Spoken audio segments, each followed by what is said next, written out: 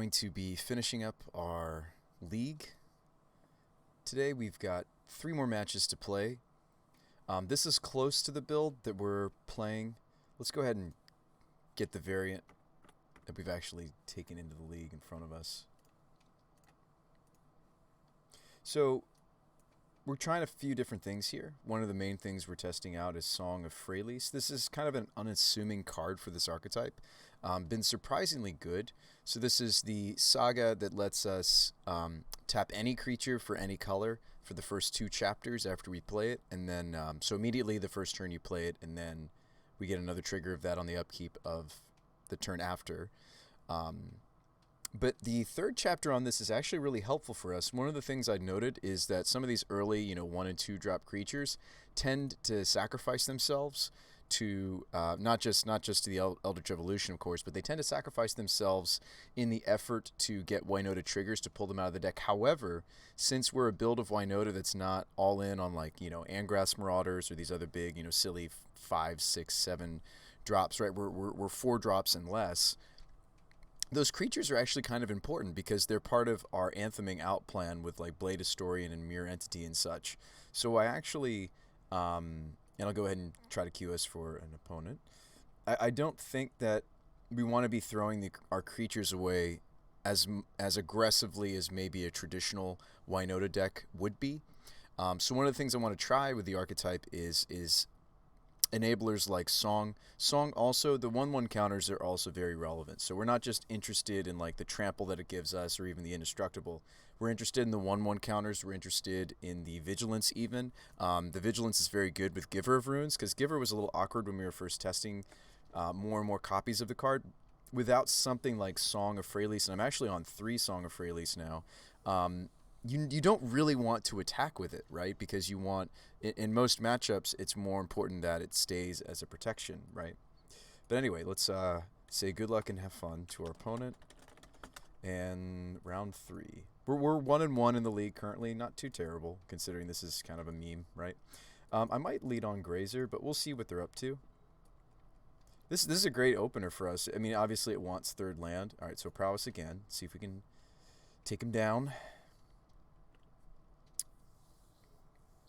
And we've drawn Cavern. Cavern will help with both Ranger and Magus of the Moon here because we almost always name human on this.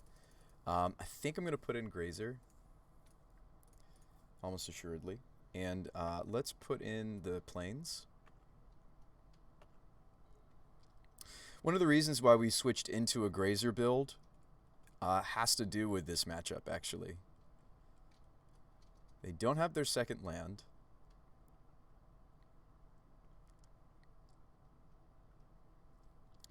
They might be showing Gut Shot.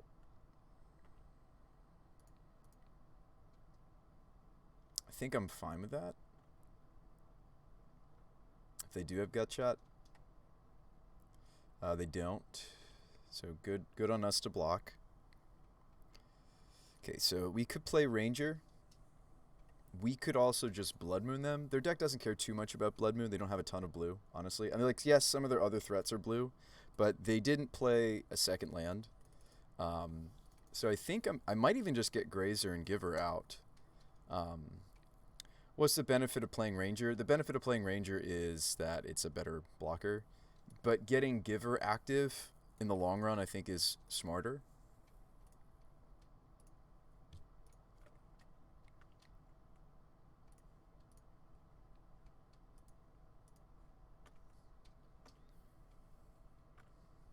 Just kind of building up our board.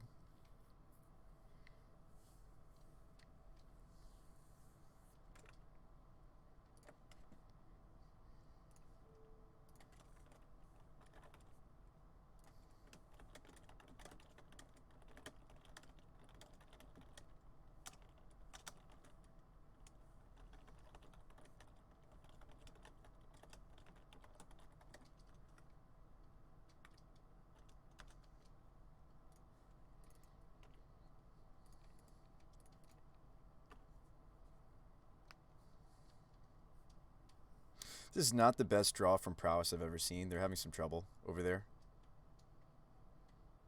Blade Historian. All right, so let's go get another land, I think, with Ranger.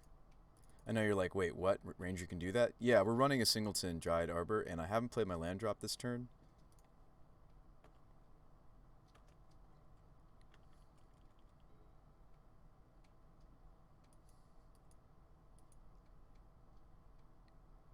So they do get their second land.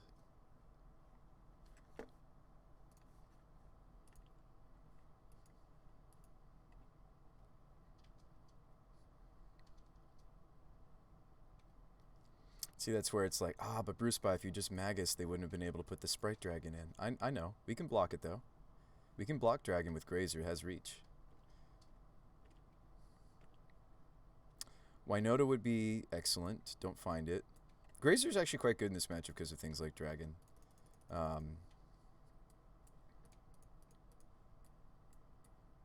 We're not finding our Wombo, though.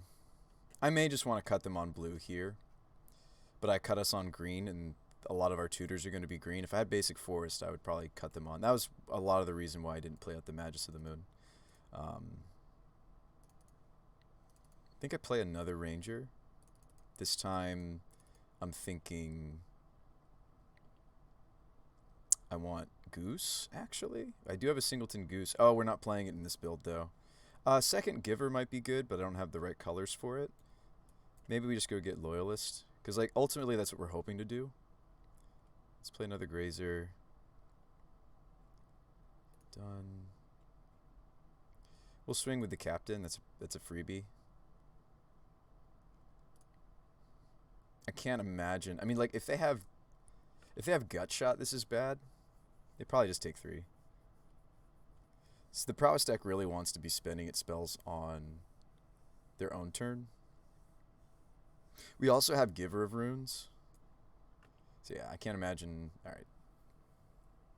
Down to 16. Maybe I should just even silence them. I think I'm going to.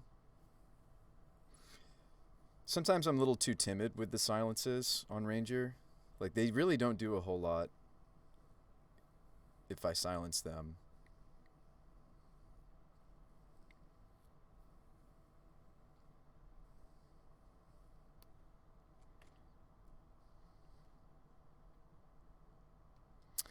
Appreciate you guys tuning in today. So I think we definitely drop Seasoned Pyromancer. That's an obvious. And I have more white drops now than I do have green drops, actually. So I think we're going to tap like this. Even though it's awkward to tap the Arbor, I think I want to keep open the possibility to just draw a Giver. And I may silence them again with this other Ranger, so we should attack with this Ranger again, right? So we're going to dump. Magus is not for this matchup. I'd love to hold on to the Blade Historian, but we just don't have the right colors for it. Obviously, if I played Magus, then I would have had Blade Historian, but I think we let this go. We hold on to the Legion Loyalist. And, gosh, we are just not finding our build around Winota. I think I just play the Temple Garden. Now, we don't really need the basic forest anymore now that this has been discarded. We're going wide. A Winota, like, seals the deal here. Swing again with Ranger. Although they might want to go after Ranger this time, right? And I kind of want to save the silence for their turn. We're not in a hurry. Our mediocre beatdown plan isn't all that great without our enabler. So they're bolting Giver.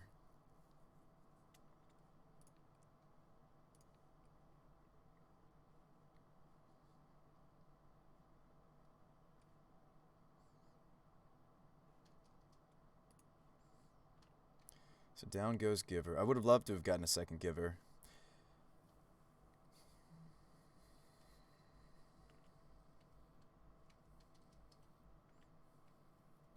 I mean, we like them using their spells on our turn instead of their turn. Silence again. They can still deploy creatures, of course. They can still play lands.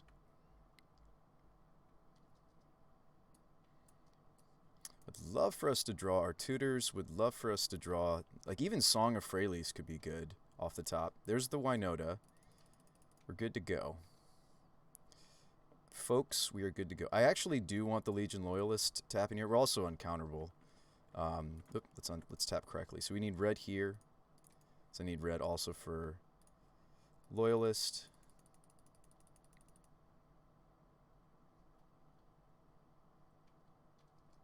That should be the game. It's going to be 1, 2, 3, 4, 5 triggers. 6 if Loyalist lives.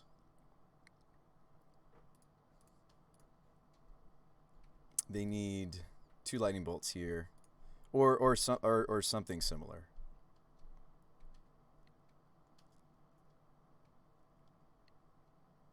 Is this like a vapor snag? Oof. Okay. That changes the game. Main deck vapor snag. That's actually not all that uncommon. It's a little unfortunate. We've got lots of good blocks though. I don't want to swing into. They've just pumped their creatures, so I'm not going to swing with a Loyalist.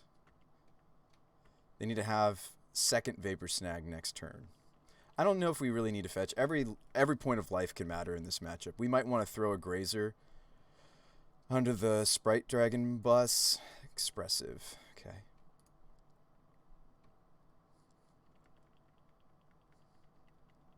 And we can do big splashy things.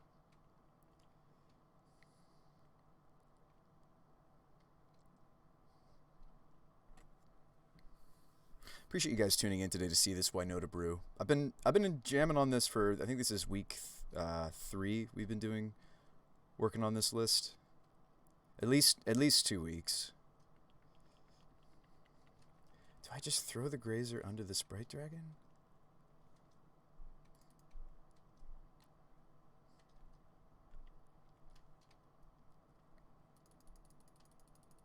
Maybe I won't. I was sitting there thinking I'm supposed to, but now I'm not so sure. Go down to 12. Do they have second vapor snag? Or they could have like bolt plus another something. Wow, another land? That's not great for us.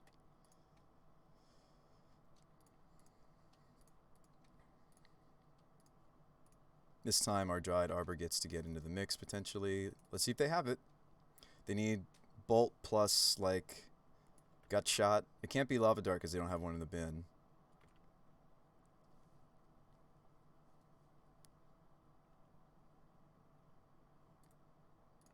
Now, do we want to hold back a Grazer for the dragon? Winota might be back on blocks. I think we want the extra triggers, right? Put Legion Loyalist on the bottom. We're probably going to hit, like, we're looking 1, 2, 3, 4, 5, 6, 7. Like, we'll see our whole library. We should see, unless I grab too many, we may want to avoid Ranger Knight Captains, although I like the silence and the Sport State. We're going to see our whole library here. We have enough triggers that we see the whole library, likely. Obviously, with any shuffle, like, yeah, if I take this Ranger, which I think I have to, that's going to upset the shuffle. But the odds are good that we're going to see. There's a Grazer or another Giver. Actually, Grazer may have been correct, because I could play a Forest and play Grazer for blocks. Okay, there's Mirror Entity. I don't have a lot of mana, though, to do anything with Entity. We might just want to attack with the Winota. So I'm actually going to pick Winota over Entity here. And I know Entity is like a blast from the past. We've played in a lot of iterations of this deck, but it's just not good here because my mana's tapped. There's the Heron's Grace. That's going to be a lot of life gain right there, because we've got several humans already on the table. So it's going to paint all the humans we have. So I'm glad that we managed to get a Winota out first. So we have a lot of lifelink now, so that's good. Another Ranger. This is what we were really hoping to find. Ranger, and let's go get the last Arboreal, because I forgot that I might want to use it to block the Sprite Dragon, because we might not kill this turn. It looks like we are. Okay, we are taking the Mirror Entity because there wasn't another option. No whiffs so far, that's good. I'd love the Blade Historian. Oh no, we dumped it. Okay, so we do have our first whiff, but that doesn't surprise me. We've pulled most of our humans out of the deck. We're going to get the Legion Loyalist Trample and First Strike trigger. So this guy's really nice because, like, when we don't get Blade Historian, the First Strike can be really relevant. So opponent might scoop it up here. This is quite a sizable army. Some of it, of course, even has lifelink on it.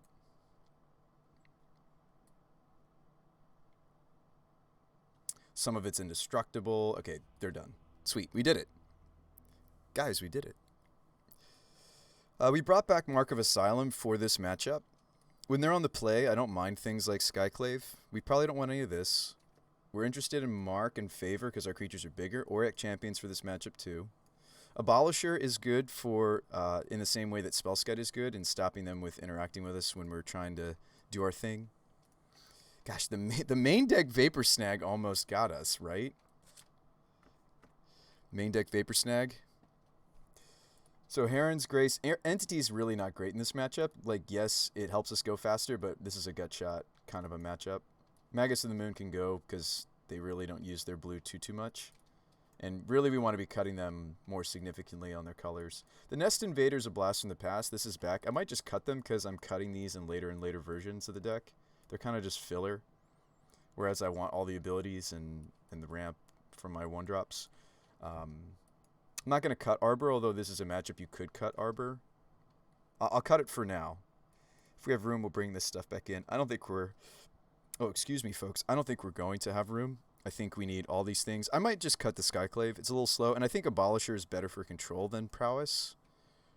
So I do maybe have room to put back in, like, Arbor or Nest. I'd rather run the Nest Invader, actually. Or, like, Scavenging Ooze can be okay.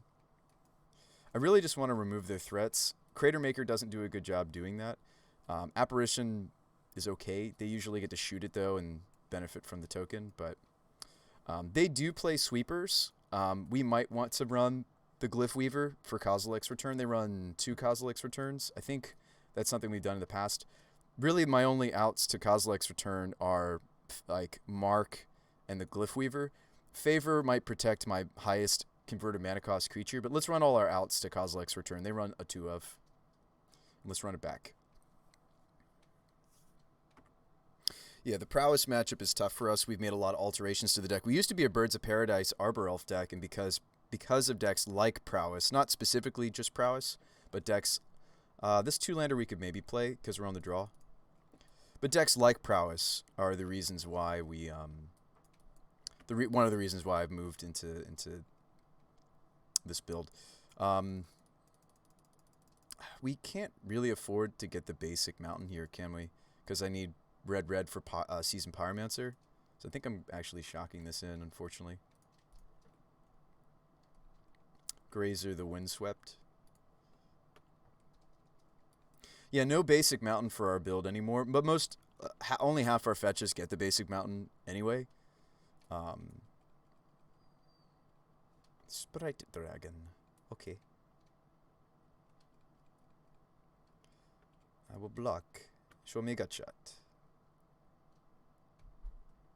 They have a mutagenic. Okay. It's fine. I was challenging them to have one of their Phyrexian spells. They had it. But I also don't take 4, so... You have served us well, Grazer. You have served us well. Ooh, Mark of Asylum? Hello. Hello there, beautiful. Again, this is the awkward slot, right, or spot, where I really do need both of these to be our shock lands for the Pyromancer. So it's like I'm almost undoing some of what the Mark of Asylum is going to do for us by taking a million. But then again, we might get it back on the Herons. I'm sorry, I only need to shock once, because I can end step the other. It's a little awkward. A little bit awkward. I mean, I could go get Dried Arbor after this is on the battlefield, but I need red for the Pyromancer. Oof. Oof. Are we sure this card is really the bee's knees? They're Death and Taxes players in Modern playing Marks in their sideboard. It's really good for matchups like this, but I might just die to this Sprite Dragon now. Ugh. I'm pretty sure we're Pyromancing. I might have to keep the champion, honestly. But they could just run away with the game with this Sprite Dragon. We have to go game 3. Is this Manamorphose? Nope, this is Dragon number 2. Pretty good draw. Card's pretty ridiculous. I've even seen, like, you know, Squaw Chief and other streamers of his ilk play Sprite Dragon Grixis builds, and they're pretty awesome.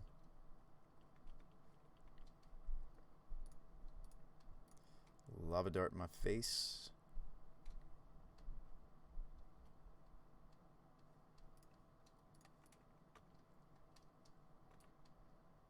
Now, Mark of Asylum, of course, only protects my creatures. It does not protect me. So if they have a good draw like this where they can just ignore my creatures and go face, as you see them doing.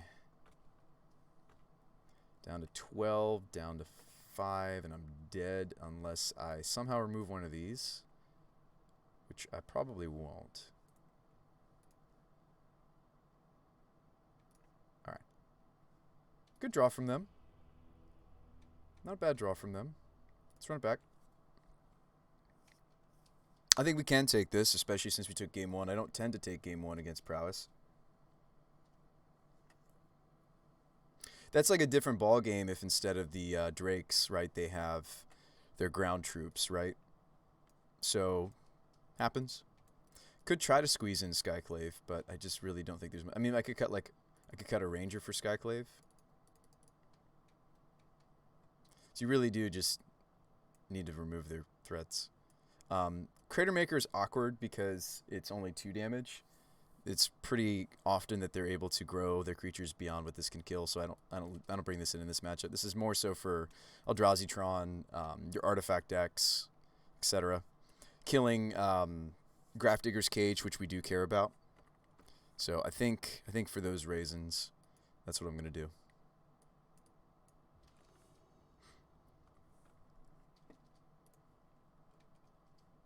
This opener's awkward. It's a bunch of 3 drops and a 4 drop. No acceleration, no sideboard cards. Let's go ahead and mulligan. This hand's a lot better-ish. Still a bit awkward because it's a 1-lander.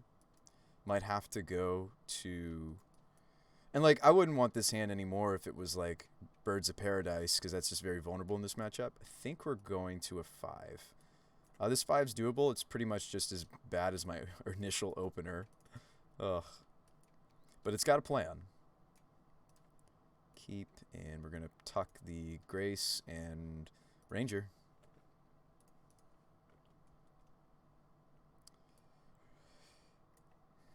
We've got our white here. So it's just going to be fetch for a red source, fetch for a red source. Meanwhile, they get to have a field day. I mean, like, at this point, it's not so much prowess. It's kind of like our mulligans is maybe more so what the name of this game was, which is disappointing because the last time we played against Prowess in a league with this, a similar build as this, we had some really awful mulligans. So I couldn't keep the opener because it didn't do anything till turn 3, and our 6 had some earlier action, but would have been reliant on peeling lands. This 5 is also not doing anything until turn 3, as you see. So, yeah, sometimes that's how the cookie crumbles. I'd love to hold on to this evolution, but we might be ditching it to the Pyromancer.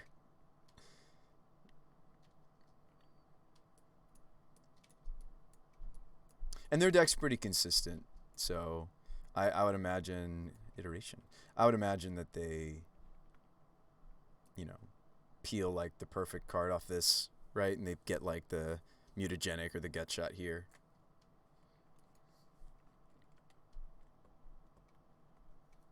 Just my luck. Just my luck. But this is an episode of where our deck, this, you know, the mulligans are really what's beating us here. There's a lot of different decks in Modern that if they keep a 7 and I end up with a 5, I lose against. So I'd love to test, like, you know, an even number of cards against the Prowess deck and see really how some of our sideboard cards stand up, but not this match. Not this match. But that's okay. Plenty more games in this league to still play. Oh, now we draw the Spellskite, huh? A little too late. I think it's just let it go. I'm going to keep the evolution.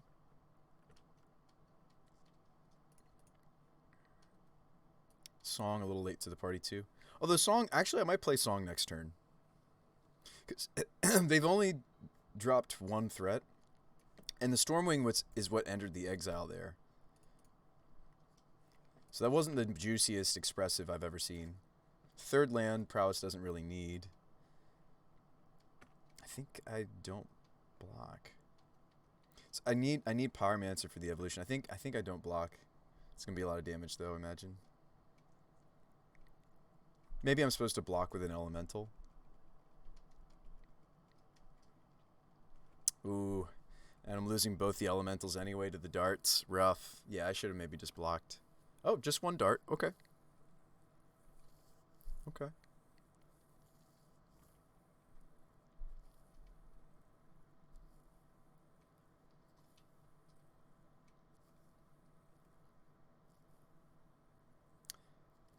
Is this a Stormwing? Okay. See how they scry? They decide they want to... Two on top. That's terrifying. We're probably just toast. Wish I had like a Thought Scour here, right?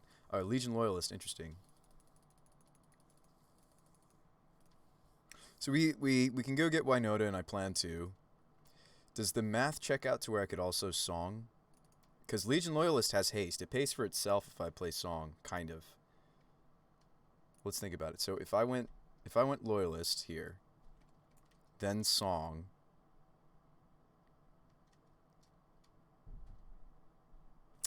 Hang on, this gets a little complicated quickly. So I can go get a basic. Loyalist, Song, tap the Pyromancer. So 1, 2, 3. Tap Pyro, tap Loyalist, because I don't really want to throw the Loyalist under the Stormwing anyway. Tap Pyro, tap Loyalist, fetch, evolve, attack with the Elemental. Yeah, I think we can do all the things if I just sequence it right. So Loyalist. Relevant that he has haste here. Oops. White. Filter. Song. I mean, I'm trying to avoid taking, like, unnecessary fetch damage as much as possible. I'm going to force my Song of Freyalise. And, like, I mean, I know I'm sitting here despairing over the fact that this is a mulligan, right? But, we've got the filter land, so I could get forest. It doesn't actually matter, because I have all color potential. I could just go get the plains. I don't really need it to be a forest. So we're going to tap green, have Pyromancer sacrifice itself, go get a Winota. I mean, I'm at 12, but they've got the Stormwing.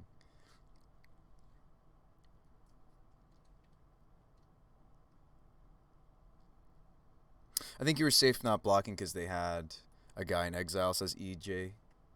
Maybe you're right. I think, yeah, so Winota will swing, which we might be throwing this elemental under the bus of the entity, though, is the issue. But I think we just have to hope to hit, like, a good something. Now, mind you, we did cut one human. Oh, wow, we still hit a ranger. Actually, I could silence them. Hold on. I could silence them. We've already got, like, the best thing I can grab off of ranger. I guess the next best thing is the Singleton Goose, which I don't think this build is running. Yeah. Grazer blocks flyers. I actually am going to take Grazer.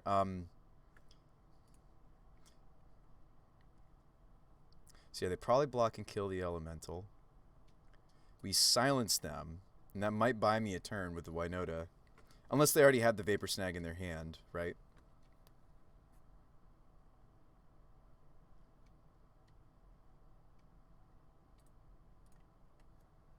Silence you before you draw. See what they do. They don't do anything. It's huge.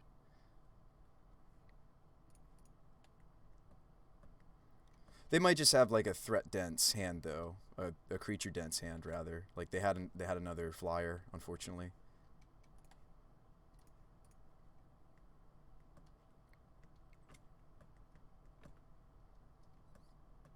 Down to 8 we go.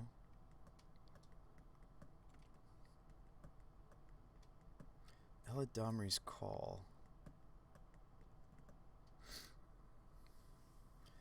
Eladamri's for Auric Champion? Is that what I'm doing?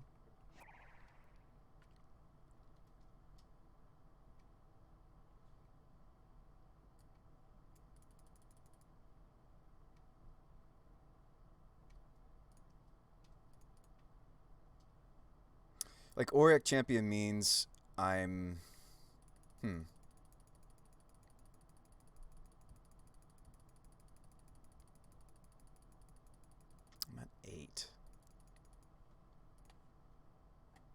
think I'm supposed to go get Auric Champion. There's also just go get, nope, can't get Spellskites in the bin. I could Skyclave the Sprite Dragon and still play a Grazer. Am I just supposed to do that? That almost seems better to me. Just get rid of the Sprite Dragon. I mean, like, sure, they still have Stormwing. But, like, how much life am I really going to gain off the Auric Champion that Apparition... Also, Apparition gets to swing next turn if we live that long. I think just taking a threat off the table is actually more correct. Let's go with Apparition.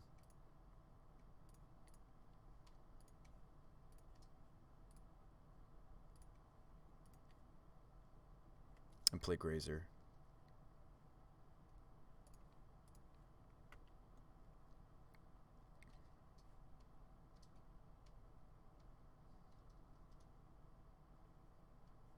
If they kill the Apparition with this trigger on the stack, that's great for us. They don't get the token. All right, play Grazer. I know I'm not attacking with anything this turn, which is so weird for a Winota deck, but I think I need to set up a little here and just pray.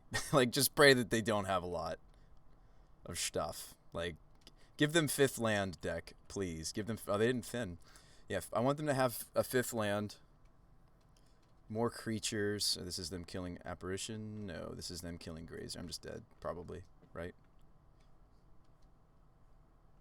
Like, if they're killing the block that I wanted to do, I'm assuming I'm just dead.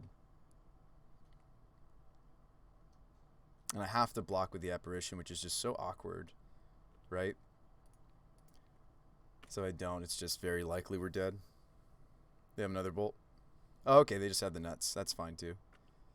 If we'd gone with Auric Champion, the end result was still the same, because we'd be at what? I'd be at 10 life right now. And I could block here, but they would not only have had Stormwing, they would have also had a sizable Sprite Dragon. They would have had a... Well, actually, maybe we... Well, they wouldn't have shot my creatures. They would have gone face. We're Xaxis 0. Oh, next card was favorite. All right, that was really for a mold of 5. That was actually surprisingly close. Like, if I could have had just one more point of life somewhere somehow, I was calculating to make sure that the line of go get Skyclave was the same as us getting Auric Champion. They were more or less the same because taking away the other flyer.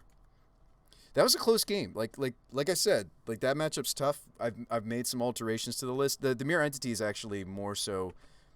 This is not for that match. Trust me. This one's away from the matchup. But these choices, like the playset of Giver, the playset of Grazer, playing like a Gilded Goose instead of, Birds of Paradise or Dryad Arbor. These are all just little decisions we've made with the deck to try to make it a little bit better in matchups like the Prowess decks. And there's a bunch of different styles of the Prowess decks. There's the ones playing the White Splash for Lumimancer. There are ones that don't even play blue and they're just a Luminancer build. So there's a lot of different iterations of those hyper aggressive Prowess decks floating around right now. And I've made little alterations to the deck, such as, like, sideboard, Mark of Asylum and such. I actually do really like these protection enchantments. I've been pretty impressed with them. Like, they look very unassuming. They don't look very strong. And then these are just some more ranger targets. And then the rest are just bullets. Thanks for hitting that follow, Peter Storm. Yeah, we didn't win the match, but hopefully you guys can appreciate, us trying to keep a good attitude. All right, so let's go. We win these next two, we still prize. Like, that's how well we were doing with this meme. Good luck and have fun to our opponent. So there's the Nest Invader. I'm kind of moving away from Nest Invader. I mean, it looks good in this opener, right? We've got a redundant access to the Winota. Good afternoon. Good afternoon to you too, Jade. Oh, don't sweat it. You were playing some Paladins? Nice. We want red for Spyro, so we're going to go with Stomping Ground here. I was thinking in my mind, it's been a little while since I played against Eldrazi Tron. This is not Eldrazi Tron, though. This is traditional Tron if they're playing Chromatic Sphere. That is a better matchup for us that we found, actually. I'm more, and the fact that we won the dice roll, this is coming up all aces. I could just go tutor for but I didn't have a white fetch, so I can't really just go get Magus of the Moon because I don't. I can get a forest and I'll still have Pyromancer, but I think I should just play Nest Invader. I think these other lines I'm thinking of are traps. We can start getting some basics because Magus of the Moon is what I want to do eventually to them. But like, you still need to make sure you have a clock. And if I can't have the white mana for the Winota, I mean, I'm Winota. I'm gonna get her on the table next turn potentially. So power plant, chromatic sphere, Urza's Mine, Sylvan Scrying. Probably. Could be Ancient Stirrings. Okay, so they guaranteed have have Tron next turn. But the line that I've chosen, right, because we didn't go get Call into Magus of the Moon, the line I've chosen is just put Winota on the table and start going. So that's what we're doing. Magus of the Moon off the top. Ooh, a whiff. Ooh. Ooh. Oh, that hurts. That hurt. That hurt really bad, folks. Oh. Worst case is they go Karn.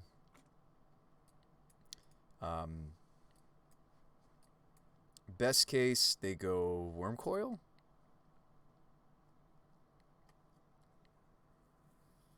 We can kill Karn minus actually, because I can go. I can Eladamri's Call for our hasty Goblin. That's a weird line, but I just thought of. Can go get the Singleton Loyalist. We're just playing this because it's a ranger target. It's a by and large, the Givers and the Grazers have been where it's at. Giver naturally resilient to it's not a mana dork. It's just a we get a lot of different modes out of Giver runes in these Winota decks because it's not a human. It's good against Eldrazi Tron too because you can name colorless. Sorry, my opponent's over there thinking. I wonder what there's to think about. You already got the tower. I wonder what there is to think about. They decide to do nothing.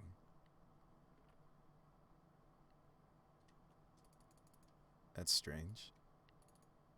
They must have removal for Winota, is why. Maybe I shouldn't go get the Loyalist.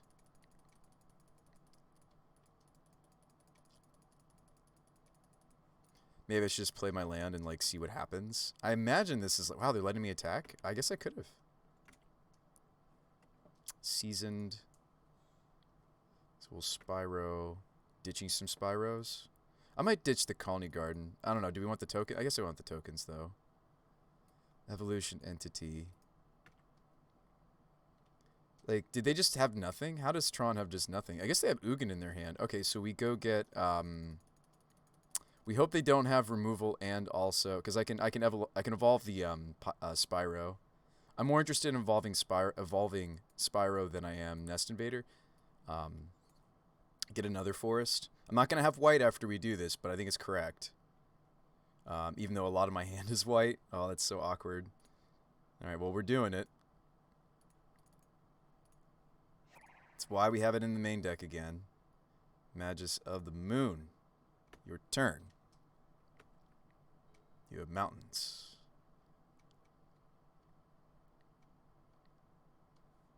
That was a good one. Lol, says the opponent. I was weirded out by having a little chat with my opponent. I was weirded out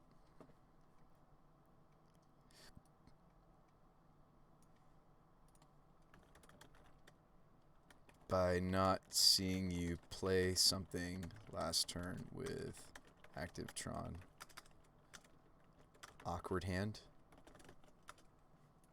Like I wonder what they had if they had nothing, you know?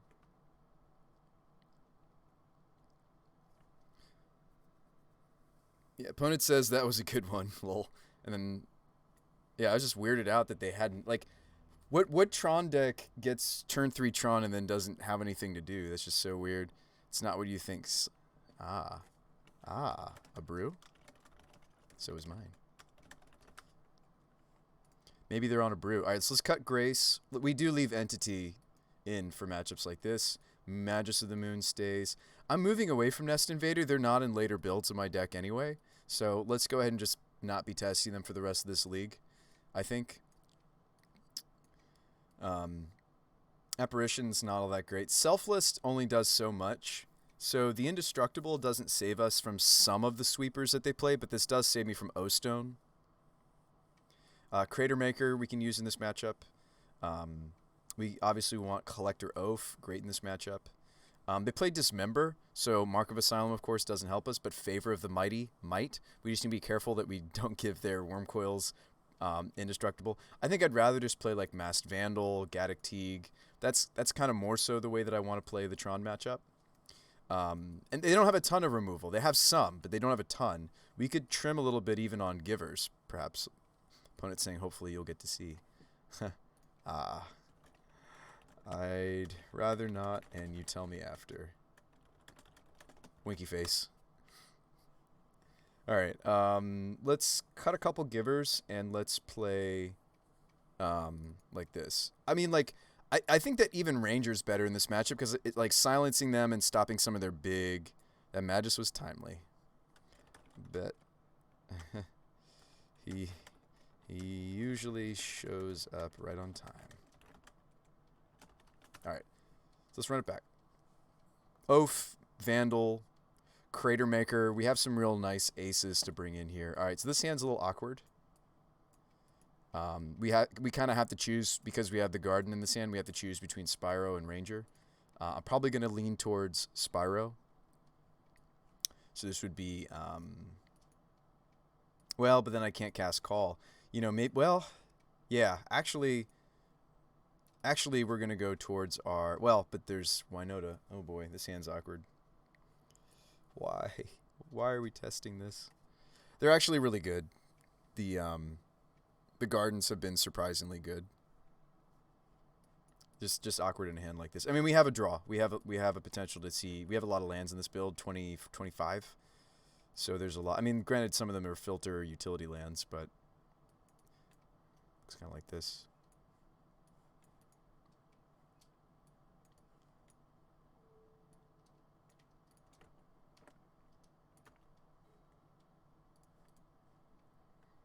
Power plant map. You got it.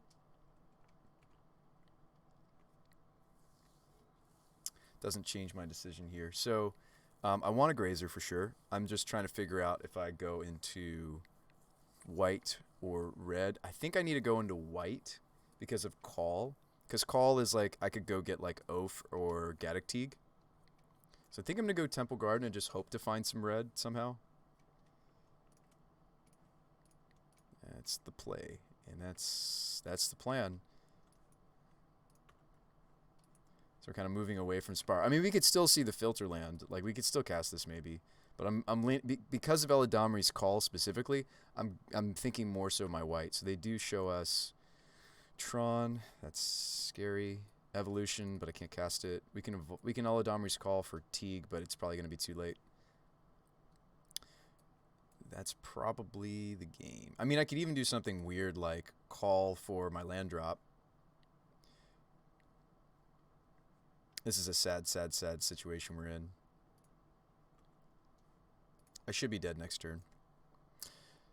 Samuel says Dried Arbor. Yeah, I actually think that might be correct to just go get the Arbor and just be like, all right, well, if they have something like... I mean, they're not going to be able to Ugin. Karn takes my white source. Like, we just hope it's like a Worm Coil. An opponent says it's not what you think. So, like, I'm interested to see. Maybe... We haven't seen Forest yet, have we? No, we saw Sylvan Scrying. Like, it's probably just traditional Tron. Opponent in the chat room is kind of playing around or toying around with, like, as if he's trying to say, oh, like, I'm not just playing normal Tron. It's like, you probably are, my friend. You probably are. Maybe it's Nicol Bolas, right? We just haven't seen their Oath of Nissas. Am I playing against you right now, Jade? Is that what's happening? Or is this tower? The Tower of Power.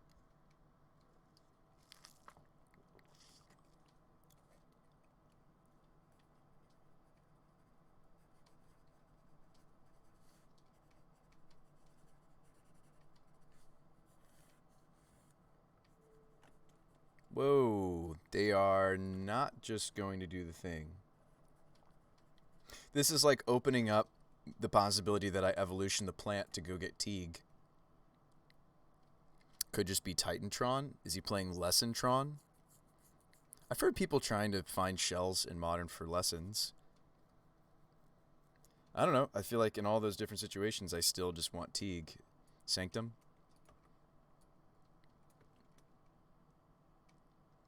Drew land. Okay. I could just Magus them. Magus of the Moon them too. Off of the Grazer. Grazer can go get Magus. And I can go get basic planes this time. Yeah, that seems right.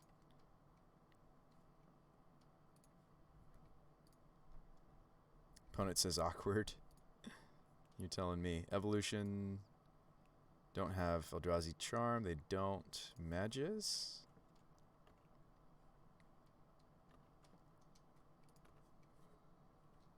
You think they're this? I'll take a look, Sam. Thanks for the link.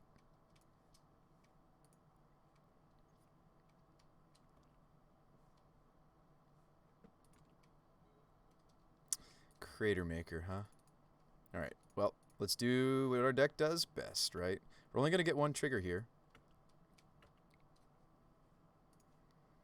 And all that it was a hasty Winota. Sometimes that's what she does. Sometimes she just picks herself up and throws herself at the opponent, right? There's a forest. Is this Swag Tusk? Sylvan Scrying. This is an interesting build. It's not what I'm used to seeing. Valakut. Yeah, that's fascinating. Mirror Entity grows our damage a tiny bit here. Oops. Not by much, because we shrink the Winota. Well, let's just see what we pull out of the deck, right? But see, that's the thing is I'd have to leave Arbor back. Let's do some math here. So if we attack this and I pull, I think I should just attack with the Arbor, but we'll get the entity on the table. Ranger, Winota, Ranger, go get Hasty, Loyalist. Winota, go get Spyro, Pitch. These two. I actually don't think I put the Loyalist on the table, though. It's got haste. And I'm going to silence them, too.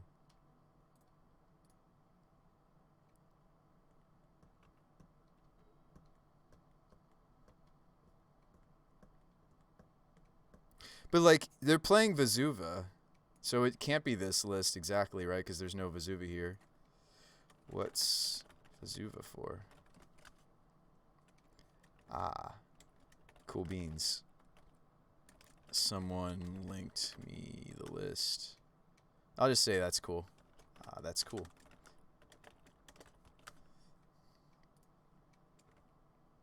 Yeah, so it is what you're talking about. I guess he's playing a Vesuva to copy the Valakut. So he's trying to iterate on this wonderful nonsense. Thanks, you too. They said have a good rest of their league, so I will say the same.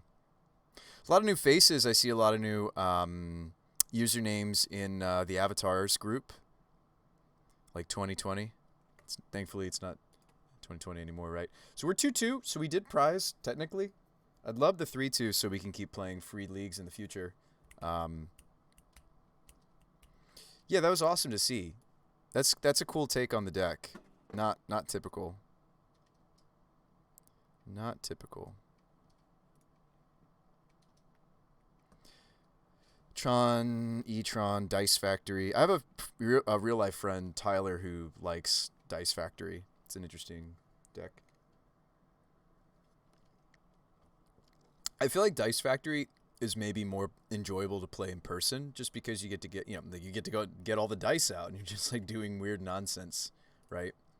Weird, wonderful nonsense things, right? I don't know. 1 + 1 + 1 = 7, right?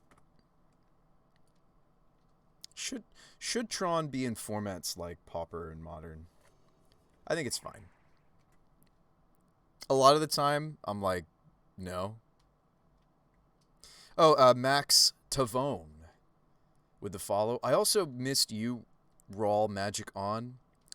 Peter Storm, I think I got yours, but Rawl and Max, thanks for hitting that follow button. Welcome to the Brew Crew.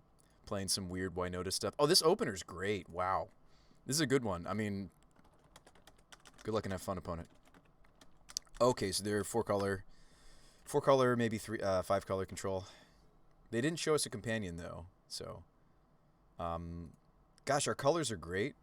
So we have our filters. So let's. It's awkward to make Naya mana bases happy in Modern, just in general. Probably Firelit Thicket because I have Spyro in my hand. We have white for Winota. Yeah, this is great.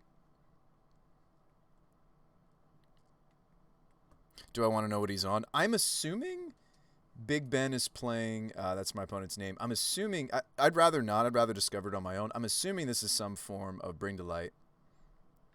What's going on here? That doesn't look like prime time, says my opponent. All right, so they have Ketria as open mana. I think I just play the Wooded Bastion and Spyro. This is a little disappointing of a Spyro just because I have so many lands. Filter into the red.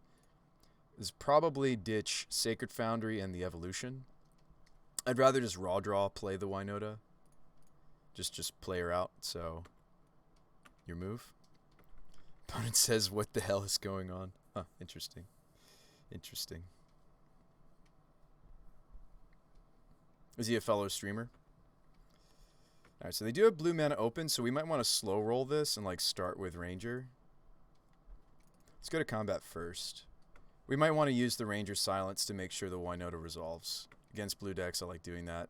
You never know if there's like a... Even if it's like a remand, I'd rather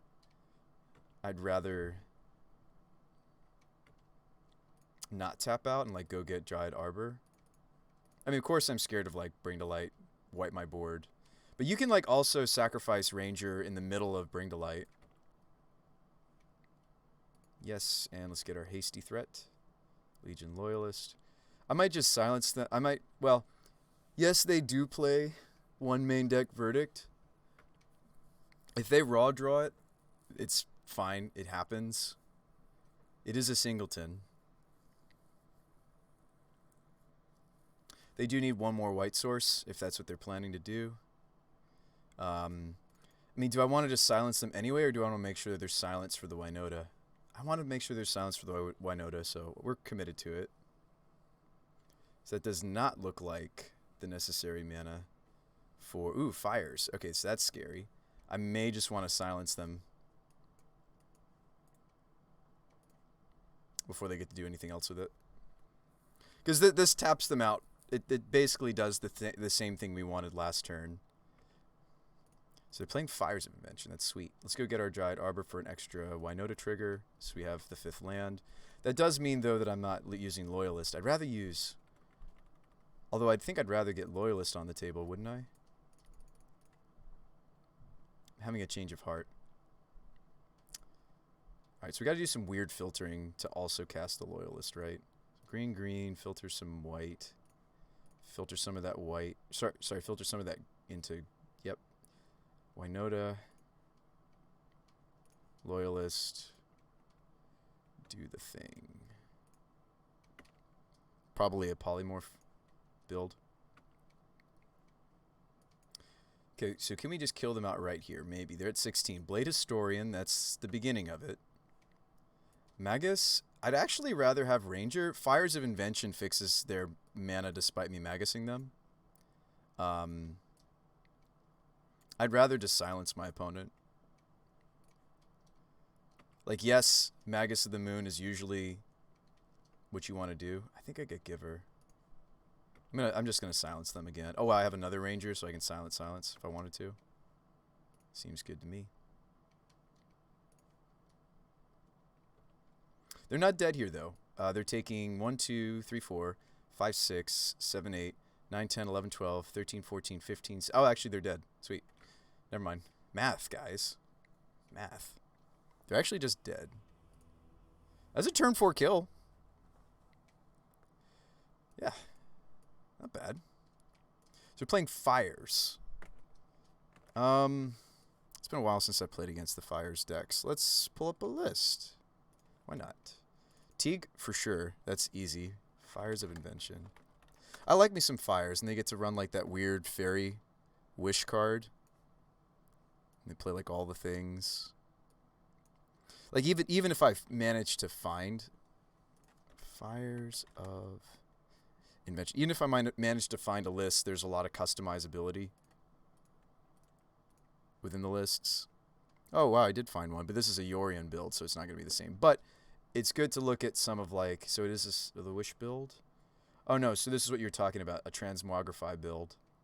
Savor the moment, yeah, because you gotta take those extra turns. This is something. Chalice of the Void out of the board. I don't care about Chalice of the Void really. Velomachus to do the extra turns, to do the time warp. Yeah, this is sweet. Cool. All right, so how do we beat that? I mean, Vandal kills the enchantment.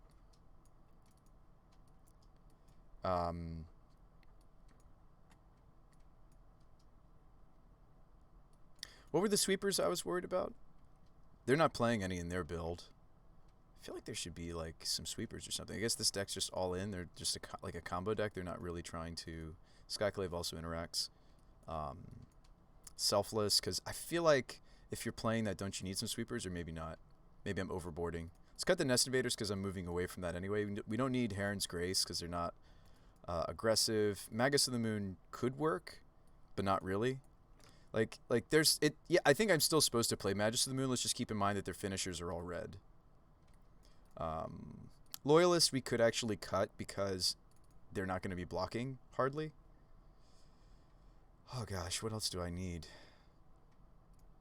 Spellskite because we're just trying to protect Winota. Does it efficiently. It's not like there's going to be a plethora of removal, right? Magus is nice though because he needs Dwarfland to poly. Oh, that's true. Yeah, let's keep it in. Let's keep it in. Should I play like something weird like even the Crater Maker because they have to get the Dwarf out? The way that their deck tends to function though is they don't pass priority in between doing their thing. Let's run it like that. We'll play Vandal, Spellskite, Teague. I do like that we're a Teague deck that has no anti-synergy whatsoever in the full 75. There's nothing in the current list that we can't cast if I put Teague on the table. Which, by the way, I've even considered maybe main decking, but I just don't think you can main deck Teague right now. Okay, nice. So this is basic Plains, basic Forest, Giver with protection. This is a turn 3 Magus of the Moon with Giver of the Runes to protect it. Like, this hand doesn't look all that great, right, on the surface. But this hand's actually quite good. Okay, well, that wasn't a great draw. I have so many lands. Well, we draw land-heavy hands, okay? Because we're playing a Grazer build, so this happens. Goblin can shock the Dwarf, though. Play Spellskite. Yeah, because of Poly, that's true. Mine, okay. It's awkward when they have to play out their mine, isn't it? We just naturally drew a forest. That's good, because that lets me go get the other forest right here if we want to. I kind of don't want Spyro to be slowed down, but I don't not want to have my my green sources, right? It's also tempting to think about like Giant Arbor. I'll just kick it back. I could swing for one because there's nothing I'm protecting, but that's a situation where it's okay to swing with Giver because she can't protect herself. She's not like Mother of Runes in that way. It's the big difference between the two cards.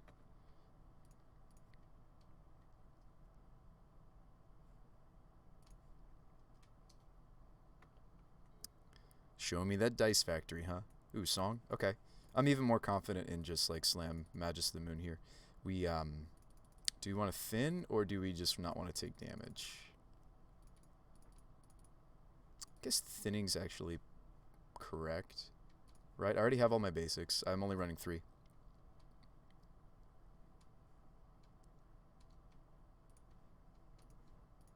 think I'd rather thin. Show me Counterspell. No Cavern of Souls this draw, so if they have it, they have it. I wouldn't put it past them to play like Remands and such. Looks like they do have something. Is this like Bolt Bolt?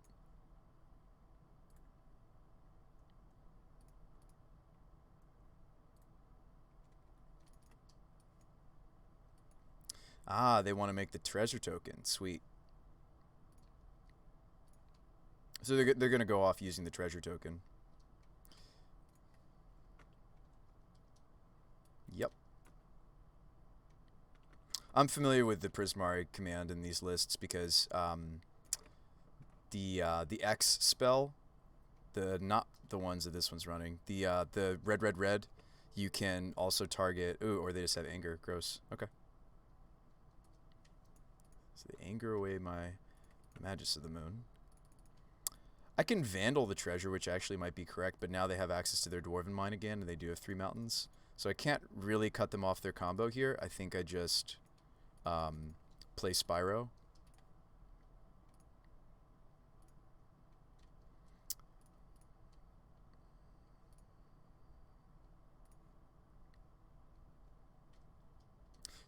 Do I want to make tokens, or do I just want to clear these out of my hand? We don't need the forest anymore.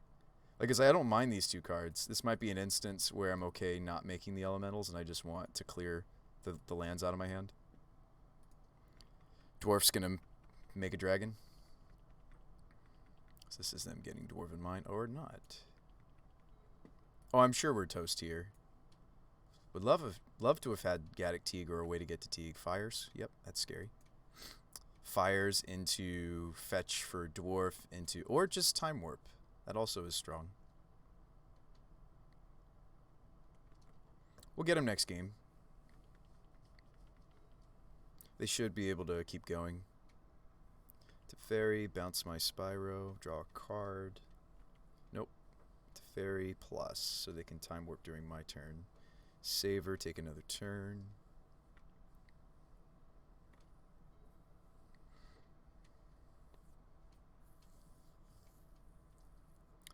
You've got another draw off your Teferi. They don't actually have to bounce the Spire if they don't want to. If they don't want to give me the ability to draw more cards. Let's do the Time Warp. There's some pretty new Time Warps they've made. Alright, so we're making a dwarf because we need to polymorph. And these polymorph decks become a lot better thanks to things like mine, thanks to things like Teferi, Time Raveler. There's the Velo. Velo tries to find a Time Walk. Do they find it? Gets to look 7 cards deep. I imagine they find something good.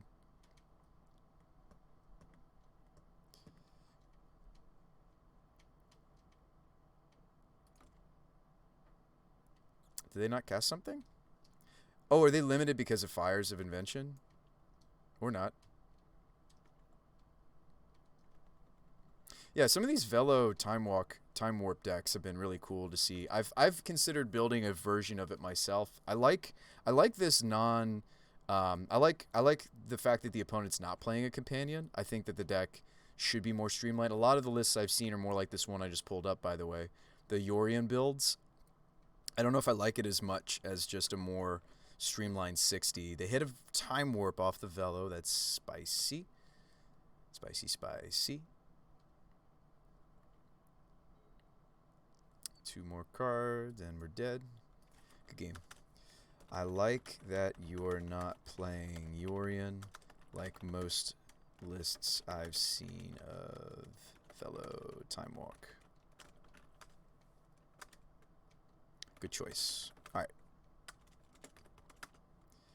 Yeah, Yorion is miserable. Yeah, I don't think this deck is good as a Yorion build. So I was just typing out and commending my opponent. I think that the I prefer what I'm seeing out of their version. All right, so let's beat him this next time. We should be able to. A lot of their deck doesn't have a ton of room for interaction, right? I mean, they're pretty. I feel like these are just like weak. These will be something else in the future. We'll just run the invaders because I want to win. I'd love to test the future, but like the prize is on the line here. There is prize for us on the line here. I guess I still run Spellskite because of Polymorph, certainly. Maybe I squeeze in Loyalist over the Invader, but no, let's go wide. Let's come out big, do the thing. There was a top 4 last week.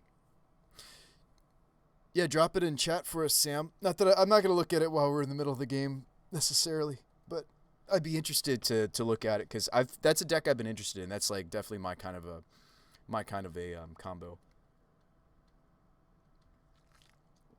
Because your combo pieces are just good cards in and of themselves, right? I'm not going to make that argument for this Winota nonsense, right? Because it's not. Like, the cards just don't beat down very well.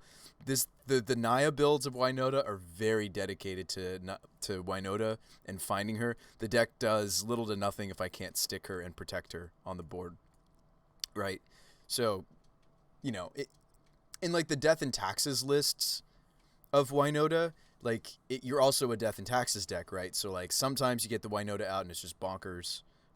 But anyway, there are actually some tutors you can play in the Taxes lists I've considered. This opener's not great. I'm going to look for a 6. I like this 6 quite a bit better. And I'm going to tuck the Garden. No, I need Garden for Grazer. Reflecting Pool filters us in everything. I actually don't need Wooded Bastion. I'm a little wary that this hand doesn't have any access to basics, and yet it has Magus of the Moon.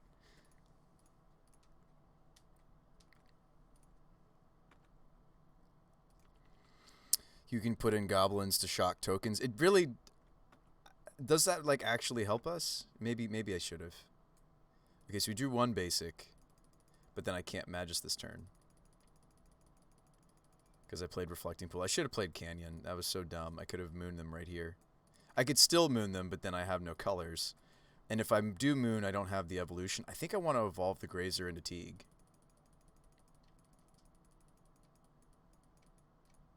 And get basic planes, actually. Because I'd like to have access to... I'm more likely to draw... Oh, no, I can't get basic planes. It's the Wooded... fudge. Wooded Foothills. No. Alright, well, let's evolve this. Go get what we think is going to save us. The Teagster, right? And they just kill it and we're sad. Guys, we'll just beat them down with a Teague and a Magus of the Moon. Thanks for that follow, Chronotog. Thanks for tuning in with us. Opponent says, I love EE so much. Does he mean Teague or Engineered Explosives? You mean Teague or Engineered Explosives?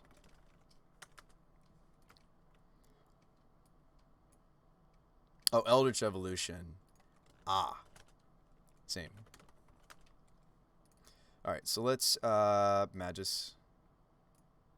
Red, not take a point of damage because I don't have to. Our hand has a plan, and it's Spyro.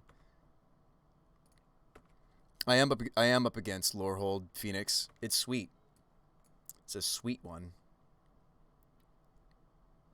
Oof. Oof. Gross that they had the anger again. We did see anger earlier, so Ranger's interesting. I don't think it's going to do enough, is it? Ranger silence them. Like, every turn I can buy it is important. Ranger, go get Giver. I don't know. That stinks. That really stinks. Buys you a turn. Yeah, it does. I think Ranger is correct. And because I don't know what I'm getting yet, maybe I should leave open the Reflecting Pool. I'm gonna take damage regardless. Because I intend to play whatever it is I search out. Anger is rough for me. Opponent said that Magus was rough for him, but I said, Anger's rough. Anger's pretty rough for me. Alright, I think I take Giver. I'm going to play Giver. And I think I do have to silence them, right? They have a lot of powerful 4-drops I just can't let them have.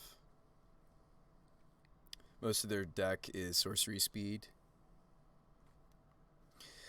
Phoenix says Magus isn't that bad, though. They make a dwarf, but they can't do it yet. But I don't think I'm going to get there, folks.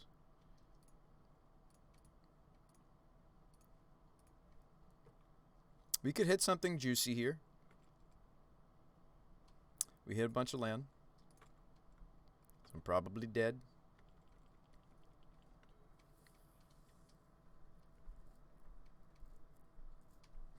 And that's all she wrote. We still did okay for this league despite a few suboptimal choices that I think I've changed and maybe fixed in later versions. I can't imagine they don't have it. They have a full grip. How would you not have it? Just show us the card, opponent. 2 lands there, drawn for me. I shouldn't be too quick to say it. Maybe they whiff. I mean, their deck's not designed to whiff. Deck is not designed to whiff. They only actually have to hit me 3 times because I'm at 15 for my own shocking and fetching. Spellskite could help. Yeah, they hit a saver. I can't imagine we win. I can't imagine they don't just go off from this point on. The deck is pretty streamlined. Deck is designed not to not get there. I mean, I'm sure just like any other deck they can whiff. I was watching another streamer play their new take on Neobrand.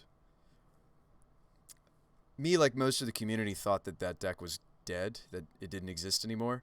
It actually still does. It plays. It's a 65% chance.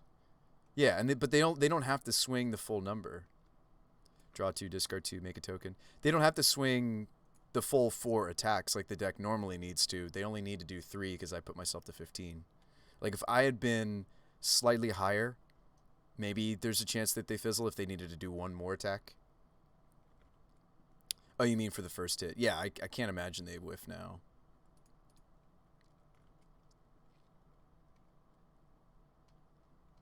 Or maybe they just did, actually. Hold on. They hit a command, and they didn't... What are we doing over here, opponent? Land. Fetch. What are we doing? 1, 2, 3. Saver. Yeah, we're dead. Good games. Would you be interested in sharing the list? I'd love to play a version that doesn't use Yorion. Do you mind coming into the chat room?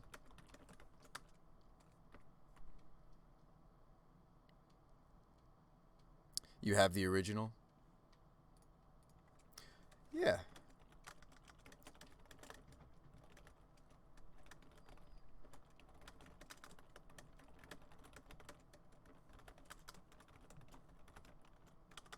We're shilling each other's streams. It's funny. Bruce By. So he's Big Ben MTG. I'm still Liu Kang. Yeah, it saves your avatar, Frollo Baggin. I see that we have a couple juggernauts in there.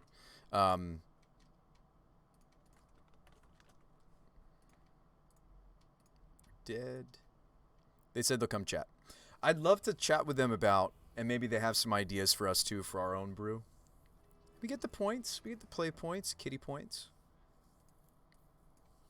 Makes our less league cheaper, if not free. Not free in this case like the last one was, but cheaper is good.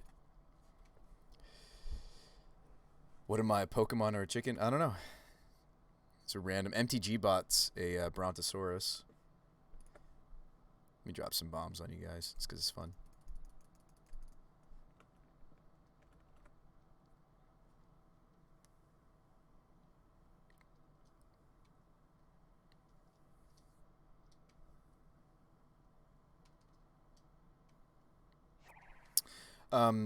So Ben's gonna join us and maybe have some thoughts. Hey, Big Ben, thanks for the final match. That was pretty saucy. I've been looking into Velo matches myself, and I do really think that that time walk effects are one of the strongest things you can hit right off of Velo. I think I made some mistakes in some of my sideboarding. Some of the chat was repeatedly telling me, Bruce Spy, Run the Crater Maker, and I didn't bring it in. But this is what I was playing against with you, almost card for card. A couple changes. I added a third song because I like song a lot. So tell me about the Fires of Invention build. I've seen Yorian builds of that deck. I've seen. I like what I'm seeing. The Fires of Invention just naturally plays the 3-drop Time Walk better. Is that why?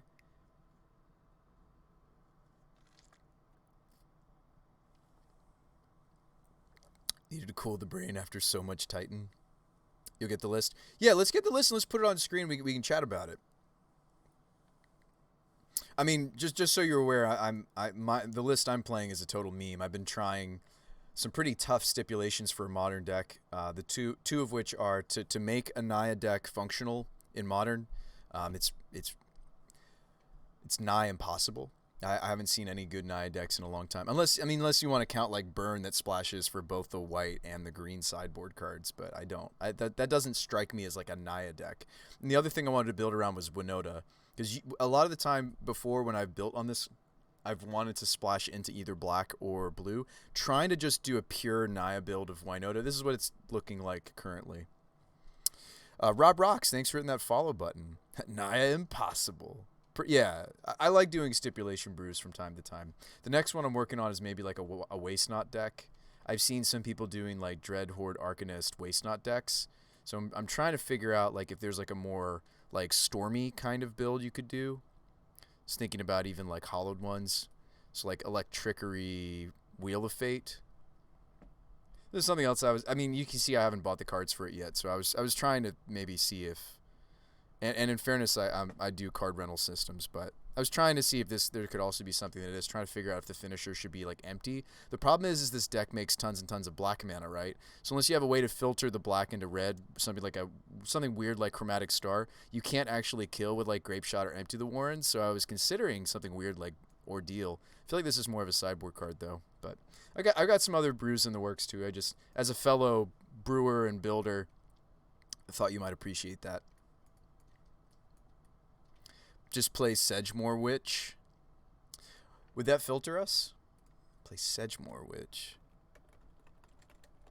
Play Nicodle Burn. I don't think that's a real deck. Is it? I mean, I'm not saying my deck's real either. I'm just saying, play Witch and then kill them with Witch. Oh, ooh, yeah. Whenever you cast or copy sorcery spells, make... Oh.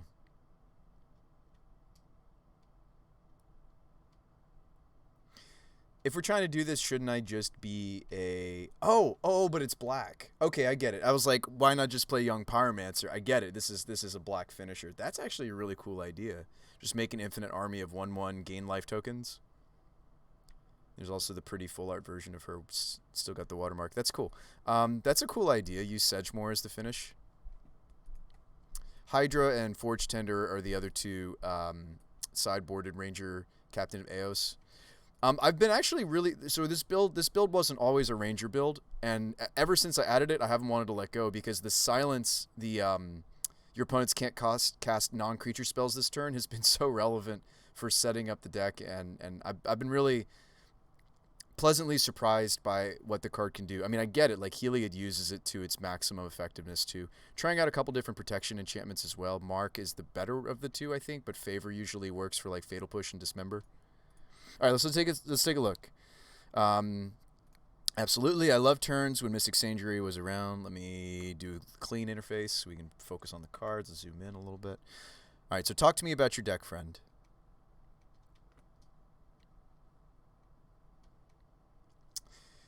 Yeah, I like that you're on a 2 of Velo. I've seen some builds only run 1 and then they play like Jace or something or Vendilion Click. Or not Vendilion Click, they play Jaces. But I think that 2 is like the right number because you might draw 1. Like, it's the same reason why Neobrand plays 2 copies of Grizzlebrand, right? You play 2 of this card, it's important enough. You hate to draw 1 accidentally, but you rarely draw both of them because you tend to mulligan hands that have them in the opener. Chandra? Love me some 4-mana Chandra. 4-mode Planeswalker? Yes, please. To ramp us, I guess. Okay. Ren 6. So wait, we're 4-color, right? Yeah, we're 4-color. You don't count Leyline.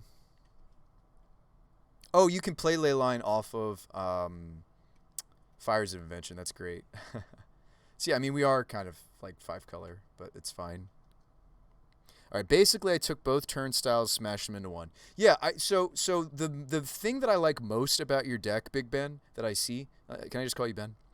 The thing I like most about your list is the fact that you're a savor the moment deck, because I've seen some people doing Velo without Fires of Invention. You get to use this card without the negative drawbacks already. I mean, you could even play something weird like, what is that one, Sweeper? I don't think you would in this deck, but like Fires of Invention gets to play some of those weird spells that are like your lands don't untap next turn, like the 3-mana kill all creatures Black Sweeper. Those Anger of the Gods were brutal though. Where are your Angers? You showed me Anger twice.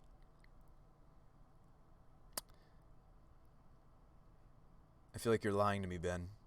You Anger the Gods to me. Both games I lost to you. Where are they? Where are they, Ben? Where are they? Oops, I play 3 Angers, 2 Glens. Yeah, so 3 Anger the Gods. That was brutal. Board's incorrect. Okay, so you switched up your board. Yeah, Anger's actually quite good against us. No Nexus. So you're just like, if they're, yeah, I'm of the same attitude. If they're mill, we just die. It's fine.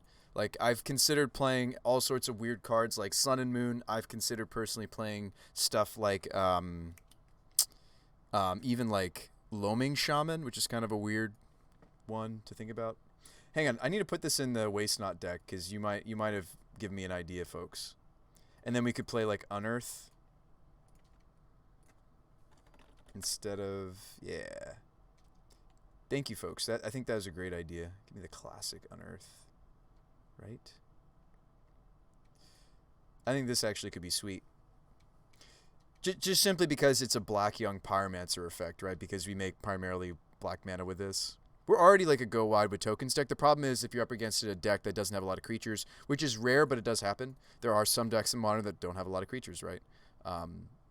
So that's where this doesn't like... This isn't actually a zombie infestation effect. Anyway, so let's go back to your list one more time. Was there anything else you want to talk about it, Ben? I'm sorry, I got a little distracted thinking about the card suggestion. I love the Prismari command in your archetype because when you don't have access to mine, the treasure can double as a target for Indomitable. Do you like just playing for creativity? Does the deck just not need a 5th or 6th polymorph effect? Have you thought about Luca? Is it just streamlined as it is and just don't question it? I'm doing well, Wrath PK. How's it going? Do you have any other thoughts you want to share with us about the list? Let's go clean again. Deck looks solid. 580 tickets on Card Hoarder. That's not the worst. I do own some of the cards for this. It'd be a little expensive for me to borrow since it's 4 Ren and 6, 2 Teferi. All right, Prismari Command's great. I love having them free up the dwarves to block. Yeah, because you can use the treasure instead. That's cool. So you're doing other things with your dwarves.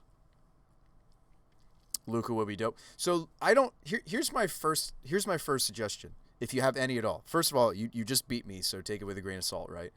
I like the Anger of the Gods. I feel like it's great against decks like mine and Heliod. I don't know if it's the best sweeper overall. Could you even consider a split of a different sweeper? I'm not thinking of the meme I was talking about earlier, like the black colorless. Do we have the right colors to play like a Verdict or something? I almost would like a split of perhaps Verdict and Anger. But that's just my first thought. Second thought is I think Tamio is a little cute. I would love something like another enabler. Creativity's hell awkward though with fires, says Pikes. Well, I think creativity is the better card to go off with because you don't need to ferry against removal. Like creativity is just like the quote unquote better polymorph. I see what you're saying though, Pikes.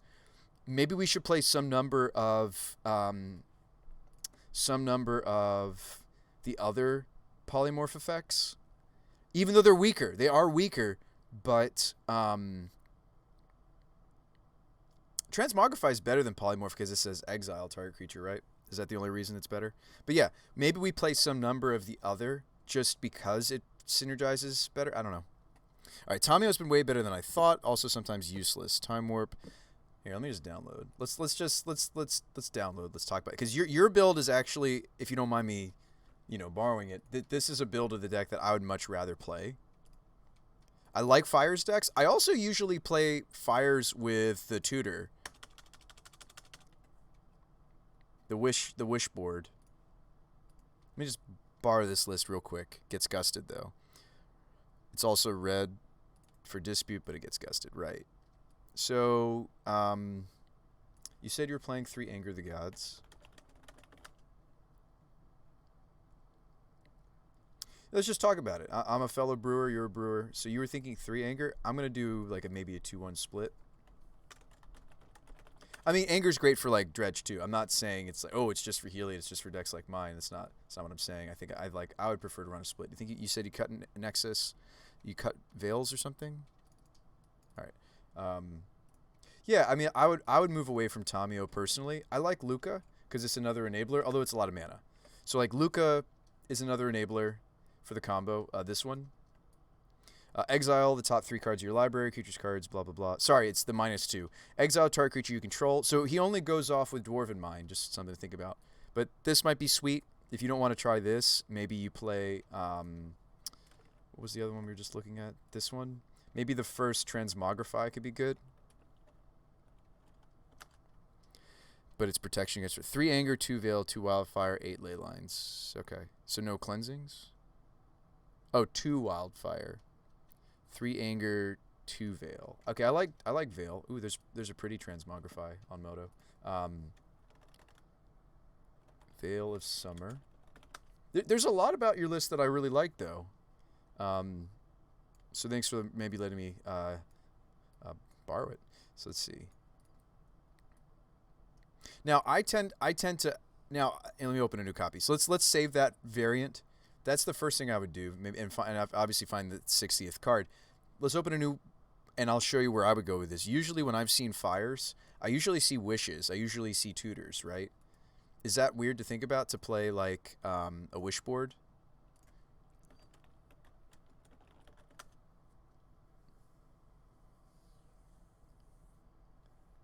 What is the name of that card? Do you guys know what I'm talking about? It's like an adventure fairy.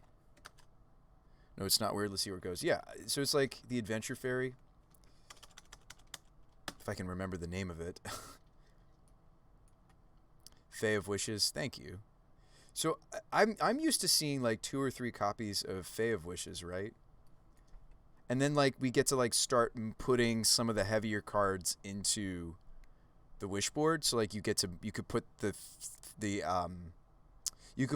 it doesn't have to be Time Warp. It could just be a Time Warp effect into the wish board. You could put the Transmogrify in the wish board because it's the weaker polymorph. You could put a Luca in the wish board. I mean, like all of a sudden, like we're a very different deck, and like maybe I'm less interested in Leyline of the Void. I still think you're right about Leyline of Sanctity. Like Hand Hate just tears this archetype apart. Let's find a different way to fight the graveyard decks. Maybe with the wish board.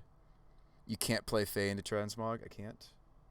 You may reveal a non-creature card you own. You can't play Fig and Transmog.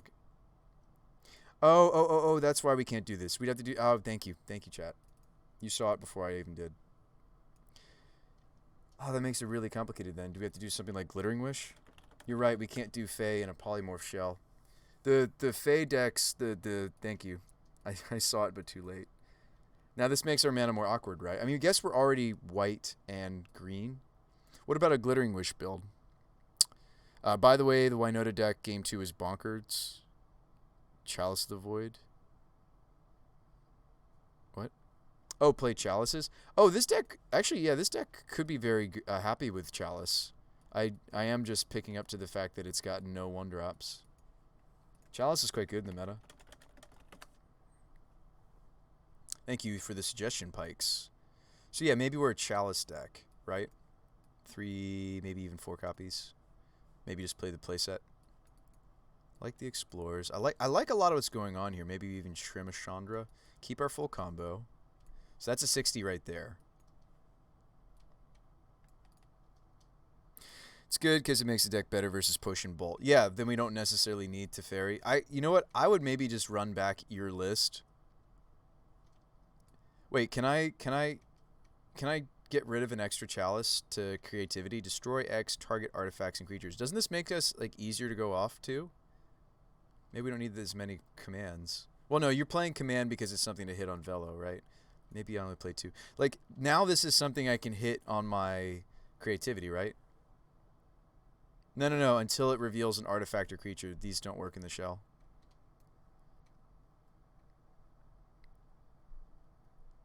You'd have to change creativity to polymorph. But creativity is like arguably the better card to go off with, isn't it?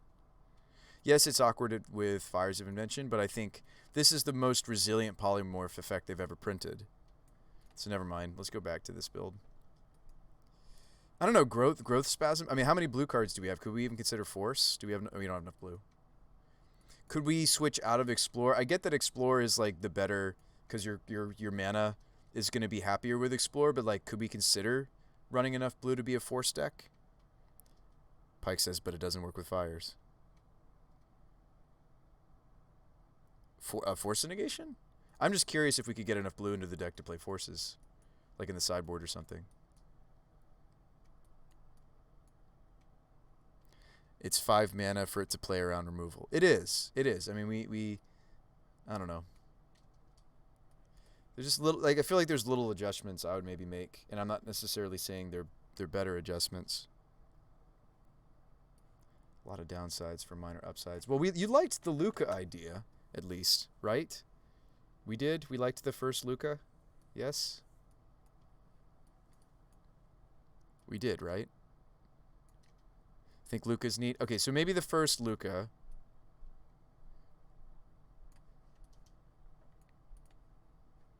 I don't know where else we go with this. Would negation even be helpful? Because this is a sorcery. We can't like go off during my opponent's turn unless we have Teferi. So like, is force even that great?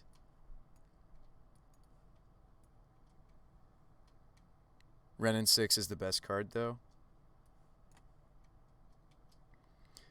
Pike says, Bruce Spy, you can't negation with fires out. Yeah. That's so sad. What about Valakut? Just play Valakuts because we have most of our mana base is mountains. That's a funny idea. Blend this into like the lands decks of the format. Hold on. I don't even think they're joking. I don't even think you're joking.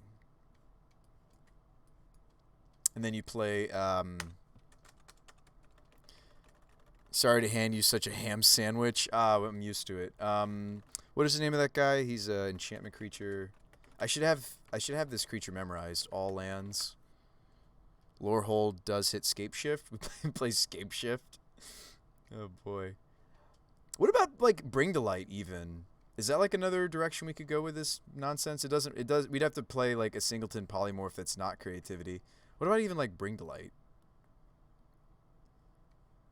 What is the name of this creature? Thank you. So maybe there's like a weird like inclusion of Dryad, Valakut in this thing. Also, Dryad lets us play 2 lands in a turn, which is like, the ramp is significant. I almost like Dryad more than...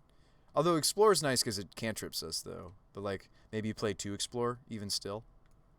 It's like, what if there's like a weird go a little... And you would go heavier on the lands. Like up to 26 lands even might be happy with like a Valakut Dryad build. Let's put this in the sideboard to think about.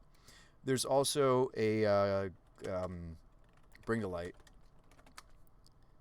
You haven't read Transmog, eh? Have you? Oh yeah, Dryad wouldn't work. Shoot. What about Bring to Light? What about a Bring to Light build? Talk to me, chat. Bring to Light? And play the first... maybe not Scape Shift, but play Transmog. Bring to Light's an extra copy of our Time Walks. Bring to Light seems awkward. Says Spikes.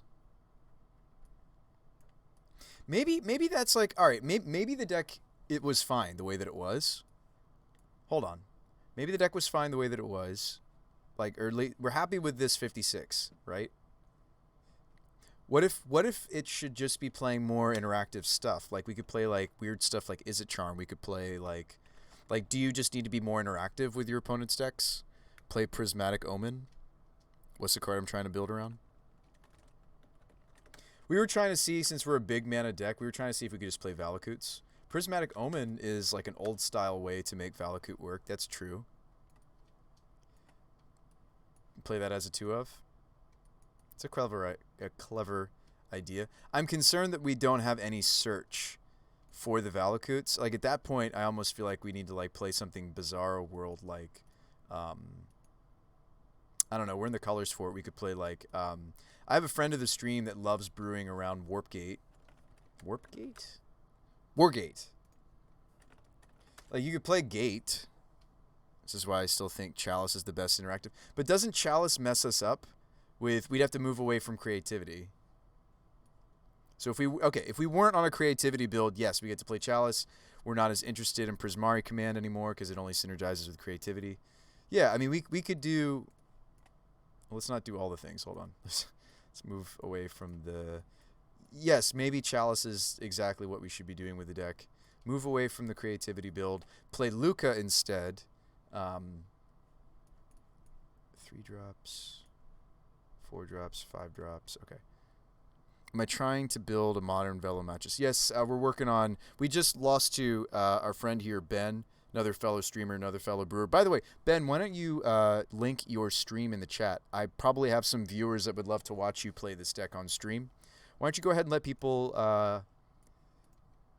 I know it's without permission. It's rude to link our own streams and other people's streams, but I forgot to say that you should. I'm featuring you right now. Why don't you go ahead and link it?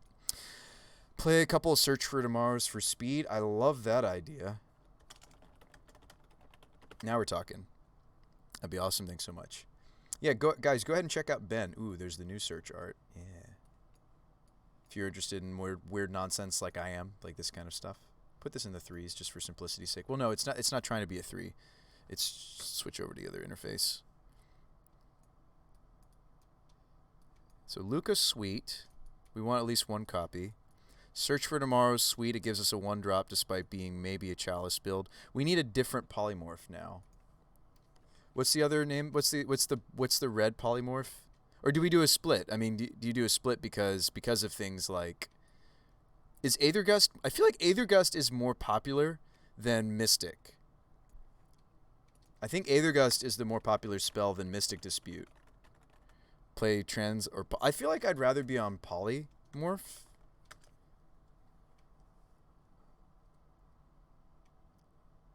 But maybe I'm wrong. Maybe it's like a 3-2 split or something. Transmograph. The thing is, Gust hits Velo anyway. Oh, okay, that's fair. So you might as well play Transmog. So that's a 61. So what do we trim? Is Mizzix Mastery legal now? Appreciate the shout out. Of course, Ben. Go ahead and click on that link, folks, and give him a follow. If you have not already.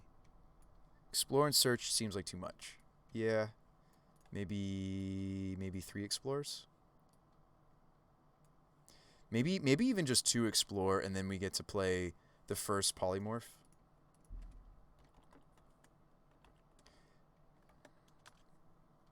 You'd play 2 search, 4 explore. Okay. And give me 1 poly. What about this? 1 Luca, 1 poly, 4 transmogrify.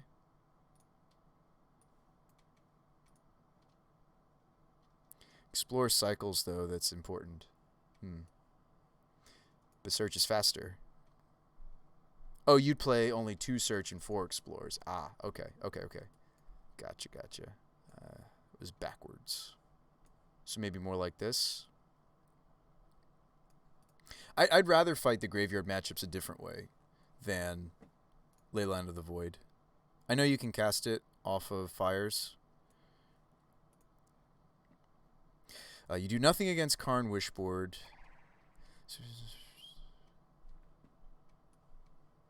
We could Teferi to bounce the bridge. Does Luca make sense over polymorph? Maybe not.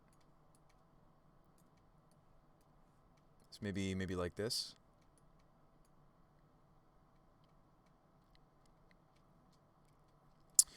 We could also play the first Dismember in our 75. Teferi just solves all problems. Yes, it is a silly card. I think the first Dismember could be interesting. I do like me a powerful Chalice of the Void deck, and this screams to me like there could be something here that it doesn't interrupt. Like, we could cut the Veils if we really want to make sure there's no anti-synergy. Find a different way forward. Veil's not good anymore. Yeah, I just noticed. Forgive me. What about like a Braid? Do we play a Braid? Do we play like 2 Braid? Do we play... Braid seems good. So Anger, Verdict, Wildfire, Braid, Dismember. Dispute could be cool.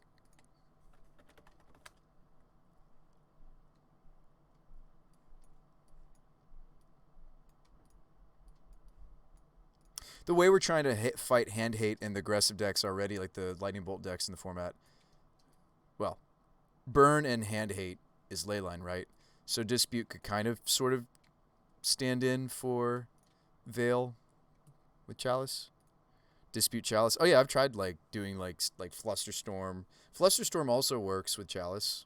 If you don't want 2 disputes, if you want, you could do like a split of Flusterstorm, Dispute. No, but Chalice, it's less important to have ley lines. Do you think so? We're hoping that Chalice also protects our hand from hand hate. Okay. All right. So give me a Flusterstorm. Like, you might not need the full set. Oh, okay. So maybe... So we still like Leyline of Sanctity? 1, 2, 3. Pact of Negation? Pact is interesting. I'm a little concerned about Pact because... Well, I mean, Pact is the... Pact won't work. Like, the thing about any counter magic is it will have anti-synergy with fires. Like, even these couple of counter spells we might play around with, they need to be cast before this hits the table, right? Are there any broken Savor the Moment synergies? Besides the Savor Fires synergy, I'm not really aware of any. What, stuff that untaps all our lands? I mean...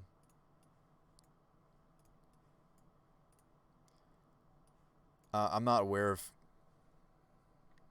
of any that I can think of. Maybe play Third Teferi.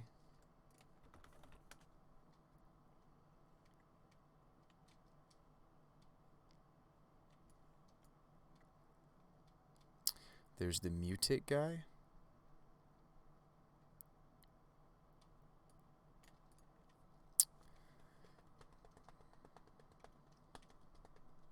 Yeah, maybe we like Teferi before even the first dispute. Flusterstorm goes after more than just the blue decks.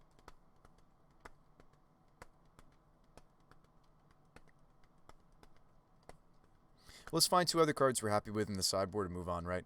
We could play like an Engineered Explosives. We're a lot of colors. Could have like an Explosives. Or 2. Maybe we just play 2 Explosives, honestly, just so we can move on to more games. Just play more Angers, says Pikes. This ain't Winota. That's part of the reason why I'm trying to wrap up this build. It's important not to die to dredge. I mean, if Anger is really the bee's knees right now.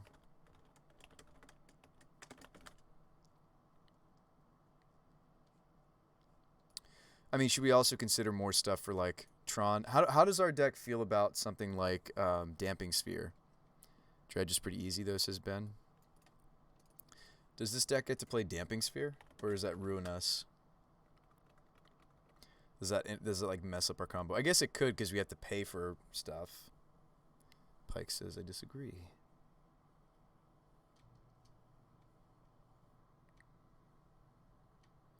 Is there anti-synergy for this card for us?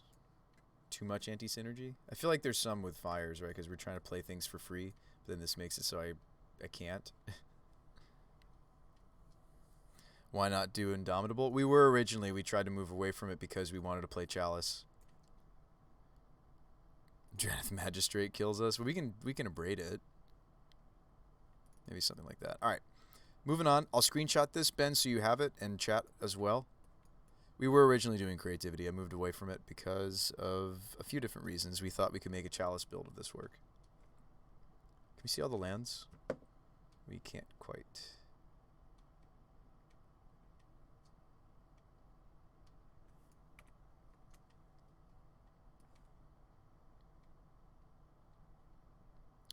Cleansing Wildfire is stronger than Sphere because you can lore hold into it. Ah, I see. That's a good point. Right, every spell that we play, right. And we need to be careful about Verdict. I mean, maybe Languish is better. Hang on. Is it like the weird Bizarro land we're in? That's true. I should be looking into sweepers that don't remove our own Velo. Languish. Arthur says I posted in Discord. Oh, where have you been, friend? By the way, are you feeling better? I remember you were telling us that you had COVID. Are you doing better? What about Time Wipe?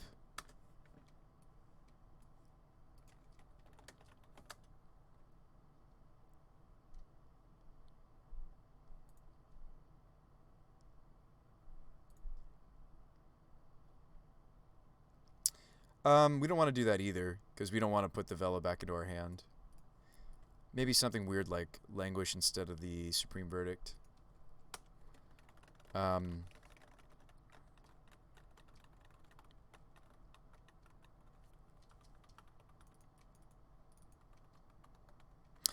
not better, not 100%. COVID was the worst thing I've ever experienced in my life. I was actually in the hospital for a couple days.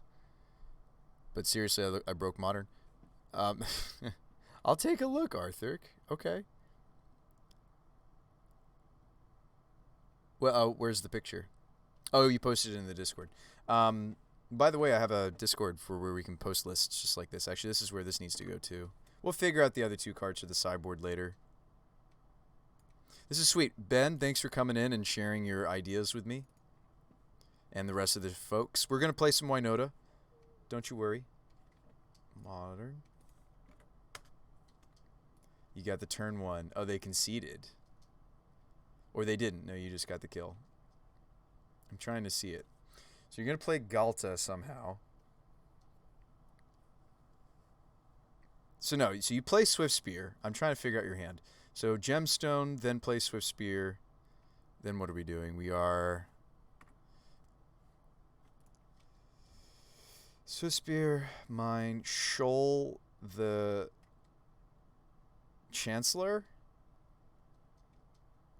How's this a turn one? I'm trying to figure it out. Or is it simpler than that? Is it literally just Swift Spear, Shoal, the Galta, draw the Swift Spear? Where's your green mana? Oh, the Chancellor gives us the green. Okay, so hang on, I think I figured it out. Mine the Swift Spear, get the mana from Chancellor to pay for Draught. Shoal, Galta, gain a ton of damage, gain a ton of life, put Fortifying Draught on Swift Spear, they're dead. Got it. It's like 17 damage turn one. Nice. So let's go back to Winota Castables for a moment. Let's try it with some of the changes.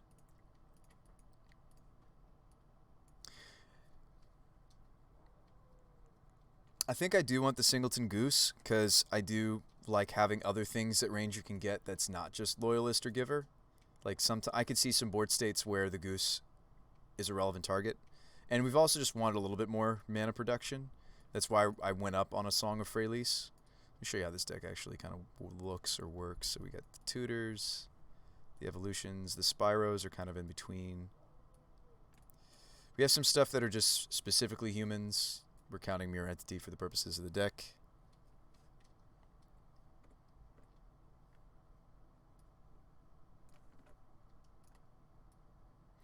Evolution gets 3-drop out of 1-drops. Yeah, so that's one of the issues with moving away from stuff like... So we were playing things like... actually, even in just this last league, I had a 2-2-2 split of... I had 2 Call, 2 Song, and 2 Nest Invader. I mean, you can play a variety of... It depends on what you want the deck to be doing. If you want to be better against Control and better against just like I have a better grind.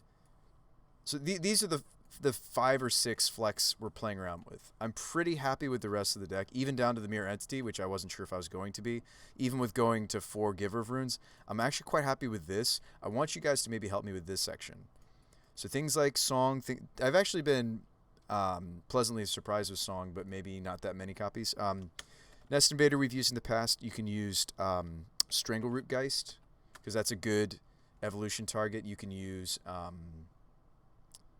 so we've had like 2 or more Strangleroots. You can play Voice of Resurgence. I like Voice of Resurgence a lot. What about Rallier? We moved away. We tested a 1 of Rallier. I actually already have the voices, so we could just go ahead and rock with that. I like Voice quite a bit because we are a go wide deck and the token gets huge. And so this is a way for us to have like the big token effect that the Geist Honored Monks do in this archetype. Like especially like the Taxes builds tend to prefer Geist Honored Monks. So Voice of Resurgence is an enabler for Eldritch that both the front 2/2 side and the back side of it are both going to trigger Winota. And it kind of gives us that big Geist Honored Monk creature token, right? So my preference would be to test out Voice of Resurgence again. Strangleroot Geist is better for just the speed factor, the fact that it's got haste, the fact that when you evolve it and go get Winota, you can get your first trigger even that turn. But Voice of Resurgence is the grindier card, so it just matters, which one would you prefer. Nest Invader is better for ramping and going wide. I'd love to give Voice of Resurgence another try. 25 lands seems like a lot. It's actually 26. Oh, it is 25. It's 25 because we're playing Grazers. When I first started testing Arboreal Grazers, chat was actually advising me, Big Boy, B-Boy, chat was advising me to go up to 26 lands. The 26th land for this deck would be maybe even a 3rd Colony Guard. We do have like filter lands. 2 of them actually I'm playing. Because like Naya Mana is so awkward. I'm actually playing 3 filtering effects. You might not see the Wooded Bastion. I have a Bastion, I have a Lit Thicket, I also have a Reflecting Pool. So like, honestly, the deck technically wants even the 26th land. And we've had plenty of games where like the deck really does want the 26th land. So just a thought. We tried 25 lands for a while. I mean, like, we're also playing a bunch of Horizon lands. I have 3. I have 2 Sunbakes and a Canopy. So, like, yeah, that's a lot of land, but, like, we get a lot of utility out of our land. And if you're playing Grazer, the deck really does want a lot of lands to function properly. And we're a bigger... Oh, my, I miss Birthing Pod. Me too. So that's just a thought. I did really like Song, but maybe I do move away from it. I don't know. It did a lot of things for the deck that I liked, but maybe we just don't have room for it. So maybe the 3rd, as crazy as it sounds, maybe the 3rd Colony. Because I do think you really shouldn't count Dryad Arbor as a land. Like, yes, it's a land. Does it count as a land? Not really. You can see I already had a 3rd Colony Guard, and we've tried 3 before. They're great in this archetype.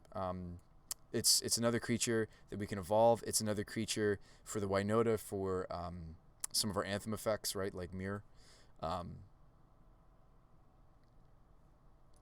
Maybe we just played 2 Voices and a Goose. Maybe we just do that. Maybe that's better than messing around with Song. I liked Song in our testing. There was some cool stuff we did with it. There's also some times where it's awkward.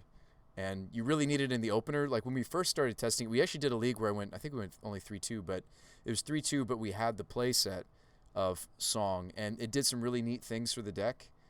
It actually, I will say this about Song, games that we had Song, I didn't necessarily need to find Winota. I know that sounds hard to believe, but bear with me.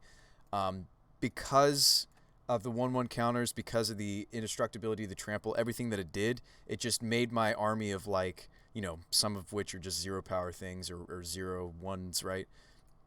More relevant to the board state. Creature better than enchantment, though. Yeah, and I think that's what I found was...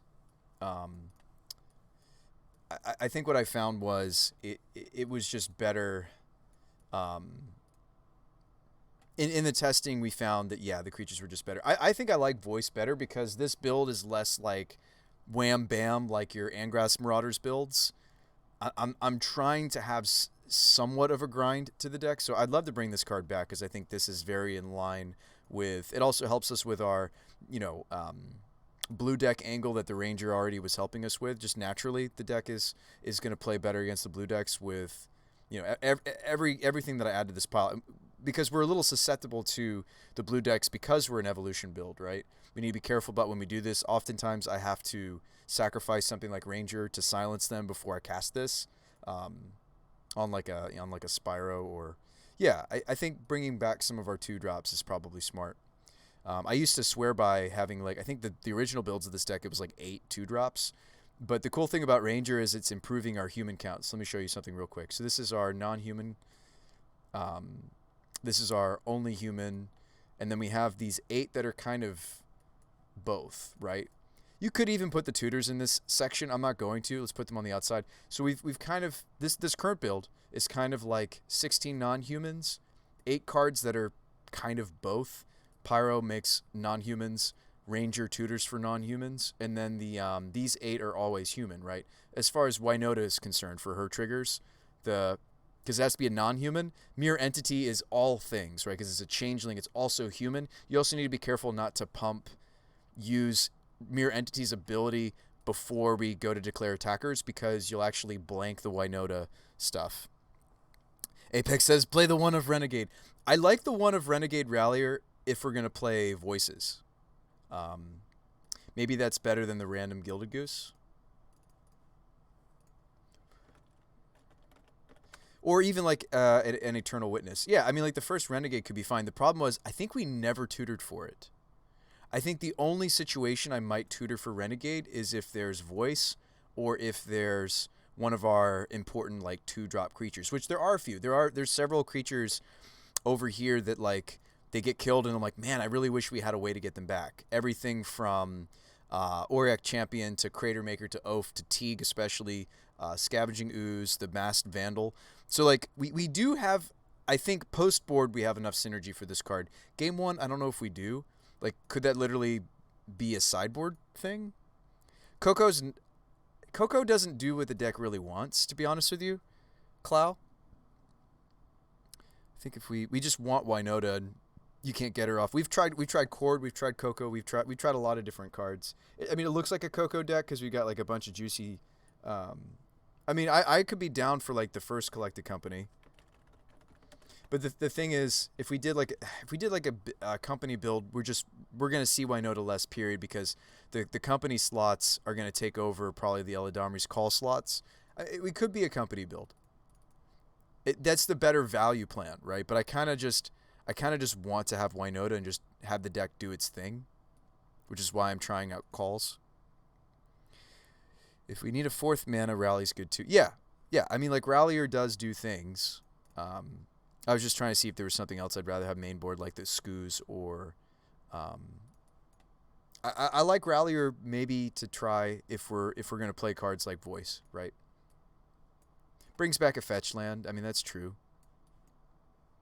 Clothies is a cool.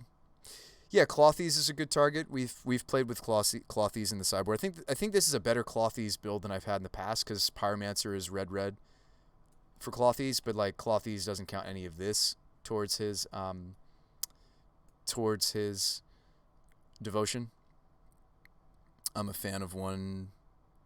What, Milla? What, Luca? The Milla?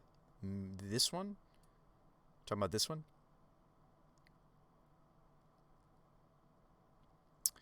Why? Why do we want this? I might play this art if I was to play it, if I can get my hands on it. I don't know if I could.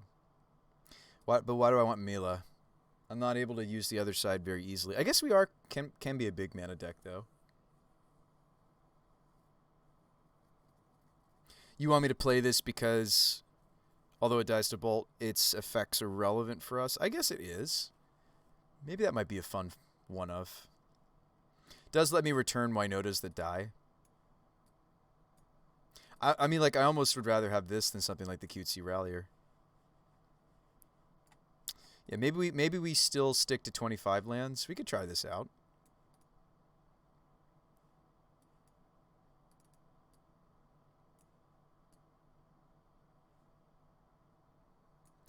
All right, maybe Clothies is better than Rallier though, because he adds mana, messes with Dredge. Is Clothies more main deckable though than Scavenging Ooze?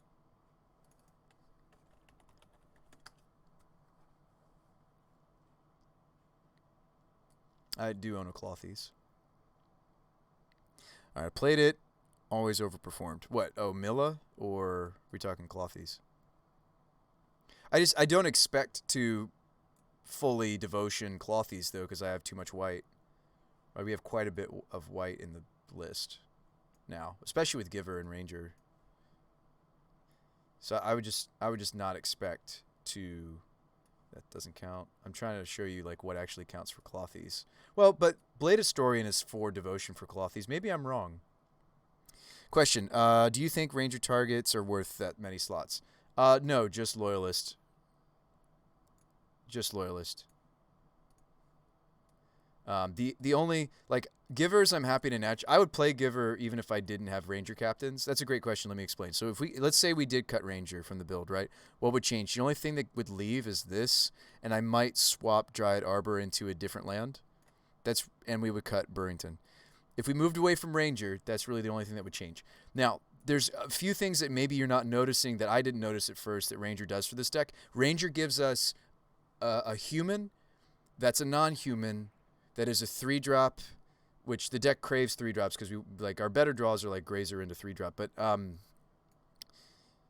it's also a silence, which is so important for this deck actually. Being able to silence the opponent before I resolve Winota is going to protect us from both counter magic and removal. So this card actually does a lot more things for the deck than you'd realize. It's increasing our human count, but not diminishing from our early stage. The early stages of this deck has of just like getting a mass of non-humans. It actually fulfills a similar role as the Seasoned Pyromancer of this is a human that's stapled to non-humans. Same for Ranger, and there's not a lot of playables. Like we could play like Blade Splicer. We've tried Huntmaster. We've tried Pia. We've tried Pia and Kieran Alar. I've tried a lot of other humans that also are stapled to non-humans. They have not performed nearly as well as Spyros and Rangers. All right, I just realized that Arboreal Grazers like Wall of Roots level good with Cord. Play more 1-drops then. I'm pretty happy with the 1-drops we played. I used to play a Bushwhacker. We were playing a Singleton Bushwhacker that I was testing for a little bit. I liked the Singleton Bushwhacker. I've played. What have we played? We've played Hangerback Walker, which is also really, really nice and grindy. It's a little awkward for the Eldritch Evolutions. I'll just show you all the different things we've played for this guy. So Grazer's not really often a tutor target. We rarely search for it unless we need the flying blocking, which you do need against Prowess. Actually, I think we have searched for this against Prowess before because we just need to block a flyer. But these are all things you'll search for. And then out of the board, the Burrington. But I think we found over time that the better targets was just the Loyalist, just the Arbor. Because if we need a land drop, this gives us that. We found that Hangerback was a little slow for it to do what we want it to do, which is to for it to die and to give us a bunch of tokens. It was just a little slow to do that. The Bushwhacker was a little just cute. We found the effects on Loyalist just better. The it gives our deck Trample, which I don't have anywhere else if we're not going to run Song, the Saga. So I really, really like... We've been testing this deck for 3 weeks now. I'm not saying that that I'm right and you're wrong. I'm merely saying from all the testing I've done in the leagues that I've played, I like testing maybe like Mila and Clothies. I think we moved away from things like Bushwhacker and Hangerback Walker for some of the reasons I'm sharing with you. But we did test them. I want you to know that we did test them. But Loyalist has by and large been like the thing that I will most likely get with Ranger is this card. Just for most board states. Not all board states. Most board states, that's what I go and get. Burrington is out of the board. It's really only effective against red decks. Just curious, I don't question.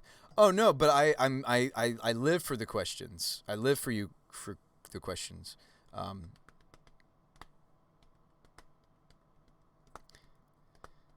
Yeah, I mean, like we could go back to trying Cord. It's just it would be a different build. It would be like. I like Cord better than Eladamri's Call, don't get me wrong, for many reasons. We did do a chord, like a 2 or 3 of chord calling build for a while. Let me show you though.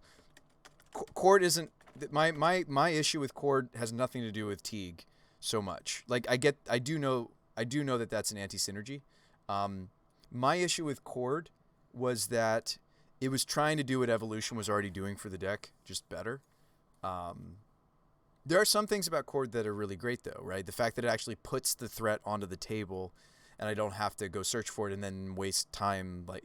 Like chord is sweet. I have to chord for 7 though for the thing that I want. So let's back it up. We did try chord for a while. When it comes to the thing that I most often will tutor for, oh, thanks for the follow, Darth Steves. The thing that I most often will tutor for is Winota. So chord is 7 for Winota, right? And I'm including the convoke. We're tapping our creatures, right? We're tapping grazers and, you know, if we have to, givers and such, right? We're tapping the tokens from Seasoned Pyromancer. Like chord did play decently in this deck, but one of the major issues being that Eladamri's Call is good for a lot of the more cheap, like 2-drop bullets that I have. So, I mean, we could test chord again. I think they're fine. They have some anti-synergy fatigue, but it rarely comes up. There's pros and cons. There's pros and cons. We're going to play another league with this? I think so. I need to buy tickets, though, because I don't have enough points anymore. Unless we want to grind the solo queue until we have enough. We're close. I'm close to affording another league. We could warm up in the solo queue, and then if we win a couple games, we have enough to play a league. I have 86 points. I think you're right, though. Call makes more sense. They're close. They're really, really, really close. All right. I missed your comment, Go. If I haven't played a deck the 20th time, I won't say an opinion about better or not. Yeah, I mean, like, I'm down to try some of these cute. I shouldn't say cute. Well, this is a cute-looking card, right? But I think there's some cool stuff going on here. I want more grind. These 4 cards give me more grind, right? I'm concerned that Clothies isn't a creature, though. And, like, I kind of want it to be. Do we want Clothies instead of Skoos?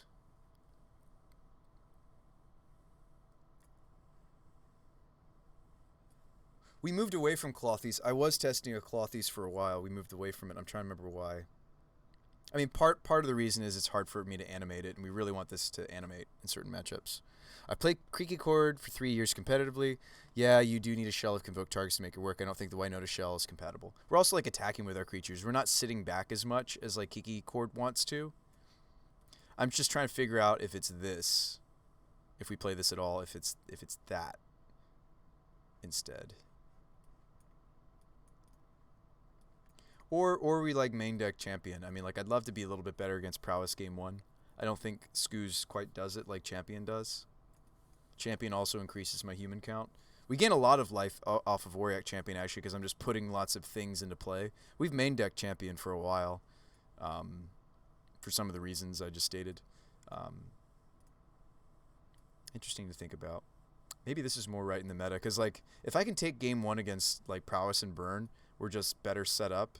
And then, like, okay, now we have 2 options to bring in against, like, some of the graveyard decks. Instead of just like, oh, I have a game 1, but like, I feel like the Singleton Clothies or Ooze is never enough to get the Dredge game 1. Unless I'm on the play and they have a slow draw and I have the nutty draw. We almost have to play, like, Loaming Shaman instead.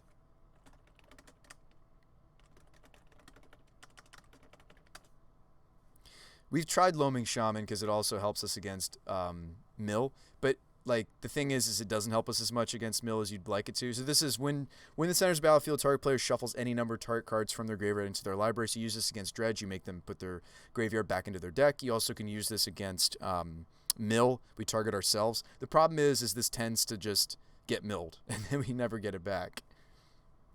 Yeah, Ben, you have a nice night. We'll brew some more decks together perhaps in the future. This is kind of cool, though. I kind of like the idea of this card. This might be fun to test. Magus by far has been like the bullet, though, I want in our main board. Do we want some recursion? Do we want...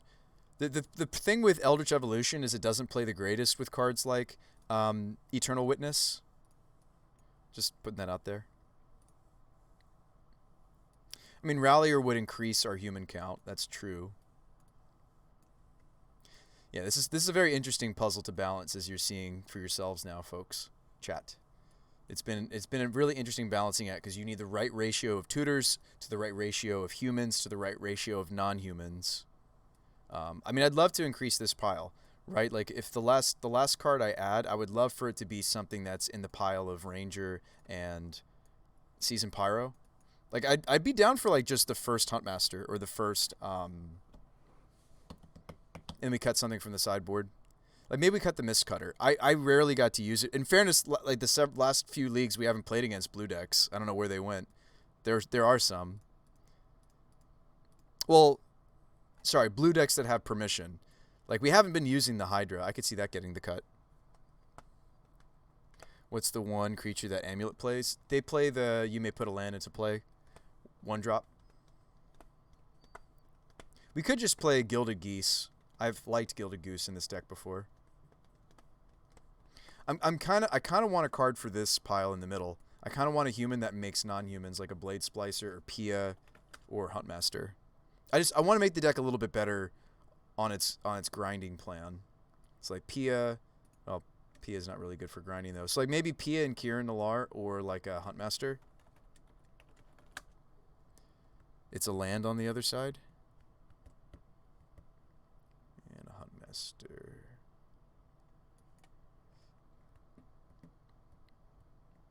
What is the creature that Amulet plays? Yeah, and I think I'm fine just dying to if we do come up against Mill, I'm fine just losing the matchup. I don't think the Singleton Loaming Shaman or whatever we want to play is going to really help us. We almost need like an Eldrazi or like the take an extra turn spell that the blue decks play. So maybe we do cut Hydra. That lets us run both the Clothies and the Skoos. And yeah, I'm just trying to figure out this last card. Folks, thanks for bearing with me as we maybe change up a couple cards. So we're going to go get a Luca. Tangled Florahedron.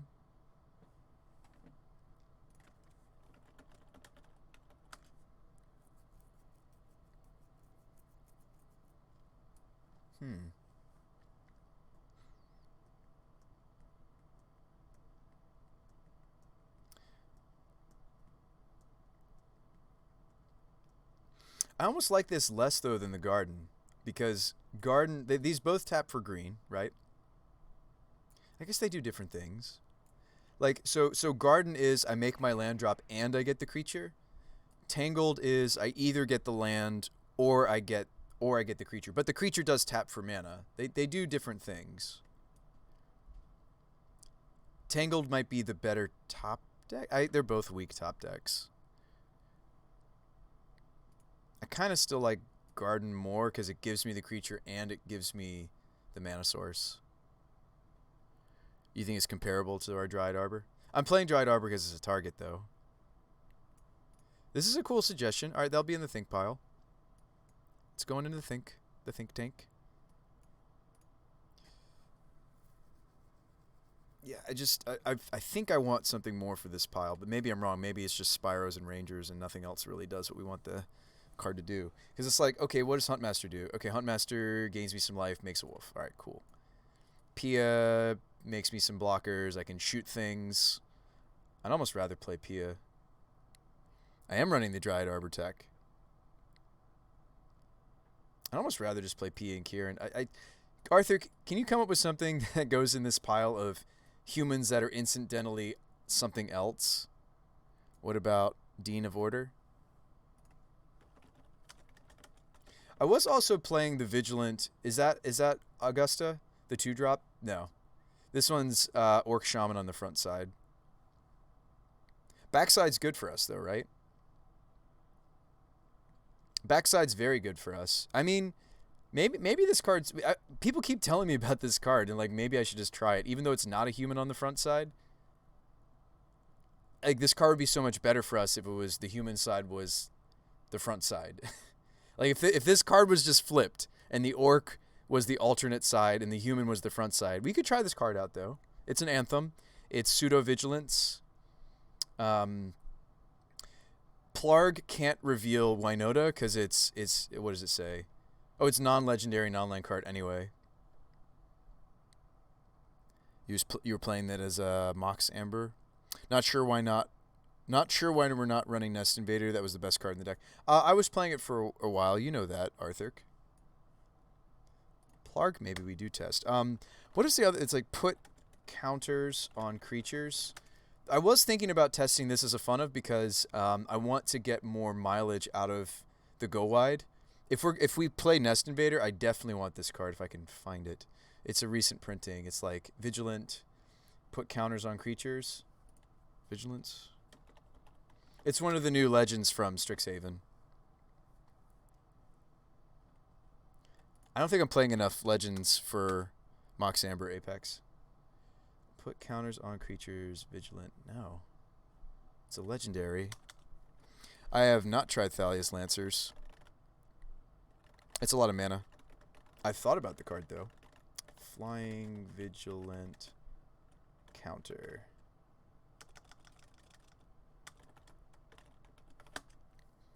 It's like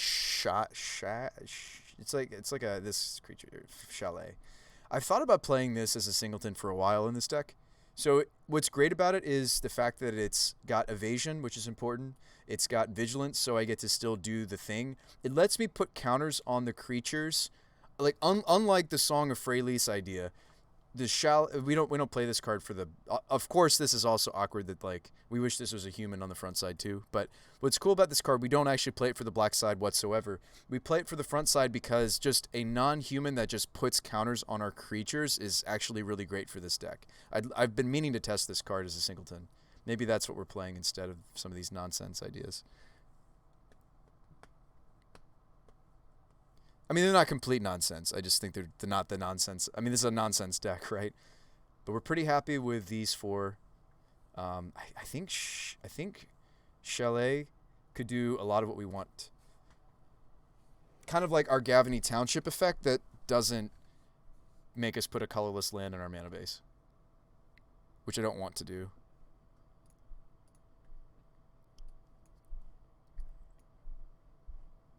I just don't think I'm satisfied with any of the other options to grow that slot that Spyro and Ranger have taken, or that function in. We've tested this for a while, and at the moment I haven't found anything that I've liked. I think I'm going to run Voices instead of the Nest Invaders. I think I'm going to go for a slightly more grindy build of the deck. Like if I'm already playing weird stuff like testing out Mila, I think already I've established that this build of the deck is going to be a more I should have saved the last build. I meant to make a new copy. It's fine. This is Winota Castables 2.4 grindy? Like can we actually be grindy? I don't know. A grindier build, I should call it actually. Cuz I don't know. I don't know if the deck really can. But we're going to try. So I think things like playing Mila, playing Chalet, playing Voice of Resurgence, these are all choices to try to make the deck grind a little bit better. If you jump it over, use it to get Winota. What, the Lancers? Well, the thing is, so no, I'm with you. But would we play Lancers instead of Eladamri's Call? Because that's what this card is the slot of, right? Probably. I'm with you, right? Let's go search for a legendary. Right? Let's go get our Winota. Let's go get our whatever. Go get our Clothies. Go get our I'm with you. This card's sweet, but we're starting to fall into maybe I should just be getting Angrass Marauders, right? Like we're starting to. I think this is a cool suggestion. I think that I don't know. I feel like we're starting to fall like Thalia's Lancers looks like to me kind of a similar sort of like Angrass Marauders or like Geist of once we start going like 5 or more mana. And I had the same problem with Maja when we were playing Maja. Once we start going as big as 5 and more mana, like why are we not just playing Geist Honored Monk? Right? Why am I taking all this time to go get a 4/4 that the ability of is not even, yeah. I think it's a cool suggestion, and just for the record, I have tested Marauders and Geist Honoreds, and I guess the option is whether Eldritch on Seasoned gets I don't know if I feel the need to though. Like, what 5 drop is going to be super busted in half? Like Keranos? Like, what do you want to go get? I'm not running any blue. I'm just trying to. I'm playing devil's advocate a little bit. Like what? Thragtusk? Like what am I trying to? I get what you're saying. You're like Bruce Spy. You're wasting 1 mana technically, right? Because I'm only evolving Spyros and Rangers into 4 drops. I get what you're getting at, but I don't think like having a big silly 5 drop is like adding either. Guess the question is whether Eldritch should always get Winota. Is that why you're saying play the first? Oh, I think my Moto just crashed. I think my Magic Online just crashed. Did you crash? I think it crashed. It's not letting me interact with it. Do I have internet? Okay, wait. We're good. Okay. It was just thinking for a while. I mean, is that why you want me to play the first Thalia's Lancers? So in other words, you want me to go seasoned, go find Thalia's Lancers, search for Winota, play Winota? Is that why you want me to play a Singleton Lancers? Play Tolsimir?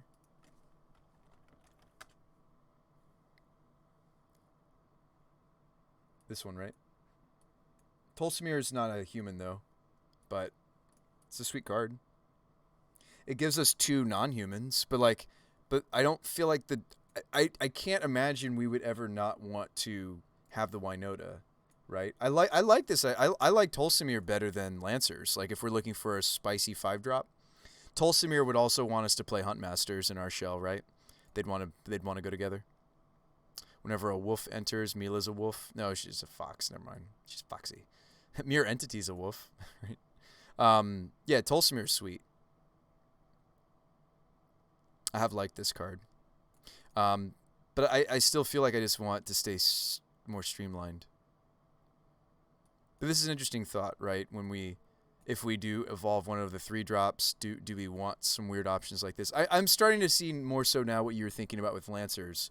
Evolve, Pyro, go get Lancers. Lancers, tutor for most likely Winota.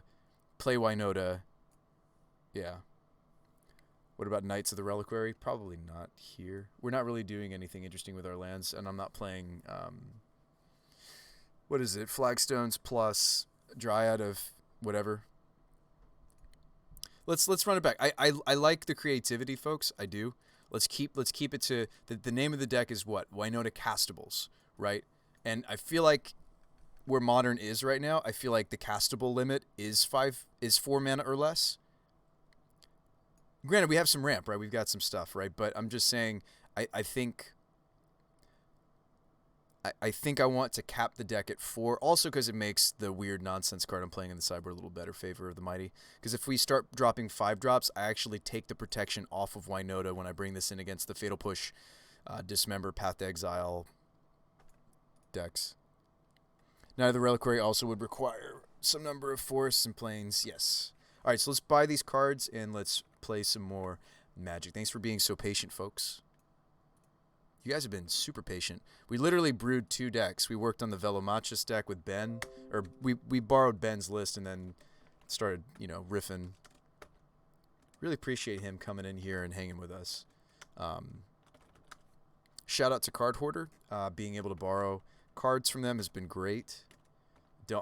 I don't think I'd still be streaming Magic if I hadn't had the sponsorship. So shout out to them. Chalet is super cheap. Wow, this card is less than 10 cents ticket-wise. Mila, Crafty. The promo Mila is the same price. That's cool. Let's get the promo one. I like the look of it. I like the way it looks. So we're gonna try a couple new memes. We're bringing back Voice of Resurgence. Brewing's the most fun part. Oh, I agree. I like brewing a little bit more than actually playing. Playing is like, I've often described this with a buddy of mine. Playing the deck is almost like you're checking your report card. And we've had, by the way, Apparition and what else has been main board? Apparition has been main. Before Ooze has been main. Champion's been main. A lot of these cards have been in and out of the main board, but let's try some of these memes. Let's try some of these new cards, right? Why not?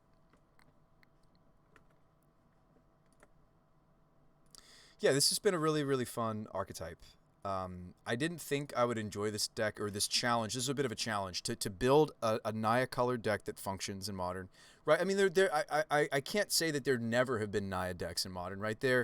It's just there really aren't Naya decks right now. But there's been like things like Kiki Cord, right? That was a Naya colored deck, right? There's been weird Nakatl beatdown decks in the past, right? There have been Naya color decks. There just aren't really any right now. So I wanted to try to build a Naya deck, and I thought Winota might be a good shell for it, the Naya style of Winota. And we've really gone off the deep end because by and large, if you talk to most Winota players in Modern, they're on Angras Marauders, they're on Geist Honored Monk, or they're playing Taxes and they're not running green at all, right? And they're just playing usually Geist Honored Monk, which I can get behind because they're an Aether Vial deck. That's how they can put it into play if the game goes long, right? I think if I wasn't playing this style of Winota, I probably would gravitate towards the Taxes style. I think that deck's actually better than people give it credit for. I like the finisher it offers. It's almost like a combo finish instead of like always relying on the fair game. But anyway, let's jam some games and see if we like some of these changes.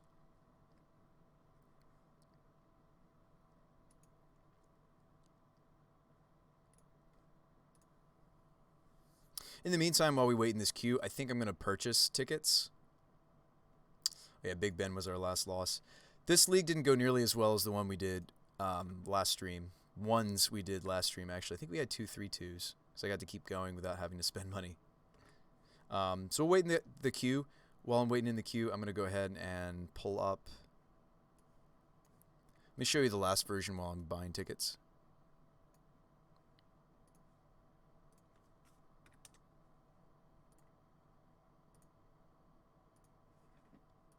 Last version was featuring the Mist Cutter as a ranger target. It just wasn't coming up enough, so we cut it. This was the Song of Freyalise Nest Invader build, which Arthur could probably get behind. The Song of Freyalise was really a lot better than I thought it was going to be, but I think our deck just needs a certain creature density, and I think I either have to like choose between Song and like maybe even Call, and I don't want to not play Call. I think that Call is just... I think it's the weaker tutor between Evolution, right? I think we do have room for the 2 Calls. We've tried 3. 3 was too many. 1 wasn't enough. Like we like the tutors we're playing. We like a lot of the numbers in this, but we're gonna make a few changes. Yeah, thanks for hanging tight with me, folks. If I don't get an opponent for the queue after I grab these tickets, let's just jump into another league. Did promise you guys some more leagues, so that's what I'd rather do.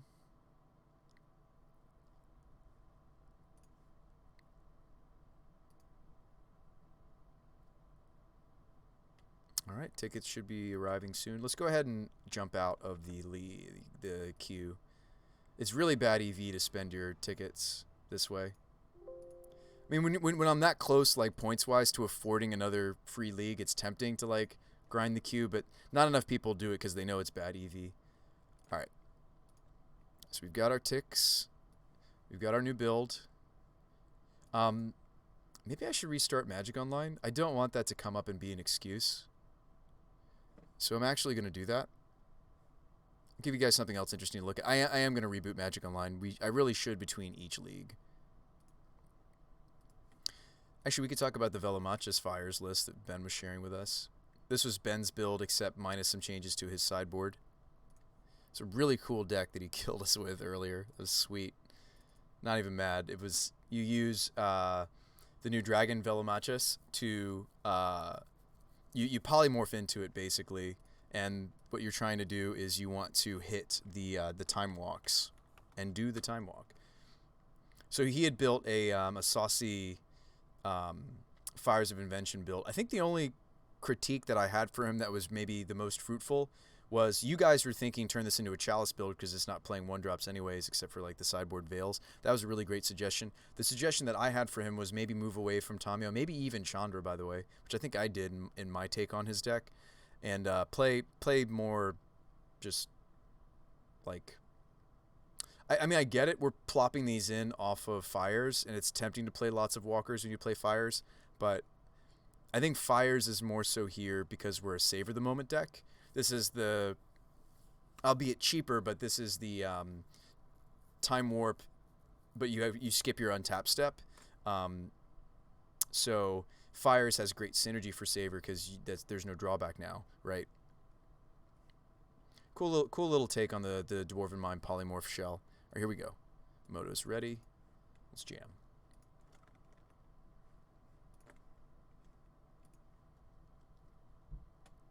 Eladamri's Call. Upgrade of Signal to clans. Aw, yeah. Yeah, the instant speed is relevant. The instant speed is relevant. I bet we're really going to like the Mila and the Shale. Like, maybe, or the Chalet. It's Shale, right?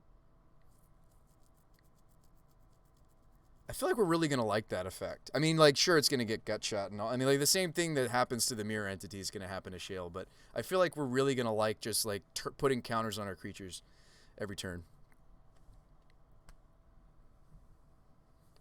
For those of you that don't know, I've been around the block for brewing and streaming. I don't always jam Winota, just so you guys know. I'm usually more of a, I actually, when I first started streaming way back when in college, I was a Tesserator guy. This hand's a little bit awkward because it has the garden. Because you want to lead Grazer, but we can't. But this hand does lead Giver. This hand would probably result in protecting a Magus of the Moon. It's a little slow, but I think I might keep it since we're on the play. So let's say good luck and have fun to our opponent.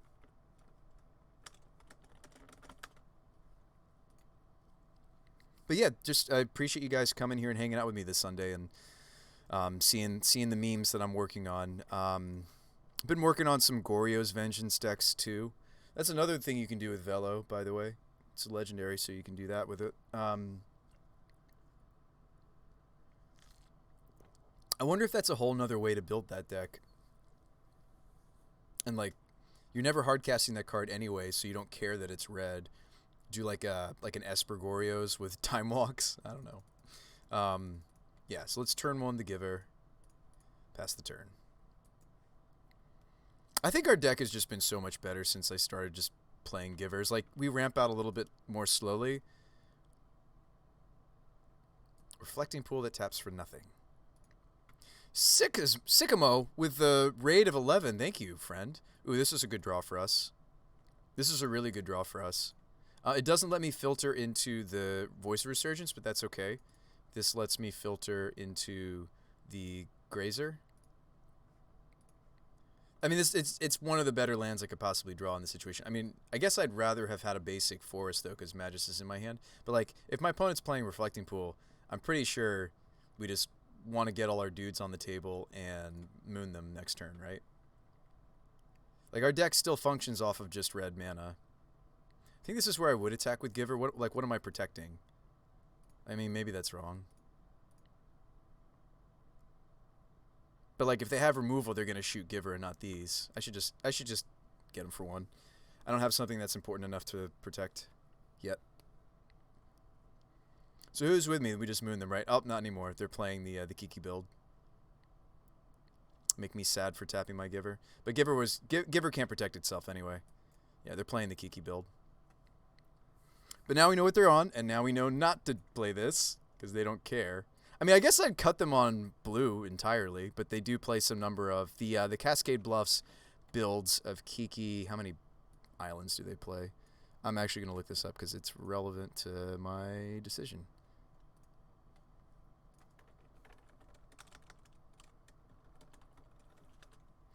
This is like the Bluffs, like... I'll show it to you if you haven't seen this list. It's actually a really cool list. I think it's this one. Nope. Is it this one? It may have fallen off the radar of MTG Goldfish. It looks like it has, much to my disappointment. Filter. Hold on. Ah, where is it? Where is it? Where is it? Nope, this isn't it either. I guess it's been a while since it did anything. Here we go. So it might be this. This is a Breach build. They play 7. I just don't think it's worth it. This list isn't even playing any Blood Moons. So there's a Breach build of this deck. There's also a Kiki kill. I don't think I'm supposed to Blood Moon. I mean, now it's tempting to because I drew the Blade Historian and it would fix me. Actually, that's not true. I can filter the Colony Garden into red, so like I don't even need to play this to fix me into the right colors. Voice is good in this matchup, so let's just do that. It's reasonable in this matchup. Like, it may have been correct for me to stick Magus, but they might have as many as 6 or 7 islands. I don't know if it's worth. I mean, watch them just go. They shouldn't have fetches, actually. Gosh, we cut them on blue if we just had gone for Magus. But I feel like I cut off too much of what my hand's doing. Let's attack. Maybe I will just play Magus of the Moon anyway, because like we have a plan, the Blade Historian. Granted, we lost the Giver. I would just hate to like turn off some top deck potential for me, which is like Evolution, Winota herself, so I don't have even basic white. This is a tough decision. Like, you know what? I'm just going for it. I feel like we don't have enough action, and they're just gonna Kiki us or yeah. I think I'm just going for it. Magus is just gonna eat a bolt anyway, probably.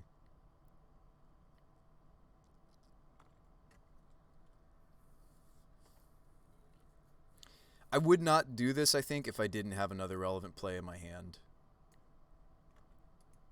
They decide to pass the turn. All right, well now if they do something, they're gonna give me a voice trigger, but maybe they don't care. They're probably the Breach build, right? Oh wow, they let it go. Sweet. Tax. Worst case is they have Snapcaster.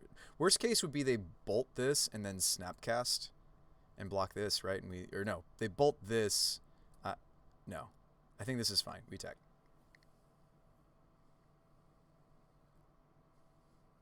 Put them to 9. We swing almost lethal next turn. They concede. Okay, Magus of the Moon's really not supposed to be good in that matchup. That was funny. Okay, I'll take it. I think I played Teague whether or not we know which take on the Cascade Bluffs build they are. They're going to have a bunch of Archmage's Charms. Do we want Clothies? Do we want... don't want any of these, I don't think. I mean, Scooz fights Snapcasters. That's about it. Burrington could be a good option. So let's look at the maybes. These are probably not. Actually, this is a maybe. Mark, that's what they're going to be doing. This protects us from anger. Favor might also protect us from removal, but like in a matchup like this where the removal is red, this is the better removal. I tend to use Favor against like the push, dismember, path to exile kinds of decks. This is maybe better. We certainly want Mark. That's easy. Glyph Weaver also fights anger. This fights permission. I don't think I want Auric Champion, even though it's hard for them to remove. We don't need Legion Loyalists because I mean, unless we guarantee that they're like the Kiki build, I don't think they are. I almost wonder if they're playing... well, if they were through the Breach build, wouldn't they have played on? I guess I had enough permanence that even an Emrakul attack wasn't enough, right? So maybe... I guess we can't definitively know that from the information we have, which take on the deck they are. We want Cratermaker? Yeah. Cratermaker hits Emrakul. Good suggestion. Which they might not be, but Cratermaker also hits Kiki. Thank you. Great suggestion. Good thinking. Maybe we cut Entity. It's kind of a liability. We also don't need Grace in this matchup. I just want Blade Historian. Like, Entity's quite a bit of a liability in this deck. Like, yes, this makes us go faster. I don't like it against the red decks. It's just a little bit too... I mean, so is Blade Historian. Like, they're both, like, toughness-wise, they're on the smaller side, but we're always going to go for Historian first. I think we can cut Mila. No, that's not true. We keep Melee because they are going to be targeting our creatures. Maybe I cut Dryad Arbor because, again, it's a bit of a liability here. Same reason like the Mirror Entity is. Other things we could maybe consider is Burrington. Burrington might be better than the 4th Giver because it's a tutor target. Gosh, what else can I cut? I don't think I can or should. I know it's weird to cut a Giver, but I might do that. So they're kind of fulfilling a similar role and like Burrington kind of has haste, whereas Giver takes time to set up. All right, let's run it like this. Yeah, good looks on the Crater Maker. If that's our plan, I'm scared. What? Crater making the ooh, Gaddock Teague, Mark of Asylum? Hey, we get to finally like we don't draw it enough. I've seen, as I mentioned earlier today, I've seen Taxus players just straight up play. Oh, is this a spell snare or what? I've seen, it's probably Opt actually. I've seen Taxus players incorporating this card into their deck. I think it's a great decision. Look at our draw. Look at us doing the things. Oh, they did not opt. Have Spell Snare? What do I don't really want to get this countered. Ooh, or I can just draw Cavern and have an uncounterable Teague. I really should name Human on this though.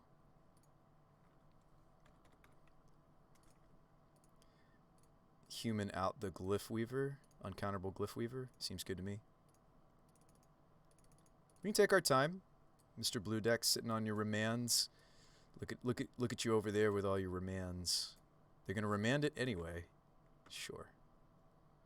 Like a lot of the decisions they're making, it doesn't tell me whether or not they're Kiki or if they're Breach, right? Like all the same mana, all the same spells we've seen so far could be in either shell. Archmage's Charm is up. Nope, not anymore. Opt. I could Teague. And we have Glyph Weaver to protect it from a bolt. Ooh, or I draw land. I really am more interested in sticking Teague than the Mark. Why don't I just lead out Mark and see what they do? I'm more interested in the Teague resolving, actually. I mean, don't get me wrong. They're both of the cards I'm trying to cast this turn are big game.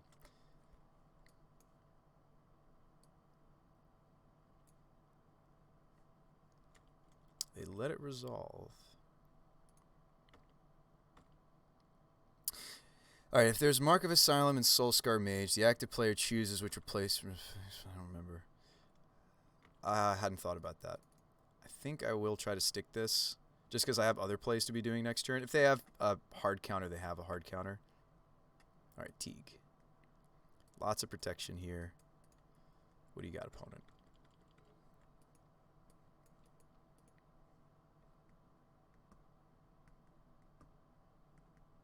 I really don't have the green light, though, for the Eldritch Evolution. They just scoop. Gosh, I think they might have been the Breach build. I don't think the Kiki build would scoop.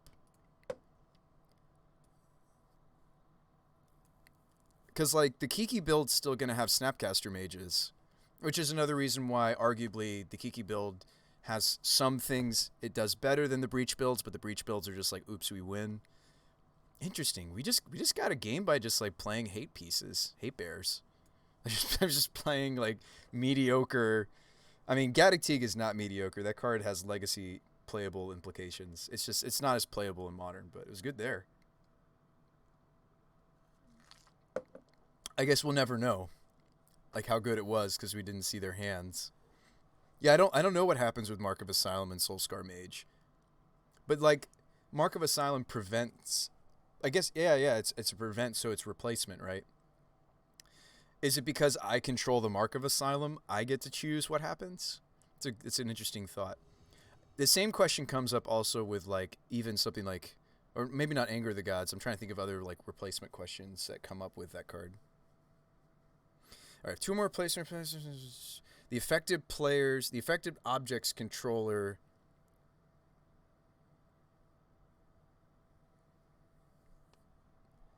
The affected object's controller or its owner if it has no controller, or the affected player chooses. So we would choose.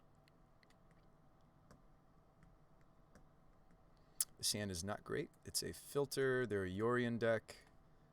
Mulliganing. Gosh, you put 25, 26 lands in your deck. I think we're on 25, right? 25?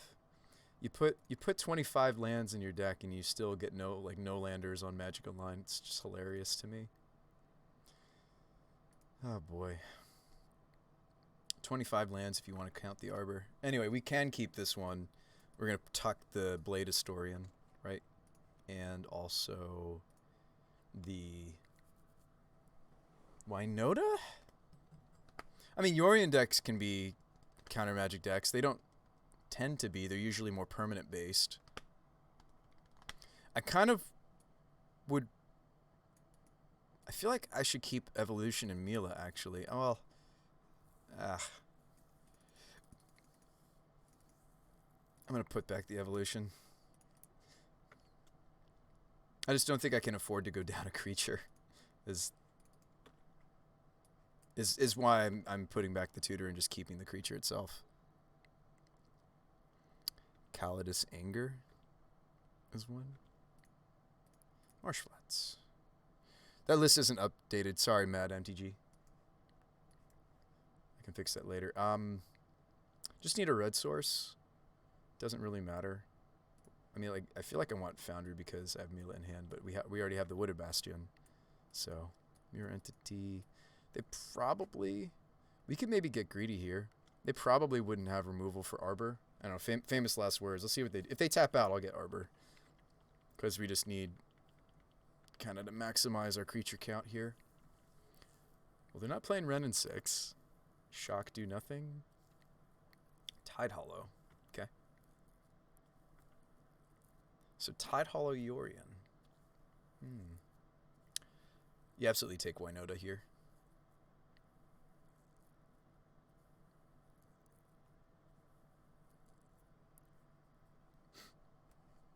Maybe I should just get a red source because I want red for the possibility. Wow, they don't take Winota. They must have another. I think I'm less interested in the Arbor than I am.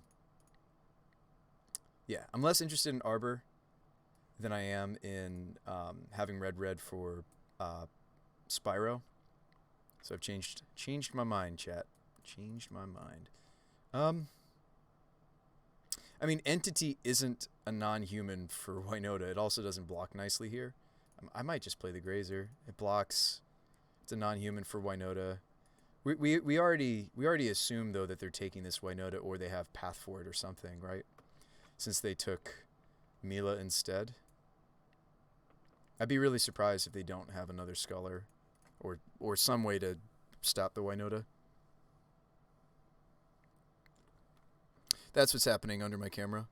The avatars.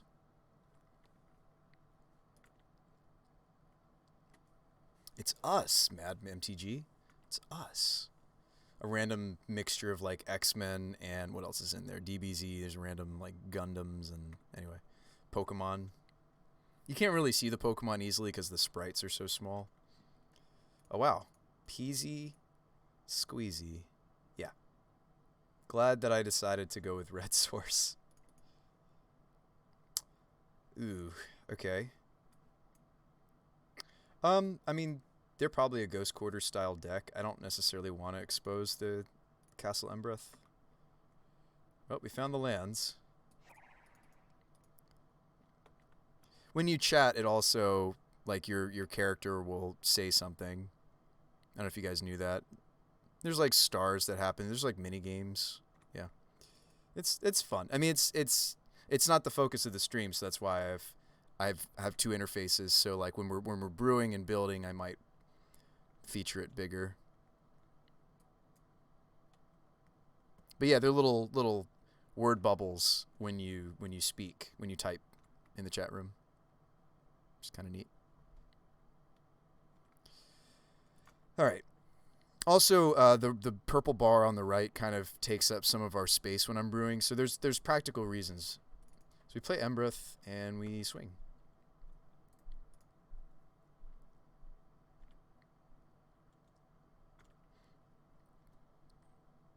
Thanks for hitting that follow button, Mad MTG. Welcome to the Brew Crew. Welcome to the show.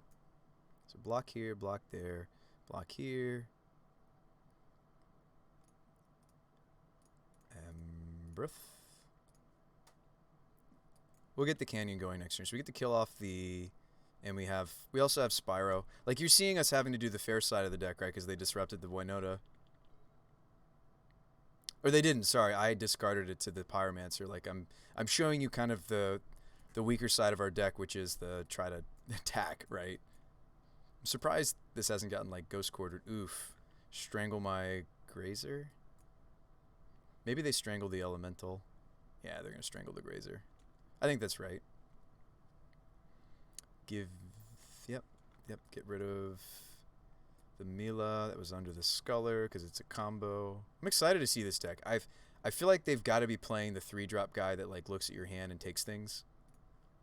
So we could just attack and then they can't block and I Embreth. Or we're getting the Spyro. Like, and I think attacking is correct because either way, yeah. Okay, so we're probably going to Spyro. And by Spyro, I mean exile Spyro. They haven't put the Orion in their hand, so they got a lot of gas.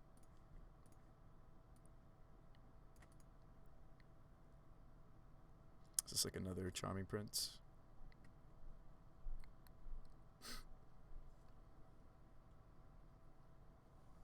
One, two, three. Is this the flyer? People are playing this deck again because of the new human flyer that like takes a card from their hand and such. Maybe they're Flicker Wisping? I don't know what they're doing. There's a multitude of things they could be doing to us. Stoneforge. That's bad news for us. Need to find Winota stat. I also don't want to use the Canyon when I have other things I can be doing just because they're a Sculler deck. But like it may have been I mean also like I have no board basically, so like even if I did draw Winota, it doesn't do as much as I need it to.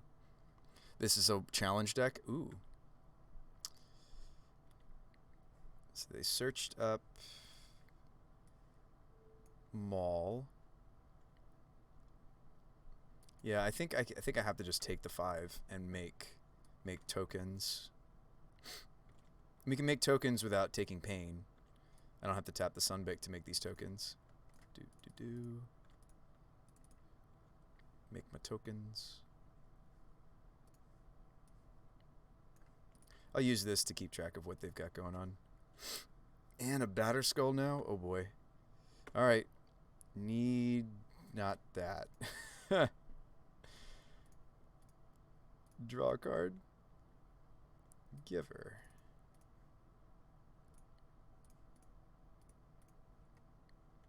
We're in trouble. We're in a lot of trouble. So I've Dried Arbor to go get. I mean, we're still on. We find Winota. We find a tutor. Well, not all of my tutors work now because I don't have a 2-drop.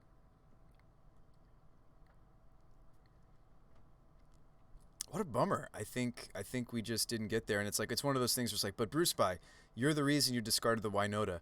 I didn't have the 4th land to cast it, so I think it was correct for us to go for Spyro the turn that we discarded the Winota. This was also, by the way, a mulligan to 5. The fact that we're like doing it, ooh, and they also had sword. Oh boy, it's a lot of equipment. Oh boy, I do like the archetype they're playing mostly because blue-red protection. I can block this with the Arbor. So some of the neat things about the deck is from recent printings. So we're going to take 1, 2, 3, 4, 5. Yep. And draw a tutor.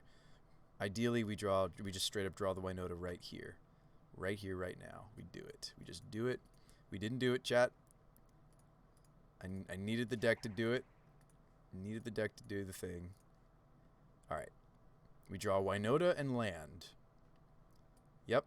So I did ask for Winota and land. But it was the wrong land. I should have been specific. Eldrazi deck seems awesome. Oh, it is. I should have been more specific with which land I asked the deck to give us. I know. I said Winota and land, and look what I got, right? But it was not the... they're going to maul on the Strangler, and I'm just dead. It seems like the right line. Let's draw some cards and see. So I would have gotten either Ranger or... This is me, like, running through. So we would have had Historian. How many triggers would I have? 1, 2, 3, 4 triggers. So I would have grabbed Historian. And then I would have 3, 4, 5, 6. Then I would have grabbed That would have been a whiff. Happens. 2, 3, 4, 5, 6. Then I would have grabbed Heron's Grace. I don't think I would have gotten for Magus. Heron's Grace, so we gain some life. 1, 2, lots of life because we had the double strike. 5, 6. I think we would have won if it was a different land, folks. And then I could have grabbed Spyro or Ranger. Yeah, that would have been actually some really good Winota hits. It happens. We can win this matchup. Oaf, Vandal. They're Aether Vial deck. They just didn't have it that game. Okay, so also what's weak? Magus is weak. Heron's Grace is still good. The life gain, as you saw last game, could have been relevant. Loyalist is good here too. Let's try out Shale. Voice of Resurgence is, it's okay. It's grindy. We have to block with it or get it killed for it to do what we want it to do. I might cut it. Favor is awkward in this matchup because they actually have similar sized creatures to us in the early game. We go bigger than them, and we go bigger than them in that we do have 4s. So if we wanted to play a card that's going to stop some of their disruption, it would be Favor. But Linvala is interesting. They might have the Eldrazi. She shuts off Stoneforge. Apparition's a good idea as well. So maybe these 3. I mean, I can't hold all these things, right? I have to cut some stuff, but I think Oaf is interesting in that it doesn't fight Batterskull the way that we want it to. Mast is better for that, but I think I'll play Oaf because it fights multiple pieces of equipment, and our opponents showed us that they have multiple pieces. I have 2 cuts to make. Favor might be overkill, though, really. Yes, we go bigger than them. Yes, we'll be the ones with the protection, but if I don't go bigger than them, I'm actually helping them, which is awkward. It's also going to be more of a grind. We could cut a little bit of our speed. I have cut these sometimes before. It is going to be a slog. All right. But it is, yeah, the new take on Eldrazi taxes is sweet. They get to play Yorion. They get to play the new 3-drop Wizard. What's up, Dante? I would play that deck if I was brave enough. I guess I am brave enough because I'm playing a Winota meme right now. I guess that deck is for me, right? The deck my opponent's playing. Can we actually keep some of our hands, please? So, I don't know. Against like... This hand is 3 creatures because I have almost all the right colors to... Actually, I can't because I need white.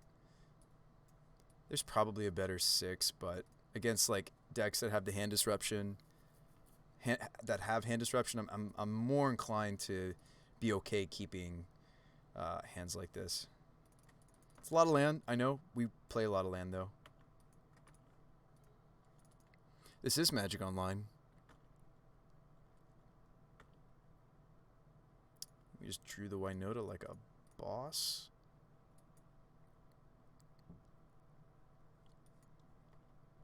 In before they take it, right, with their Sculler. Although they didn't take it last game. They took Mila instead last game. This is one of our freshest memes we're testing, right? Chat was like, we demand that you play the Crafty Fox. So we're doing it. I'm trying it. You can download it. The client itself is a free download. Or no, it's not. Sorry. I think they're still doing the $10 thing. Has it been that long since I've shilled Magic Online? I really only recommend Magic Online if you're looking to play Eternal formats. Or you like Cube. Those are like the major things you want to play in the competitive format. And they take the Mila again. Interesting. So we have a turn where we could garden. Do some gardening.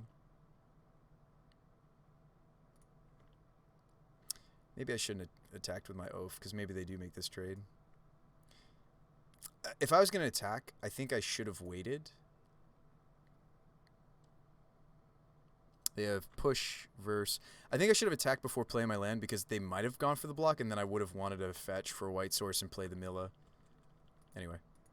Just Bruce by thoughts. Sideboard has 2 pushes and 2 verses. Wall of Omens. Okay. So they have their push up if they want it. I don't think I have the luxury of playing around it though. I think I just need to slam Winota and just hope. Don't really want to expose the Embereth to like a fatal. I mean, to a Field of Ruin.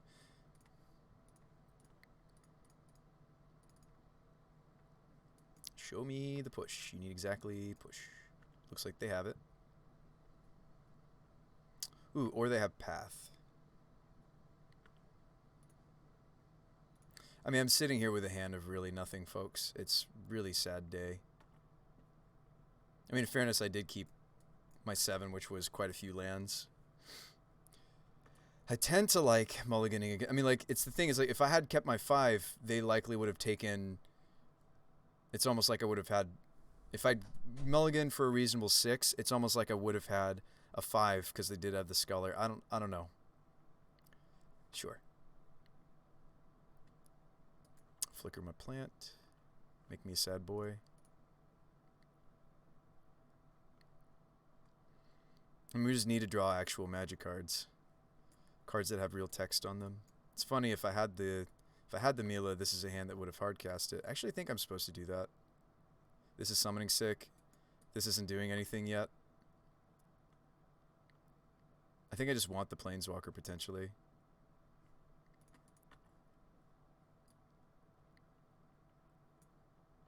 Like my hand is that bad that I think we want the Planeswalker. Okay, then we draw Knight. But I think I still am supposed to slam the Walker. If they have specific equipment, they can kill the Planeswalker. But I don't think I have the luck. I think I need the loot to happen here. Cool, so we're trying out Luca. We haven't used the Mila side of this yet. We're trying out the Luca side. I mean, I can get this back. There's some synergy for his minus ability. Just not yet. So draw, discard the Stomping Ground. Drew Temple Garden. Oh boy. Yeah, I just hope that they don't have the equipment to actually kill this here.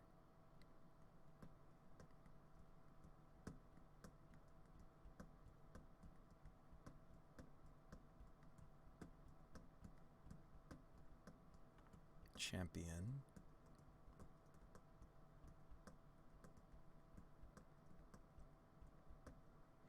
Just Flicker Wisp. Okay.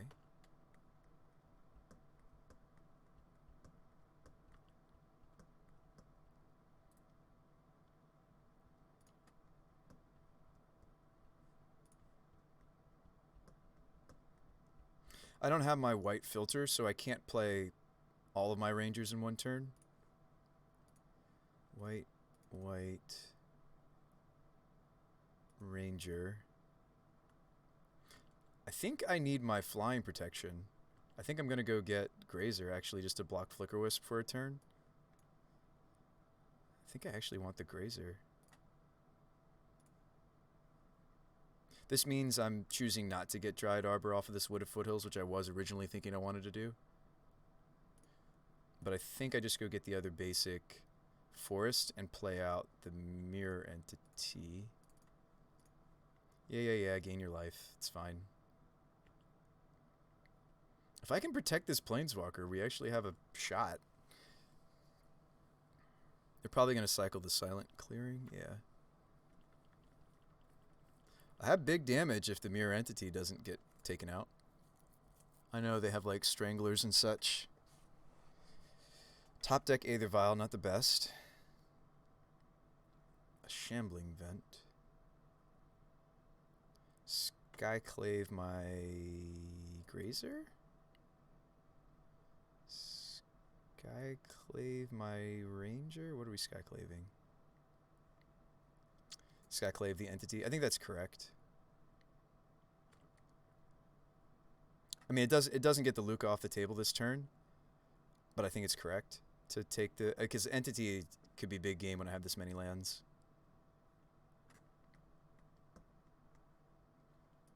So I was planning to do a block, which I do. The emblem on this Planeswalker is funny. I mean, we're playing protect the king. Like, that's literally what I'm doing right now. I don't have enough white to Linvala and also Ranger. Linvala is good in this matchup. So what am I doing then? Am I discarding the Ranger then? Because I want to play two things if I can this turn. But I don't want to miss deploying Linvala. It's awkward to... It's a May discard. I don't have to discard the Ranger. But there's still some spicy things that I could draw.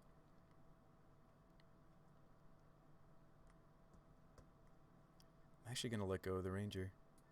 Okay, so that's actually my Dryad Arbor. And we have Giver now. Yeah, and since it's a creature, it's a draw 2. I forgot that it's a draw 2 if it's a creature. That's so nutters for us. That is really... Wow, we're actually turning this around, folks, maybe.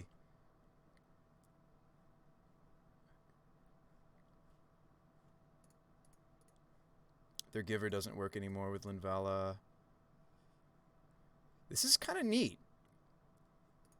I did not anticipate that we were maybe going to stabilize the Luca. What is happening? And maybe I shouldn't play out Giver, though. No, I think I'm supposed to. Because Giver represents me plussing and discarding a creature. And, this is a cool suggestion. Weird game where I got to actually use the Planeswalker side of this card. Huh. For, quite a lot of value so far. Can we keep it up? Can we keep it alive? They went and got Yorion. They're playing a Strangler. Keep land for discard. I think I want the Dryad Arbor. Luca wants to discard creatures. But, maybe you're right, Noob Fragger. Maybe you're right.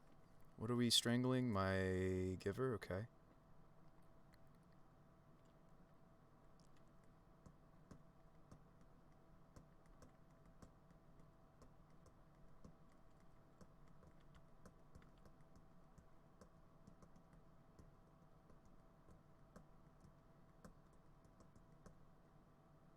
Fascinating game this is evolving into. I think you're right. I think I maybe should have kept it. Maybe the Dryad Arbor is a lot less value than the discard. But anyway, let's see if the deck continues to be kind to me.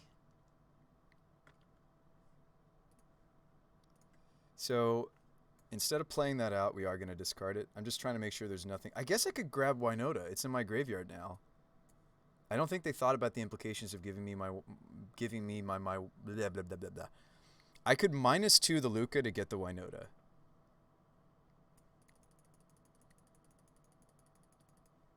I guess I will play this out then because I'm likely to hit a Spyro. I don't know if they thought about the implications here. But maybe I'm wrong to go for this because I might be sacrificing the Luca to do it. Because,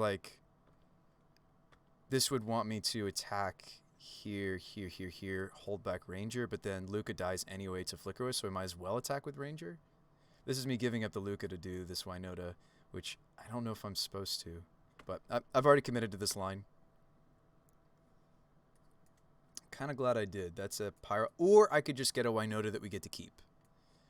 This is one of those weird situations where it might be correct to take the Winota that we keep, or we take the Spyro. I'm not making tokens, this is just a draw 2, but I might actually just want a Winota that I get to keep. So I'm going to go with that. So now we get to keep her. And I do get a Spyro after all if I want it. It doesn't make any tokens. I don't think Ranger's necessarily better. Let's go with Spyro. We get to see the cards first before I decide to activate Castle Embreth. We draw an Eladamri's Call. Ooh, I could flash in the lifelink creature, lifelink human. They might not see that coming. I think I can pay for it too. Yeah, I could do that because it's got flash. All right, let's see how they block.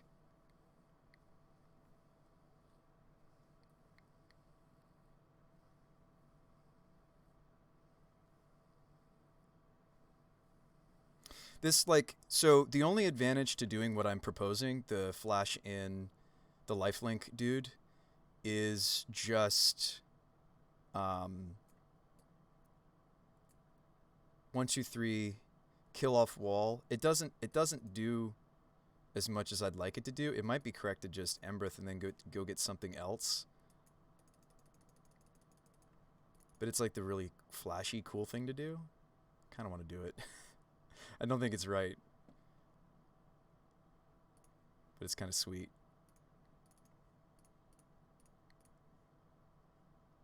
And I still get to play the Giver. It's too bad that the Winota's blocked by the champion because it doesn't give me the benefit there. And this whole line may have been wrong because I'm letting them attack my... Like, yes, this line resulted in us having a Winota, and now, like, the Winota is actually far scarier than the Luca himself. So, like, they need to draw an answer to Winota pretty much right here. So I think that was actually correct. I was rolling the dice, but we'll see. 5 mana? 4 mana? Gideon? What is this? Animate the Shambling Vent? What are we doing?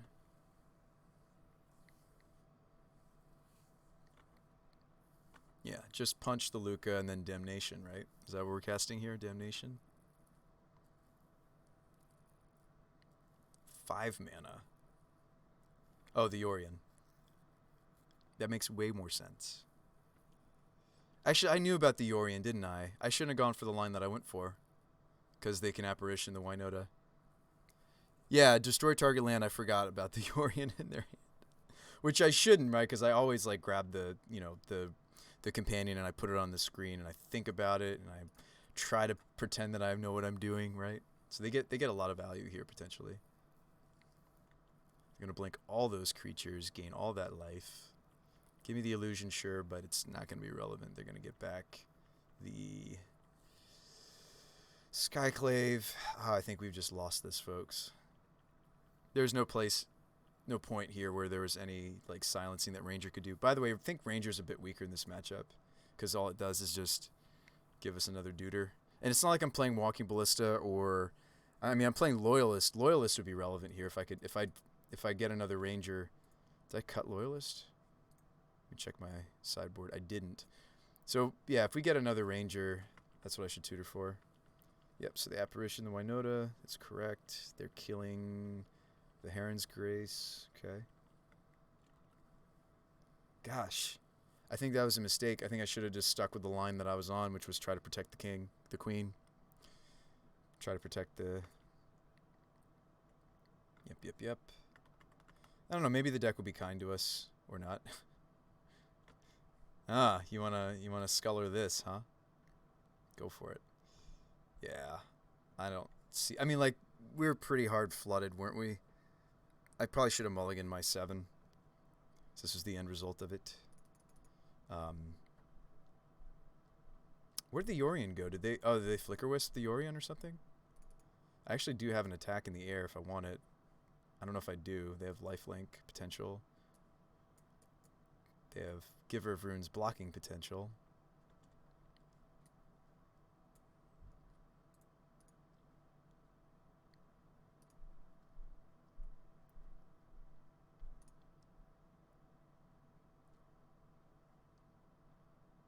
Wish I had like some Vigilant Threats or something. We should hang back on Pyro because that's what I want to block and then make tokens with, right?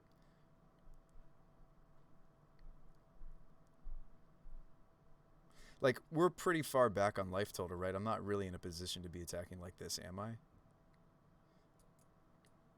Like, Linval is keeping the Flicker Wisp in check. I'm really not in a position to, but we're just gonna lose. We're just gonna lose the long game. Ugh. I shouldn't attack with Spyro because of Auric Champion. Excuse me. That's why. It's just like, but we have the Embereth. Like, I want to try.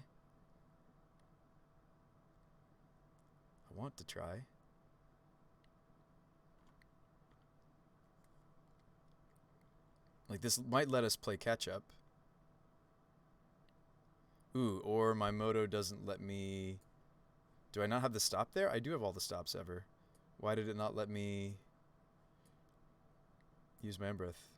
It should have stopped right here or here. During my opponent's block phase, it should have stopped and been like, hey, would you like to do things? So they should have taken another 3 right there. Only one out of the red source. I have 2. Reflecting Pool. Sorry, it's the old art that might be throwing you off. I don't think we're going to win this, folks. That's disappointing because Oh boy. They exile the Orient again. They get to take something else, maybe. Well, we'll protect it when it comes back in with our Giver of Runes, but well, maybe the way that they stack it is they like flicker my Giver before I can. Well, no, I just in response I give the Linvala protection from white. This has been an interesting hoot of a game for sure. I don't know why it didn't let me castle though. Take the 4. Yep. All their stuff comes back. Surprised they're not getting in with the vent. It's a 2/3. I don't know. Like, I would be really disappointed if that 3 damage matters. It probably will because this game is like really, really close. Well, no, it's not. They're gaining like a zillion because of the champion. I just need a tutor or a Winota, and we maybe can get back into this. Maybe I should have played this in thinned. Really be kicking myself if I draw like Temple Garden or something. I can't. Actually, there are no more fetchables for this, are there? I shouldn't play this out because there's no more fetchables. The Stomping Ground's in the bin. Alright, protection from white.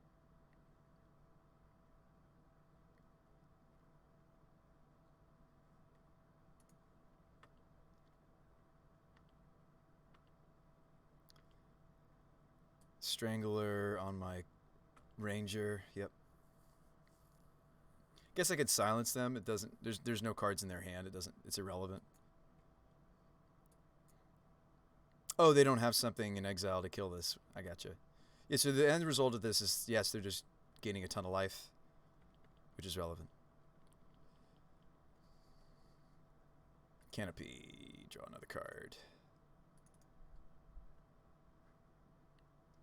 Evolution. That's literally exactly what we needed. Deck is being kind to me now. I was waiting for you to be kind to me, deck. Yeah, we want Spyro in the bin. It's more useful to us dead than alive. Winota. I'm at 19. They don't just crack back and kill us. They've got a Shambling Vent block. They got a lot of relevant blocks here, but at least Linvala. Plant, of course, is an easy thing to throw under the bus. We throw everything under the bus except for Giver. I do have enough mana to to activate Embreth. Alright. So 3 triggers. Ranger's just coming in because he should. Seasoned. Sweet. So we get a Spyro. Yes, yes, yes. You gain your life. I want the opponent's deck list. Yeah, maybe I should ask him. You might be able to find it on Goldfish, actually. Shale is not bad to see here. Ranger. We said if we got another Ranger, we were going to go get the Loyalist for the first strike and trample, which is very relevant. Could help us go over the top of my opponent's deck. And another Spyro. Spyro, keep the Loyalist, right? I think I need all the value and help I can get, so I think I have to Spyro. Yeah, we're getting rid of Shield, but I think the trample and first strike is more relevant. Eladamri's Call. Crater Maker. Okay.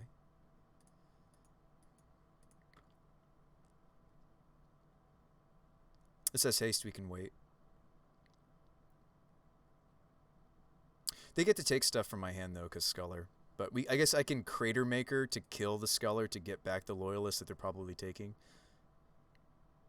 Can animate the Shambling Vent. Yep.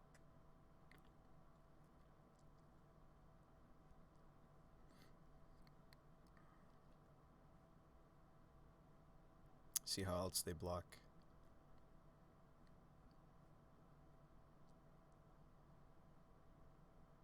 I mean, they know about the Castle Embreth, so I think I do Embreth, though. I mean, like, unless we want an Eladamri's Call, I don't think I should. Like, what am I getting? Am I playing it now? I guess I could Eladamri's and go get a relevant 2-drop, which could be, you know, Oath is down. What's the relevant 2-drop? Let's look at our sideboard. What's in right now? Masked Vandal's in, right? No, it's not. Ooze is not in. Excuse me. Auric Champion is not in. Voice of Resurgences are cut. Yeah, I don't really see something that I would want to tutor for right now and go put into play right now. So we're going to Embreth. It was good to look. It was good to check, right? There was a clear decision point there. Get in for a little bit more.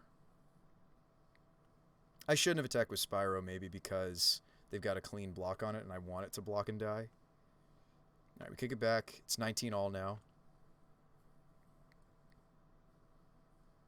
All right, Yorian's going to come back, and we're going to do a lot more stuff. I need to break it up somehow. I don't think I can, right? Like, I have to break up the Flicker. I guess the Crater Maker might have been the right play, actually, because Crater Maker would have broken up the Yorian.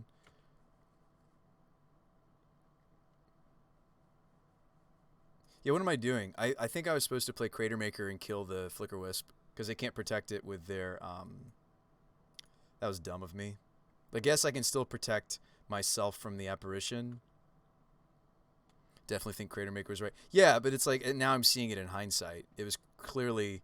Now I see that it was clearly play Crater Maker, kill the Flicker Wisp. Sorry, folks, I forgot. Forgot to do it. Didn't think to do it is what I should accurately say. Oh, we killed their Shambling then. This is such a grind, and I'm concerned about the clocks. Field of Ruin, my castle. Oh, yeah. That sucks. Yep, take the 4.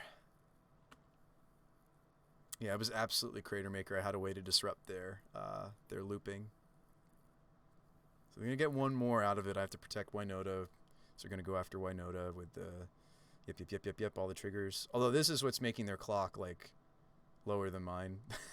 I mean, I'm not that kind of person. Like, I should make the right play, not the, ooh, let's let the fact that Moto clock is horrible get them, right? That's not the kind of game I want to play. All right, so they're apparitioning the Giver, which is correct. What is this targeting? That. Okay, so we're going to give, yeah, flickering the Yorian, so I missed my chance to do it again. Technically, gosh, this is just awful.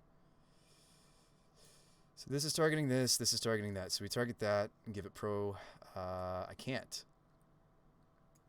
Well, Strangler is colorless, so I actually give it protection from colorless, and I actually can stop them from doing the Strangler. I'm sorry, folks. Hindsight's 20/20, right? It's like, now I know what I was supposed to do, and they should take Crater Maker because they should know what I was supposed to have done. Maybe they'll take Loyalist, though, because that's what they saw earliest last turn when I Rangered, right? When I Rangered and was like, I really want this first strike, right? I mean, it'll be good. Like, I mean, maybe they still take Crater Maker because Crater Maker kills the Sculler and gets back the Loyalist anyway.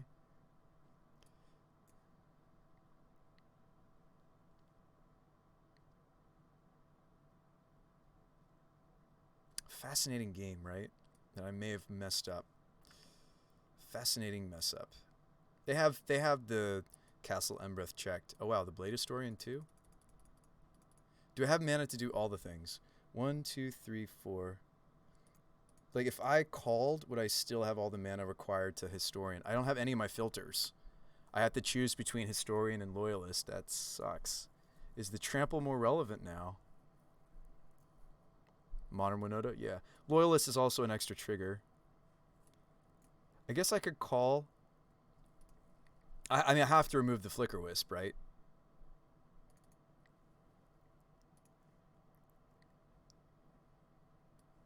This is what's left. Okay, so the Apparition gets rid of... let's see. Oh, but this means... I'm not doing much else this turn, right? So we're apparitioning what? The Flicker Wisp? If I go after the Sculler, I do get to play the Crater Maker, and I think the end result is just that I want to get rid of the Flicker Wisp. So I think I'm just going to do that, because, like, this way I get to play out the Loyalist, and I want to play the Loyalist. I want to smash. They don't have lethal damage on the table. We swing. There's still some stuff for me to find. We attack all, right? I guess maybe not this season. No, I think we just smash everything. Put that on the bottom of the stack. Winota finds herself. Actually, I shouldn't have done that because they have the champion. I think maybe I shouldn't have attacked with a couple of these threats. I don't know. I'm concerned about clock at this point because we're both low, both me and my opponent.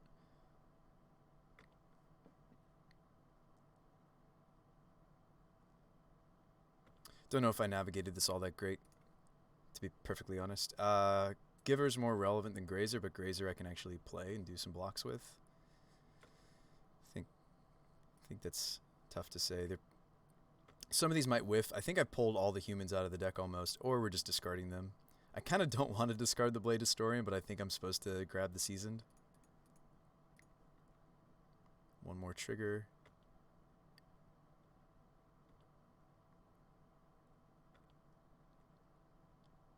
And that's also a whiff. I'm not surprised. First strike trample.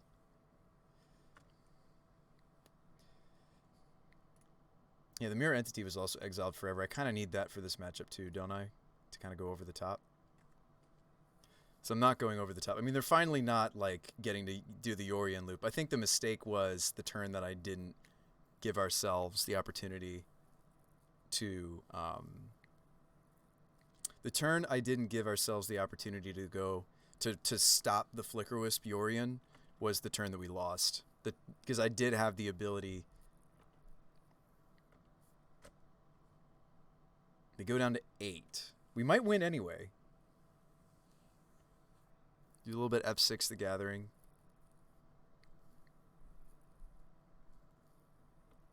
Our clocks are comparable. They really are. They're close.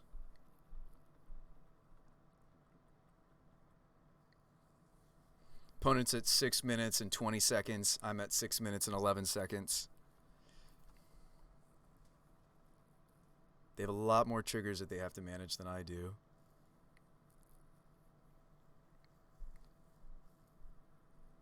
Give me back the Crater Maker.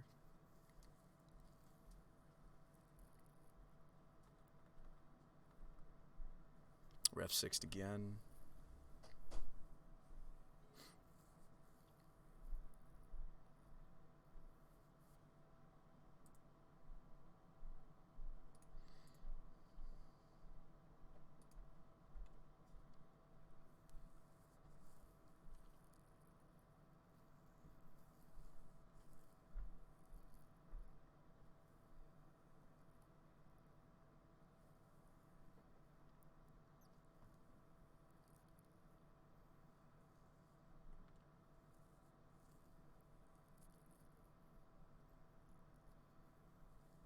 Down to 11 for me.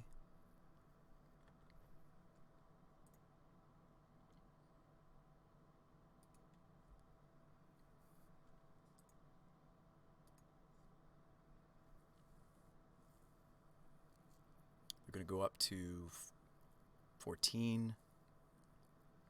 There's nothing else for me to pull out of the deck with Winota. They did not field yet my Castle Embereth. That could be relevant. They're in the red zone now on their clock.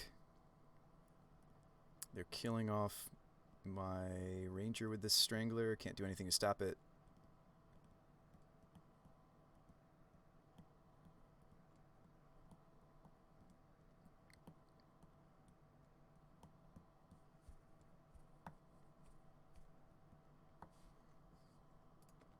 Okay, so we have a Seasoned Pyromancer in our yard. Let's not forget about. They didn't take out my Castle Embereth. I don't understand why. Don't I have lethal here? They only have 1, 2, 3, 4, 5, 6 blockers. I have 1, 2, 3, 4, 5, 6, 7, 8, 9, 10, 11 attackers. I think because they didn't field my Castle Embereth, this should do the trick. There might be like one more human to pull out of the deck. I don't think so, though. I think we looked at our whole deck. Just want to be sure. Yeah, there's none left.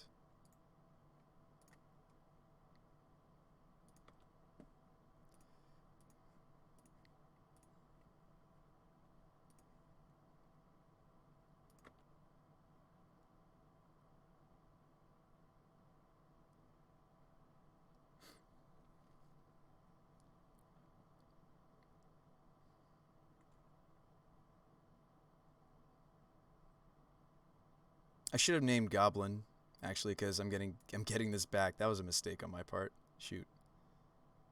because I don't have enough red sources to castle and also cast the... I should have thought about the implications.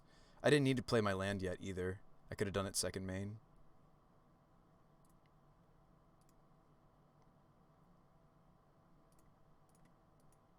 Red, red, red.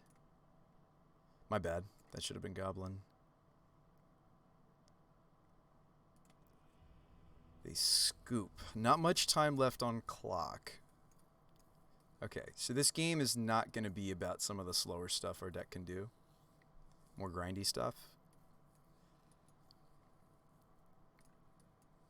Like, our two newest additions both strike me as cards that are like that. I feel like we just want to come out of the gate swinging. Keeping in mind that like I could lose to clock just because I'm ahead by about a minute doesn't mean... I think these are the grindier things we're doing. I know these are both of the new cards we wanted to test, but they're both kind of like...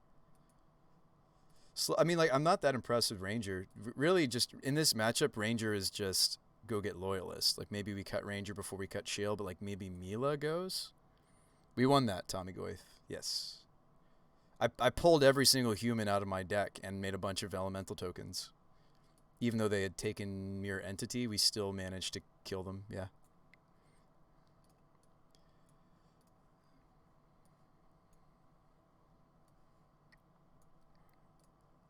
I mean, them on the play, I definitely think I want the speed. Maybe we cut the Heron's Grace? No.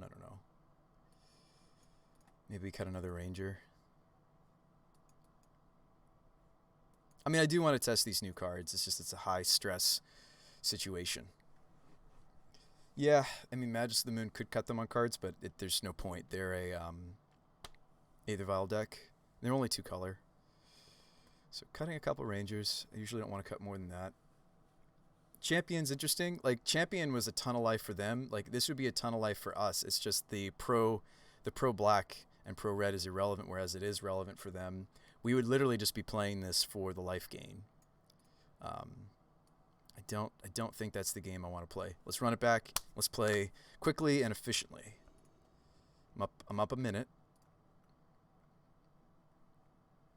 This hand is okay. It's not great, but it's okay.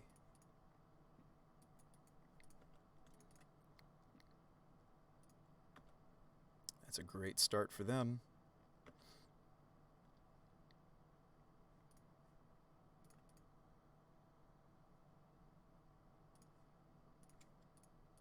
Yeah, I mean, maybe she was right.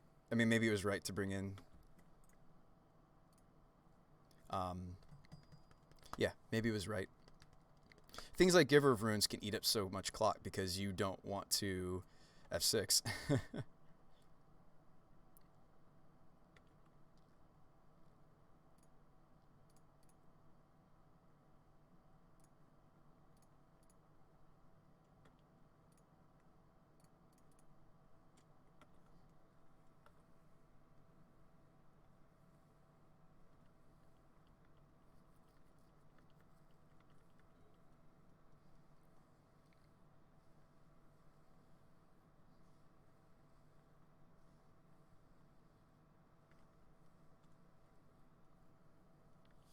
Yeah, maybe I should have brought in the Auric Champion.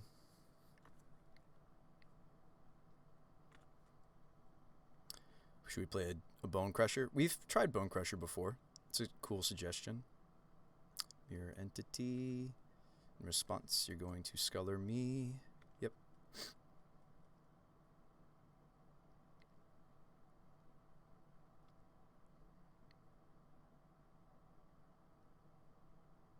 So they actually take Spyro, which gives me some options. I'm going to end step Eladamri's. So we're only 1 land shy. Granted, they could have another Sculler. Well, they put Aether Vial up to 3, so I don't think they do. But they could have, like, Flicker Wisp. Yeah, I mean, like, it's one of those situations where maybe I should have just boarded in such a way just to try to win on, like, life gain and clock. Like, yes, I'm still up on time. Strangles. What are we strangling? Strangling her.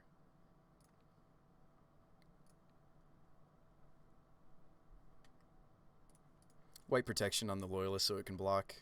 So killing off my Mother of Runes.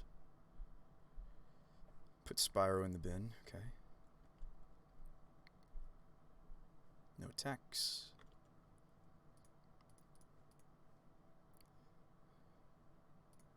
I think I still hope for the best. I actually can't get the Arbor. I was considering the Arbor. I shouldn't fetch because I want 4th land. Which the deck is kind enough to give me.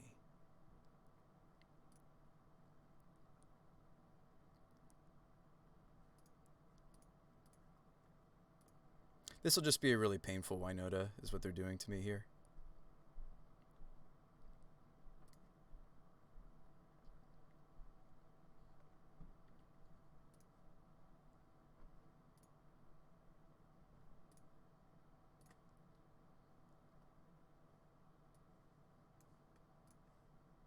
Actually, it's not all that painful. If I'm okay with not having red, which I think I am.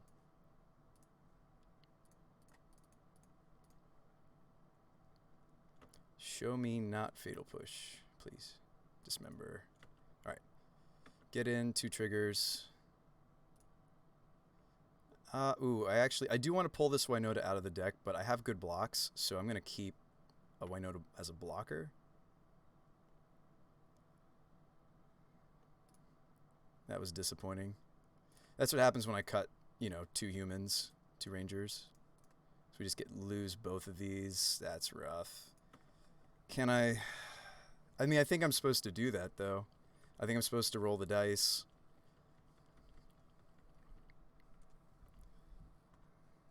But now I'm vulnerable to Flicker, like removal on the Winota, so Skyclave. That's brutal. Maybe it wasn't right. Maybe it wasn't time yet to attack, because I wasn't getting the first strike. They get to ephemerate their Wall of Omens. Maybe they ephemerate the Sculler. Yeah, they're going to ephemerate the Sculler.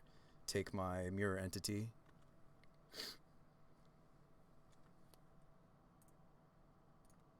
Brutal. Wait, will Favor ever do anything when Yorian's play? It won't. They may have been the wrong matchup to bring it in. Somebody said Fatal Push, and I was like, oh, okay, well, I'll just do that.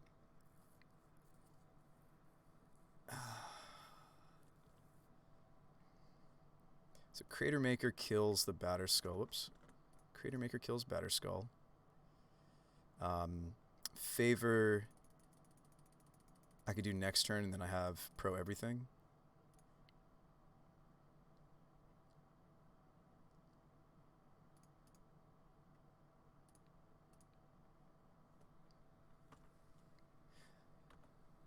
Opponent has 1 minute. Gross. Yeah, I should have just brought in like the Auric champion. I think you're right. Favor is like I do like to bring it in against the Path to Exile, Fatal Pushes and Dismembers and such. But it's like, and we do go bigger in this matchup, but now I don't. Like now they're just gonna put in the Yorian off the Aether Vial. So I really can't cast this. This could have been the, like if this had been the, let's just say it was the Auric champion. I think we actually might have won this game. But as it stands, I think we're dying. They have a lot of triggers, though, to resolve in 34 seconds.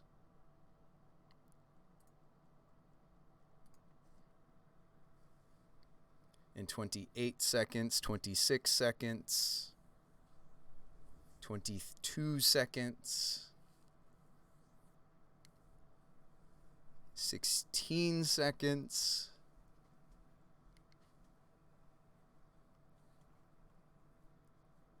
7 seconds, 8 seconds left. I don't think so either. I think we've got this. And it's not the way that I want to got this. Aether Vial also can just like eat up your clock.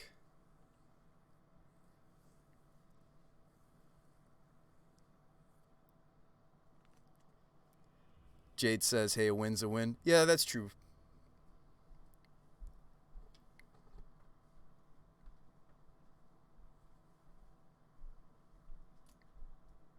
All right. So we're 2-0. Opponent had some, like, funny words to say in the chat. Anyway, I don't tend to salt myself and don't tend to feature the salt. Thanks for coming, guys. That was a grindy game. My goodness.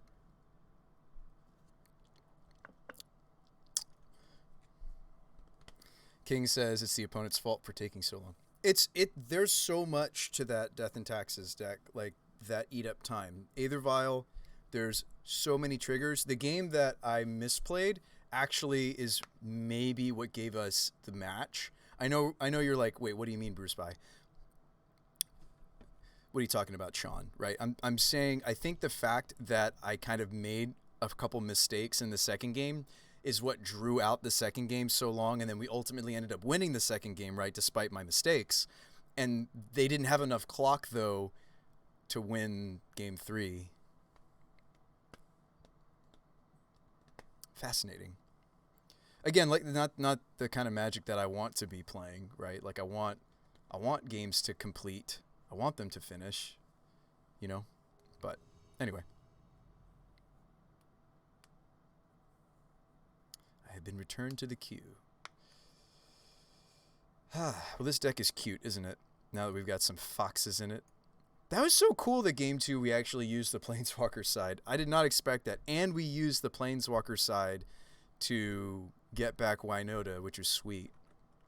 Which, I mean, you can't get Winota back with Rallier. You can get Winota back with, like, an Eternal Witness. We've thought about playing a Singleton Eternal Witness before. I do like the first Eternal Witness in this deck a lot, but we've cut it.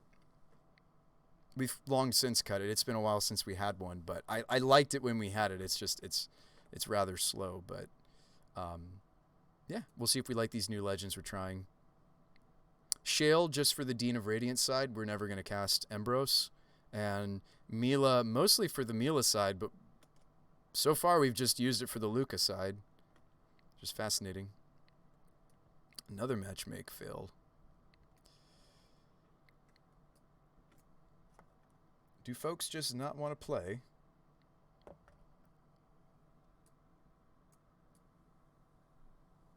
Give us an opponent where we can just like tutor for Magus of the Moon game 1, right? Just we see that they're Tron, we're like, all right, turn 2, Eladamri's Call, go get Magus, play Magus, or 4-color control, we Eldritch Evolution into the Magus, right? Maybe just give us like a greedy mana based deck. All right, good luck and have fun. It's a Lurrus deck. This hand seems fine. It's like maybe one more land that I'd like to see, but it's got all their colors. Happy. Keep. I mean, we have the shock to get the Giver in. Well, they might just be taking this Giver.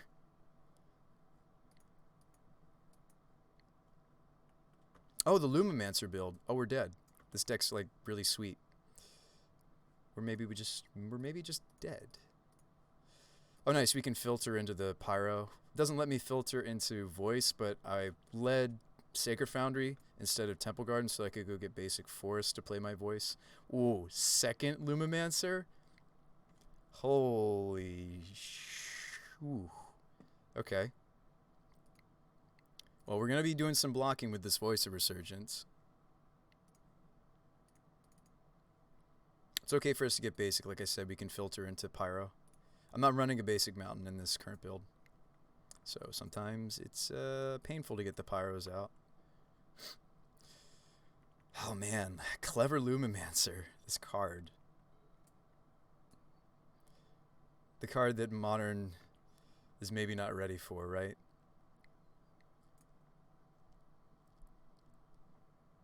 Soulscar Mage. Swift Spear.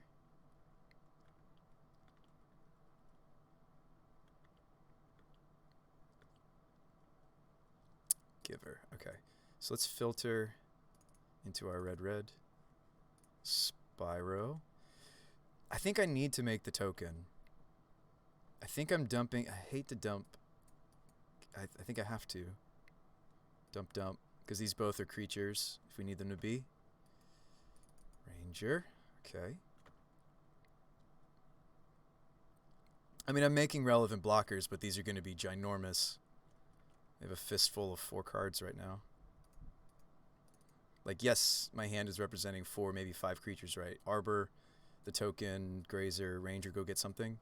But I need my build around. I need Winota here to possibly take this. My opponent's doing math, if you're wondering why they're like, but Brews by, they're like a burn deck. They're just, no, they're calculating. They're calculating their attack.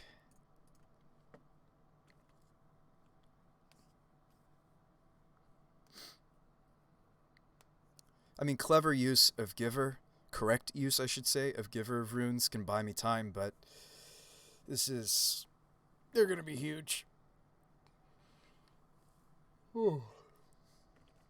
They're going to do it during combat, so whatever they do have, their instants. The swing.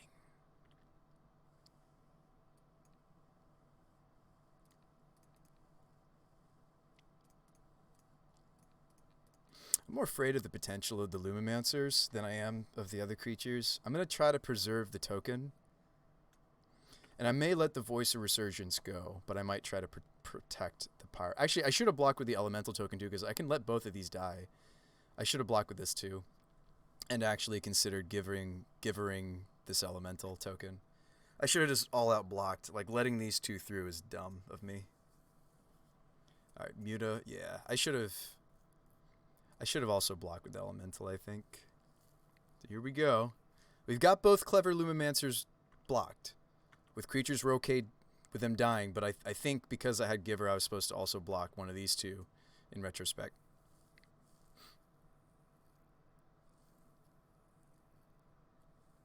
That's all that they do. Do I want to just preserve the Pyromancer then? Yeah.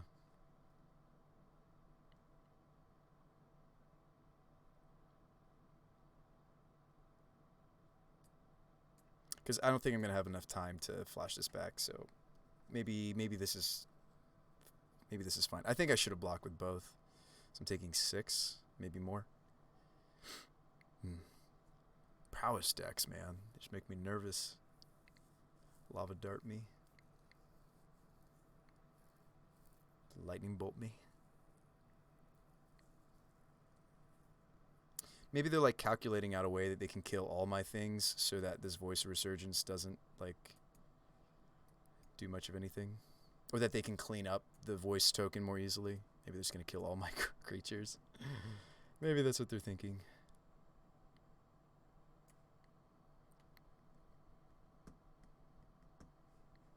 Yep, there's the dart. Oh, wow. So they're going to kill off the Pyromancer. Interesting. Okay. I really should have blocked with the Elemental token. Like, just because I blocked the Lumimancers, like, look how big this Soulscar Mage is, right? From the Mutagenic, sure, but I think I should have blocked, like, I'd be blocking 3 damage right now. Man.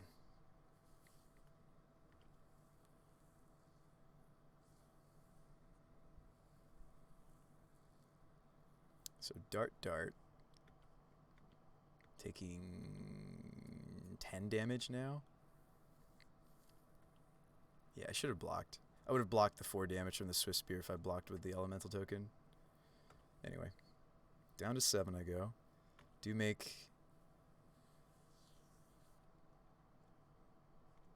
and another mage. Well, maybe they don't have a lot more spells, though. They're down to their last card, folks. Hold up. All hope is maybe not lost from my face now. I think I have to deploy Ranger. Which means I am fetching. Oh boy, I don't know. If I don't play Ranger, what am I doing instead, though? Like, play Garden, play Grazer? That seems... well, play Grazer to play Garden.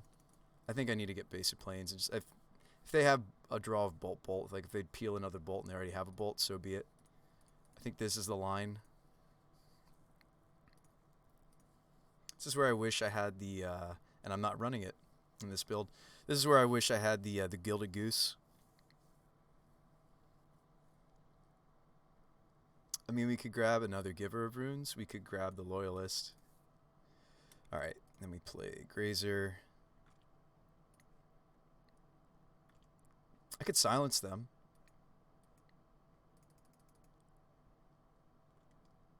before they draw their card. I could silence them.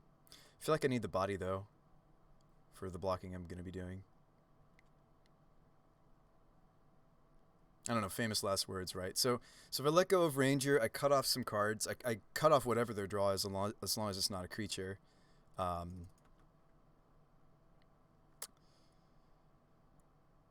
15? I mean, it's like even tempting to think about, you know, but I'm at 6, so that seems bad. I have blocks for everything if I sack Ranger, but then I'm blocking with Giver, and I don't really want to block with Giver. I want to block more like this, right? And try to take out a Lumimancer with the Elemental. I think I should just silence them and hope to draw something spicy off the top. Change my mind. So upkeep, sacrifice.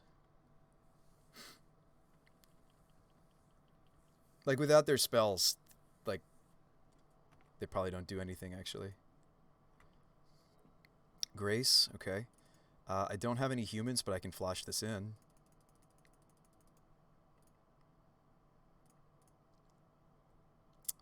Loyalist. It's so sad when I play Loyalist and I'm not necessarily attacking with it. So I think flashing in the Heron's Grace and maybe getting Dryad Arbor is my plan here.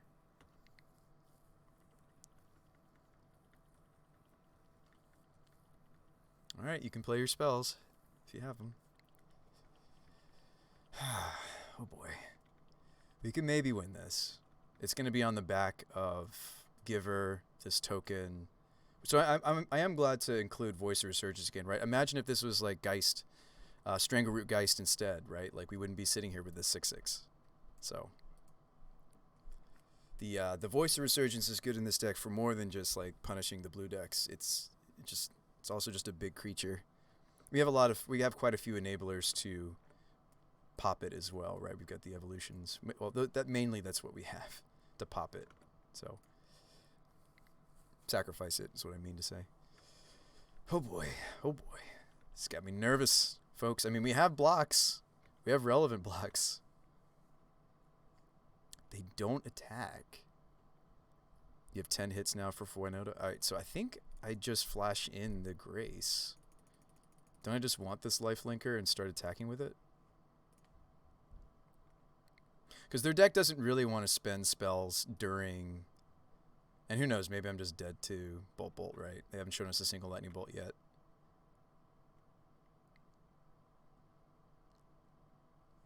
Eldritch, okay. Now I'm sad that I flashed this in, but maybe not.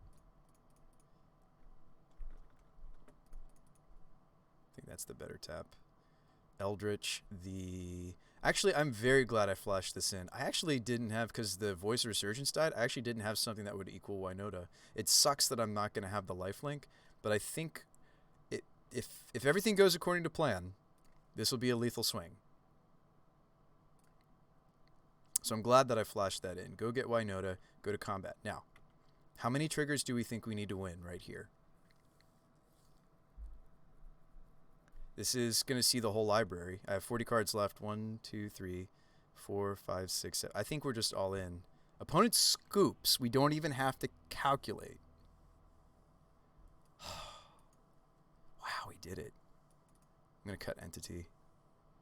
Shale as well. I think Loyalist I have to keep, even though I really don't like to against these Gutshot decks. Wow, we won. That's sweet. Mila might still be okay, but I'm going to cut it for the moment. And the Magus of the Moon. Alright, so this is what we want to run with, right? Maybe trim 1 or 2 Rangers. Okay, so let's see. What do we want? Skyclave actually is fine. Just removing their threats by any means necessary is good. Like, while Cratermaker isn't reliable removal, this is. Clothies is interesting. No, it's too slow. They run Kozilek's Returns. Although maybe that version doesn't. No, they can, because the Lumimancer grows in response. So I anticipate that'll be there. Abolisher if we want to stop their paths on the Winota. They'll be playing Path. Mark is good. Favor's fine because we're bigger. Burrington is good here. Other than that, I mean, maybe... Oh, definitely Auric Champion. Sorry. That's one of the first things that should get in. Yeah, other than that, maybe the Grand Abolisher. Grand Abolisher has some cool synergy with Ranger silencing. If I silence them with an Abolisher on the table, they actually don't get to cast spells again, non-creature spells specifically again, until a full cycle. I haven't thought that much about that synergy because I'm usually not bringing this in, but mostly for the blue decks, right? But it is interesting to think about against these decks that I'm aggressively silencing with Ranger. Interesting. I think Giver's pretty poor here. Do you? You don't like Givers?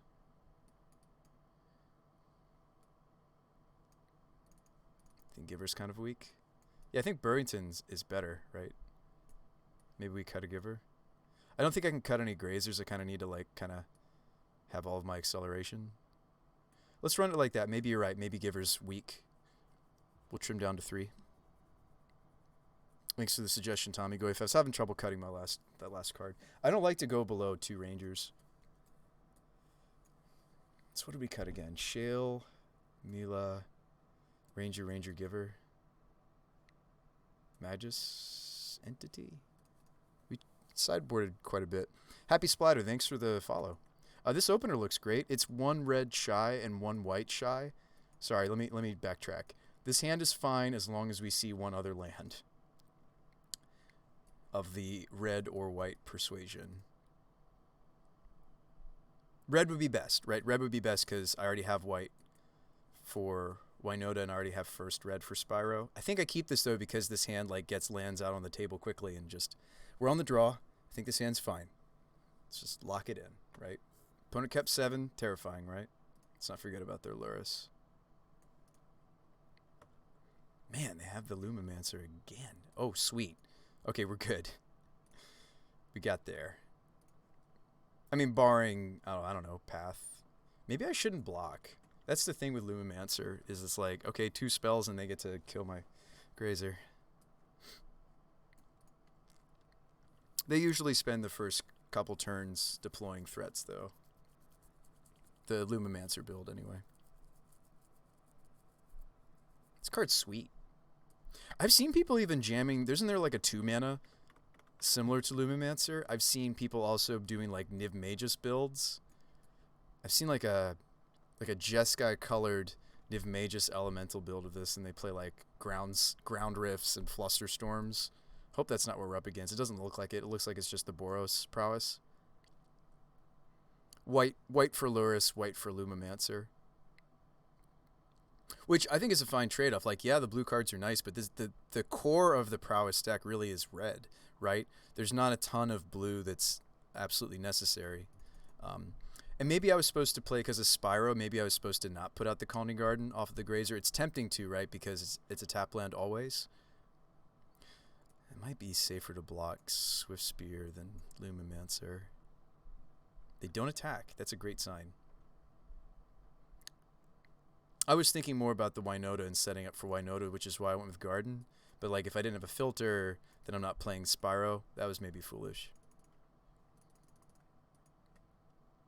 Yeah, it was maybe foolish. Well, Grazer to get the Foundry on the table.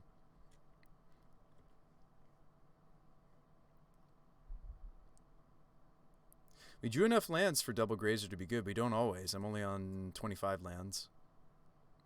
You might be sitting there like, but Bruce, this is so much mana. Isn't this terrible? Well, not really. Kind of a weird synergy deck. Don't forget. So let's, because we already have the white source naturally. Let's play this with the intent to get Dryad Arbor. I mean, fireworks are coming. We need to make some blocks this coming turn. I mean, I'd even rather block. I'd rather preserve the Grazers, just because they're a little bit more resilient. All right, Bauble. Bauble does not work with Swift Spear. I mean, they still run it because they're a Luris deck. They're not running this. It doesn't work with Magecraft, but it does work with Prowess.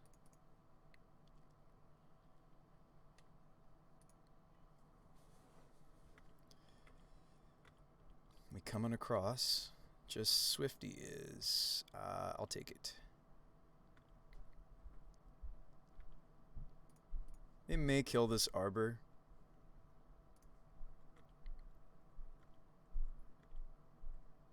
They may just have Path in hand, right? And then I feel stupid for not having red. But I think we just go for it. Show me Path to Exile. Show me Bolt. So they do have the Path. And I'm not running a basic red. I mean, a basic mountain. This would be the spot where the mountain would be sweet. I do have a basic to get, but we're on top deck mode again. I'll play out the Grazer. I suspected as much as them having a Path perhaps, but I think we still have to hope. And remember, we took game 1, so it's not a complete wash. We have plenty, like we can cast pretty much everything in our deck, barring the Peasies, the Spyros. Plenty of blocks. We can make some blocks. Oh, what is this? Oh wow, they're just returning Luris? Well, but there's a Bauble, so actually that is a little scary. Oof. I think the deck's sending me a message that I should have fetched a little greedier. I mean, I do have a lot of life points, so it's like the temptation was to get, what did I get? Basic Forest at some point for the Grazer early on. I think turn 1 I got Basic Forest for Grazer. Whoops. I didn't mean to click. I didn't mean to swing my Grazer. I could have accidentally just offered up my Grazer accidentally. I was just trying to look at it. Bolt a Grazer. Okay. Well, if your plan was to do that, why not just eat up the free Grazer that I accidentally offered up? I don't know. They bolt one. We're going to lose this if I can't find Red Source or Winota. It's my own fault. I could have fetched the one fetch that I did have. All these other lands I didn't pick, right? The one fetch. Oh, you know what? No, I chose Arbor. That's what I chose. That was the foolishness. I chose it because I wanted to maximize my Winota potential. Now I remember. Foundry was naturally drawn. All these other lands naturally drawn, or this one was from the Path. The Arbor was what I spent the Windswept Heath on. This was what was wrong. I should have been like, maybe they're gonna have the Path for the Winota, right? Or even Bolt, Bolt Dart. Maybe I should not get this. I'll let them have that. So they swing for 3. And we drew the perfect card. The perfect card we drew. Oh. Okay. Show me path number 2.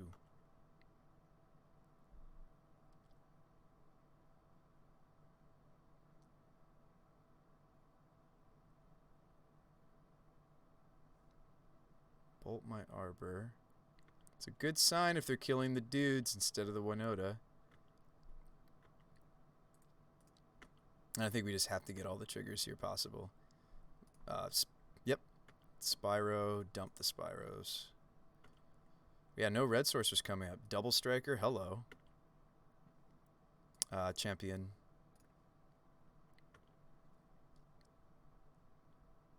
Opponent scoops to the champion. Wow, okay. We're 3-0 right now. What is going on?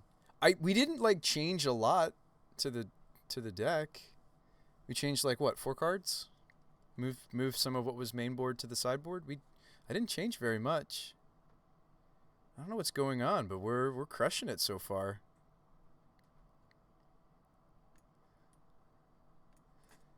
I mean, we've had 4-1s with the deck before. I've never had the 5-0 yet with any of the different takes on Winota I've been playing the last few weeks, but it'd be really, really cool to see another 4-1 or better. Let's see if we can. Who's with me, right? Who's with me? Can we do it? Can we get the 4-1? Can we do it? I believe. I believe that we can be the Pokemon Master. Come on, 5-0. We want to be the very best Planeswalker that ever was, right? Somebody should do like a parody of that song and just like make it into like Magic or something. I don't know. Yeah, I did not expect that to be... Here's some bombs, Jade. I know you like the bombs. I'll drop some bombs.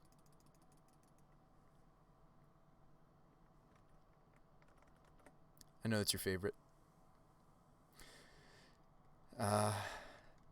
Dylon, die. 5-0, let's go. With our meme.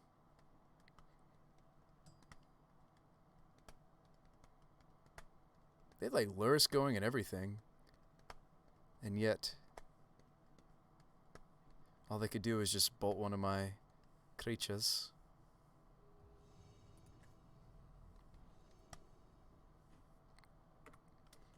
Alright, Tommy Goif, I'll try. Hey, good luck and have fun. Alright, maybe they're going to be Tron, right? And we just get to moon them. I don't know if we can actually keep this. Let me think about it for a second. So, this hand does have a plan. It is going wide despite not having 1-drops or 2-drops. It does have Eldritch. This hand would get only, though, the basic forest. And actually, this hand's maybe not a keep. So, yes, this hand can evolve the Heron's Grace. Or, incidentally, we're up against an opponent where Moon is good. Like, this hand would have to see a different land for it to function, right? We're pretty positive. Opponent shows us that they're a Luris deck. All the different Luris decks of the format have bolts and such. So, with that in mind, I think I maybe mulligan this. Because, like, this is kind of like, we want to pull this out of the deck against the right opponents. We want to pull this out of the deck with Winota triggers. This is really a 6, because I don't know if the Magus is good. And Magus is comically good against my own hand in this situation. Tommy says, don't keep it. Yeah, I don't think I should. I think there's a better 6. This is a much better 6. This is an excellent 6. I might let go of the Loyalist. Well, no. No, that's not true.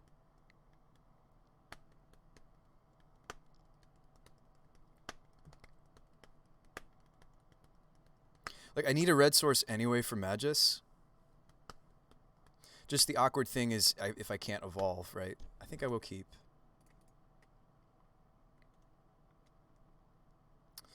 And what are we bottoming? Maybe I let go of Eldritch because I have the colors necessary to go on the Magus of the Moon plan. And still Winota, but I wouldn't be able to... Yeah, let's sequence it that way. I think I still get Stomping Ground, right?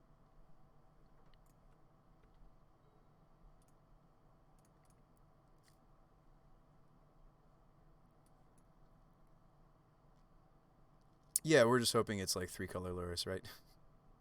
With a hand like this. I think it's Stomping Ground. Okay, do I want green, or am I more interested in being able to cast Ranger? What am I more interested in? Evolution or Ranger? I just bottomed an Evolution. Well, we're shuffling. It's pretty even. I guess I'm more interested in Ranger, though. I also have Mila now to consider. I guess maybe I'm getting Sacred Foundry then. I guess Mila changes us slightly to want white more than we want green now. Also, most of my sources are green. I'm more likely to draw green naturally with all the... I think I'm supposed to get Foundry more often than I do. Because I'm more likely to naturally draw the green. I think the Foundry is more relevant. Also, we're closer to Ranger. Yeah, because we already have the plains. Truth. Or we just draw a land like a boss. Now, do we want this to be the basic forest, or do we just not know what it is supposed to be yet? Is this supposed to be Arbor? Lots of questions. Did they keep a no-lander, by the way? I'm just observing that my opponent has kept a no-land bobbler hand. I just realized that. I might go get Arbor, as greedy as it is. I might. Depends on what they show me. Blooming Inquisition. So they can't take Winota, but they do take my Magus. I don't think against what I'm seeing now, I don't think I should get the Arbor. I think that's foolish.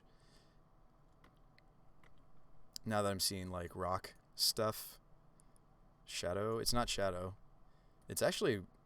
Oh, this is Hexdrinker Rock. Definitely. So, Grace. Yeah, it's like almost assuredly Hexdrinker Rock. I hope they don't Thoughtseize the Winota, otherwise I have very little going on. I'm also scared of just like fetch. Ooh, okay, Fatal Push. Alright, well, we're just playing out Winota without something to go with it. Like, I'm more afraid of this getting Thoughtseized than... It's going to be a while before we get the value out of this card, but hey, my opponent has no board. I have a 4/4. Like, yes, it's tempting to play the Grazer first, but like I need to make sure that we blank the Thoughtseizes that they might have. They're gonna have more. Yeah, there's the Hex Drinker. Like I said, I was trying to tell you that's what they probably were.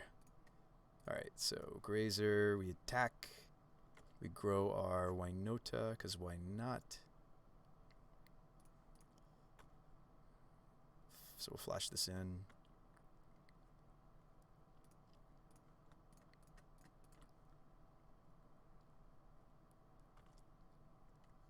Hit them for 5. It's the new take on the rock deck. I'm not personally a fan. I think it's doing some cool stuff. I think them keeping a no-lander was weird. Like, very greedy. I think they kept a no-land 2-bobble hand. Granted, they were on the draw, right? They're on the draw, but, like, that deck is already light on... Oh, we don't have the Loyalist anymore. All right, let's go Ranger, go get... I might even just go get Grazer. Could get the Arbor. I'll get Arbor, I guess. Because whatever I get, I want it to be on the table this turn. Swing, swing, swing. Another Ranger. I can silence them. Yes. I guess... I mean, like, I could go get Giver, but why not just get something I can actually put into play? Yeah, we're very, very far ahead. And they're a fair deck. I mean, they're just playing this out because they want to observe what I do. What my deck does. What it do. What my weird deck does. They want to see it. It's fine.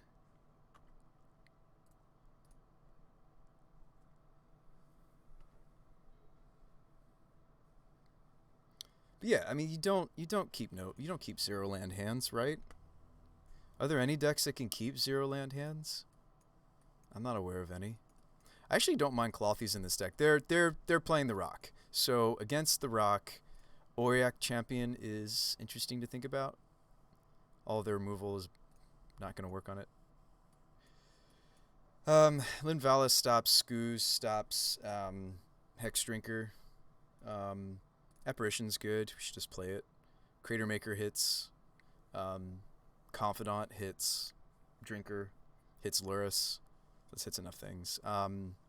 We want our grindier stuff. I don't really need to come out of the gates fast in this matchup. This is a slow match. It's like against Jund, I might even cut all these. Like, I don't necessarily need to come out of the gates quickly. I might even cut the Arbor. But maybe not. It's not like they're a gut shot deck.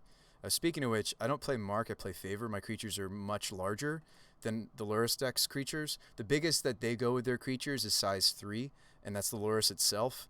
I have many creatures that are going to be higher CMC, so this is going to blank, hopefully, all of their different Fatal Pushes and such. What else do I want? Do I want this for Damnation? I don't feel like the Hex Drinker Luris runs... much in the realm of sweepers, but let's do a little research. Maybe they do run like a Damnation. Does anybody know? Linvala's good. I think I do like Linvala because it just flies over, it blocks nicely. Let's see. Modern, Filter, Rock. Rain of Tears? Whoa. Maelstrom Pulse. Don't see any sweepers per se. If you're wondering what they were playing, it looks kind of something like this. So Damnation doesn't seem to be all that popular. Rain of Tears seems to be their go-to. Fascinating.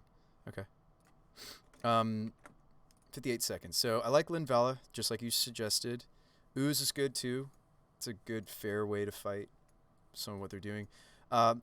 Oath stops their baubles. It doesn't do anything else, but stopping the baubles is not bad to just like blank them. That's a maybe card. It's a maybe. Yeah, something like this. We could cut Rangers. They're not as good in this matchup simply because we do want Loyalist even if I'm cutting some Rangers. Part of the reason why I would cut some number of Rangers. Oh, I can also cut Grace. It's not like they're burn. Let's cut a Ranger or two. It's not really the matchup for them. I kind of like the incidental, ooh. Yeah, like that seems like a small thing to just like, ooh, you're turning off their what? You're turning off their baubles, but like I don't mind just incidentally doing that. This hand's fine. It's got red mana, filters for the voice. I guess I'll keep this. It's a little slow, but like, and they're faster than like your Jund decks. Bauble, okay. Drinker, Nope. Inquisition, take my Voice of Resurgence. Plague Glyph Weaver? I don't think I'm supposed to. You think I should have? So yeah, take Voice. Cavern is gonna name Human. I guess I could fetch out some basics. Did I leave in Magus? I shouldn't have. I accidentally did. Shoot. It's okay. There's one more game to be played. That's just frustrating. Saving Ranger on upkeep before you cast Winota guarantees triggers. Saving Ranger on upkeep. Hold on. Trying to figure out where your mind is going with that.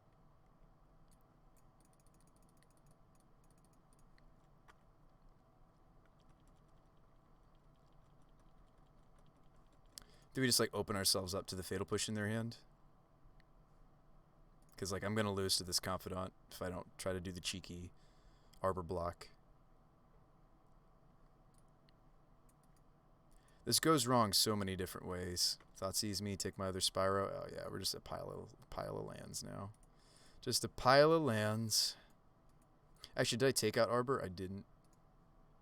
I think we just have to hope that they don't have one of their many removal spells here.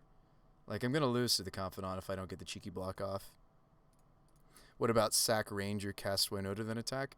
I don't know if I'm seeing why the Glyph Weaver works. Oh, King Magic, you're not talking about what Tommy Goif was. Excuse me. No, yes. So that is why, that is one of the reasons why I really like Ranger Knight, Ranger Captain of Eos. Show me Fatal Push. I think I have to go for this cheeky line because, like, if I can't get the Confidant off this turn, it's just a loss. Show me Fatal Push. Yep.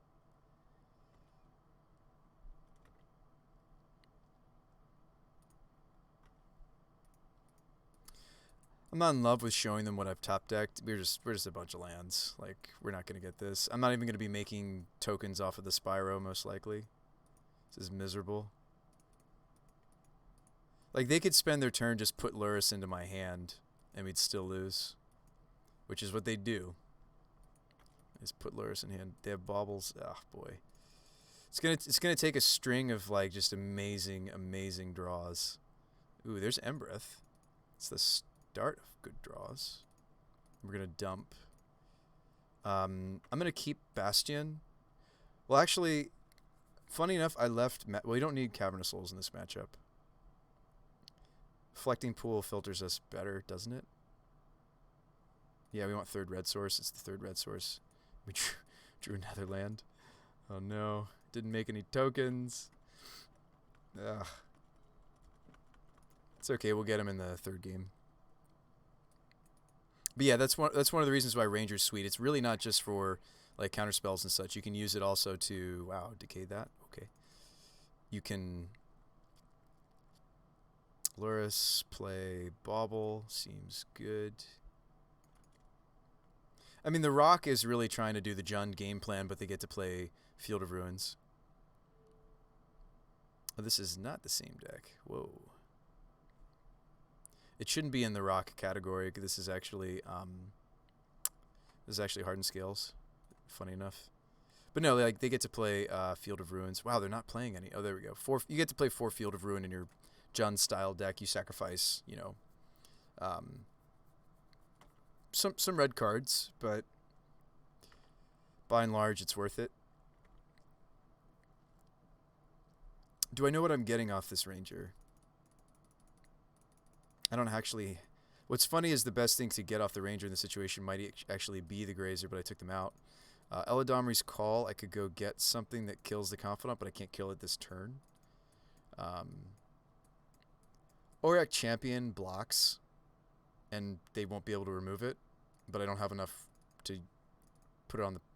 I don't have enough white to cast it this turn. I could cast it next turn, but I think not playing Ranger is a bad idea, because I can build up to enough white and such with this fetch, right? I think I'm supposed to play Ranger.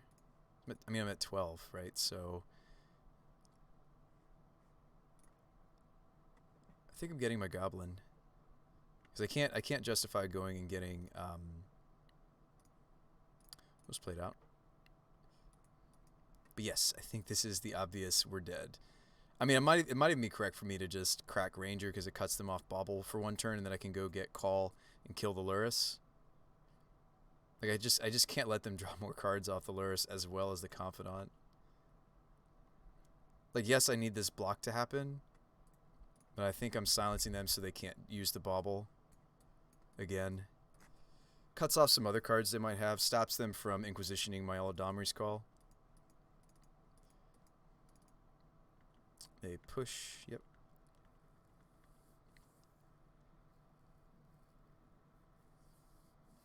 Yeah. Thymos, thanks for hitting that follow. Welcome to the Brews by the Magic Guy stream. Welcome to the Brew Crew. Treetop. So I should have this out not just so you guys can look at it, but so I can think on the fact that they have one more push they haven't played yet, I think.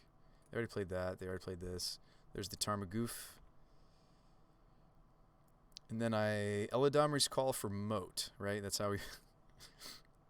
I'm kidding. And in fairness... Oh, wow. All right. Yeah, Majesty of the Moon actually is interesting because it does stop stuff like Treetop, but I did mean to take it out. It doesn't do enough. It needs to do more than just punish their lands. Now, I wonder on the play, should I have Grazer? Maybe I should have had it actually even on the draw, but against these Jund-like decks, I don't... Oh, we didn't have Auric Champion in? I feel like I should, though. Maybe we should look more like this.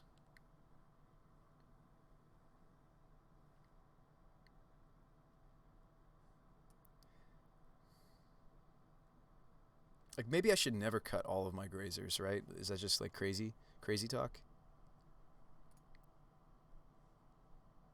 Oh, gonna run it back. Gonna run it back.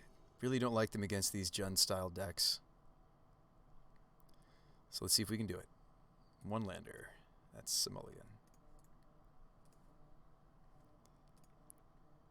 Oath because of explosives. Oath is in. I think I keep this hand. And I put back the Arbor.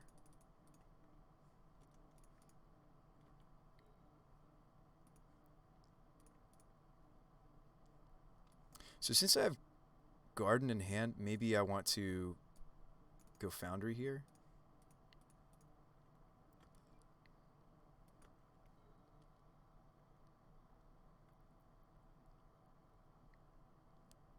And they push it to the limit.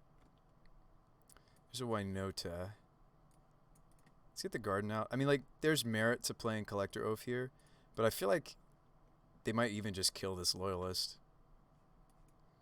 She's immune to the Thoughtseize. We got to push out of the way. It's a lot of what Giver does in these matchups. It just soaks the removal spell that would hit her. Inquisition takes Oath, but I have Winota. This is Hex Drinker. This is Spellbomb. Why is this in? I wonder. Oh, Favor. That's actually great for us, potentially. For protecting the Winota. Obviously, they could, like, Thoughtseize or play Liliana or something here. I shouldn't fetch because as juicy as it would be maybe to think about Dryad Arbor, two things. I need a white or red source. And I'm okay taking some shock damage to not thin decks out of my... Sorry, thin lands out of my deck. Confidant, that's not good. It's also got Pro All Colors. Until I resolve this, it has Pro All Colors, I should say. They have a couple creatures that are bigger than some of my threats, but most of my threats are bigger than all of their creatures. The exception, of course, is Lurrus. I still stand by this card in these Fatal Push matchups. We're good to go. Granted, they're tapped out, but we're good to go. So we need... we should go for Stomping Ground, because I think... Well, again, we're in that situation where is it white, or is it red? Red that we want. I mean, Castle Embereth wants me to go for a red source here, but Linvala, Mila, Rangers, Skyclave, they all want me to go for the Temple Garden. I'll go for Temple Garden. Play this Forest. Red, white, colorless. Two green. They do get to eat up my plant, but it's totally worth. Actually, they get to eat up my Legion Loyalist. Excuse me. Maybe I shouldn't. Well, they're not gonna. I don't think they're gonna trade that in there. Yeah, let's get hasty. They have a Confidant in play. Let's pressure their life total. One more hit, please. I'll take a Spyro. Sweet. Sometimes you just gotta ask for it, right? We'll draw 2. Mila and a backup Winota. They have. I mean, to get Winota off the table, though, this is pro all colors, right? They'd have to. So we're gonna block here. We get the Confidant off the table. That's what we wanted. This is probably game. I mean, like, they have to remove Favor and they have to kill Winota and still deal with everything else that's going on, but I have a backup Winota in my hand. This is just probably game. But I'm telling you, like, this card looks cute. In my testing, I've really, really loved this card in these kinds of, you know, Fatal Push kinds of metas. Maybe I should have brought this in again. We beat them anyway, but I can't remember. They have my Mila. That's fine. If they can't get my engine off the table, they have to kill, like, this plant here. They might kill the plant, actually. Unearth the Confidant. That's sweet. They actually maybe needed to kill the plant, because I just realized that was the only non-human I have on the table. But I'm pretty confident to say I think... I don't need to play the Ooze yet. We can play it second main. One more trigger. That's game. Double Striker. It's also pro all colors. It's the same size as Winota, so they both benefit simultaneously from the favor of the mighty. And I mean, the Winota by herself is lethal.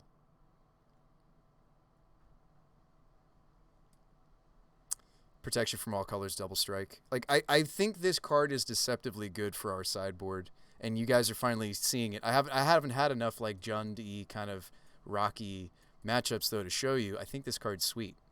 Like, what there's nothing they can do. They're just dead no matter how they block. We win. Hey, we got the 4-1. Guys, we did it. I think this might be the second 4-1 we've gotten with Winota. Guys, we did it. We got 4-1 with our meme. All right, now we got to go for the 5-0. Guys, we're doing it. Folks, we're really doing it. Let's celebrate with some bombs, shall we?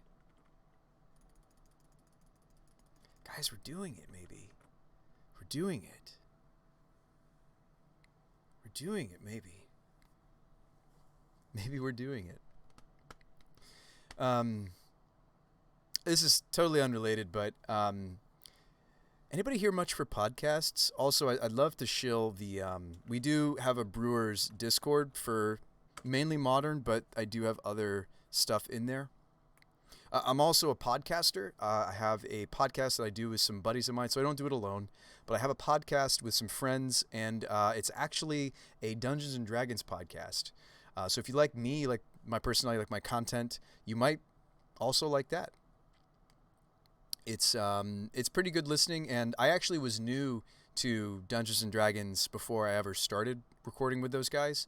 So even if you know very little to nothing about Dungeons & Dragons, our podcast is very approachable because I ask lots of the typical new player questions like, how do I search the room? Like very, very, very basic questions. I asked some of those kinds of questions just because I was new. I'm not new to Dungeons & Dragons anymore, but I was at the beginning of that podcast. So if you're interested, let me know, and I can link it in the chat. Might be a good listen for you guys. This opener is not great. I could keep it because we're on the play, because I have no idea what my opponent's up to. We have all our colors. We have none of our doubles, but our hand doesn't need doubles. This hand is just very, like, land go, land voice go, land maybe play mirror, maybe not. I'll keep this in the dark. It's not a great 7, but I've seen worse. Let's just go Forest Go. Link? Yeah, absolutely. I think it's socials. It's the very, very last link. It's this one. We have our own website for the podcast. So there's my buddy Brian. There's my friend Jay. They're brothers, actually, and he's the sound engineer. That's something else that I've heard people say about our podcast, and there's my character, Tokus, is that And we did build our world from scratch, and it's real. Like, we're not faking the rolls or fudging or. And I'll admit it does have a storytelling focus. There's the cast if you want to learn more about each of us. Yeah. Yeah, give it a listen if you like that kind of stuff. Oh wow, we're up against Tron, and I don't have a tutor for my, but we're on the play.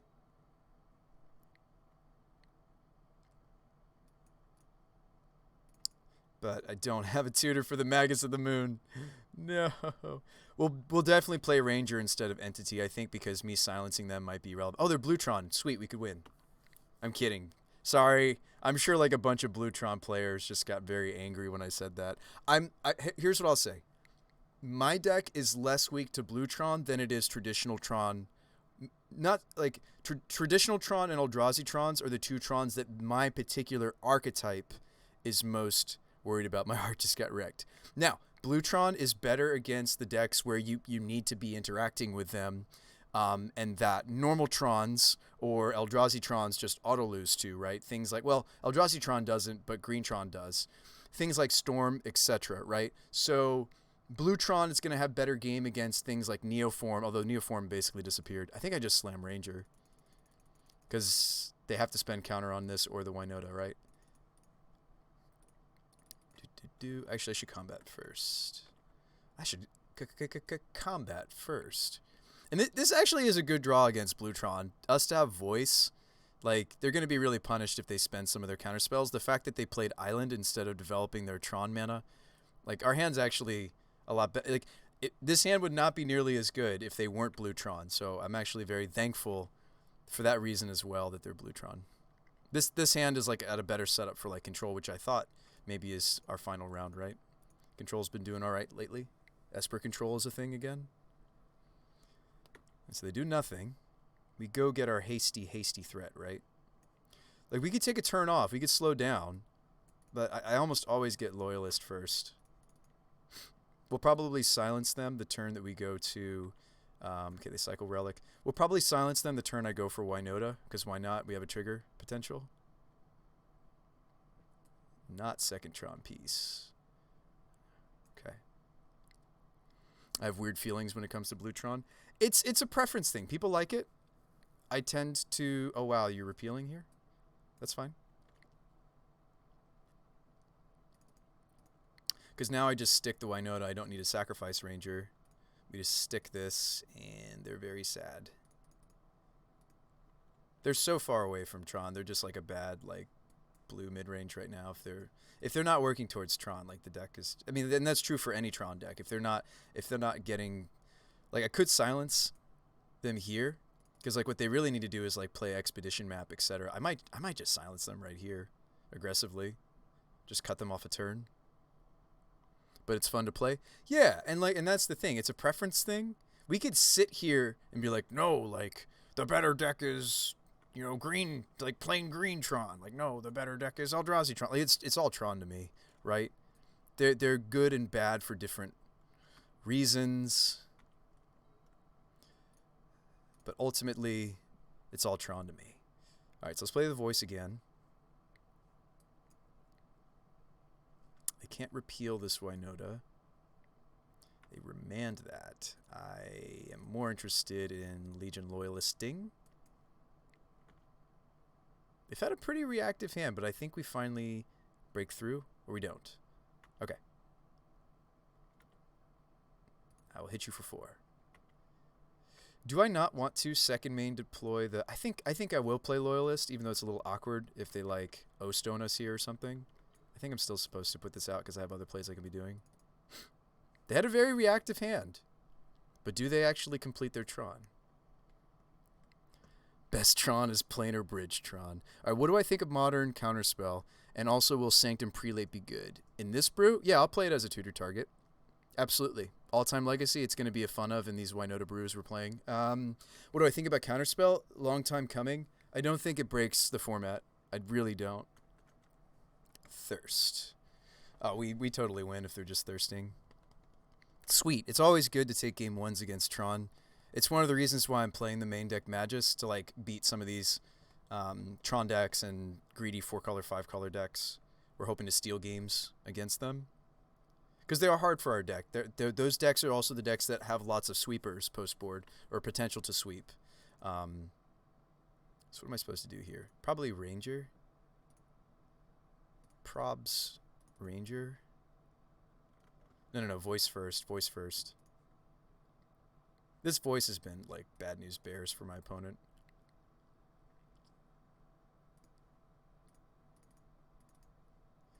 Ranger, go get Dryad Arbor, maybe? Instead of Giver, although that seems weird, but I have a land drop this turn, don't I? Oh, no, I don't. Never mind. That was wrong. I should get Giver. That should have been Giver. Attack. Get my trigger. Magus, we win. Easy. Game, easy life. Maybe silence them, because we can. So I don't want them bouncing the Magus off their draw. Since they have bounced this, they probably would have already used it.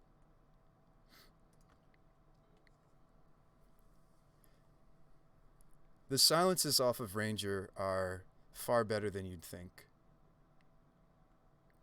It's just like Worm Coil. I think that's okay. I think we can overpower it. I think we can.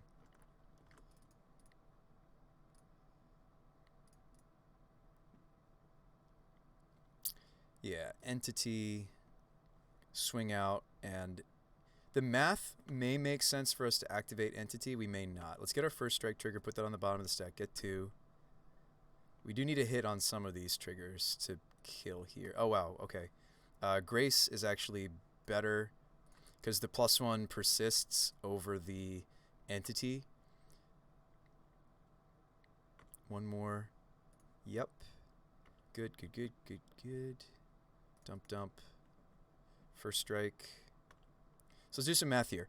Is it more correct for me to Entity than to not? I think so, because it grows Voice. It shrinks Winota.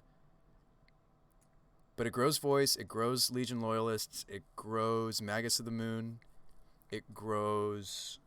doesn't grow Champion, but it does grow Pyro. And they're at 4. I think I do it. Well, hang on. Cancel. Let's see how they block.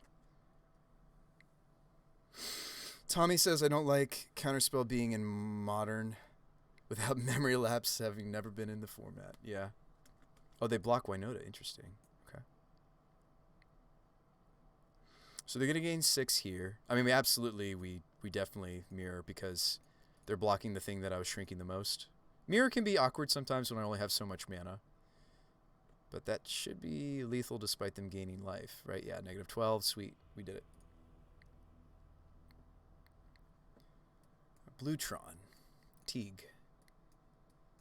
Oaf, Vandal. Bluetron. Maybe even... the Apparition's kind of slow. These are cute. It's cute. Crater Maker. Glyph Weaver. Abolisher, because they're Bluetron. Don't bring that in against any other style of Tron, but I do bring it in here. Not Mark, but Favor is interesting to think about. So, like, yes, if they put a Worm Coil on the table, I lose the benefit of this. This makes their bounces stop working. I know you're like, Bruce By, are you going to run this card literally to stop their bounces? Yeah. I strangely enough, the cards like Mark and Favor, these used to be Spellskites, and I've moved into these because usually my opponents have multiple pieces, whereas, like I think the first Spellskite is really good in this shell. It might come back. I might actually run Favor in this matchup. I might. I actually prefer the silence that Ranger gives us over the grindiness of Pyromancer. This is another weird matchup where I might consider that Ranger is stronger than Peasy, but they're both really important pieces to this deck. Maybe Voice goes. Giver's not all that great in this matchup. Like, yes, it's fulfilling a similar role as maybe the Favor is. We also don't need Loyalists, so we can cut that. We could cut some Givers. I don't want to cut my Grazers. We could cut some number of... We can cut... Okay, let's cut 1 Spyro. And I usually don't like to cut more than 1. Voice is still great. Yeah, I think it's still good. Let's cut a Giver or 2. I don't like cutting too many Spyros. I think I'm fine with seeing the first Giver, but if I like draw 2 or 3, I'm like, oh boy. They're just here to attack, right? At that point. This hand is a mulligan. But guys, the Magus. This hand's fine.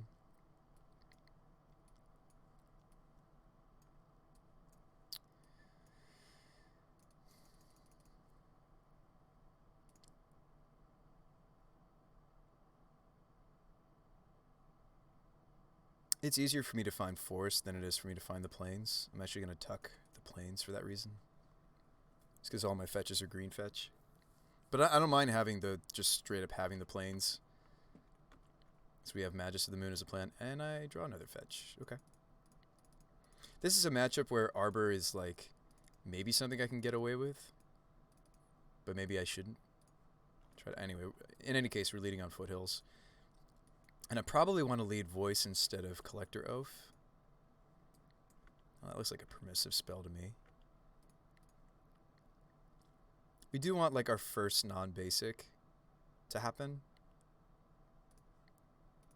I found that Foundry is usually the first duel I should fetch up. Okay, so let's go Basic Forest, Voice, they counter it, whatever. We let it go. Condescend is probably the counterspell of choice here. But I don't want to slow down. Not against Tron. Like, if they have it, they have it. If they don't, they don't. They went 1-1. That's a nice scry. 1-1.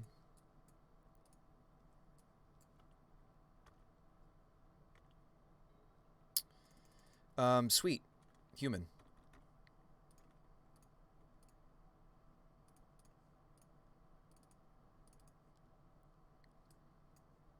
Oh, whoops. I don't know what I was thinking. Why was I thinking that this was the oaf? My brain just did the switcheroo.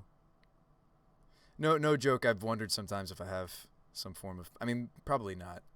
But I literally was thinking that the oaf all of a sudden had changeling. Like, my brain switched the text box of those cards, I think. I meant to cast my oaf. It may have actually been correct for me to put Cavern as oaf and try to... That's a total misplay. We're throwing this away. I just played a 1-3. I literally just played a 1-3 that I really, really want to tag an artifact with. I meant to play the oaf. Oh boy. They have Tron, show me Ugin, make me a sad boy. Yep, Sundering Titan, kill 2. Yeah. That's so sad. It's funny as if I sequenced that properly, we actually maybe win. That's so sad in the finals to like have a total brain fart moment. I'll start the punt count. Oh my goodness. That's maybe the most embarrassing punt of the evening. It's just like clearly I want to play my Collector Oath. I guess I got all excited about the Cavern. I'm literally trying to think why that brain fart occurred because I want to learn from it. I think I got excited about Cavern. And I think I was like, oh, wait, sweet, Masked Vandal is a human. We've all been there, man. And it's just so sad. I was like so excited and then literally did the exact C's wrong thing. All right, anyway, we're on the play this time. This hand looks great. Let's jam. The Embereth is awkward. That's what we're going to cheat into play off of Grazer. I think it's better in the long run for your life points to garden instead of use Canopy to play Grazer, but I might be wrong on that. I think mostly because I have a turn 3 play. I'm going to slam Ranger. Opponent mulligans. Yeah. That doesn't mean we necessarily won that game, but I think it would have been a lot better. Thanks for that follow, Captain Hippie. Yeah, it's embarrassing. There's a lot of folks here watching the Winota deck. Whoa, Gemstone. Wow, we are not necessarily going first. They mulliganed and they Gemstone. Holy guacamole, I love it. All right, Grazer. I mean, like, they have very few cards left after this, but, like, that's kind of sweet. All right, we'll Grazer in the Embereth because it's awkward since I don't have my mountains yet. Don't think it would have mattered, says Darth. All right, so they do have counter magic up if they want to. I could just moon them, but susceptible to counter magic. It also would turn off all of my lands. I think I'm more interested in green than the Sunbaked offers. Yeah, I think I just go Ranger. Sure, they could counter it. They have to have the counter. Another Condescend. Looks like it. Sad, sad boy. They have it. I mean, with Gemstone, their mulligan is pretty low here. Wow, they go one top. That sucks to see. One top, one bottom. Second redundant Tron piece. That's not great for them. They could still condescend me here. I'm actually going to go Foothills because I would go get Arbor in this board state. All right, Glyph Weaver.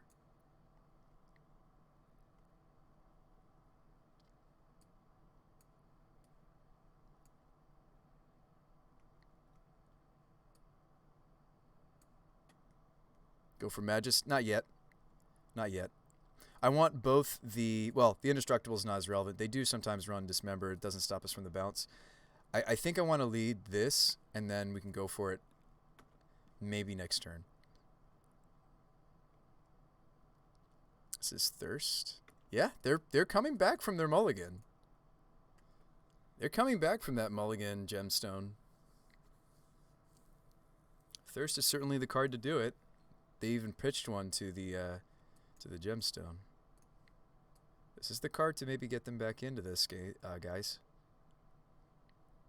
But what do you discard? Surely you have to discard an artifact. If they can't discard an artifact here, I don't know if it brings them back. So they let go of the expedition map, which is maybe painful. It's hard for me to... Maybe I should have gone Glyph Weaver then Ranger, because they probably needed to scry. I think that actually was a sequencing mistake for me, because I really needed the silence from this Ranger. I really can't justify the Evo. Actually, Evolution was something I was supposed to maybe trim on in this matchup, and I forgot that we do. Strictly because it's very weak against these blue decks, or can be very weak. So we'll swing 2. I might just draw a card. Like, I'm a little nervous. I know they only have 4 cards, but I'm a little nervous to Evolution into their potential counter magic here. A little nervous to do that. See what the top of our deck has to offer. Lands? Is that what you have to offer me, deck? Lands? This is not good, chat. And maybe I'm just running scared. Maybe they don't have anything at all, right? And yet I'm letting them develop their Tron mana.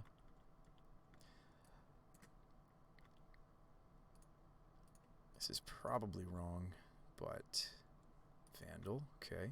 So some of the stuff that they do we can answer. There's a Winota.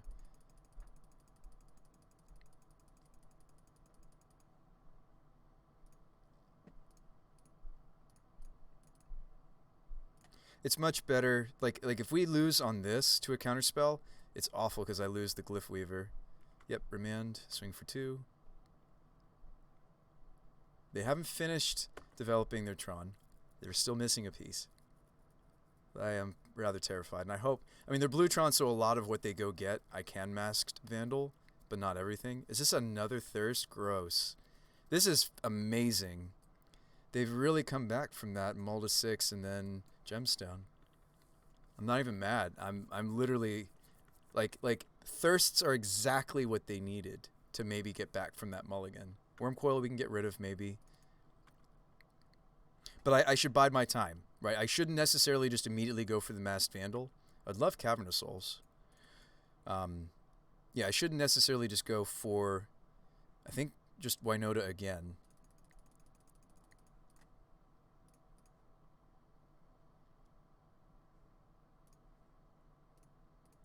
I imagine this gets countered or bounced. Can't get dismembered, but countered or bounced. Just have it again. Gust. Do I top it or bottom it? I guess I top it because I can... Next turn I can do both. I'm going to top. No attacks. We can blank the Wormcoil life gain if we really want to using Selfless. I think that's a mistake. I'm not that desperate yet. I'm at 14 life. They have 3 cards. And like, Wormcoil, yes, is scary, but it's not the end-all be-all.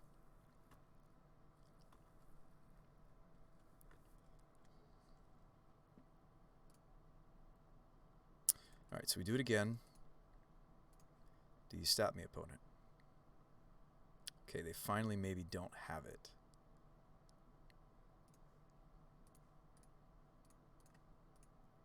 And maybe this is wrong to go for this here. Because there are other artifacts we're afraid of.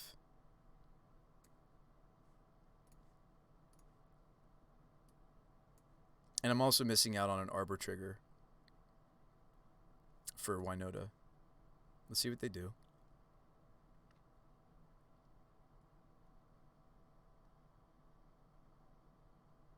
I mean, they might just have the blue, like, bounce everything land. I mean, a spell. Is this a dismember? So, I actually can't protect Winota from dismember. Indestructible doesn't stop. Being indestructible doesn't stop dismember. So, it'd be good for me to remember that it doesn't.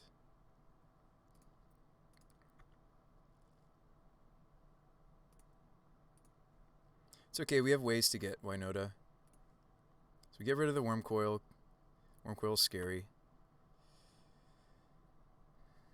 They have Spatial Contortion. Okay. I mean, either way, this guy dies. Alright.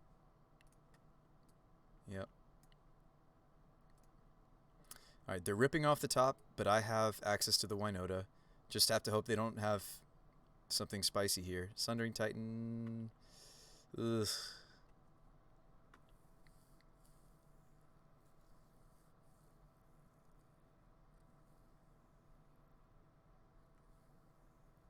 So I'm gonna keep Embreth. They're gonna let go. They're gonna get rid of Arbor, Plains, which is gonna be the Foundry. Oh, Mountain. Okay. So I'm actually still gonna have Eldritch Evolution. I have to hit something juicy here, right? Ooh, or I just draw Crater Maker like a boss and just blow this up. Sweet. That was a good rip from our opponent. I told you, as long as they don't get a good rip. Kill this. Ooh, maybe that's a mistake, though. They get to kill 2 more of my lands. Rip my lands. Yeah, if I do that, that's true. Maybe I should have gone for the evolution first. We have quite a few. Most of our lands are green, but maybe that was wrong. I think I shouldn't have done it. I forgot that on the back swing it blows up more things. But it's like, could I have evolved into something that, oh man, they drew an island? Well, they already had a blue source even with the Sundering Titan. Yeah, this has been an interesting back and forth. Give me a... I mean, so much of their deck is live now. Well, it was even before. I think it was a mistake for me. I think I should have gone for the evolution and just hoped. Map. Hopefully they don't have too much more technology. They usually do when they play Blutron. This is probably like Academy Ruins, right? Win the game. Go get Academy Ruins. Yeah, that's what they got. Yeah, it wins the game. You gotta hand it to you, Blutron. A little too late. I should have gone for evolution. After this game, I'll look at the next few cards because that would have been what we would have selected from that Winota trigger we were going for. I could have like blocked the Sundering Titan. I was way too hasty to just rip the world. That was dumb. It's okay though, we'll learn from it. Sundering Titan actually doesn't kill any of my lands here. I don't scoop to it immediately. They blow up their own island. I just shouldn't have killed this card. I should have just gone for the I'm going to block it forever plan. Favor, not good here. Let's play Oath. No attacks, your turn. If we block with anything, it's Vandal, because it's a human. I don't have any ways to flicker it either. So, Bloxies, alright. Although maybe I'm supposed to block with Plant, though, because this was an Eldritch target. That's true. Maybe blocking with Plant was still better. Swing for 2. Man, like, this could have been a really different game if I just hadn't, like, been like, oh, sweet, we drew the Crater Maker. It's perfect. Like, I didn't need to kill the Sundering Titan right then and there. That was so dumb. I do have one more basic, so if they field me, we're still in this. So we block with Plant this time. Draw. Stomping Ground. Go get Winota. Hope for Peasy. They have one card in their hand, though, so there's no guarantee this is going to go off, but I think... Magus doesn't do enough. Show me less counterspell. No? Okay. So we Winota and hope that we don't have to block with the Winota. Right, like we hope that this is a juicy trigger. Looking 6 deep. Is there help? 6 deep. Okay, there's a Spyro. We take Spyro.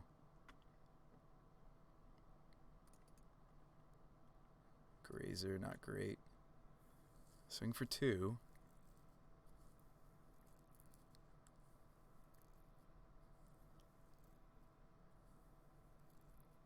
I'm going to field my Castle Empress.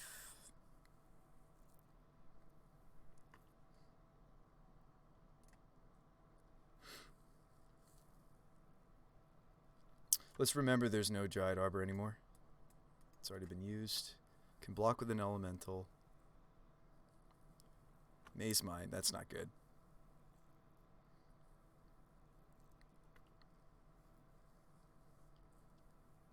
No Collector Oath, I had to spend it. I should have blocked differently. I could still have maybe had the Collector Oath. If I had blocked, like, with Grazer or something. Ooh, Repeal, okay. Basic Plains is down. Have to block. Can I get the Winota back on the table? Mirror Entity. Temple Garden down. Sacred Foundry down. Can't get Winota back on the table. I think we just lose. I actually don't think this has something it can get. So this is where, like, this whole loss I think stemmed from when I gave the Sundering Titan the Crater Maker treatment. I don't think there's another white source. And I do think that we're low on fetchables for these fetches. I have thought that before. And I think we're just seeing it rear its ugly head against specifically Sundering Titan. I think we're losing here. I'm trying to think if there's anything I can possibly do. I shouldn't play that out because it doesn't actually do anything. We swing 3. At least maybe look. No, there is. I just looked at the list. There isn't. Arthuric Plains. There are other white sources. I have to draw them naturally. I can't fetch for them, is what I mean. Like, I'm not saying we should scoop. I'm just saying it just looks like it's over. They've got a Maze Mine Tome going. I mean, I think I was hasty to kill the Sundering Titan when I had plenty of block potential for it. I had plenty of turns I could have just chumped it. And, like, maybe my deck will be kind to keep giving us chump blocks and they keep drawing nothing. But, like, they're just drawing straight gas off this, I'm assuming, right? You might win with Mirror. I can't get it on the table. I can't get it on the table. It's like big, scary Ugin or something. Emrakul the Holy guacamole. They're playing Emrakul the Promised End. I accept my loss now, I think. They're playing literal Emrakul. It's one of those things where I think we did win if I did the right play. So it's cool to see the deck like perform. I'm not fetching this because I'm pretty sure all the fetchables are out. Like Arbor's down, Plains is down, Foundry's down. I already did the check. The Stomping Ground is down, Temple Garden's down. Yeah, we might want to include like one more fetchable in the future. Might as well fetch. Why? Mistakes are all part. Mistakes are part of a deck. I guess if you make a deck kind of weird and complicated, it is. Another fetch that does nothing.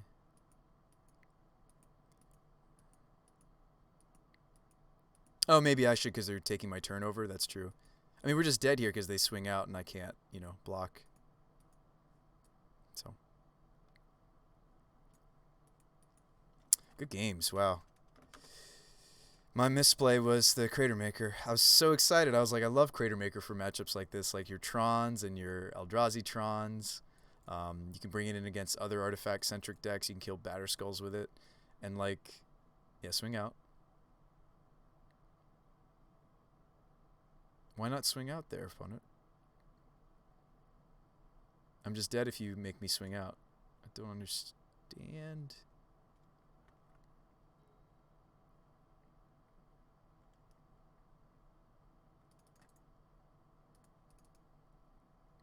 So I actually just made a misplay there.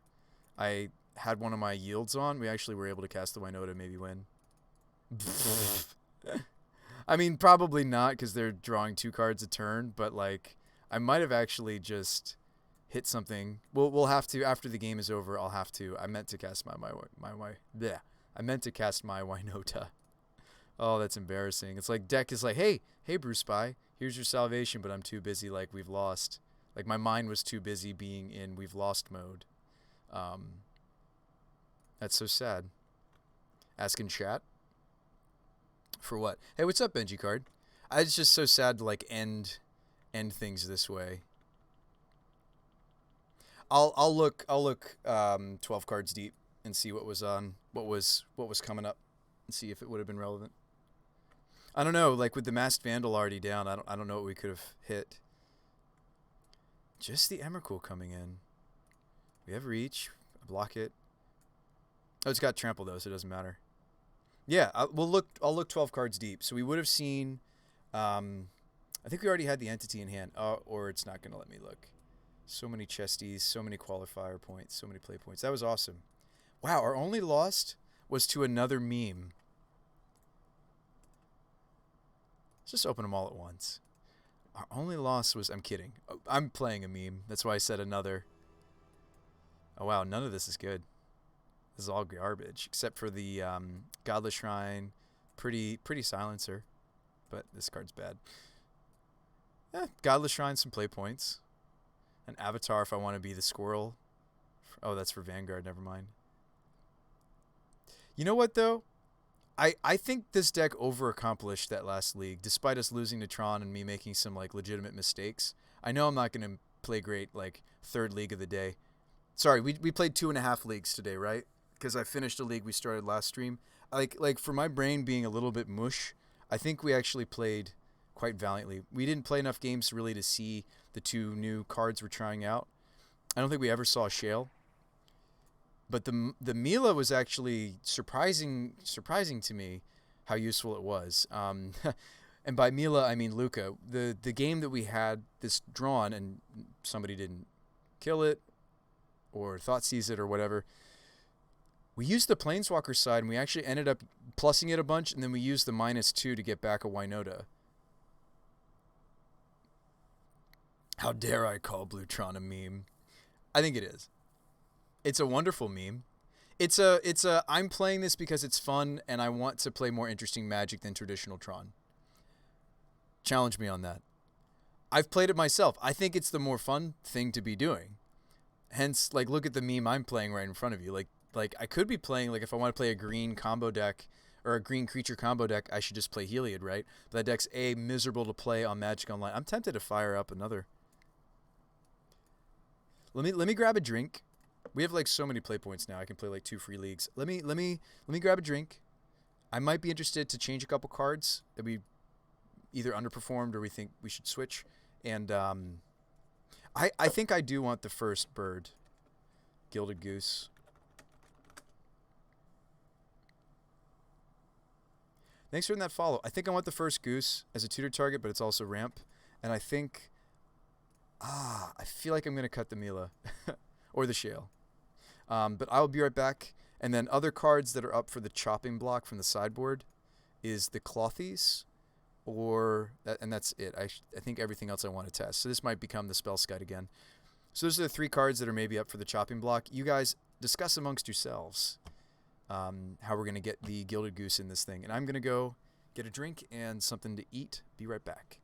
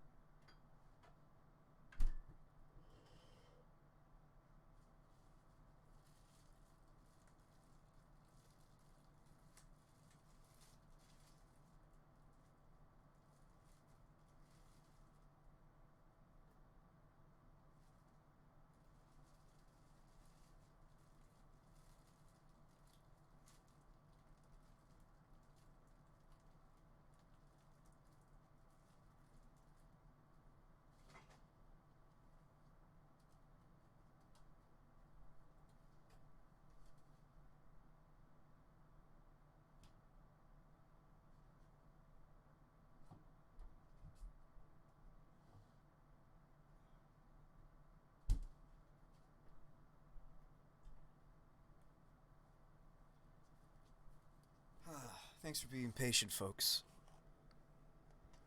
So he wants to see perhaps another league. Not if...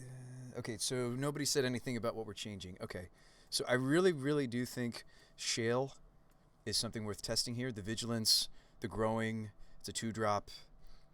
It's legendary, so I think I just want the fun of.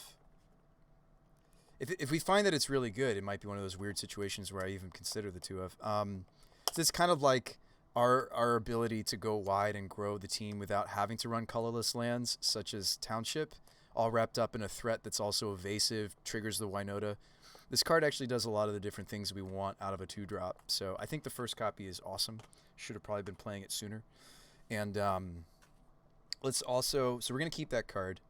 I mean, the Miller was sweet, but I feel like it was sweet because we got to use the Planeswalker side of it. So I'm actually going to cut it. I mean, even that gets the Singleton Gilded Goose in. Maybe we stop there. Maybe we don't change too much more. I mean, I'd love to continue to test, like, the Song of Freyalise and such, but... the problem is we don't want a playset of it, but we have to see it in the opener. So we need to play, 3 or 4 copies of it, but I think let's not run it. I think let's keep testing Shale because we haven't seen it yet. And let's maybe give Clothies another try. Play more fetchables. Oh, yeah.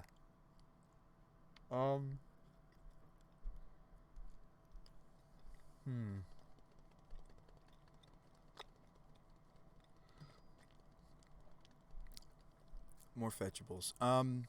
Strangely enough, it might be the second Foundry. Because most of I just naturally have a lot more green. So, like, if I wanted a second fetchable, it would maybe be Foundry. I could see... so you saw me just cut a Foothills. We could play one less green fetch. Like, sure, I'll get the Arbor a little bit less off my fetching. That could actually be second Sacred.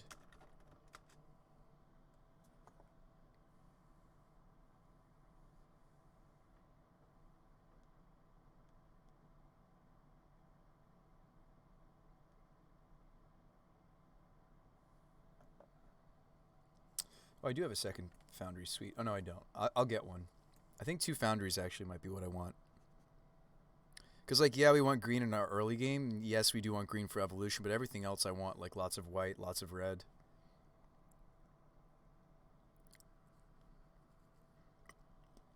So we're going to play one more fetchable, which is probably a long time overdue. I'd be comfortable even cutting a land if we weren't on Grazer.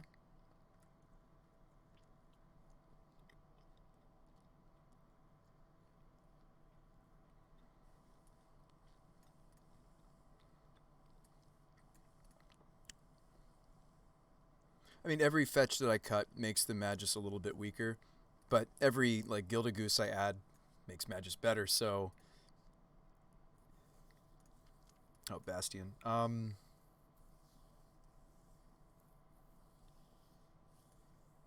Maybe since we're adding second Foundry, I don't want second Sunbaked Canyon. That's a thought. Let's play 2 Gilded Goose. We've liked Goose. Goose has been passable in my mind. Give me second Gilded Goose.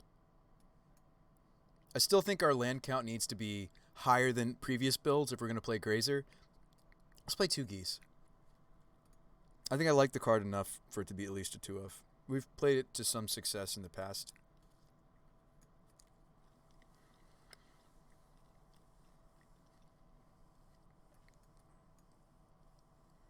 I think no changes to sideboard. Let's get the Sacred.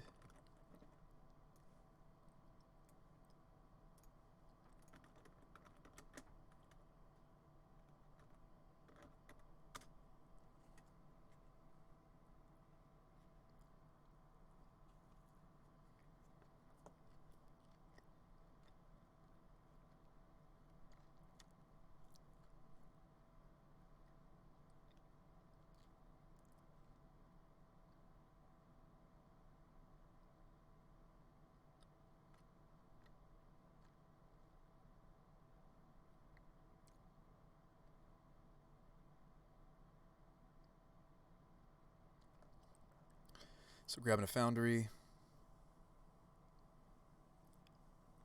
Are there any other little thoughts? No spell guide. That would be what the Clothies would be cut for, I think, if we didn't want to play this. I still don't know how I feel about this card. It can be really good in the right situation.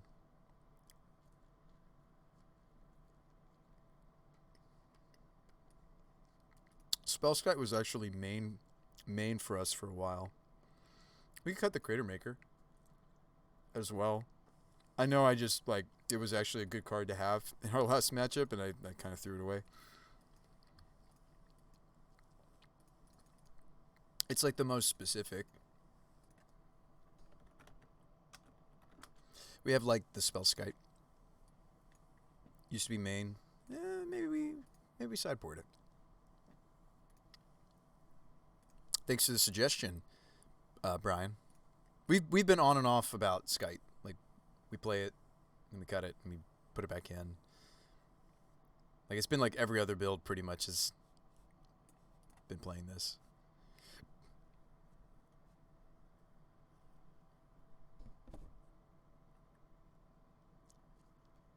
Now, I make no promises to finish the league tonight, because it's already late, but I'll at least start it. If you guys are down. You guys still liking this Winota meme? I feel like it's still got some play in it. For my attention span anyway. You guys saw some of the other ideas I was thinking about earlier today. Some sort of a Waste Not deck. We got to play against another streamer, Ben. And he had a really, really sweet polymorph list. It was like using Velomachus, Lorehold, the Boros-colored Great Dragon.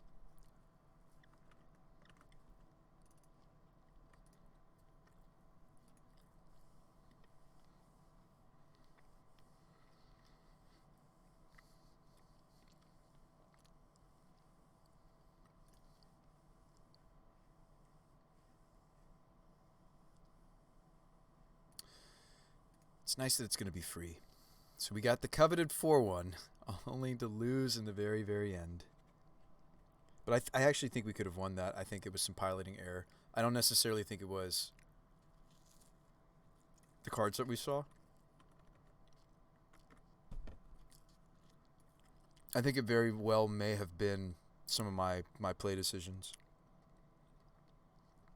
I know it was, for sure, because I made those two big mistakes.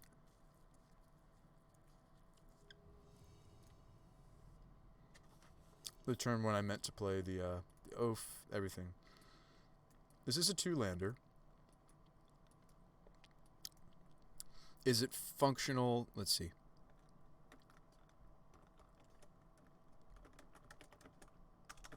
So,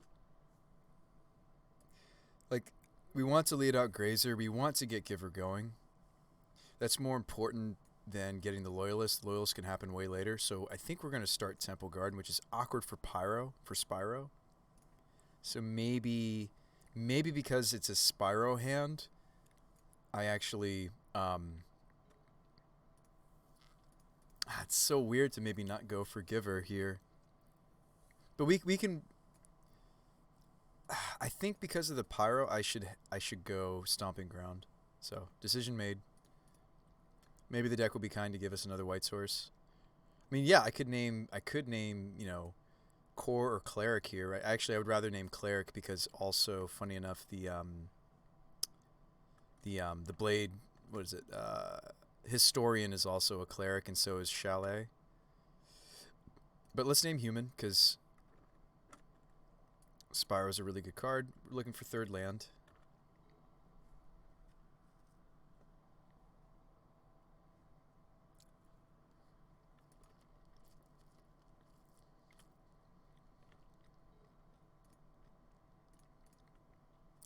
And I think we just want to dump the Giver and the Loyalist here.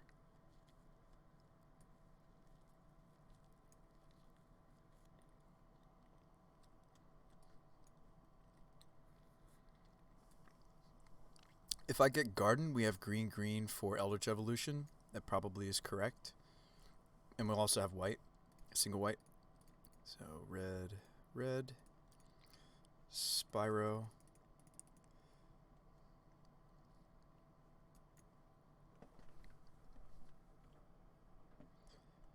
Dump, dump. Oh, there's the shale. Did not find fourth land, but that's to be expected, right? Didn't we just cut a land for a bird, so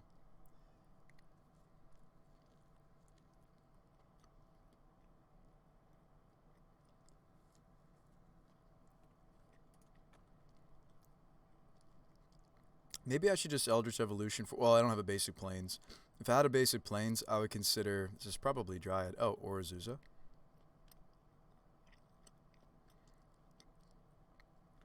Like, I'm a little afraid.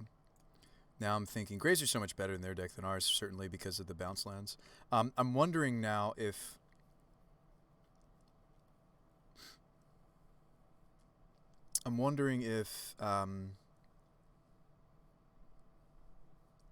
I should just get Moon, even though it cuts us on so much. I'm a little wary that they're just going to get us. I mean, like, we have several triggers. We get to dig pretty deep on this Winota.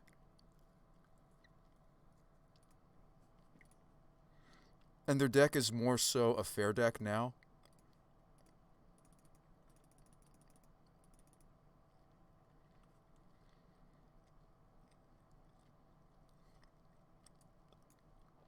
Than it has been in the past.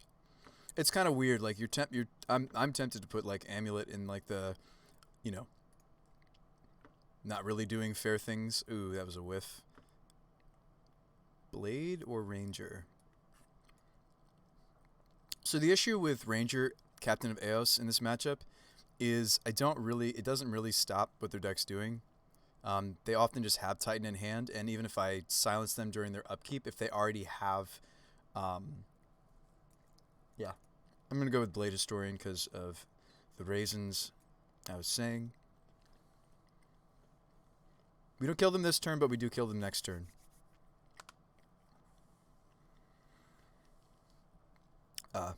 Likely. I mean, you know, barring, I don't know, they get a Valakut going, just possible. What else? They could get Valakut going. Maybe they have like a main deck explosives, and the explosives my zeros. No, we've got too many different sizes here. So block the Historian. So go down to 10. Okay.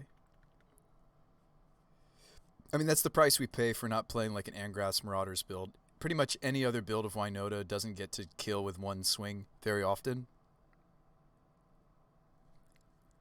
You're more of like a weird mid-rangey, combo-y mid-range thing.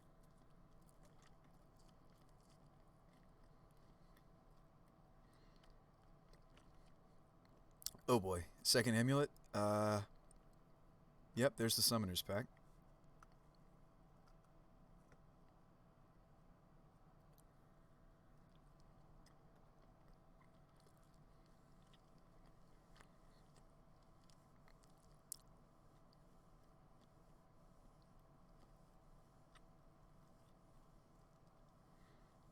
I am at 13. We did take a lot of damage off of our mana base this game between two Fetch Shocks, a Pain Land. So 1, 2, 3, 4, 5, 6, 7 damage. Hence why I'm at 13. So they don't need to deal a ton here. May have to Winota block and then have to evolution into another Winota.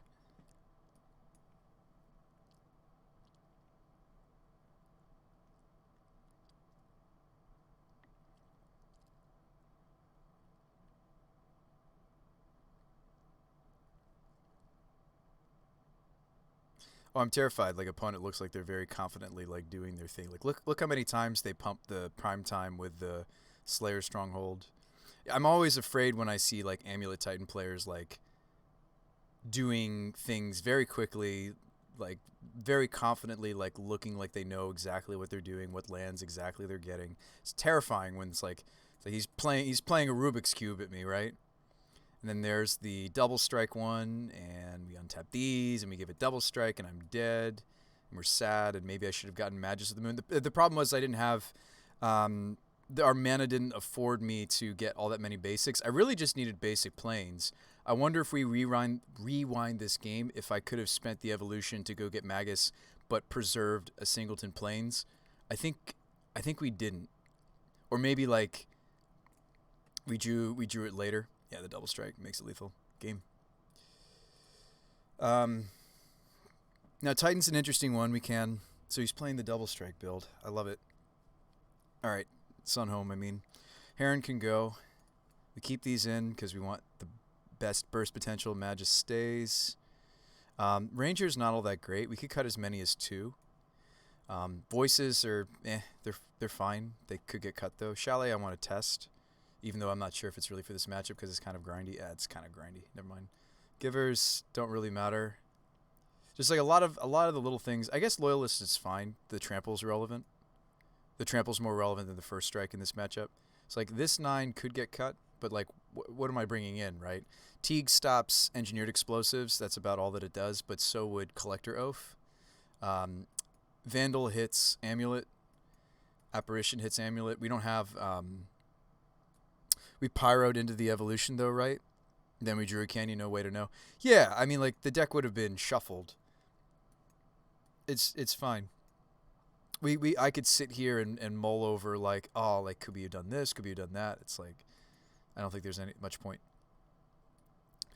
Don't love cutting all of our 2-drops. Skite's interesting. Skite can redirect some of those lands. I think it's target creature you control, though. I think both of the tech lands that Titan uses, Skite can't redirect. I think that's worth looking into. They don't run Kessig. It's Sunhome. I'm pretty sure they're both creature you control. Nope, target creature gains. So Skite works there. All right, that's good enough for me. Let's play it. All right, it's a little bit of a nombo with the Collector Oath. Maybe we don't play Oath. Maybe we just play Teague and Vandal.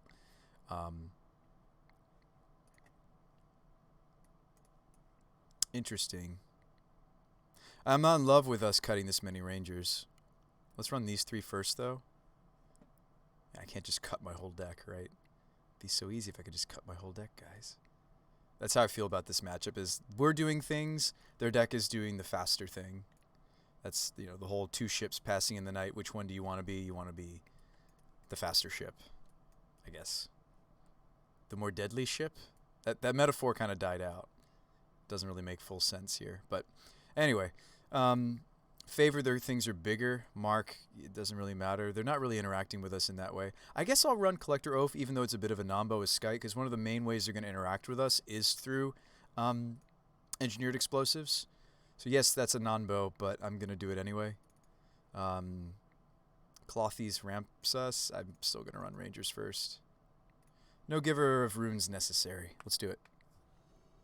Yeah, it's one of those things where it's like in hindsight, it's like, yes, like Magus could have done it, but it's like it also made us not do anything because we didn't have like a Bird's Draw or this hand's great, actually. I think I keep this. I mean, no sideboard cards, but it's got turn 2 Spyro.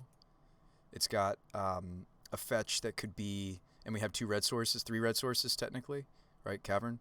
So I could can lead Goose off of basic forest here. I don't have white. No, I do. I have white for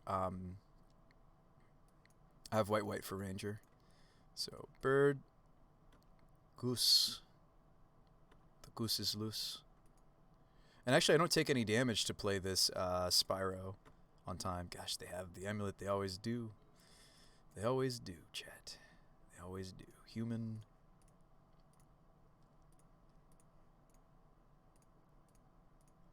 Tapping the things, tapping the things. Ditch Loyalist. I really need this to make a token. Ditch Loyalist and the Stomping Ground. Okay. Grazer actually does put in a land here. Crumbling Vestige.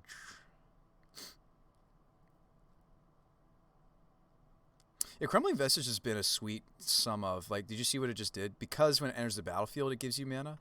It does some really cool stuff in their archetype, as you just saw. Let them play Azusa through the amulet. Let's get the shield going, right? That seems good. Terrified that they have the value. They only have 2 cards left, though. So let us not totally despair. Let us play our cards correctly, Brew Spy. Shale. Grazer. Grazer puts in the Arbor. Cancel. Attack. With just the Spyro.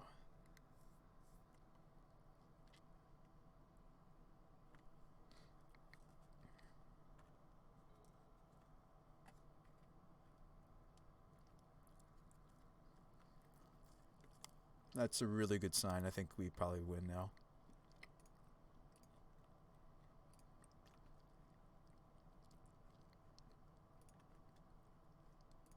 Get to see how Shale works.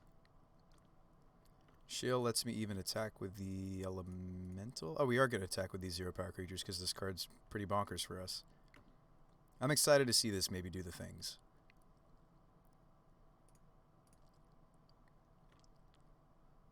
Or did I mess up? I messed up. I thought this was like legit just every creature. I'm so glad it's not because it would be so busted. I forgot that it's entered the battlefield. I wasn't supposed to attack with the Elemental. I wasn't supposed to attack with either of these either. I'll say goof in my chat. Goof in my chat. That was a goof. That was a goof, folks.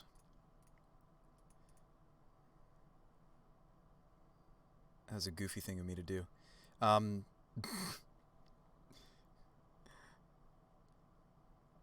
Me laughing there was thinking again about the Shale and not the Winota draw. The Winota draw is sweet. I guess I'll make a food. Alright, so we'll attack with what we can attack with. I still think this card could be sweet for this archetype. I just did not play that properly, that turn properly. They get to just block the spell Skype, but we'll make them do it. That's so funny I threw away our elemental token. It's okay. It's okay, chat. I'll learn. This is the first time we've drawn it and actually like been playing it. So, yeah, we'll kick it back. This likely is ours. They need like a bounce land right here.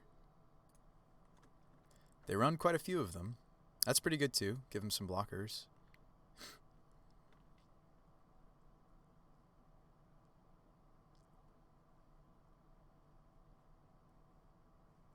So I need red or white source here.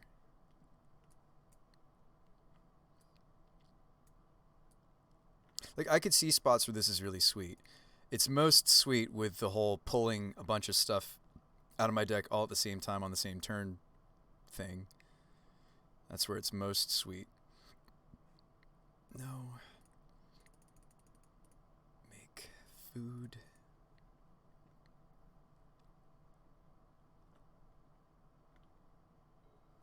That's where it's the most sweet. The sweetest of sweet. Alright, uncounterable Winota, not that it matters here. Pull all the things out of our deck, and they're dead.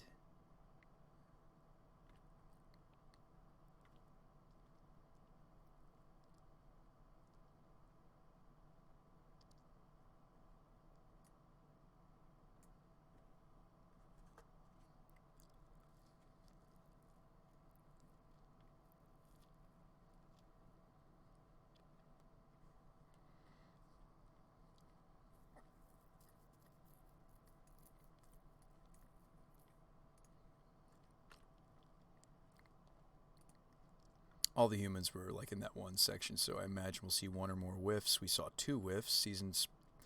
So Spyro into Vandal the Amulet, although I really don't want to show them that, but I just kind of did it because I'm going through the motions. Ranger.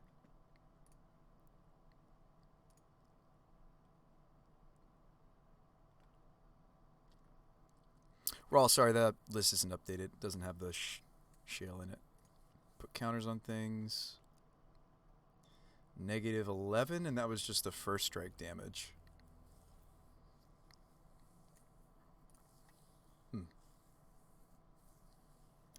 Yeah, I think I like how we sideboarded. What did we take out again? Givers? I mean, it's they're not really interacting with us in that way. They're interacting with us through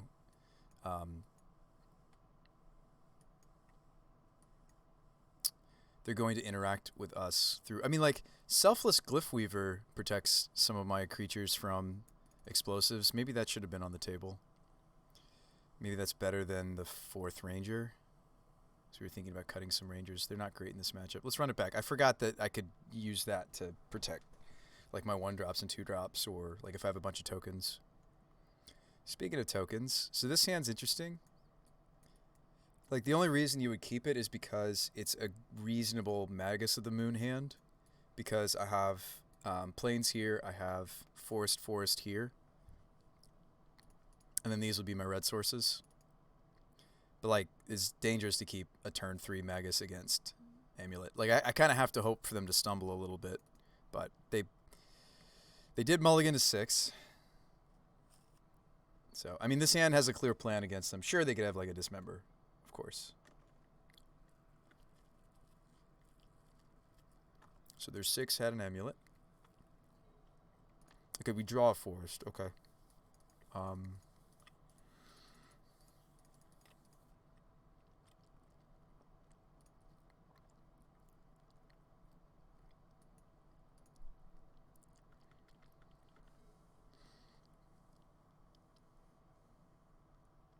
Actually, since we drew the Forest, I should have played the Colony Garden. It's too late now. Oh gosh, double Amulet. I should have played the Colony Garden since I drew the Forest. I didn't need to go fetch for basic, fetch for basic, fetch for basic. I could have gotten the 1/1 token, the 0/1 token, which is relevant. That could hurt us. Because I probably don't have time now. Because I want to play the Oath on turn 2. I probably don't have time now. I guess I could go get Dryad Arbor, actually. Just want to be cautious of Dismember, of course. But I was supposed to lead out Colony Garden there, chat, because we drew the Forest. If I hadn't drawn one of our basics, then, oh wow, they got it. They got there, guys. They did it.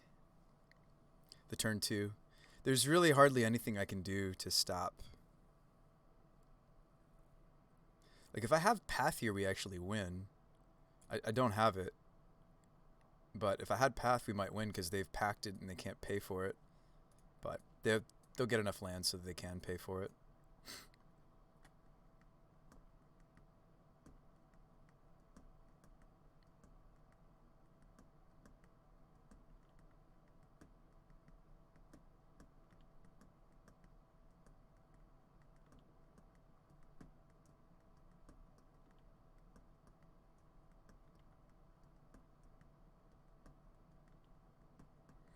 Yeah, I gotta hand it to this Amulet player. Like, I haven't seen many Amulet players play as clean as it looks like they've been playing.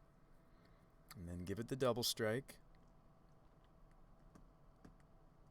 You know what's funny is, would we have lived at 1 life if I had played the Colony Garden first?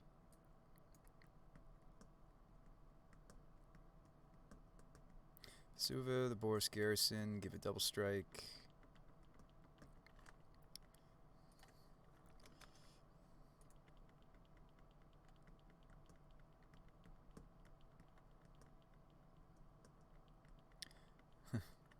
What?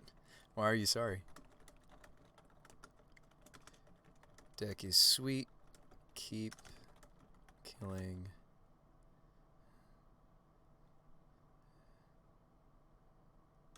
Yeah, I'll just say, why are you sorry? Deck is sweet. Feel bad to get you turn 2?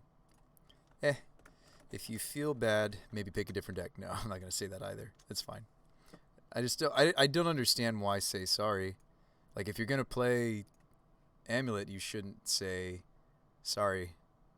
But anyway, enjoy the rest of your league.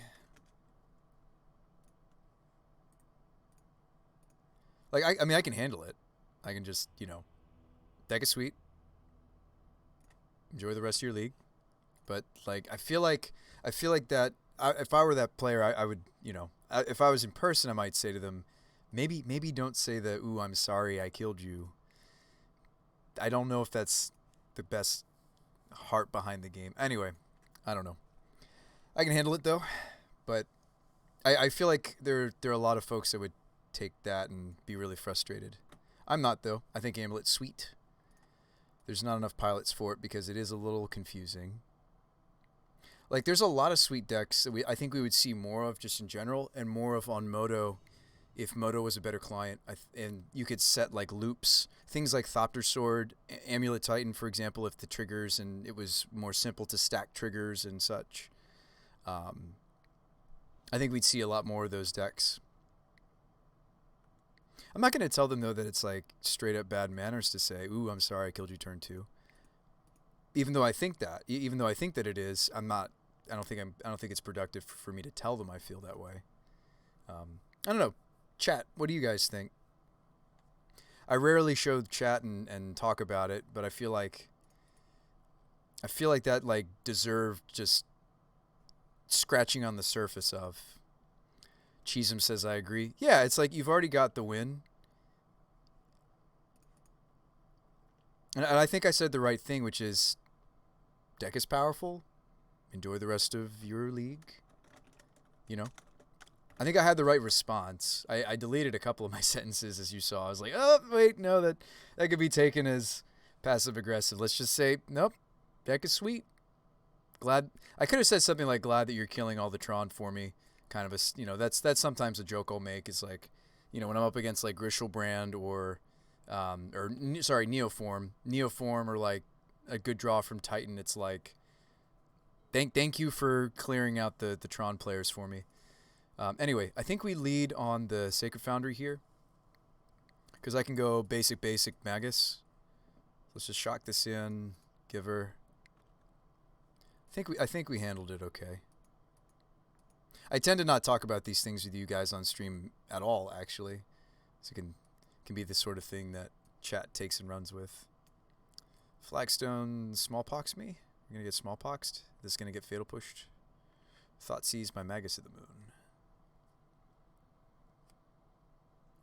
Super Dude says, nah, he's sorry. He went off before we had a chance to play anything. But it's modern. Like, there's Neoform. There's... I feel like I get where you're saying though, Cheesems. Oh, sorry, I get what you're saying, Super Dude. But I feel like you won. You don't necessarily need to say anything.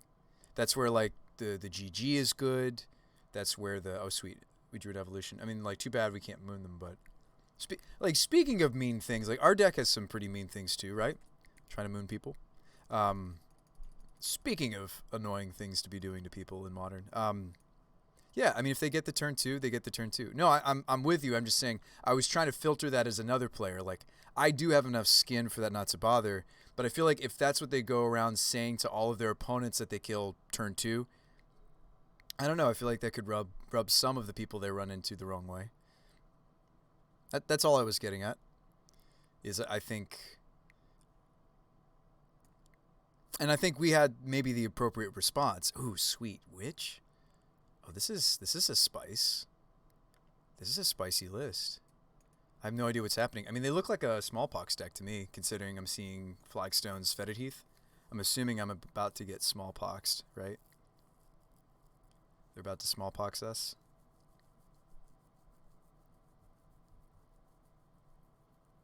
I think I want Garden.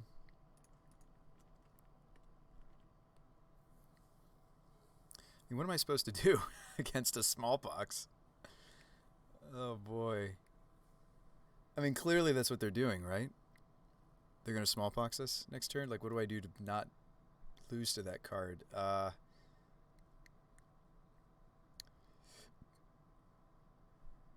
could play the second Giver, Eladamri's Call for Winota. But then I have to draw another land anyway.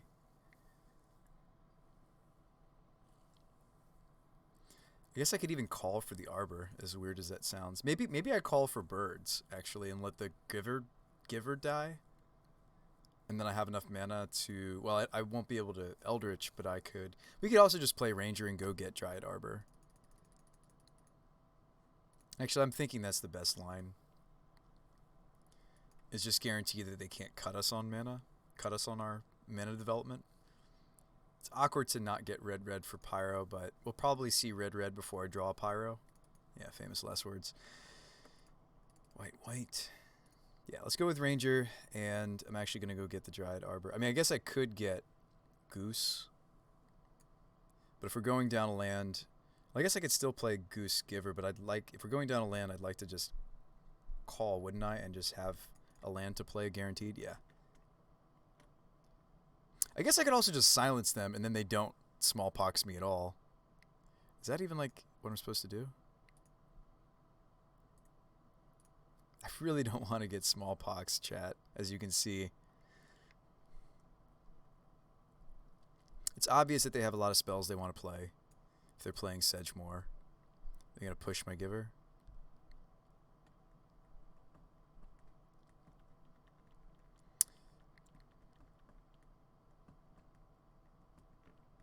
Alright, well, if they have the smallpox, they can't cast through here.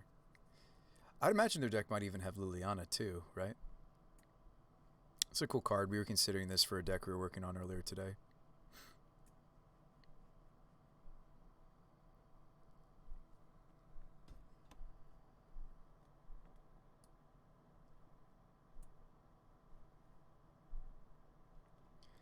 Down to 13. Yes, we're going to Dryad, Giver, and also call, right? That's the plan. Drew Gilded Goose, though.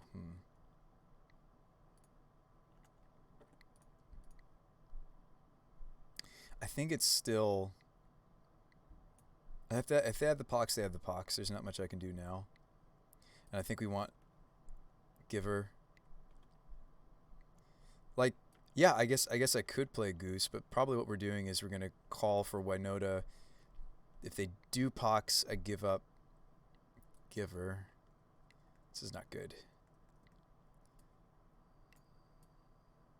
I mean, clearly they go for it if they have smallpox. There's like no other reason. They have perfect mana for it. They've got the flagstones already on board. Yeah, if they have it, they go for it here.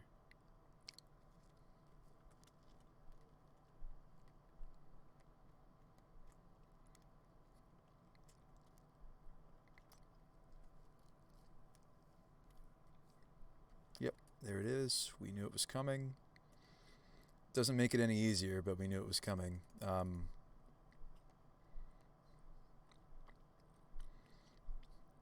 I think it's more of a liability to keep the Dryad Arbor, though, over my other lands. Like, am I literally just sacrificing these two? That feels so bad, though. Man. This card's great against us. I'm thankful it's not played more. How do we... It's just hitting us from all the different angles here. We're getting hit 3 ways.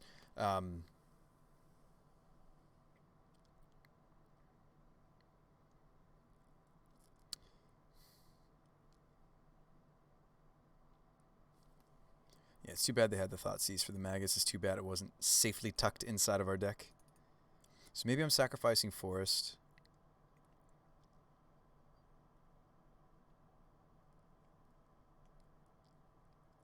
And Giver. It feels so wrong because they could just have another removal spell for this.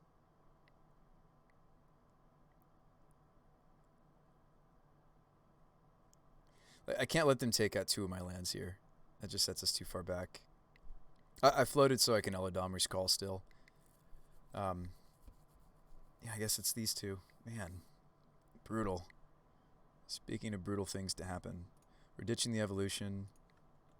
Now I'm kind of wishing I'd played the Goose instead of going for this call line. Yep, sacrifice Giver.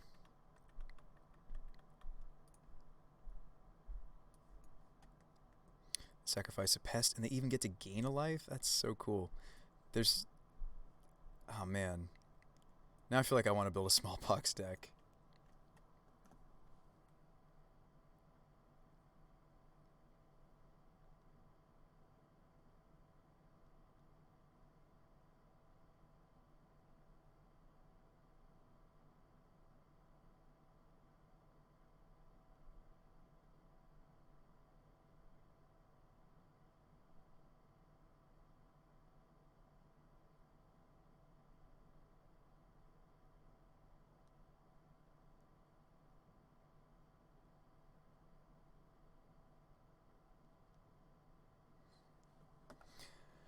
Oh boy. Oh boy, oh boy.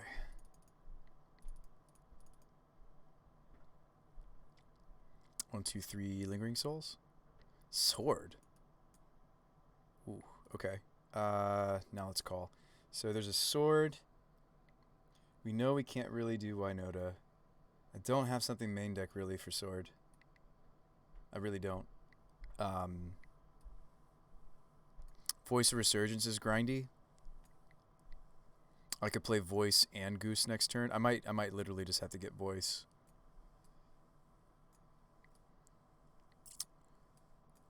So I'm gonna slap this on the Witch. Man, I don't know.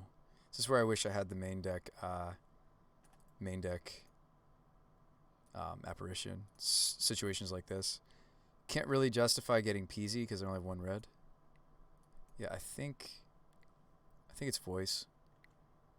Voice is good in the small. Like if I had this smallpox wouldn't have been nearly as detrimental to our health here. Swing. Yep. This is me just trying to rebuild. My goodness. Okay. Well, rebuild indeed we did. That was an excellent draw off the top. We have a granted they could draw something here, but we have a relevant block for the sorted creature. Although I don't know if I can. Actually, if I do that, then I can't evolve how I need to. Unless we're okay evolving and just getting another voice or something. Well, hold on. I've got one card in hand. If I block with Goose, I can evolve this into Winota.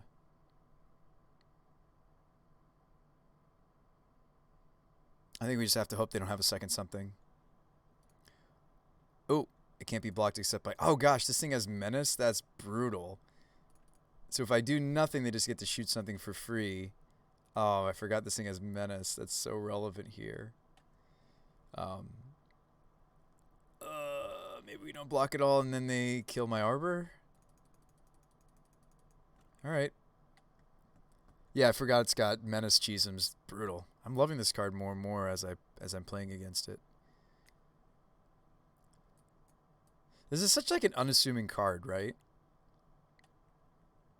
I'm also at 3, so it's like, can I really take the full damage from this? Going to 1. And they kill me with Smallpox for style points. Oh no, don't do it. Stoneforge. Yep.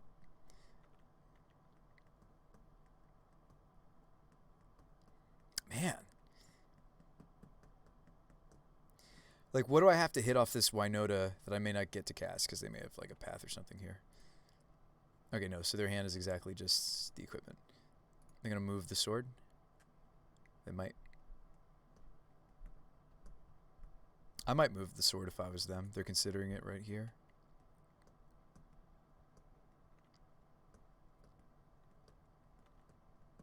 Right, we're going to get 2...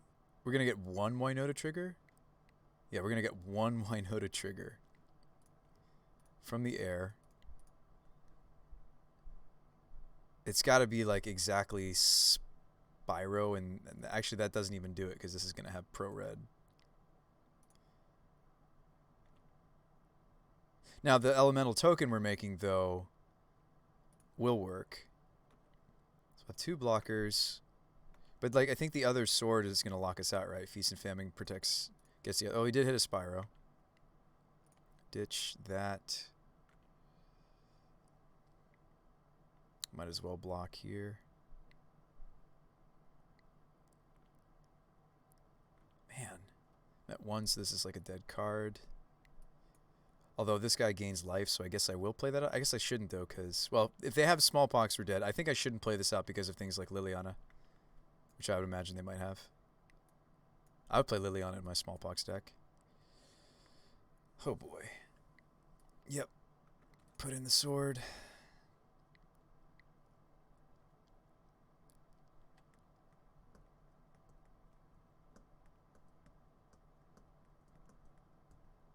I don't have 2 creatures that can block the Sedgemoor, though, right? So we just lose?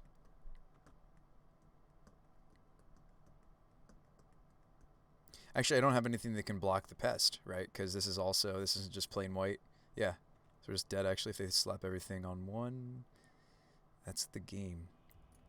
I'm not even mad. I love me some smallpox. Wow. They had the right disruption at the right time, and the smallpox set us back in a huge way. It was that bad for us. Wow. All right. Well, let's try to sideboard. Vandal and Oaf are interesting.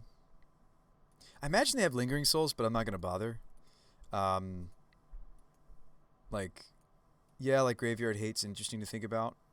I don't think we can afford to. Auric Champion would have been good there, maybe.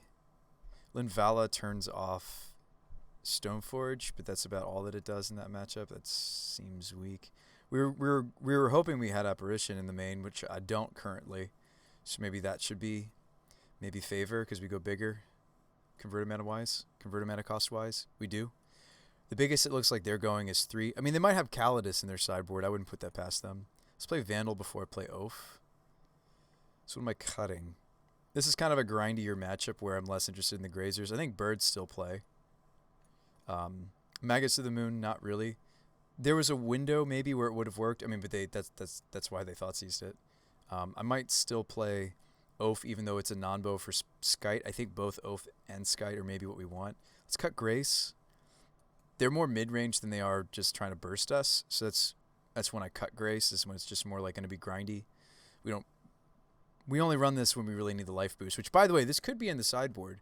It doesn't necessarily need to be in the main deck. The reason I've been main decking it is because it incidentally lets us win against some of the hyper-aggressive prowess or burn decks in the format without needing to, like, main deck.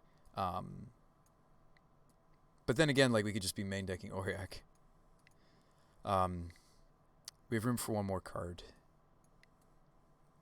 Are they gaining life? They're like going wide with that creature. The Auric Champion basically says, I have protection from your deck, though. So I'm just going to run it. Are you considering Champ?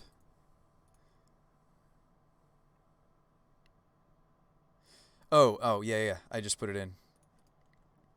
Yeah, you're talking about Auric. Yes. I did end up saying yes. Our colors are good. No disruption, but this hand is just doing the things. We're not going to see acceleration often if I cut the Grazers in this matchup. Which I should, I think. I think I should cut them in this matchup, so I think we're okay seeing a 2-land. Well, seeing a 2-lander against a Smallpox deck is always a bit nerve-wracking, right? But I don't know, maybe I Eladamri's for I don't know. This hand is awkward against Pox. It is. It just is. Oh, they mulligan to 5, so we have hope. We have hope. Is Grazer not amazing versus Pox? I think Grazer's just worse in my shell overall because we trimmed a land, which we probably shouldn't. Every land that I trim makes this card worse. Speaking of worse, they're gonna take Shale. You take Chalet. Do you take the Tutors? Do you take the Vandal because it hits your equipment? What do you take, opponent? Just drink in this hand. What do you think?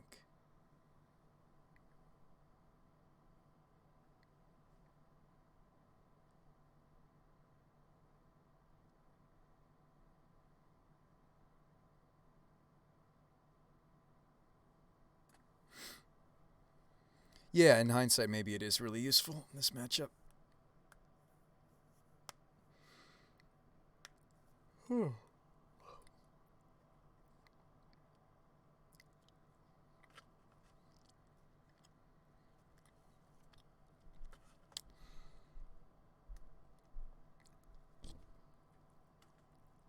Okay.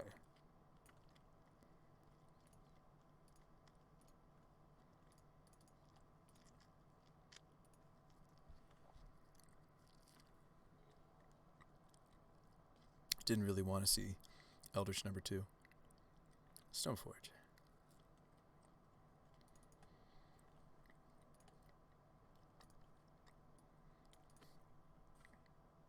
Batashkull. Alright.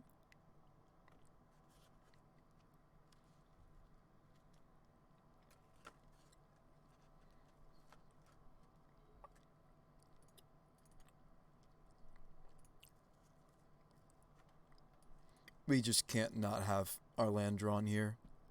So awkward, I know. but I think I kind of have to.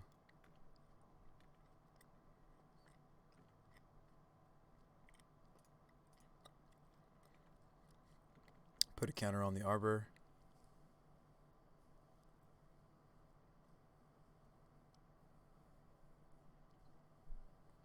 So awkward to get this on the table before I have something like a giver. I know. So really, when you think about it, really maybe my mana base is really only 23 lands, right? Really shouldn't count Arbor when I do.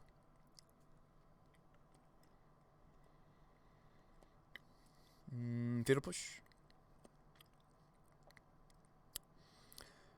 Went had dinner. How's the brew going? I don't know, man.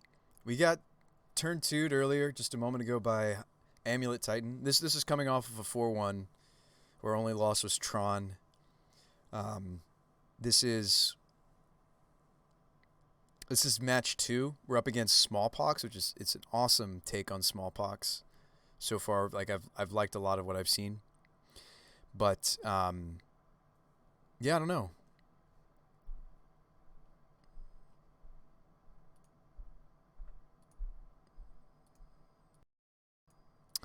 You know what's weird? I can't tell. Is my mic still live? You guys still hear me? Because my my interface is not showing levels. You still hear me? Okay, it's just bugged out.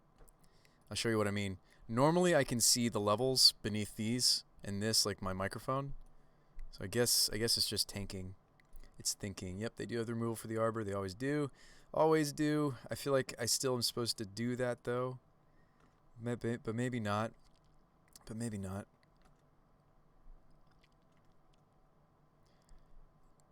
We do see land. Awesome. We play Giver. We attack. We grow Giver.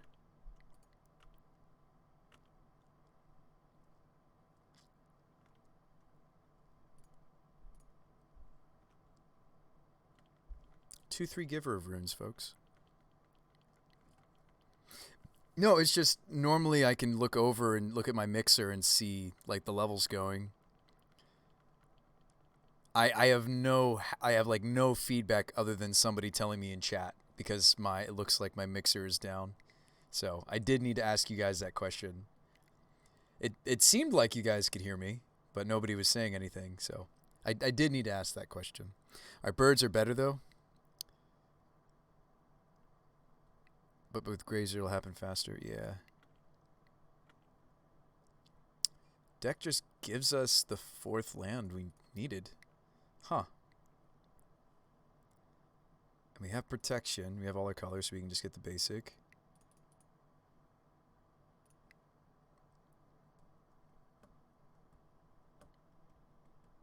I think we should take this slow. I think we should just attack with the Chalet. It's a matchup where I want Giver to... Let's see if this is where Chalet can really shine. Ranger, right? Yeah. Ranger, go get... We took out Loyalist, right? Let's just put in Bata Skull. We could kill the token here if we want to spend Giver. I don't know if that's the wisest thing to do. Let's see what they do first. Yes. Oh wow, we do have Loyalist. Maybe I want it.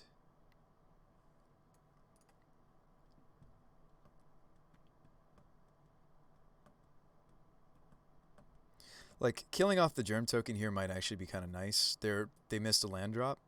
This is turn 5 and they're only on 3 lands.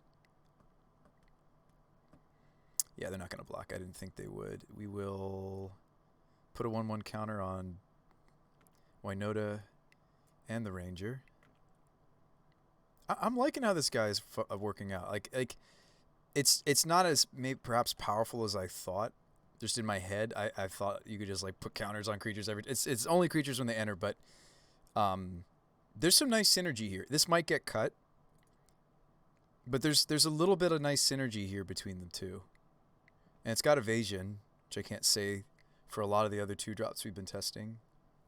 This hits me in a lot of the right places. All right, champion, that's pretty good. You got it. Maybe I was supposed to silence them. That's the question I'm always asking myself when I have Ranger.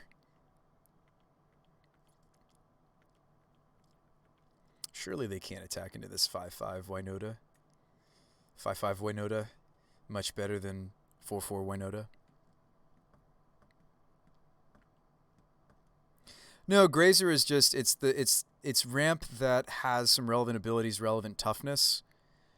We've played Arbor, we've played Birds of Paradise. I'm trying other dorks such as Goose, Grazer. Most of the reason... What are you doing here, friend? Most of the reason for it has to do more so with the fact that we wanted to try to see if we could make the deck a little bit better against it. I mean, why wouldn't I just protect my I don't understand. Do you have another... I mean, I have another evolution. I wonder if this is just bait, right? Pro black. Huh.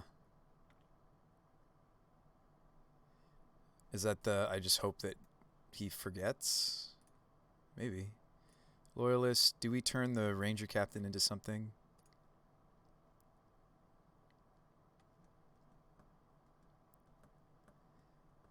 Could go get my double striker.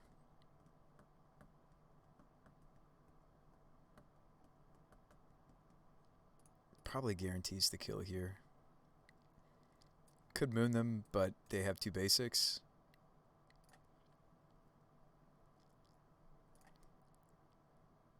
Let's just go get Historian. I think I like that.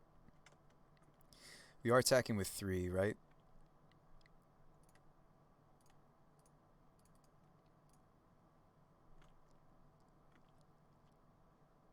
Opponent scoops. So somebody was saying, was it Uchisms?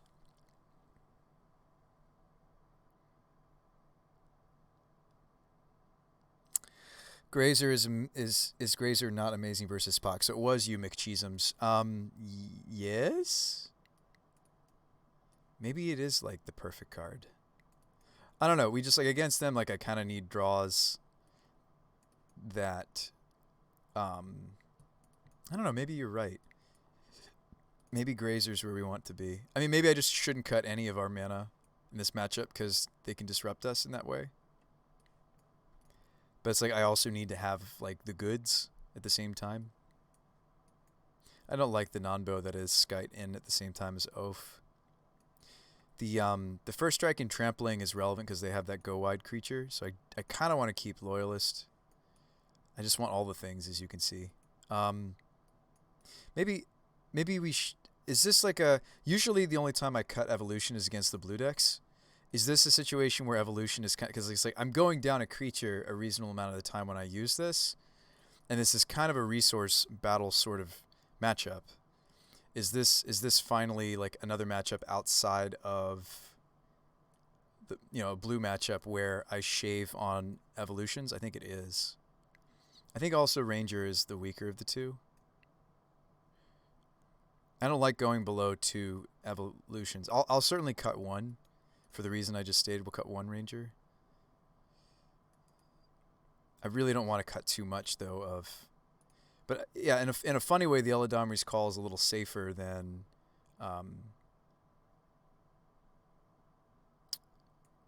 Evolution, right? I mean, Evolution's still reasonable, right? We have Voice and Pyro, but Spyro, maybe I cut 2. Maybe I should be playing Clothies too, because they don't remove it. I just thought about that at the last second. Darn it, because this is a potentially really slow and grindy matchup. All right. Don't really like mulliganing. Our colors look good. Yeah, they probably take my Goose, but what are you going to do? You agree with those thoughts? Still think 2 mana for 2 tokens is better? Thoughtseize. I think I should have been running the Clothies not because of the graveyard or anything, but just because this is difficult for them to remove and just... Yeah. I feel like I should consider that card more often now that we're running it in the sideboard. In these, like, grindy fair matchups. Where it's just like, if I can just stick it... Yeah, you take my Goose. Took my Goose. Drew another Winota. Why not? Cavern is great with Reflecting Pool, by the way.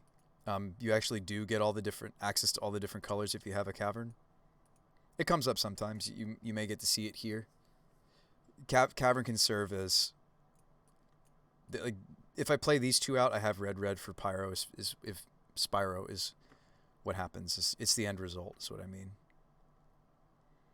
Would love like a 1 or 2 drop here. Do they do nothing? They're considering smallpoxing me.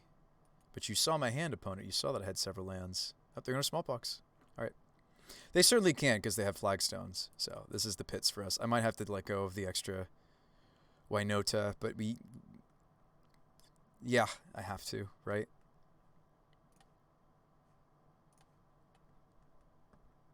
I don't fault them for this. I would totally do that since they have the flagstones, yeah. They're not going down mana. I am. It's the combo. It's the combo.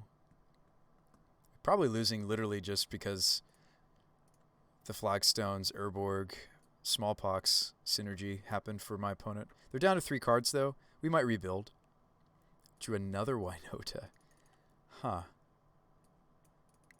Interesting. I have a swamp.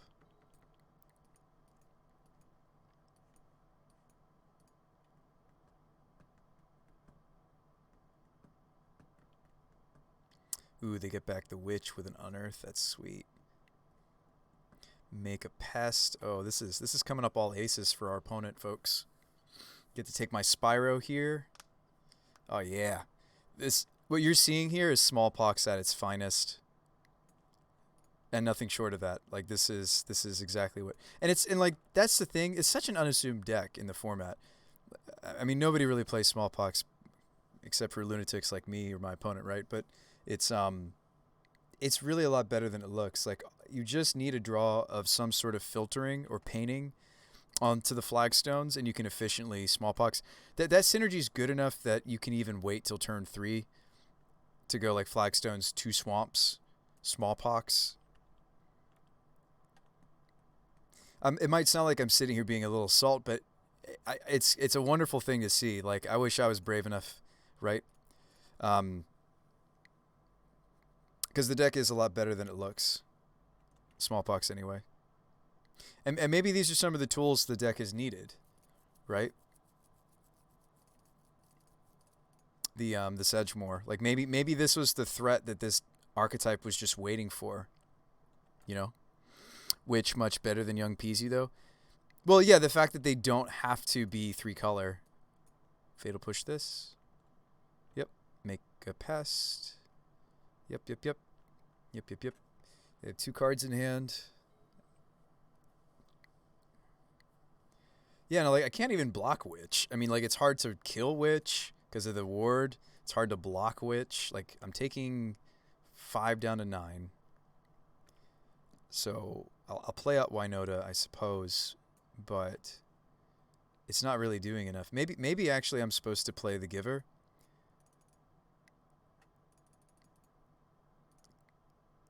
Because like a Winota block doesn't block Sedgemoor. It blocks a pest, but I'm doing the same block if I play Giver. And then next turn I get a trigger. Maybe we'll get Cabal Therapy. They created Cabal Therapist. I feel like that's as far as they want to go with Cabal Therapy in Modern, but I could be wrong. I think some of the spoilers that have been circulating around like Reddit and such, like unconfirmed, is this Kaya's? I definitely want my opponent's list if this is a Kaya's right here. Ugh, it's so good. It's so good. I'm not even mad. We lost the second that they pushed the Goose, and then again, this is why this is why I like. If you're wondering if you're wondering why I really like Grazer, it's because our deck is top heavy for a green deck. If you're wondering why I like Grazer and why Goose fails me sometimes, it's bolt push format. Because it's like Grazer does the ramp no matter what happens to the Grazer. It's literally, it's not much more complicated than that, what you guys saw there. Like, if that draw was Grazer instead of Goose, it's a very different game. Because they don't set us back nearly as much as they do. I still like Goose in the shell. I think I still like it. All right, let's keep going. Let's just finish this league off. Whew. That's so sad. That's so sad to see. I mean, I love some of the decks we're running into. This is awesome. Modern is seriously in a healthy place, right? Losing to the finals, being Blutron, so they also probably had a good record. Um, Getting smallpoxed out. I love it.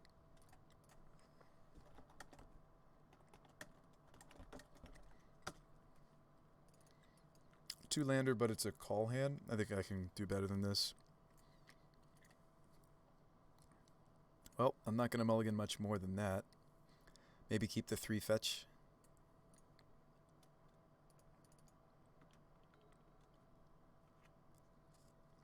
Oh. Ponza.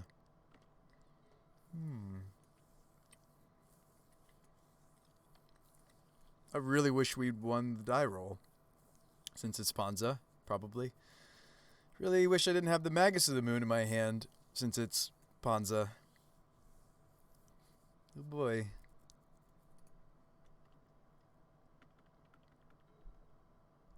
If I'm getting Blood Moon, this gives me the choice here. Looks like something's happening. Could be Blood Moon. Blood Moon doesn't cut me on everything ever.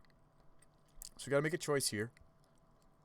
I think I'm more interested to be able to hardcast Winota than my Grazers. Now, the 2 of Gilded Goose is the exception, but I'm more likely to just see Givers and Winotas than I am the 2 of Goose. So for that reason, I'm going to go with the Plains.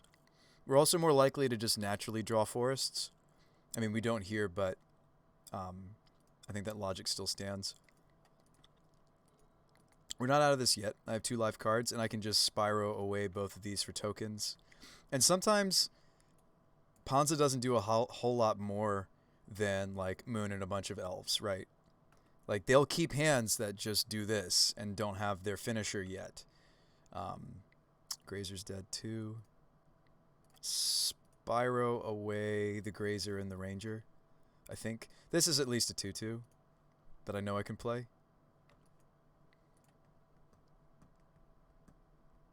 Sure. That's more tokens on the way. I think they also run Spyro these days, don't they? I'm pretty sure Ponza plays Spyro. I spoke too soon. What is this, Titan? Glorybringer? Yeah. Nah, now we're losing. I mean, that's not necessarily true. Let's preserve life total. I might get to find a Winota garden, but it doesn't do anything.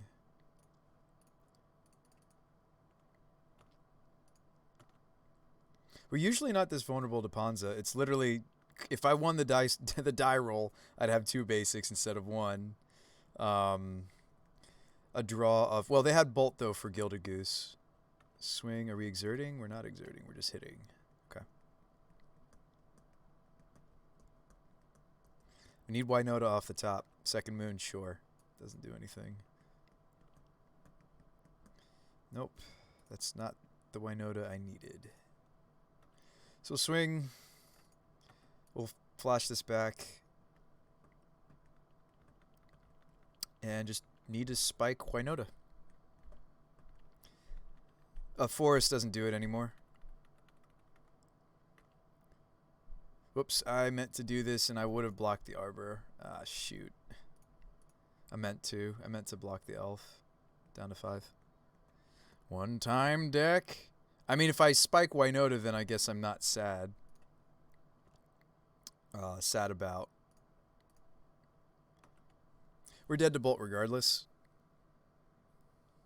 Actually, wait, can't he just exert the Glorybringer and he wins? Yeah. I should have left open 2 blockers because they win. We'll draw our next card and see if I was actually going to hit the Winota and I feel stupid for... Oh, they don't exert and kill me. Right? Isn't that how that would work? Because when you exert, you can deal 4. They get to kill the elemental. They just drew a lightning bolt is why. They could have killed us. I should have... Wow, we were drawing another land. Okay. All right. But Ponza's not really like what we're super afraid of. I'm telling you. The way they interact with us is burn. So Skite Mark. Don't. Many reasons why I don't want favors. So like Mark Skite, Burrington. They're really not super aggressive. Let's not play Herons. This is a matchup for Clothies, maybe. This is a long, potentially long slog. Um, yes, the trample's relevant, but I'm not going to run Loyalist. I think I don't have room for it. We can also cut the cuteness that is Shale. I'm less high on this card as I'm seeing it play. I'm less high on. I'm glad we tested it. We talked about that card for a while. I'm glad we tested it. I think I'm less high on that card now. I think. What else do I want in this matchup? There's Apparition to think about. There's Teague stops the walkers. There's Vandal hits Utopia. What else is good? Champion's interesting to think about, but probably not. They do run some sweepers, but not many. Be a Sedgemoor wedge player. What, splash black for just Sedgemoor? Yeah. Not great in this deck. I'm not a bunch of spells. Okay. I think I want both my anthems, but maybe we don't get to this matchup. Maybe I just only use Historian. We'll play Clothies. We're going to cut Magus. I don't know why that was still in. Whoops. Meant to cut that. I feel like this hides out in my season Pyromancers, and I sometimes just forget. I think I do want Apparition. Teague just cutting off there. Chandra's is nice. Let's cut a Ranger. We could run Vandal. I don't think I'm supposed to. We could.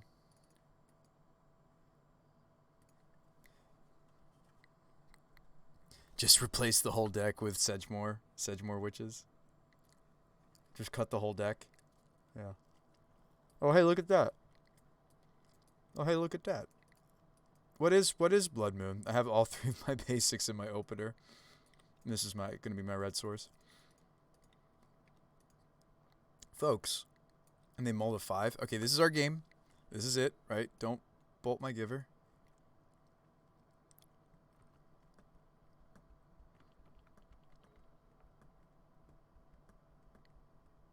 Utopia Sprawl.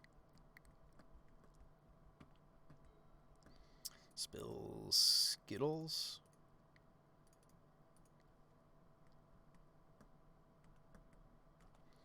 If they do have a moon effect, I can't get the Ranger out, but that's okay. I can Eldritch Evolution the Spellskite for Winota this next turn. A Clothies. I might want to do that anyway. What does that make me vulnerable to? A few different things. Nah, that's not smart. We can... Oh, there you go. We can take our time slightly. The only reason I get to take my time slightly has to do with... Do we just want Burrington? I guess if we're not testing it now, when are we going to, right? Attack for 0. All right, your turn. Maybe I even silence them. I'd rather sacrifice Ranger, though, to the evolution. Let's not silence. Let's stand strong. Let's be brave. That's an elf. Okay.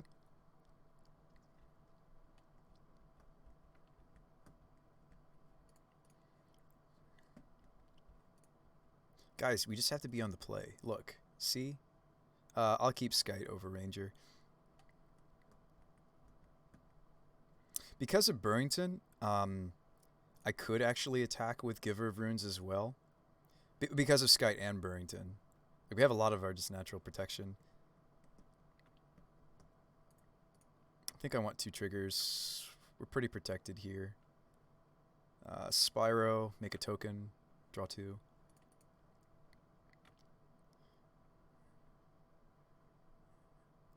Blade or Spyro? I mean, Blade would make me deal 6 here instead. Let's take the Blade Historian. Right, I don't have many other Anthem effects still in. I cut quite a few of them. So I think I should just... You're going to block my Spellskite. I love it. Sure.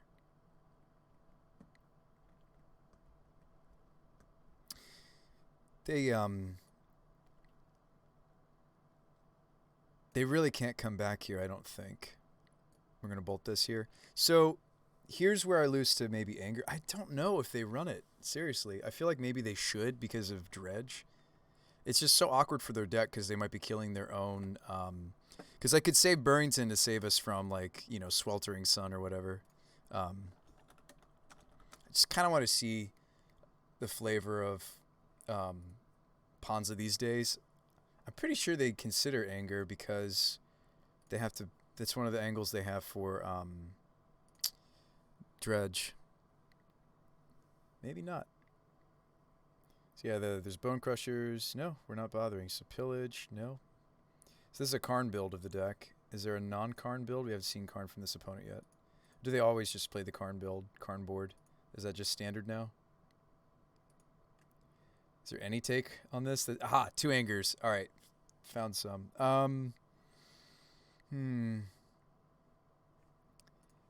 I might just let this go, folks.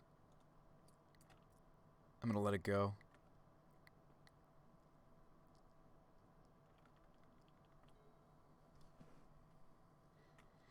Like, I don't need to let them have the out of... Sure. I don't need to let them have the out of a sweeper. So can Burrington protect us. Something Skype can't do.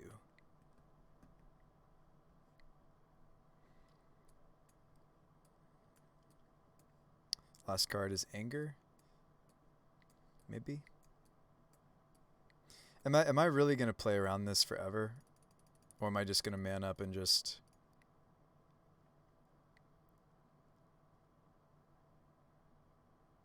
I don't think we actually lose. That's the other thing.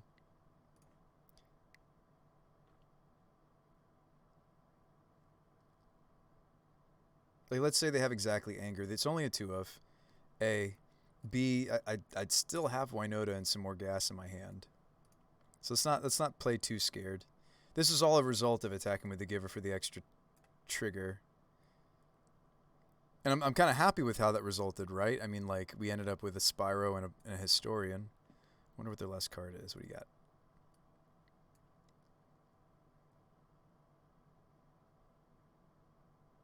Oh, maybe this is Anger. Are you serious? They do have it after all? Oh, they just had another bolt? Holy shnikes. Wow. Okay. All right. I think we still get this, but... Wow. Alright, we don't have to tap the Giver this time. I don't intend to. Okay, giving up the Elemental to this Arbor Elf. I can't imagine they'd make that trade. Draw 2 cards seems pretty good to me. I may have wanted to fetch the Dryad Arbor out, but okay, they scoop. I may have wanted to fetch the Dryad Arbor out first. They had triple bolt. Man. Okay. Must be nice. I mean, I'm not afraid. It really looks like they're not a Karn build of the deck. I mean, granted, they might be. I'm really thinking they're not. Are there ways I could tell? Does the Karn build not play Glorybringer? Karn build, no Glorybringer. Yeah. I think they've shown us. I think it's safe for me to say they're probably more like this build just because we saw this card. So we're looking at Gargaroths, maybe Angers. Yeah, I guess Anger's fine for their deck, right? Like, what's the anti-synergy? Sure, they might kill some of their own. I mean, but you just sequence correctly for it, right? I mean, sure, it has a few threats that they kill of their own. Bloodbraid has plenty of synergy for Anger. If you cascade into the Anger resolves first. All-Time Legacy says, good job. Well, thank you. So let's see. Yeah, maybe I do want the Glyph Weaver. It's also another form of protection. It's expensive, but it works to a similar capacity as some of these other pieces do. Maybe I cut like a Grazer or a Goose.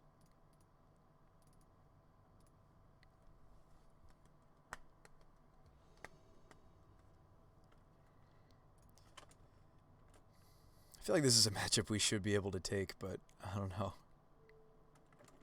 I don't know anymore. I feel like this is better against the Karn build than the build we think they are now. This sounds like a whole lot of nothing. I think we should Maybe look at a 6. That's not good for us. I guess we're going to 5. All right. So Teague, I have to hope to draw.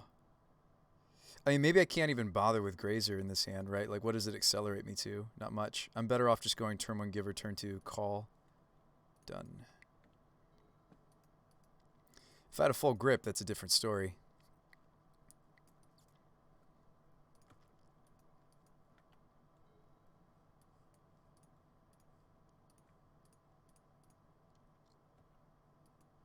Would love to have seen fetches too. I think our opener had a bunch of fetch, didn't it? So maybe...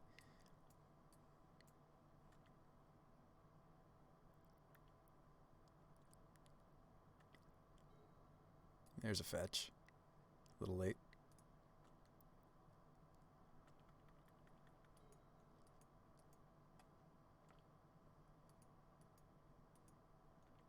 Clothies. The race is on. So I'll have a Spyro, they'll have a Clothies. Spyro, make tokens. Hard to race this Clothies though.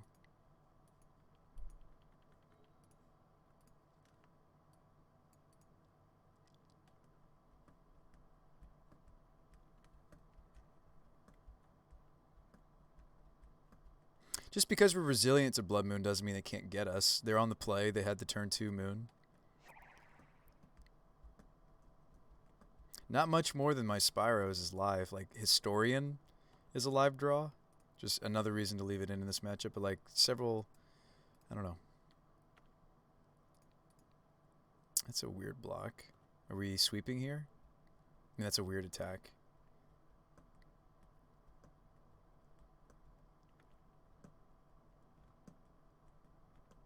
So that's their sweeper of choice. One more land and I get the tokens back.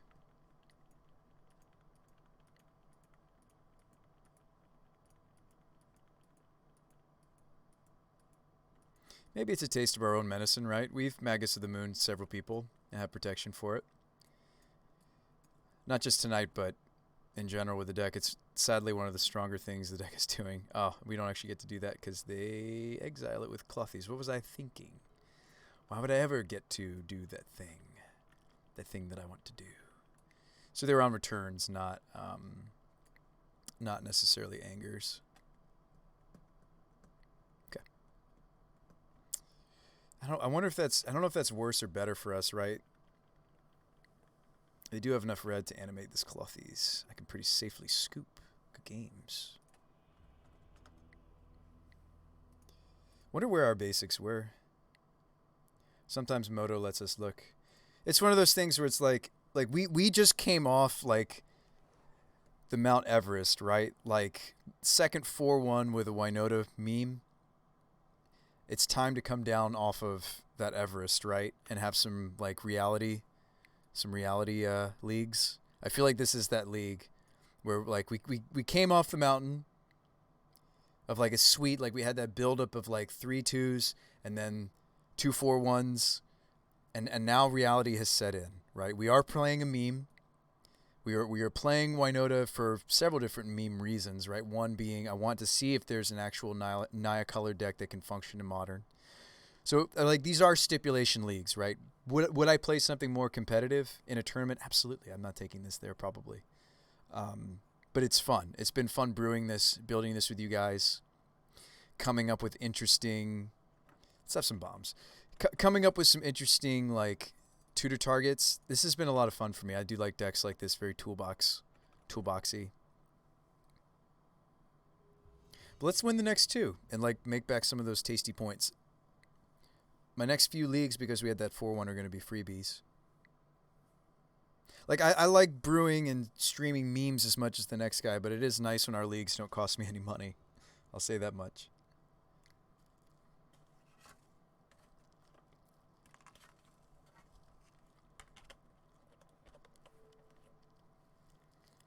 Thanks for the follow, Toronto, Canada. Keep.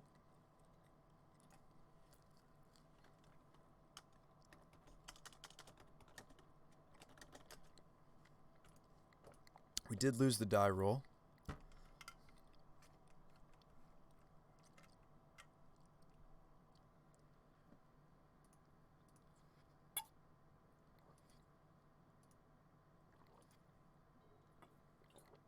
Our mana's pretty, wow. Our mana is pretty clean here. I think I'm going to lead out Forest.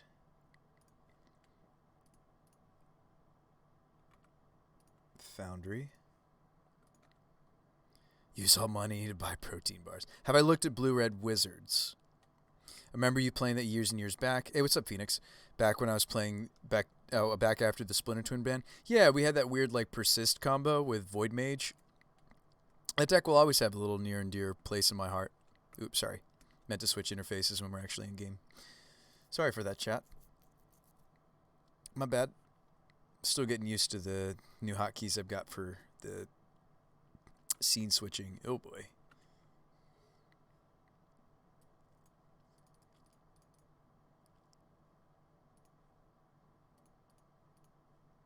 Well, let's take it slow. Opponent probably has some form of interaction here.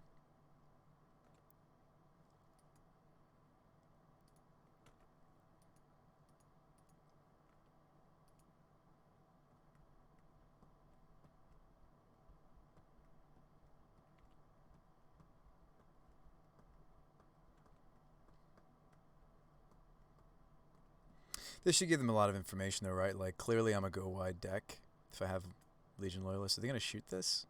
That'd be fantastic if they killed this. Crumble or Cling to Dust just to draw a card, sure. They're not a Luris build. Just straight up like blue-black control, Grixis control. What are we doing over here?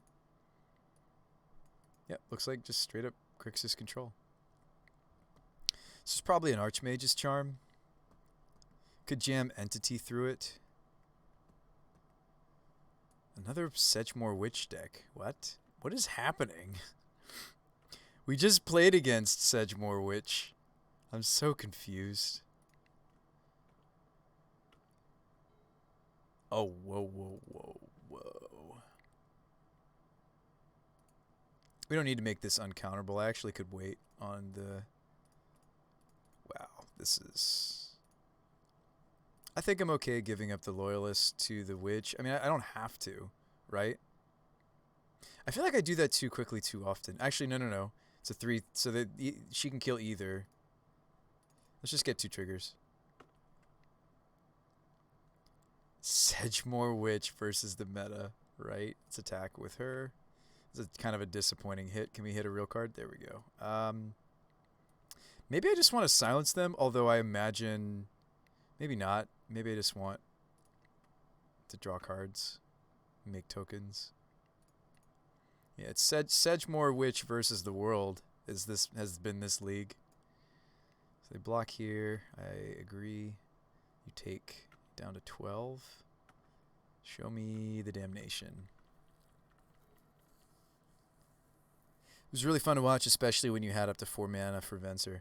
Oh, thanks, Groaning Phoenix. I don't know what that deck could possibly look like, though, in the current meta.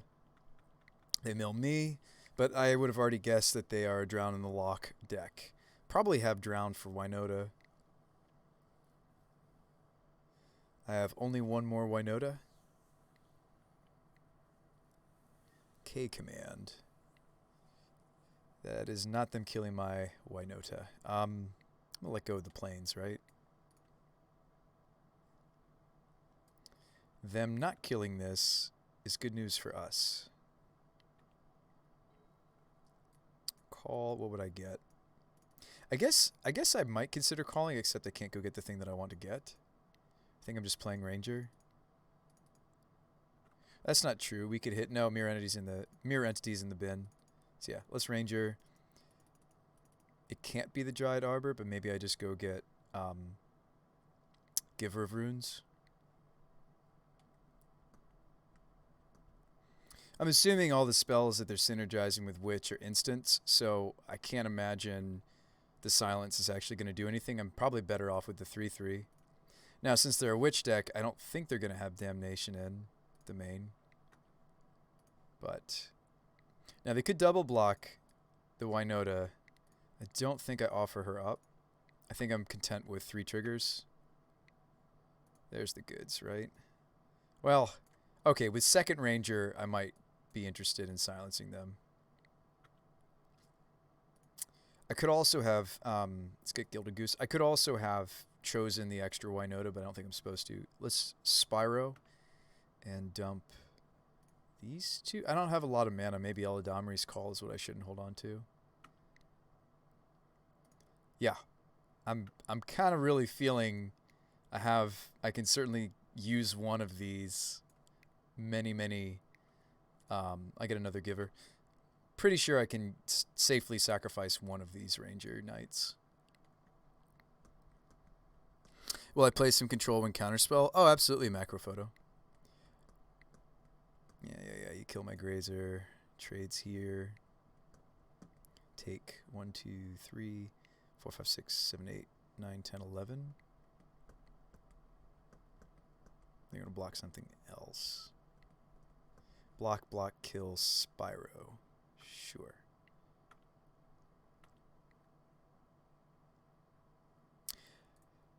Basic Plains is down.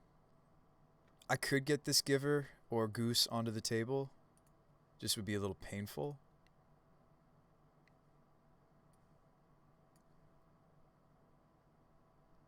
I mean, the Givers would be a lot better for me to get online, right? With.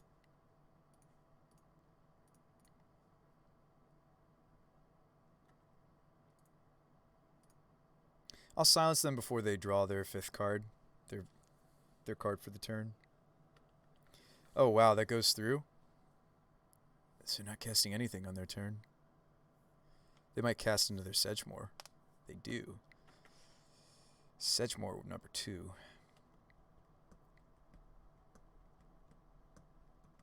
Channeler.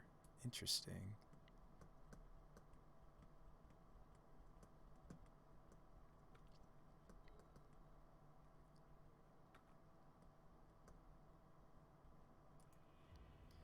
Yeah, so they're just like Grixis good stuff. Tons of removal over there, I'm assuming. Favor's a little awkward because they go as big as CMC3, but we should still consider it. Gaddock Teague is interesting to think about. There might be Cryptics over there. Surely there's at least Archmages over there. Probably like Snapcasters too. Maybe we should just play the Clothies. This seems like another matchup we could test the Clothies. Teague's interesting to think about. Ferocodon stops their pests from being nearly as good. Kind of punishes them for them, actually. Linvala turns off their 2-drop. This stops the potentials of sweepers. This pretty much has immunity from their deck. We have a lot of good things to bring in, but will I have room for them? Like, all of those cards could be considerations, even to a lesser degree, like, you know, Skoos and Teague. Probably neither of these, but these 2 could even be considered. Let's try to see how much of this I can incorporate into the deck without ruining it. We're thinking about cutting Shale in the future anyway, so let's go ahead and do that. Let's cut the Heron's Grace. Mirror Entity I think we could also cut in this matchup. We're not about the speed. We don't need these anthems. Like, this is going to turn into a slog, right? And so that's where our mana dorks are weaker. Loyalist is funny because it actually helps my Pyromancer tokens get through the pests. I might keep this. These are the anthem effects I'm interested in. Painting my whole team with double strike or first strike. Givers are great. Burrington's great. How much of this 6 can I cut? How many Rangers can I cut? Oh, you know what? Evolution needs to go down some. Is there going to be a permissive deck? Maybe I can't also cut the Geese. Maybe I move away from Evolution some amount. I don't know if I can cut all of them. I mean, I would love like the incidental like stop their Cryptics with Teague or Damnation. Like the sweepers they're going to run are going to be things like Damnation and Anger. Yeah, Evolution's weaker here, unfortunately. Something weird like this, just like Hate Bears. Is that what I'm doing? We still might get to moon them too. All right, Asylum. Sand looks good to me.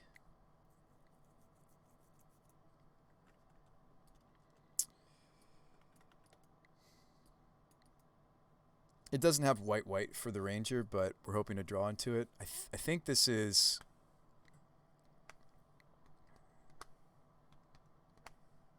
I kind of want my mana to be on time, so I think I am going to lead and shock. I think I am going to lead Colony Garden and shock Sacred here. In before Thoughtseize, my voice, my mark. Thought Scour, me, sure. No! I wanted to test this in this kind of a matchup. It's fine. In the garden. Sweet. Yes to the Sedgewar Witch meta. I'm sure it has to do with that this is like the worst start in recent memory for one of our leagues, too. You just want to counter my Mark of Asylum? Is that what we're doing? I've drawn like a bunch of fetch. I feel like I could get the basic planes. What am I more interested in resolving? Mark of Asylum? I'm more interested in this resolving than my voice. As good as voice is in matchups like this, if they want to counter, they can counter here. This is a drown in the lock. If they want to. They don't. Awesome. Like, I want this to stick.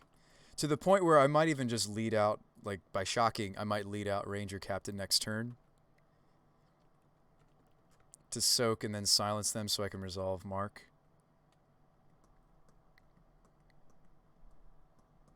Or they just tap out here for their build-arounds. That would be good too, I think. K command.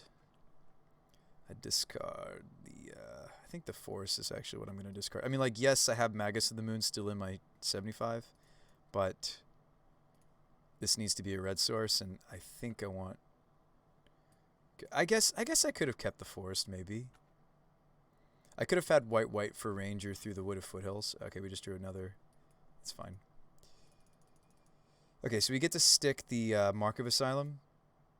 And with Mark of Asylum on the table, I'm not afraid to go get Dryad Arbor, potentially.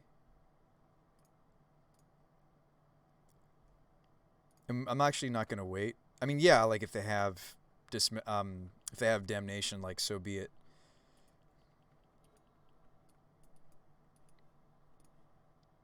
I think getting in for the extra, since I'm intending to get the Dryad Arbor anyway.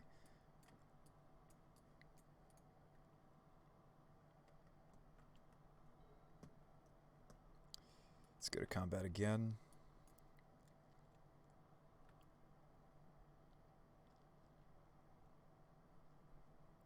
They're going to, like, Snapcaster block my Dryad. What do you got here?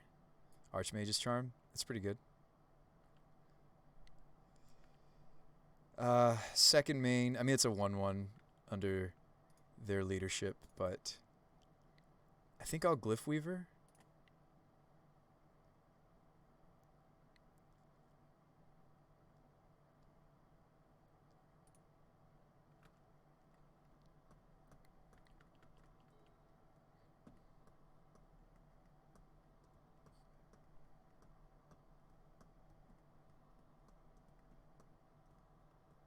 Is this a cryptic? They shocked. Must be. Unless they're double spelling, this must be cryptic. Eliminate. Okay.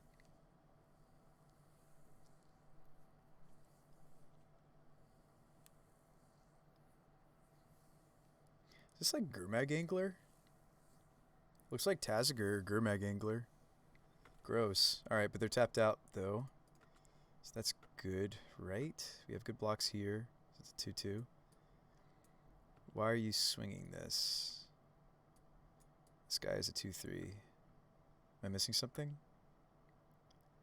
Okay. It's fine. I guess it served its purpose and they threw it away. I don't know. I'm not sure. Not sure. Ooh, we just draw Winota. Why not?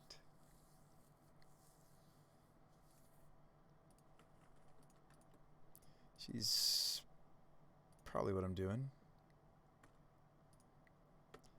Yeah. I'm throwing the plant away into the Taziger, but maybe I'm also just cutting them off all their colors and we win the game.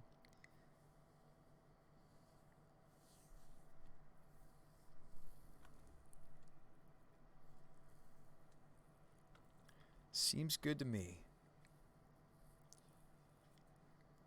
They play a mountain.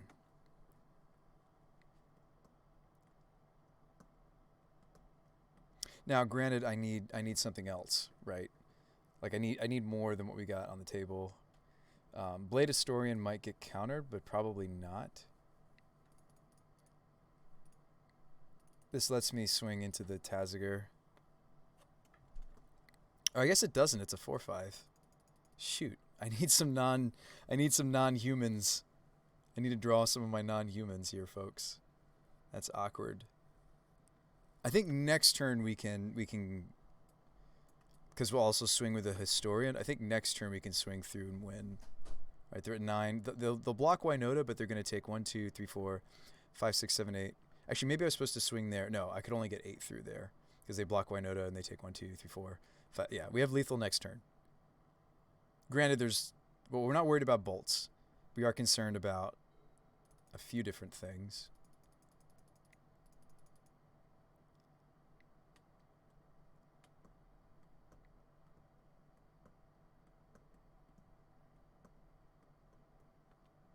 I really don't like just sitting here, letting them draw to other basics. I think we go for it.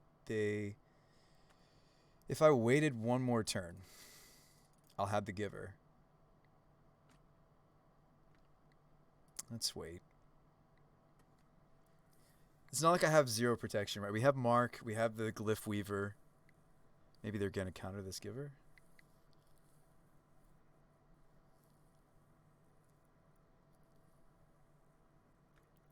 Thought Scour me. Okay. Why don't you play Captain? I can't play Captain. Magus of the Moon. I can't play Captain. These are mountains. I do have 1 plains, though. I wish I could just cast this. Yes, I think I would. Alright, another mountain. Alright, we've totally got it this time, folks, right? No holds bar. We're jamming in. Although what's funny is Giver is the thing that triggers the Winota, but I actually want the protection that the Giver gives here. Just to blank the Taziger block. But I think I was being a coward. I think we actually had them without me waiting a turn to play Giver. Uh-oh. Snapcaster? Okay, what are you blocking?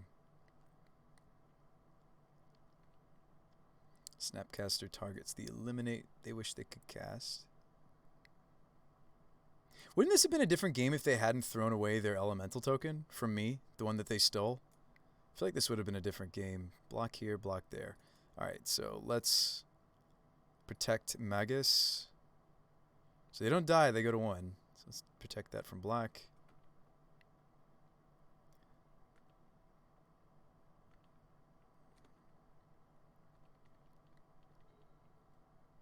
We've got like a lot of different angles on the protection department. Alright, let's take the next one too. That was sweet to see though. Grixis Sedgemoor. That was cool.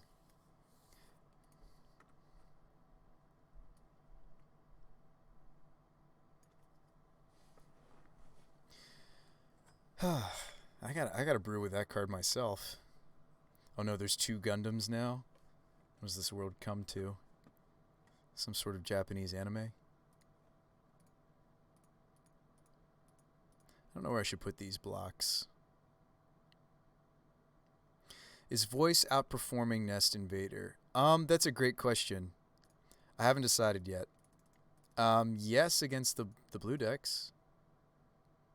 I guess if I place more blocks, some of the characters are going to try to get on top of them. Interesting. I don't know if I want that, though. I kind of liked that they were at the bottom of the screen. How do I get rid of those? Ah, right click. That'll take forever. I've been paired.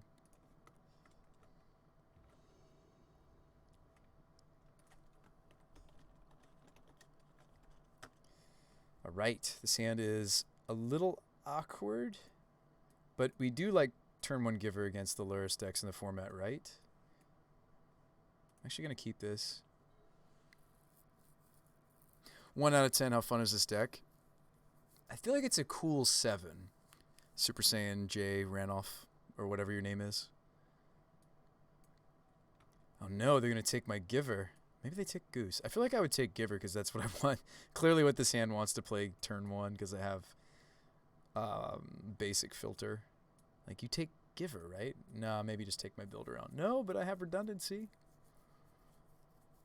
I feel like I would take Giver because it slows me down. This looks like we're up against the Rock deck again.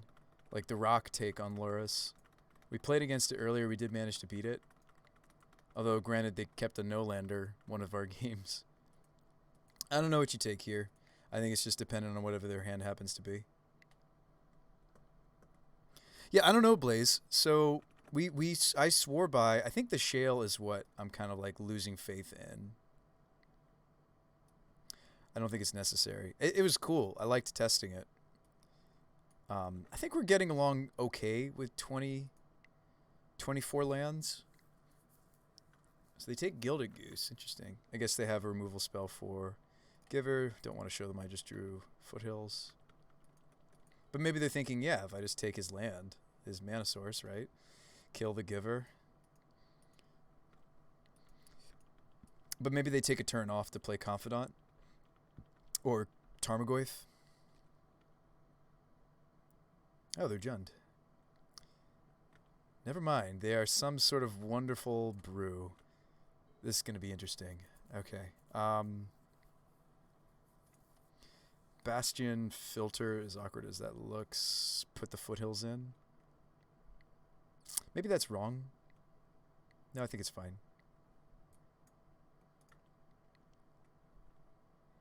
Narnum Renegade. Because you can put it back into play with Lurrus.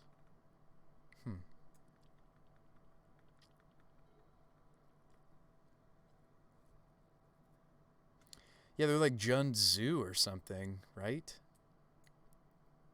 Here it comes. No blocks.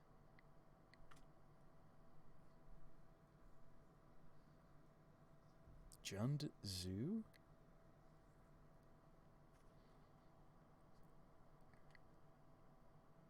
Shadow?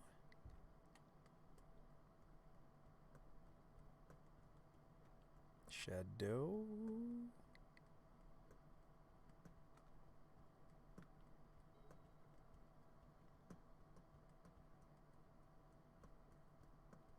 I really don't want to miss my land drop here.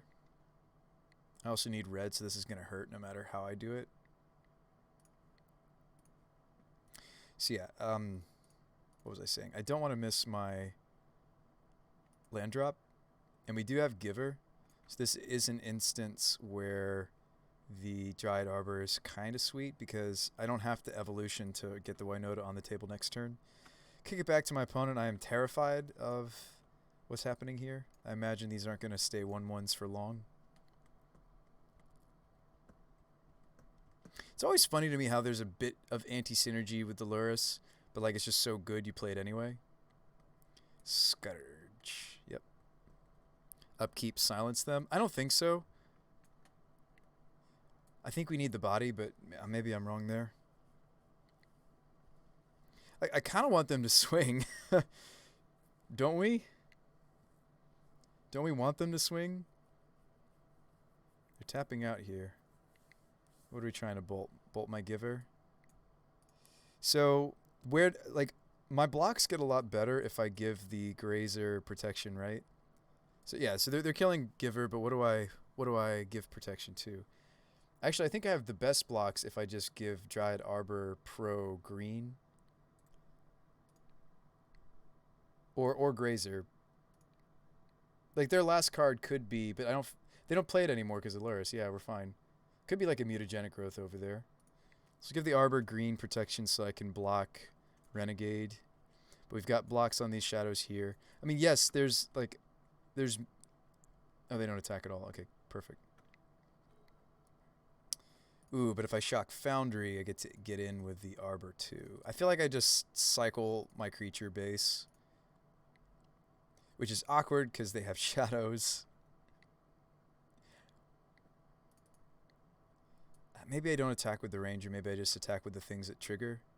I need to cut them off their colors. Herons is interesting.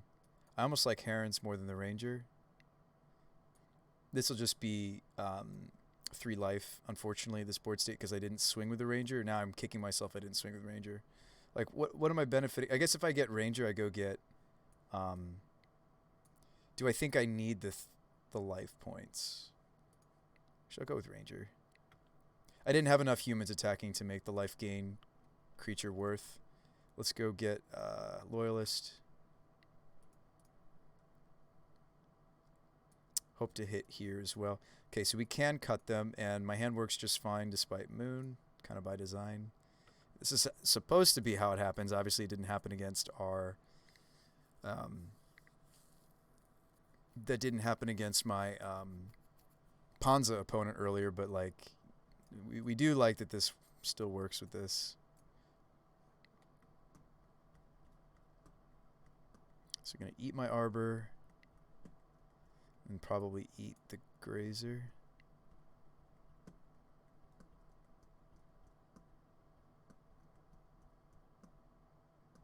Oh, I'm going to grow these to a large size.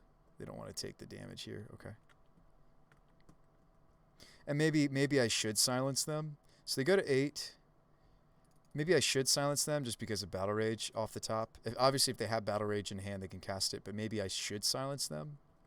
But what would they do? They spend their turn putting Lurrus in their hand even though they can't cast it?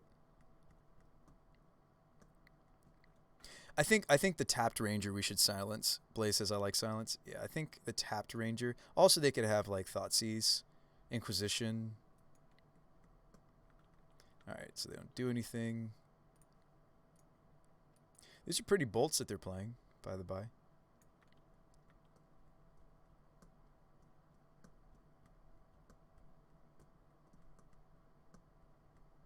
Yeah, it's just like we're not getting this, right? Like we grow their team too much. So I could take as long as they don't have a way to grow or anything, I could take all this and just chump the Scourge, right? Like we just kind of have to pray that we get to clock them back for lethal. Show me, bolt me. Show me, bolt yourself.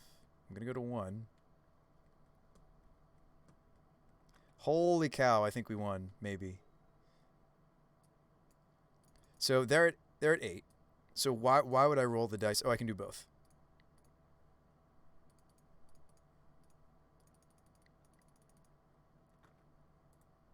Unless this is like the slowest, rolliest bolt of my life. We win. Wow, we win. Oh boy, those like shadow matchups are always just so like I have to attack them, but I don't want to attack them, but I have to. And we did, bravely, and I was hoping to see some Spyros, but we didn't. But Loyalist, guys. All right, anyway. How do I board for this matchup? I feel like I've been overboarding most of the night. I don't think I'm going to get him again with the Magus. I think that was just luck. Right? I don't know. They only have the one basic mountain. Maybe this stays. They have burn, yes. They have black removal, yes. We go way bigger than their CMC size. I'm more interested in Favor than I am Mark and Spellskite. Auric Champion's good. So these are like aces, right? These two are aces. No Mirror Entity. I am playing an entity. I brought it back. Apparition might be where we want to be. Spellskite before Mark. Like, yes, they have red removal, but they also mostly have black removal, like Dismember and such. Ranger's not that great. Eladamri's calls are slow, but like I need my combo. I like Skyclave for sure. Yeah, so let's play Skyclave. Let's play Champion. Let's play Favor. I feel like I still want Heron's Grace because the life gain can be very relevant in matchups like this, but I'm not sure. 2 cuts. Dryad Arbor is just such a liability in matchups like this. Let's cut it. I know we used it last game as a Ranger target, but let's cut another Ranger too. No, I like Rangers because they block and disrupt. I don't. I don't usually cut all of them. You saying don't cut them?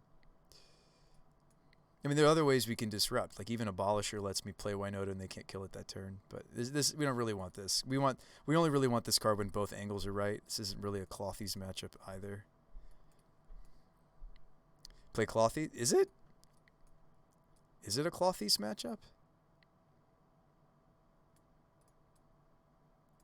Actually, they are on Luris. Should we be playing Skoos and Clothies?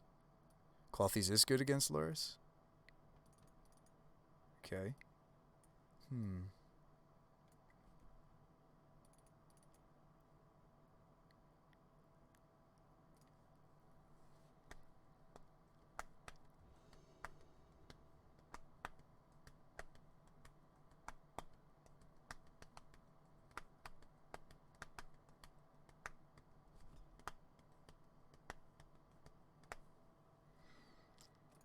I think I'm going to keep this. Keep most functional hands against the hand disruption decks in the format. So you start mulliganing against them, it can be really punishing. We need this to be a red source, so I'm probably going to put the Grazer in off the canopy. Or they Thoughtseize my Grazer.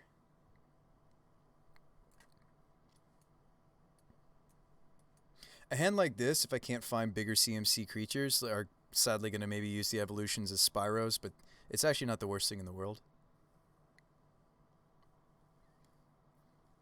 Divine Gambit, best white card. If you expect a board stall, Clothies can be excellent. Well, yeah, because we might manage to give it enough. Wonder what they're taking. Yeah, they take the Grazer. I was kind of hoping they wouldn't. I don't think getting Loyalist on the table a turn early is worth me taking shock damage. Ooh, or we just draw a Winota.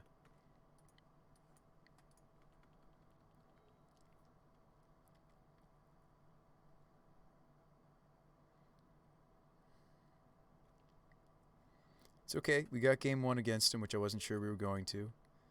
They just went super wide with creatures, but then we Winoted them. We Winoted. We did Winota. Wow, 4-color. Alright. Wonder what the blue is for. Probably Counterspell. The Counterspell that they play. Come on, brain. You know the name of it. This is a spot for Stomping Ground. It's Stubborn Denial. They probably play Stubby D's. Had all these Stubby D's. That's greedy. I like it though. It's my kind of greed. All right, here we go. Swing and a miss. Not going to attack with this Loyalist.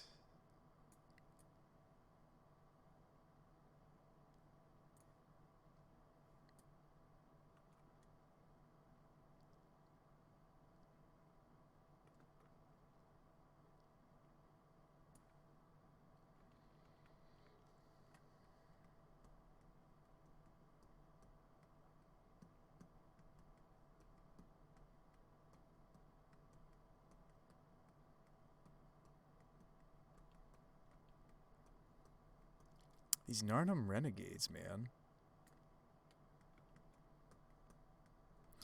Should I Evo into Clothies? Maybe.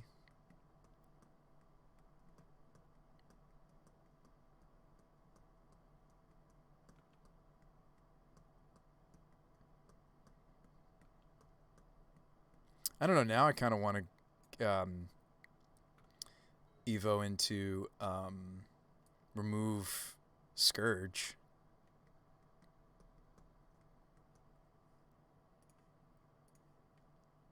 Like, okay, what am I doing if I go for Clothies here? Skyclave probably. Yeah, I'm thinking Skyclave too.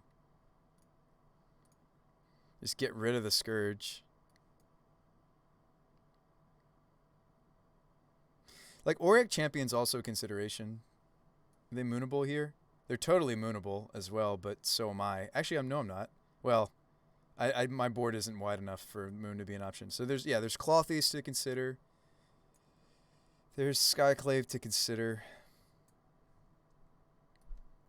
Maybe I'm supposed to Skyclave the Shadow because then they only get, once they kill it, which they probably will, they only get a 1/1. But Scourge can just get so much bigger than Shadow can. It's a 4/4 currently.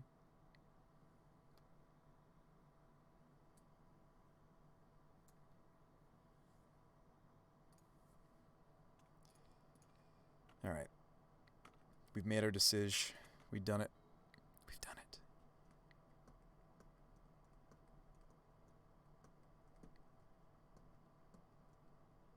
But of course, that's the problem with when I'm evolving and I don't have as many as I used to. Like cards like Voice that don't make us go down a card essentially when I do it.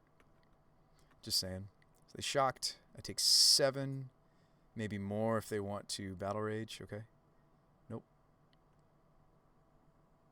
Renegade. The Renegades. They have 1 card left. Do you return Luris? Yeah, do you put Luris in your hand? That's what they do. So they're tapped out. Need something else. Spyro is actually a bit of a blessing, right? Except they can't cast it. Never mind. Not a blessing. Evolve my plant into the Auric champion?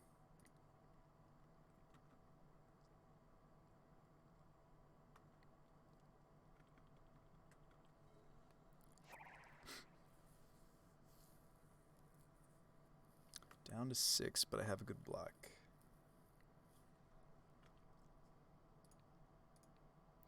Do I actually have to do this trade? I'm at 8. But I'm giving them a 2/2. Like, killing a 1/2 to give them a 2/2 seems foolish. Should just take the 3. Do you have Battle Rage? Am I just dead anyway?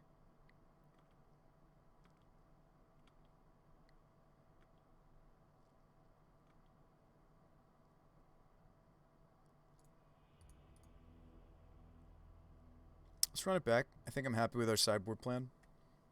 We'll get him this time, gents. Black Shadow all day. Yeah, I think that was the right tutor targets. All right, I think Prowess is the best deck in Modern. Won't say what version. We managed to take down Prowess, but we lost to it also today. We lost to it once, and we beat it once. We only saw it twice, actually.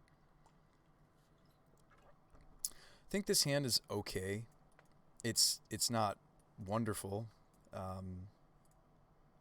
Just making sure Magus of the Moon, yeah, it's still in. All right. I think I'll keep this. I think that's fine.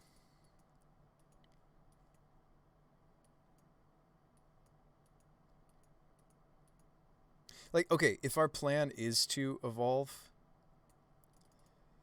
the Ooze, then we do need to get basic. So I'm going to lead Castle Embreth. I probably should lead Castle Embreth anyways. That's a tool in our arsenal. I mean, obviously it doesn't shut off Bolt. Obviously it doesn't shut off Battle Rage. And who knows? Do we really think Ooze is going to live? I don't know. Maybe it's just going to get Inquisitioned.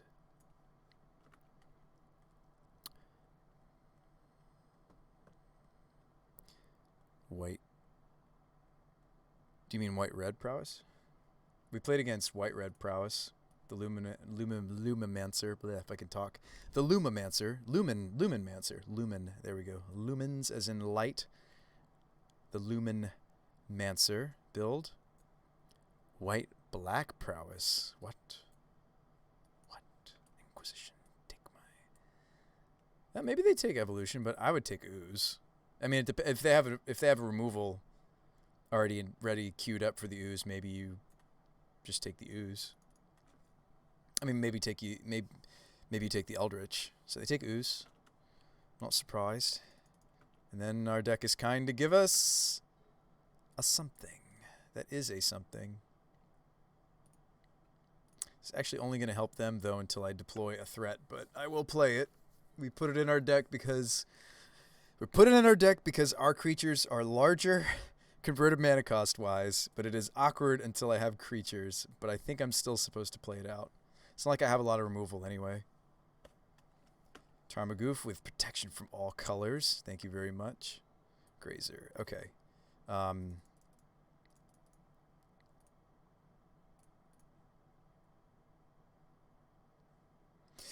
There's no way for me to graze and also, yeah.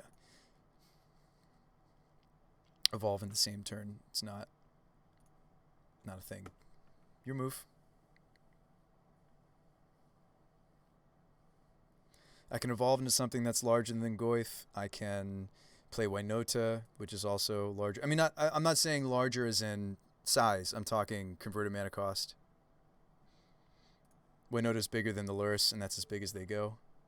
So against these Lurrus decks, I do really like Favor, because typically the Lurrus decks are Bolt, Fatal Push decks. Typically the Lurrus decks, yeah, I mean, converted mana cost-wise, they don't go as big as we do. We go all the way up to 4. Is this Skyclave? Sure. Okay. Bastion. Alright, Winota with the protections from the best of 'ems. Do we trade the Grazer for a Winota trigger? Or should I hold it? I think I'm supposed to not trade this. Granted, they could have like an Abrupt Decay. I'm not saying this is a done deal just because I have Pro. Favor of the Mighty is Cap. It's a meme, but I've been liking this meme. Steam Vents kill my Grazer? What are we doing here?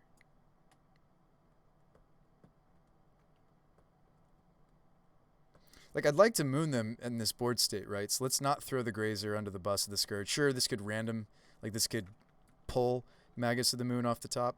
Sure, they have counter magic. That's the only reason this deck would splash blue. And they were careful to, like, go get it there. Like, I need to get this, don't I? Because I have to counter their evolution. So I don't know what I'm supposed to do. Unfortunately, both of their threats are big enough that I'm just blocking. I'm not actually killing off anything.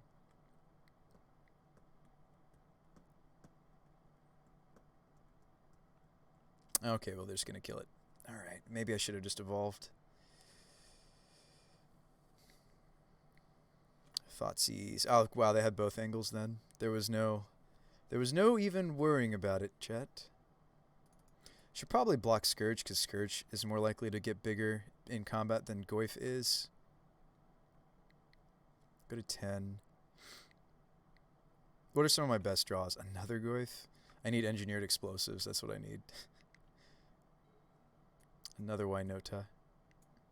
That is one of my not-so-great draws. And we're actually just dead no matter how I block, because 5/5/5/5. That's disappointing, but that's okay. We completed the league, and it was maybe the worst league we've had yet with the deck, but that's okay. Oh, hang on. Let's compare, though. Let's count the ways. Oh, actually, it won't let me look at my previous, will it? No, it will. No, it won't. Never mind. So we went from the pinnacle of a 4-1, which I believe is maybe the best that this meme can do, down to the pits of not winning like any. That was an oof for sure. And Jade, you were on the whole roller coaster with us, but I still have enough points for more free leagues. So what do we really like? What do we not like? I went ahead and cut Shale because it just didn't do enough.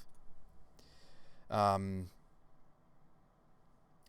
don't know about the Clothies. You know what I'm really thinking? And I think I'm taking, Blaze Rider or somebody was saying go back to running more synergy for Eldritch. I think that's where I'm headed. I think that's where my mind is. I think these last few slots should be, I mean, maybe they could be bullets, but there's not many bullets that have synergy for Eldritch. I really, really liked how grindy Voice was. I've forgotten. I had forgotten how much I liked Voice in this deck, and then if we're on a play set of Voice, all of a sudden I like Rallier.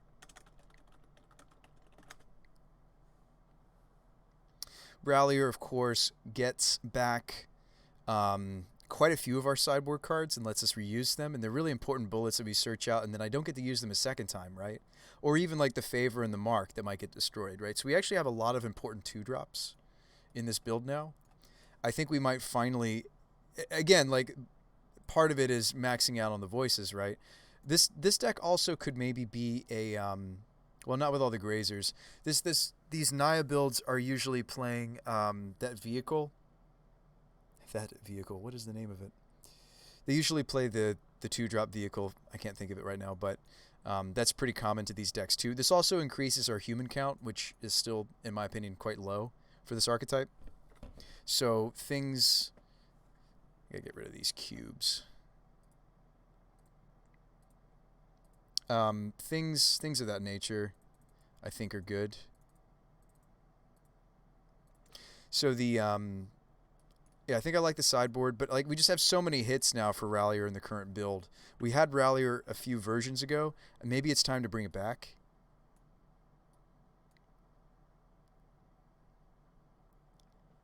But I think the voices will give us a lot more synergy for Eldritch again. They'll give us a lot more staying power. I'm not really playing a bunch of this card necessarily for the blue matchups.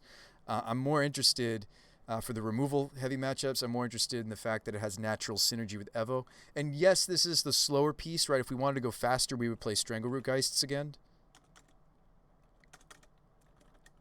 I do think that white-green is easier on our mana than green-green is. Yeah, I mean, Strangleroot has a lot of good synergy for Eldritch Evolution because of the Undying, because you get to reuse it. But the voice just has a lot more relevant text, and the token usually has a lot more staying power on modern board states, considering we're already set up to try to go wide. What about a split of Rallier Season Pyro? I still swear by the Spyros.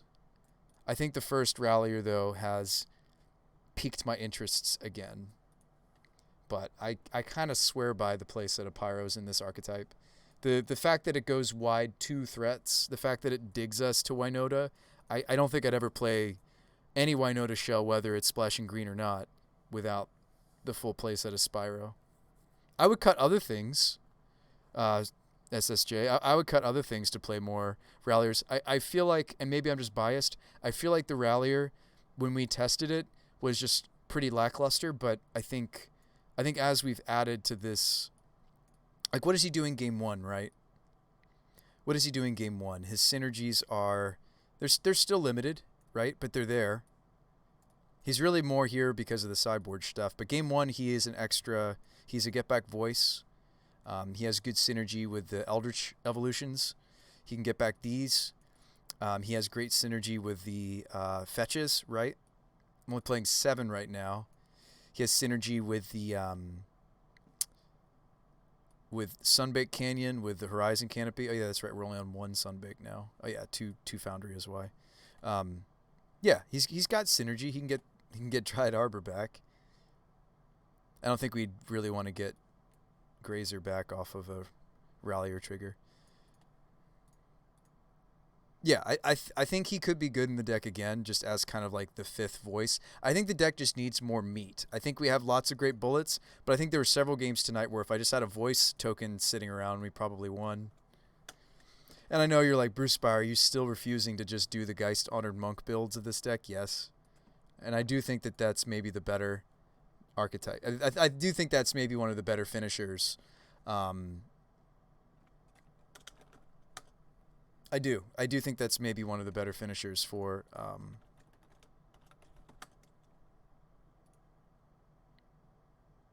the Winota decks. Let's give Clothies another try. Let me grab a few more voice. A Resurgence card is way cheaper than it used to be.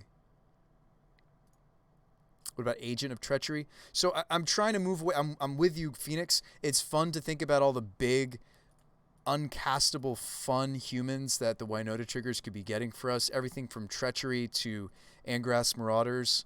I'm trying to play ones that are hard castable in the average game of Modern, which are very fast right now, right? Or there's something really powerful happening, like somebody completing Tron, or Heliod is just comboing you out. I'm trying to stay away from even the 5 mana pieces for Winota. I'm trying to stay away from the 6, the 7, the Agent of Treachery you just listed, I think is 9, right? 8 or 9 mana.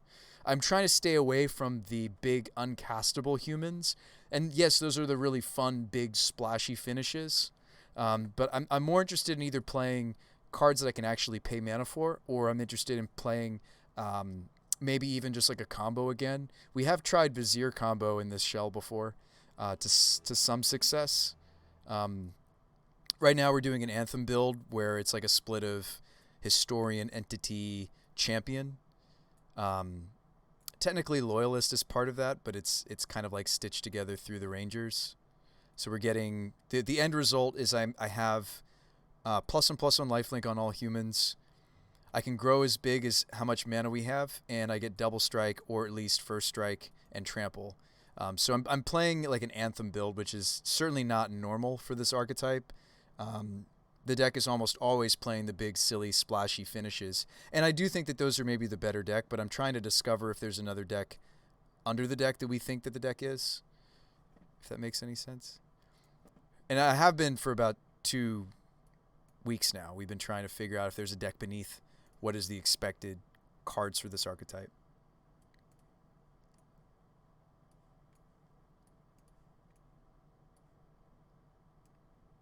And I think we've discovered some of it, right? The mana base is finally doing what we want it to do. The Grazers have been sweet. I kind of like them quite a bit because they're just so resilient. What about Scute Swarm? That's fun.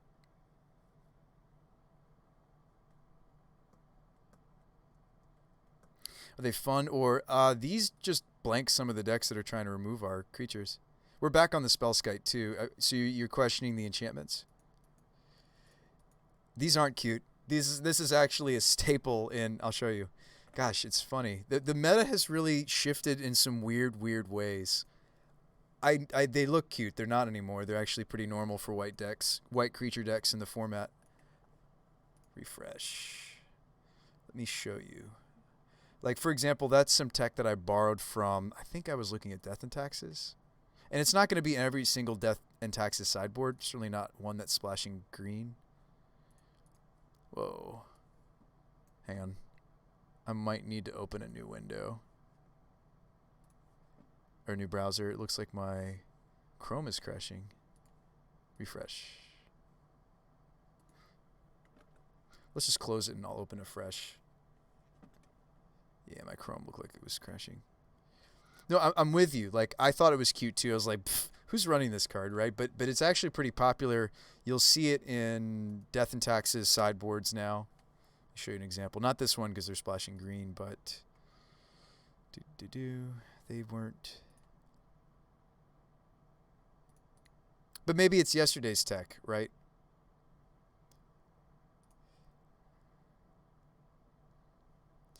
Got it from some Death and Taxes list. I thought it was a clever idea.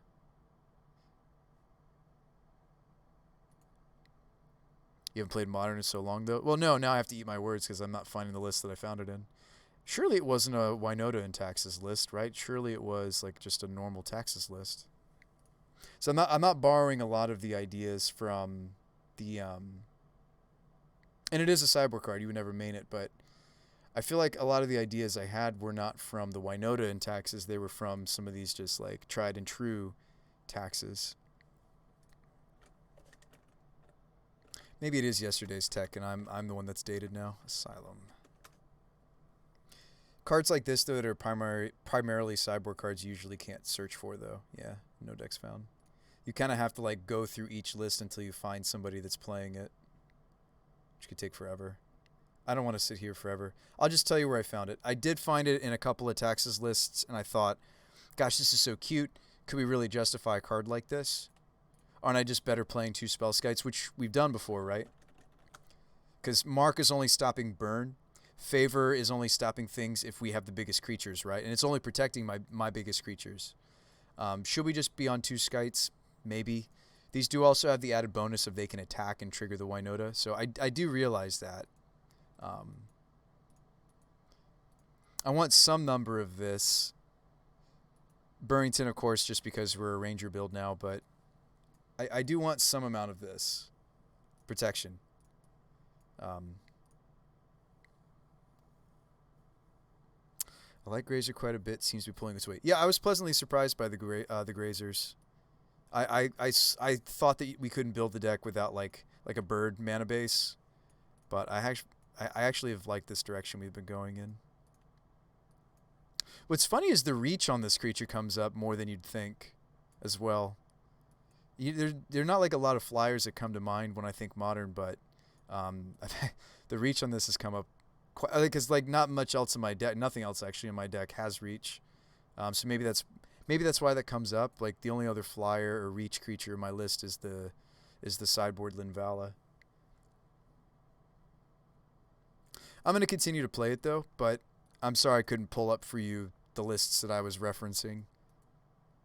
I might even be interested in starting the next one because I feel like that was just not indicative of how the deck's been performing. That last league was just not indicative. I don't think is indicative.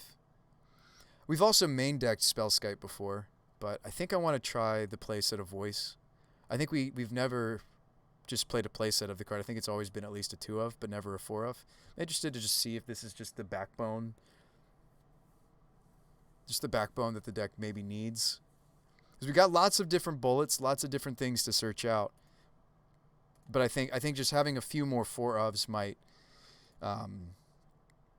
just give it that consistency. Let's jam.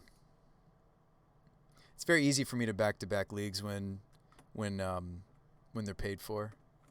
Oh, you know what? I figured out what was crashing in the background. What about a Rex Sage instead of Vandal? Yeah, if I don't have a creature in the bin, that's true. Usually though, the Masked Vandal, yes, I see the anti-synergy potential.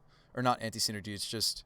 I'm playing this because it's like a human Rex Sage that exiles. I'm with you. We don't...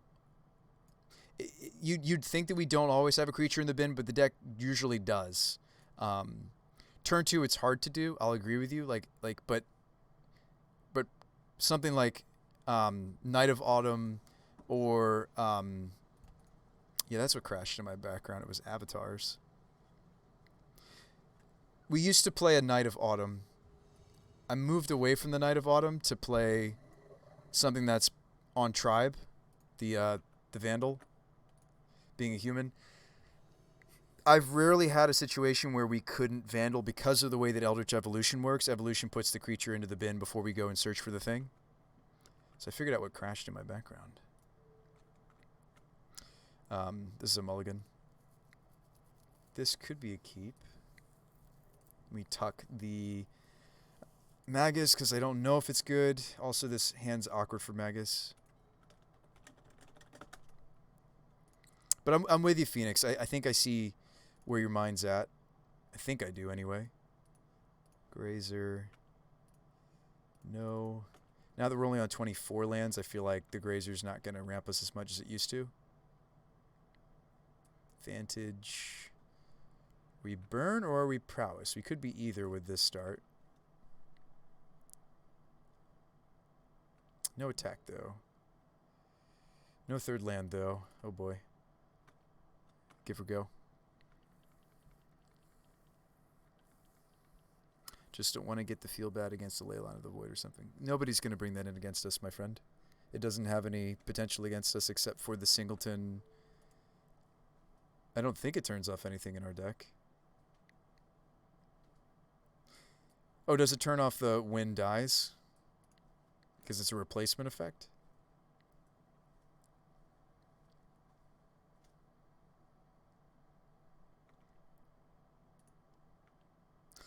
I don't know. I still feel like somebody wouldn't bring in Leyline for like even just that section. Oh, maybe they would.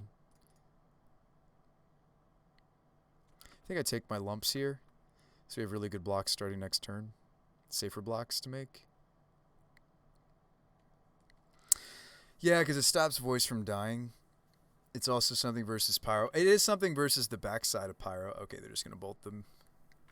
Bolt my Gitva. So we could go get a Spyro. Could also just play Ranger.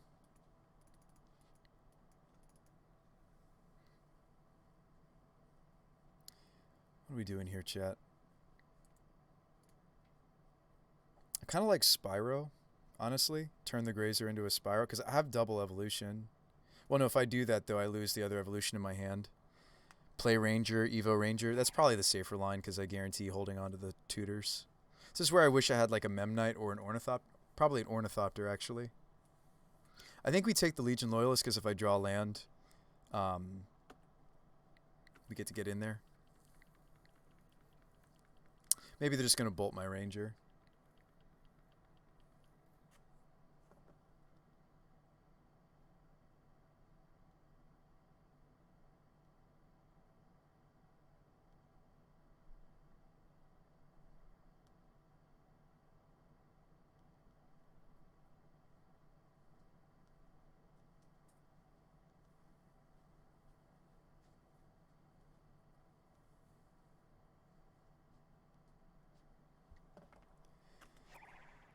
All right, so we have, I don't know, we have one good block here, right? Thanks for the follow, Goo3. Oh, wow, they're playing Light Scribe. So this is the just the red-white prowess, but they're going a little bigger. Oh, they're bolting Ranger. I feel like I should have just gone for the other line.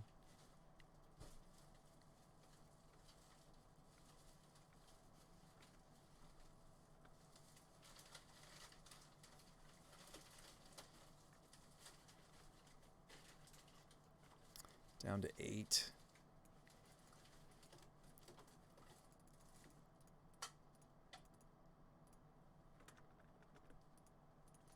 2, 3. Yeah, maybe Spiral. I don't know. Like the Spiral line is also weak.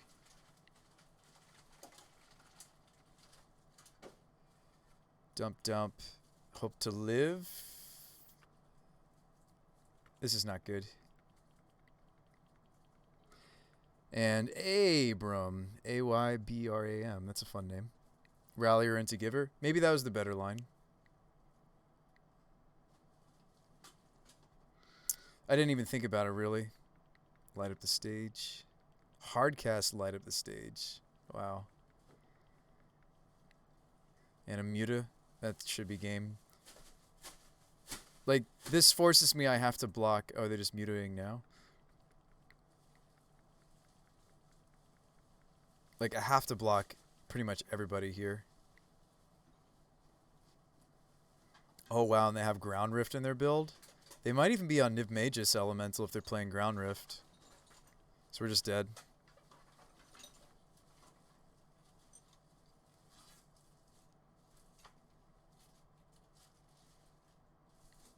I love me some Ground Rift in these decks. This is usually indicative that they're a Niv Magus Elemental build, but they're not playing blue for Fluster. I guess you don't need to. We just got smashered. Okay, Heron should stay. Magus gets cut. I mean, Loyalist can be important to swing through, but I think we just need to shove in some more of our... You're a bit of a liability. I think we play Skite, Mark, Champion to start. We also could play Tender. And that's about it. Against these prowess decks, it's tempting to play Apparition. Maybe I should cut the Rangers down.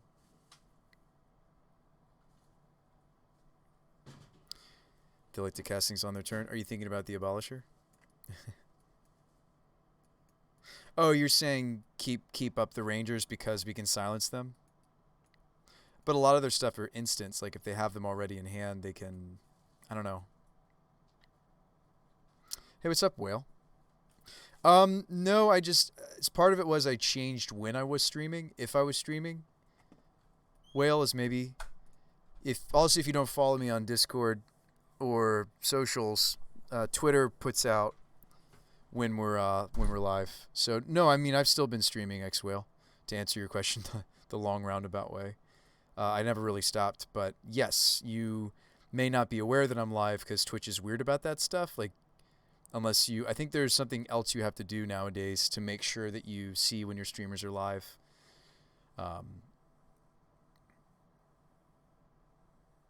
Yeah, don't play Abolisher. Agreed. Let's go. Let's jam. We've won this matchup. We played against the white prowess before. This hand is probably not the hand to do it, but we have. Wow, all 4 windsweeps, 4 of a kind. So this hand isn't doing anything. I mean, it does result in the Winota. Yep, Loris. One of these could be a Dryad Arbor, but... Oh, no, we took it out. It's a liability. That's why. I mean, this hand is turn 2 voice. Turn 3 go search for something. Turn 4 blade. We won't blade. Will we? Unless my green source is a duel. We won't blade on time. I feel like this hand's pretty anemic, right? We could see some sideboard cards. Let's look at a 6. The 6 has a sideboard card. I might put back a giver. This seems a lot better. Phoenix says, I like it. Nah, I threw it back. Unless you're saying you like this 6. All right.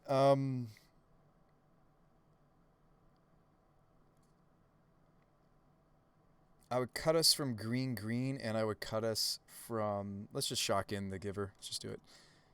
I was trying to see if there was a way to not take a million here. I think, like, okay, we'll have white if I play spell... I mean, like, yes, I don't have red specifically for what? Spyro with this hand, right? And I might not get to Skyclave on time anyway because of the garden. I don't think we block. Gut shot, mutagenic... Yeah. If you have it, you have it.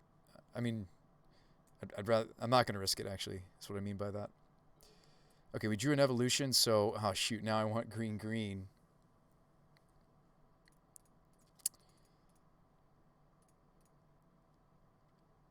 Really don't want to take a ton off my mana, though.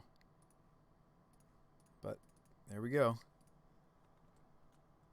Spellskite Giver together is quite nice. They work really well in tandem.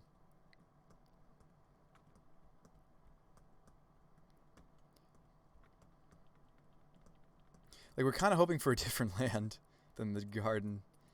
Ugh. We've been happy with this card quite a lot of the time, but not this time.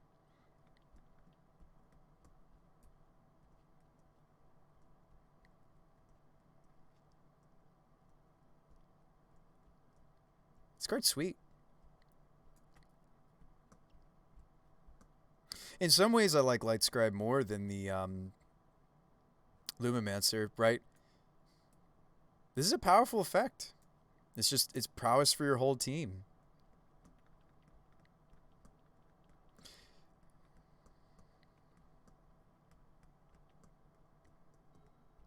So we kind of were hoping for this, right? I think we just have to exile the Lightscribe, right? This card's insane for their deck. Don't we just do that? Like, what would I be evolutioning into this turn anyway, right? So this is kind of a blessing to draw an untapped land. Let's just get rid of the Lightscribe.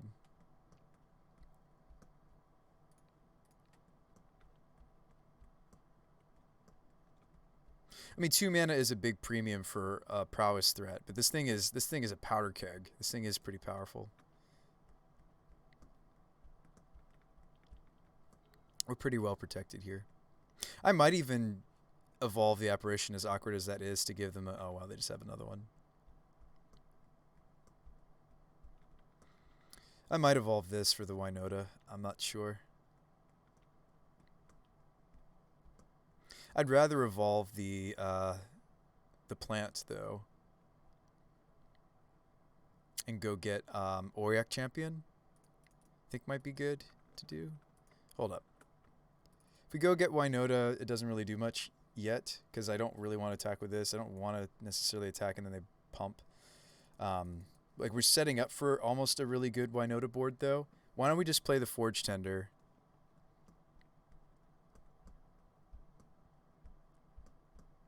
Is Mutagenic Growth just any creature? I think it is. Pretty sure it's just any creature. Could be relevant.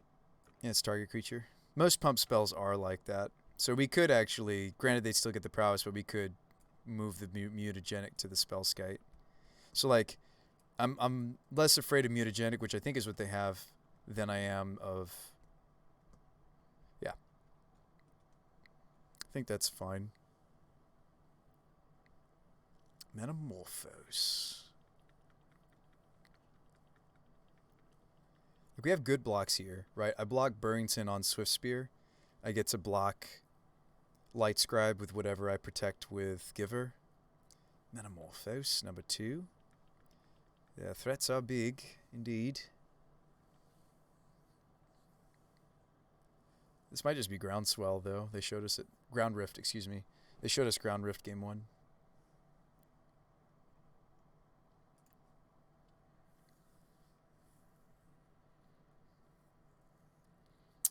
Are we darting my Giver? First dart doesn't kill Giver, so I can let it ride.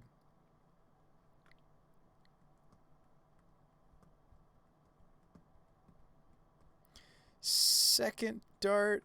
Probably going to move to my Skite, though. Go down to 12.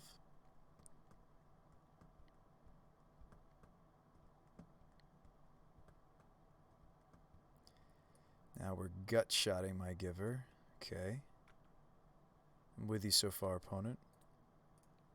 That's also going to go to my Spellskite. We're down to 10. Another gut shot. Also going to the giver. Do I let this go finally? Or do I redirect this too? Still doesn't kill my Spellskite. Go down to 8.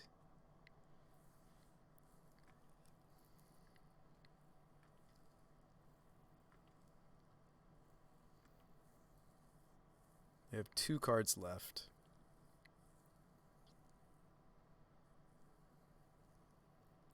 Big splashy turn for our opponent.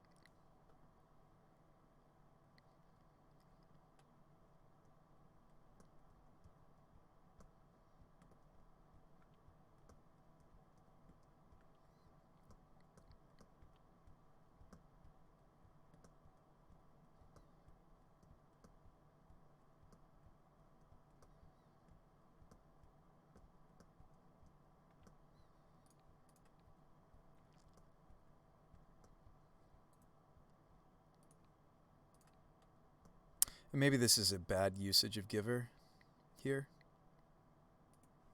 Like protecting a plant token.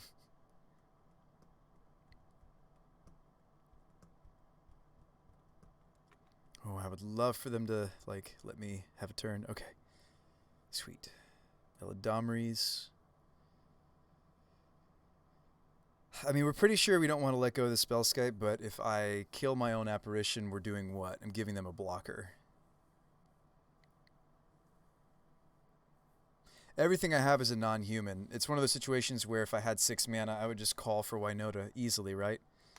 We think the Spellskite's more important than the... I think it's okay. I think it's going to be okay if I give them the token. I think it's going to be alright, chat. I think it's going to be alright.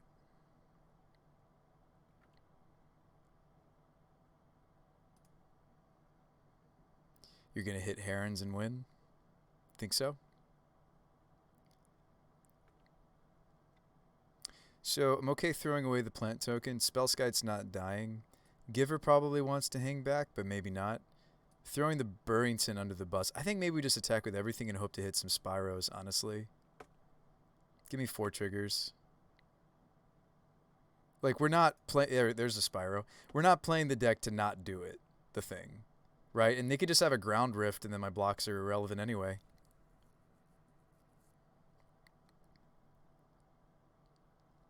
And they're only at 10, so like I only need a couple of juicy hits to force them to do some blocks. This might be the weird state where I want the Winota to be hasty, because they're at 10. If I take the Spyro, I'm not making more tokens. It's very tempting to take Spyro over making Winota hasty, but it's like, what's happening here? They have 2 blocks, and I'm only attacking them for 4 damage so far. Pyromancer only adds 2 more damage. Me throwing a Winota at them, I think this is that weird state where I'm going to have Winota pick herself. Winota just wins though? Yeah, I'm gonna pick Winota. Ooh, Rallier? Hold up. Or Champion. That's a tough choice. Tough choice. Actually, it's not a tough choice. I just looked at my graveyard. Not a tough choice. It's Auric Champion. One more hit, please, deck. Just give us one more hit. We're playing a lot more humans now than ever before, although I did cut a couple. Ooh, we got there, Herons. We did it. We did it. Well, that probably wins. Doesn't guarantee a win, but that probably wins. Yes, always yield. See, never didn't. We did it, Phoenix. We did it. So we paint all of our humans with lifelink. Delicious, delicious lifelink. They're all indestructible. Delicious, delicious, indestructible. All right. Yeah, I figured that would happen, that they would kill off the Burrington.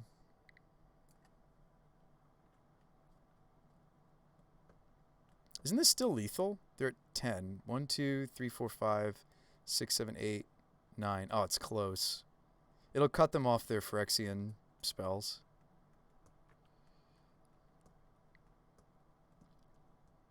I go to 22. It's pretty good. I have 1 blocker.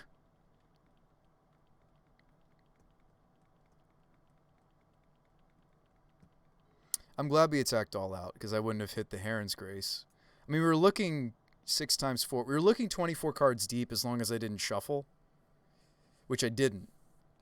Like that, I will say, that is one of the things about the Ranger Knight captains, or the Ranger captain of Eos, is they do shuffle us, and any digging I've done with the Winota triggers, it undoes. So sometimes it's correct not to take them if I need a specific something, like if I need to dig to like Magus of the Moon or something specific, or like the Vandal. It's correct sometimes for me to not take the Ranger captains. But I feel like I rarely do that. Like we'll skip taking a card. Sweet. We just run it back, right? We like how we sideboarded? Yes. Yes. This draw has champion. It's kind of awkward other than that. If we keep this 7, it's on the back of the champion and we're hoping to draw second white source. This hand needs a lot of help, right? So this would probably be Sacred Foundry, Shocking the Giver, which is a bad thing to do in this matchup. I don't think we keep this. I think it'd be different if we had champion and this was a plains, right? It'd be different, or a filter, right? It'd be different if I everything in my hand was, yeah, I think I mulligan this, folks. Like this hand is basically just a giver, right? Like it's tempting. This card's good in this matchup, but I don't think it's good enough to like make the rest of my hand unplayable. Speaking of unplayable, I think the double evolution is, yeah. Now this is awkward. I still need to probably fetch shock into, yeah. Like I need to get red mana for the reflecting pool, right? Or maybe not. Maybe I'm just like, yeah. We'll get red later, right? We'll draw a red source. Like, fetch shocking is such a punishment in this matchup to do. Maybe I'm just supposed to go basic plains. We're good on all our other colors, you know, between these two filter effects, but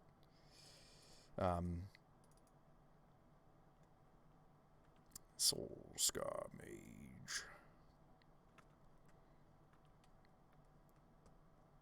Yeah, we just draw a different land like a boss.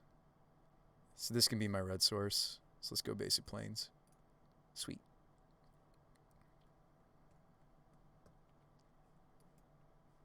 Next, I'll play Reflecting Pool for the Eladamri's Call, and maybe we just go get Auric Champion. I mean, it depends. Maybe I should go get the, maybe I should go get Skyclave.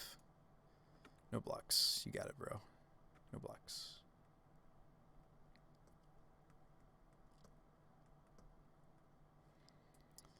Light up the stage. Double Swift Spear.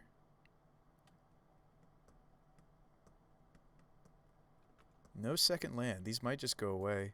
That would be great for us. Oh, we just drew the Winota? Yeah, all the more reason to call. I think I should just attack. I'm not blocking with the Giver.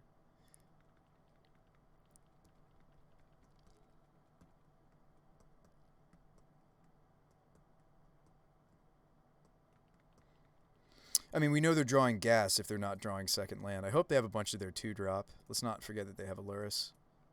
I'm hoping these just go away. I'm assuming they're going away because he would have played them pre-combat. Light up the stage again. Okay, so they're just really trying to hit a land so they can cast some of these Swift Spears. They do hit.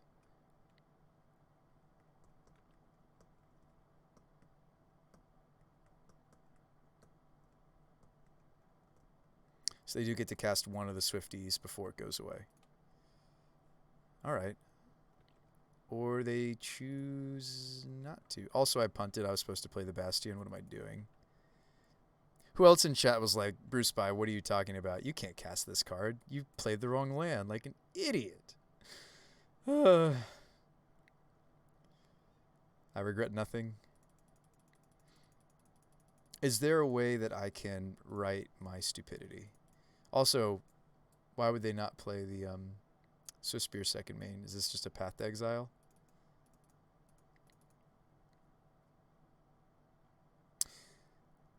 Yeah, I mean, now I kind of want to evolve for Spyro.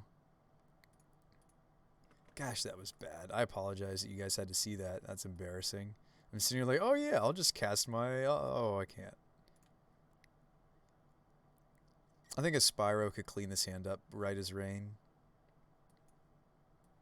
I think we're too many red sources away from Embreth to being happy. I guess I could go for the Rallier, though. Is this like the finally the spot? Earlier you said I should Rallier. Maybe this is it. Let's try it. Rallier back the giver.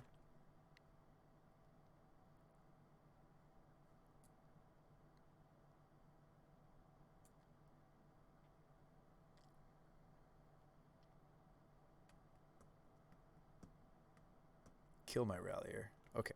It's dead. I just feel so bad that I didn't cast my spell. I just had to play the Wooded Bastion, guys. That's all I had to do. I played Reflecting Pool instead. Because it made sense, because I was like, oh yeah. Because I want to go get... I mean, it made sense in my head. It just didn't articulate properly. Bolt my other creature. Yep.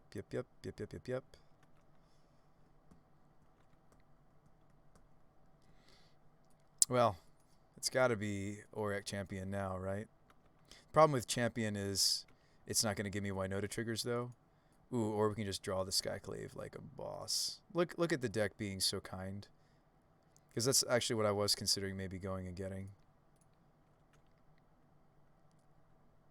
And now I can... I guess I want to fetch up...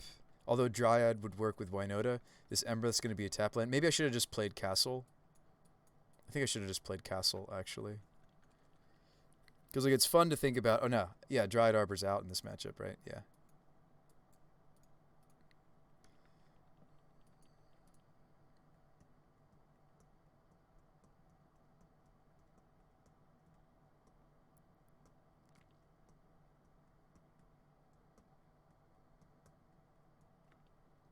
Yeah, we're darting my apparition.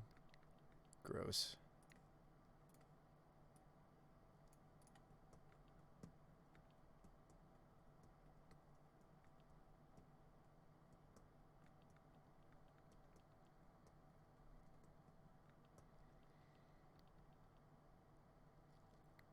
Take 5.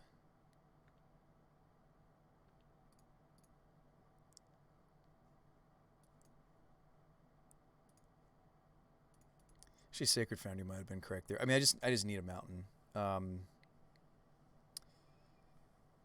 So I have Eladamri's for a 3-drop. Winota doesn't do anything yet. But maybe I'm supposed to Spyro and just like hope to spike another Winota? I don't know. They're down to one more card.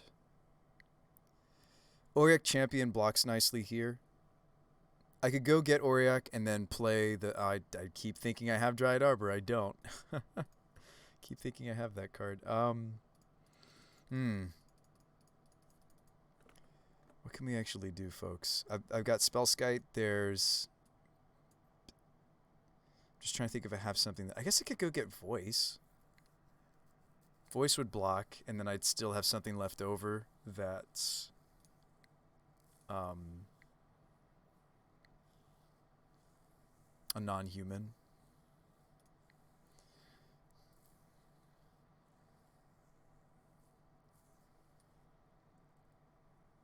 Like, that would do a pretty good job, like, just actually staying on the table. There's Champion to think about, yes, but let's go with Voice. White, green. I don't know if I actually plan on cracking this Foothills, because we're kind of low.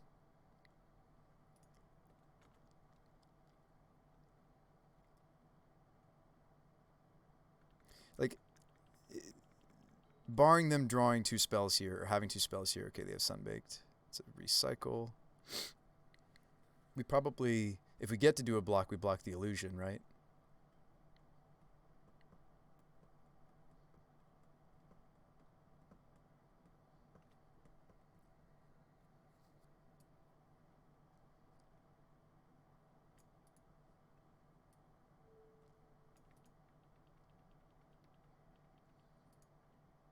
They didn't seem crazy about what they just drew.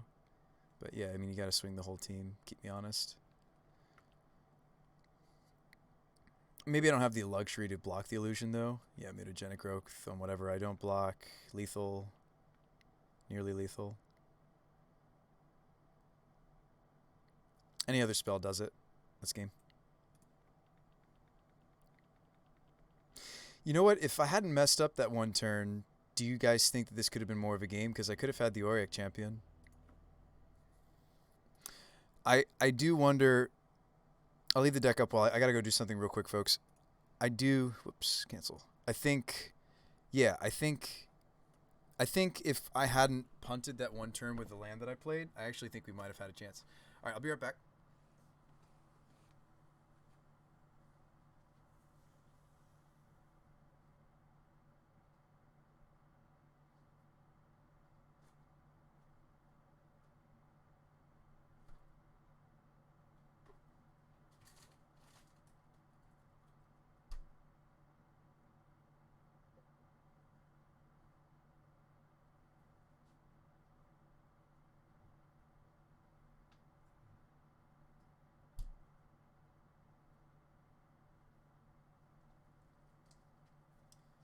All right, let's shake it off. That's a tough matchup, even if I play it perfectly. And I didn't. I'll admit that, but it's difficult even if I do play perfect. 156. All 10 Legacy says bingo. Yeah, it's a tough matchup even if I play perfect. Or was that you saying bingo to my comment, or bingo, sweet, we're watching somebody play some Winota Joiner forces in Modern?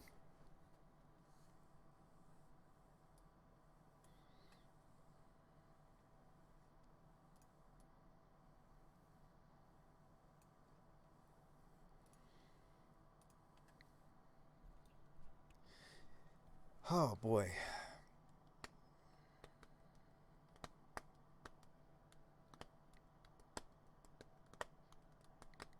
We'll see if this voice rallier build is going to cut it.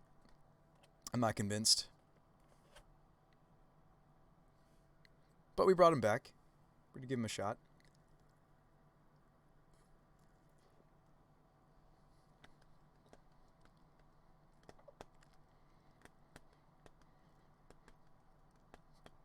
We're only down 1 game. Excuse me, we're only down a match. Doesn't mean the league is a wash. And hey, just 2 leagues ago, we had the sweet 4-1. It's not impossible for this archetype.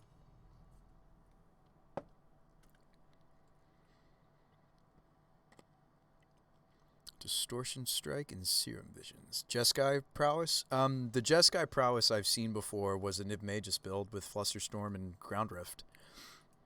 You might want to look into a YouTuber Yama Killer. He has a video on a deck like that. I think this is fine. This has the Rallier Voice of Resurgence, Wombo with a fetch. We should just not blow through this fetch, although I feel like I have to because I need white. Aw. Oh. Hey, smiley face, good luck and have fun. Alright, it's Tron, but we're on the draw. Shoot. Dang it. Tron, but we're on the draw.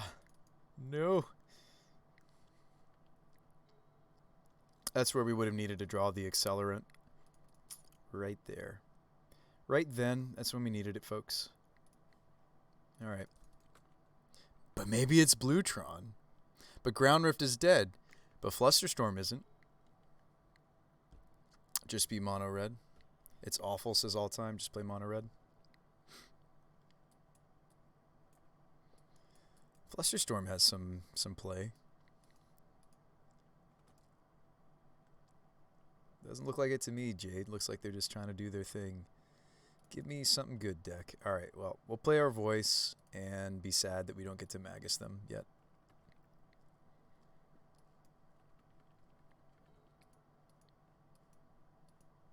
Oh, wow, they didn't even need their expedition map. They just had it, folks.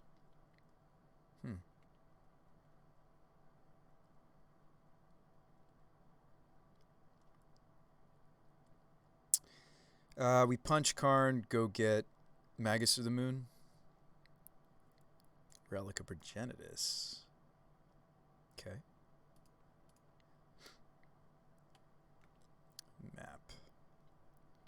This game's not over. This game is not over.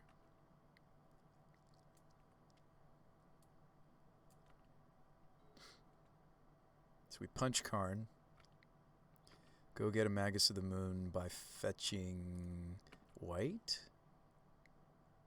No, green. Oh no, we're using the Eldritch. I think it's white, right? I know I won't be able to cast this Ranger. It's fine. We can at least cast the Rallier if I go get Plains here.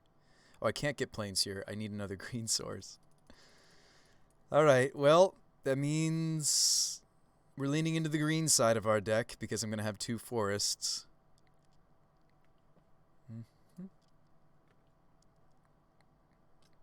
We're not going to get the value out of Rallier either. It's just going to be a dude, which is also fine. All right, let's do it. Let's do the thing. This is the thing that we do when we're up against Tron. We hope that it's good enough.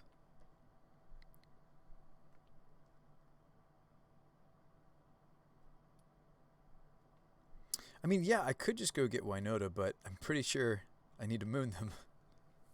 We have two tutus. I forgot to switch us over to the other interface. Forgive me, chat. I meant to. This might be the last game of the night. My brain's kind of fried. Ah, the forest.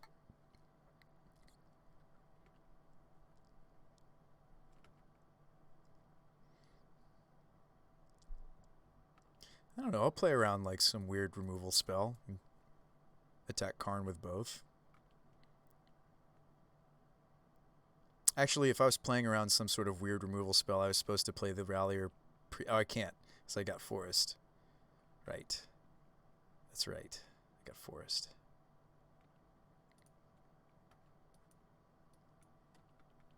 Oh, and this is where I'm like terrified that the they're gonna cycle that. Like, this is just they play 2 more lands. Hardcast Wormcoil Engine plan.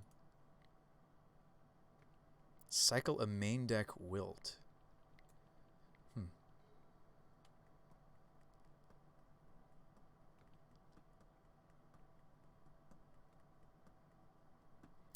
Yeah, I need more like evolutions or something.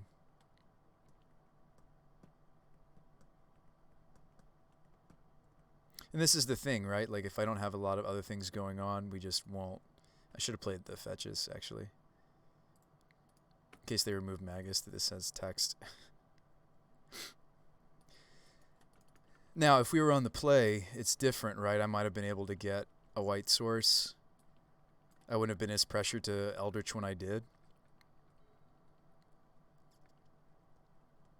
1, 2, 3, 4, 5, 6, 7. I mean, I feel like they have plenty of mana. They could cast big things if they had them already. I don't think we're getting this game, gents. Don't think we're getting this game, folks. It's like, yeah. But I don't think I'd be all that much more impressed if this was Stranglerootgeist, right? Would they be at 10 right now instead of 12?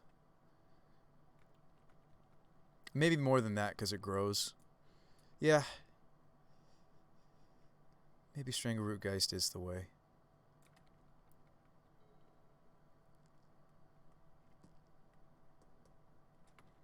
They still don't cast anything big and scary. I find this so hard to believe that they have nothing. Like, they could hardcast Wormcoils. They could cast Ugin even, right? 1, 2, 3, 4, 5, 6, 7. There's got to be like an Ugin in their hand, right? Stirrings, go find the big boom boom beat us with.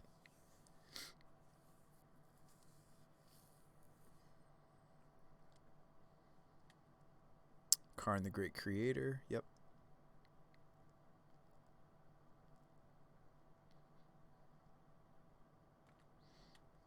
Karn, go get Ballista.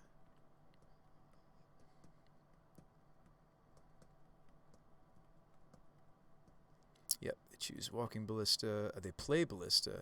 Interesting.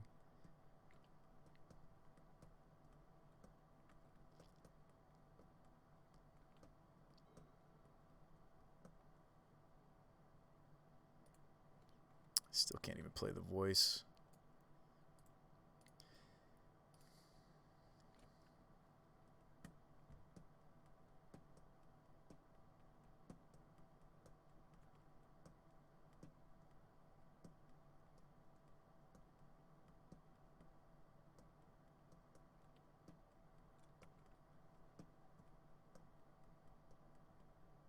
Maybe I should just ignore Karn though, right? They're at 8. Maybe I'm supposed to attack them.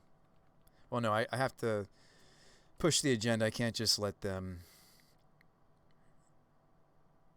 untap and grow the Ballista. I find it so hard to believe that they don't have other stuff. Their deck almost always has stuff. I can't let them go search for something else. Ah, we need the single planes. Look at all these cards we could cast. We just had the planes.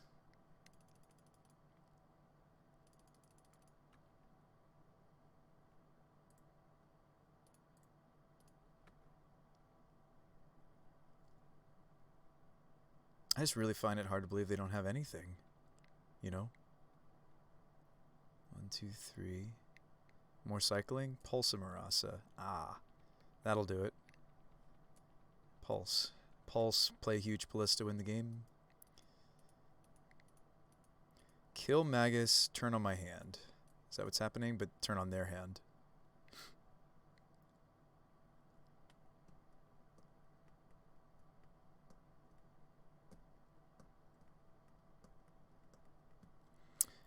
They decide not to play it for the max. They just want to shoot Magus and play the other thing in their hand. Okay.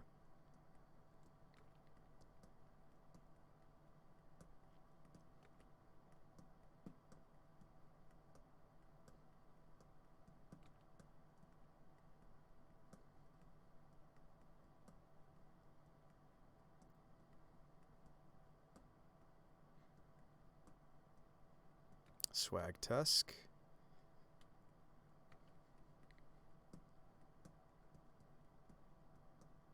That's all they do. We can push through this, folks. We can do this. Just fetch the right things, Brew Spy. Think.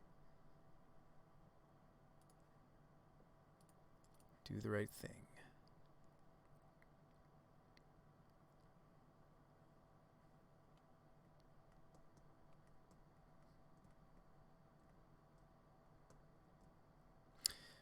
Hey, you know, we're all entitled to try different things, folks. Hey, I'm sorry, I'm catching up on the chat a little bit. There are, you know, strictly, like, you're looking at a guy playing a strictly worse version of a meme. So, you know, people play what they want to, and sometimes, all right, we need to do like a perfect turn here. Hang on. I will jump back into that conversation in a hot second. So let's see. 1, 2, 3. So I need to go get the dude, the haste dude, and I need to also play Winota, and that's pretty much all that needs to happen here, right? Magus is already down. There's not much more disruption I can do. I can't get it back. I'm just trying to think of how can I maximize the potential. Like how well can I go through this? I mean, like, as long as I don't have Ugin, this is fine, right?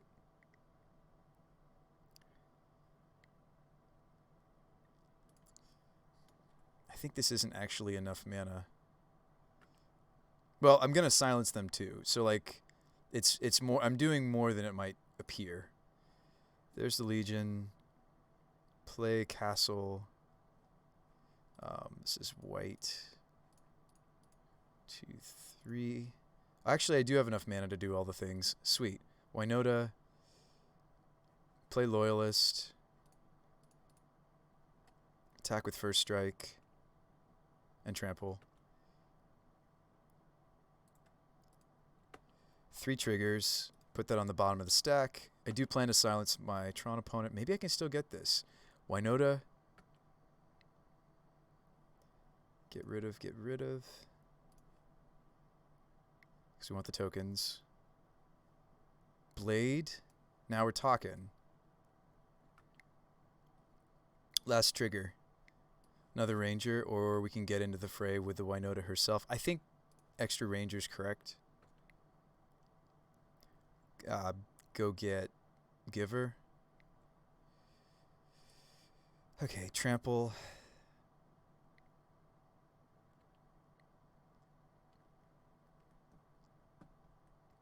And what was our board just a second ago, right? Our board a second ago was this elemental token. Are they just dead? I didn't math it. I think they might just be dead. Can I not allocate? Yeah, of course you have to. That's how trample works, Brews Spy. I put them to 1. Ooh. I put them to 1. Oh, that was first strike damage. I thought they were dead. Holy Hera. Our deck is just like a like shotgun. I went from 0 to 60 with that, guys. I'm telling you, the Legion Loyalist is sweeter than it looks. You like it. This gave us the trample that we needed, right? Like, I'm telling you, like, yes, it took me stitching together specifically, go tutor for Loyalist, play, like, get Blade Historian, but, like, kablam, right? I mean, that was sweet. All right, so how do we beat Tron? Teague. Oaf is good. Masked Vandal's okay. I mean, they'll have a little bit of removal, but not really. Oh, yeah, Giver's not very good because of that. They don't have much. They have some. Yeah, they have some removal, but not much. What else do you guys like in this matchup? Do you like Glyph Weaver for Oblivion Stone? Do we like Skyclave? Do we like... There's not much else. Linvala stops Ballista, but that's pretty much all she does. I'd probably rather have Glyph Weaver. Clothies is hard for them to remove. Do we want this? To get just like the last few points of life off them? Maybe this isn't a matchup for Relier.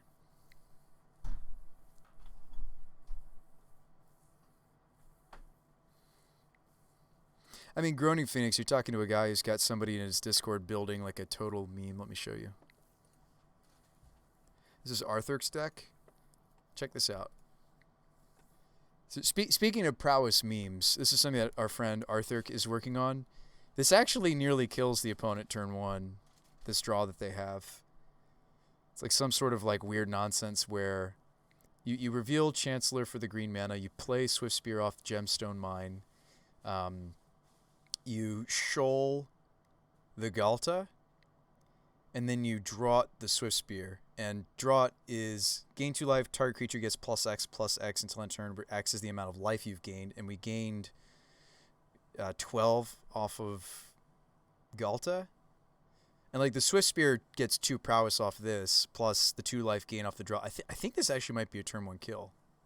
So like there's all sorts of nonsensical ways to build. We still want Entity too. Oh, we can cut Grace. That's what it is. Let's play the Clothies. If it's not Clothies, it's Apparition.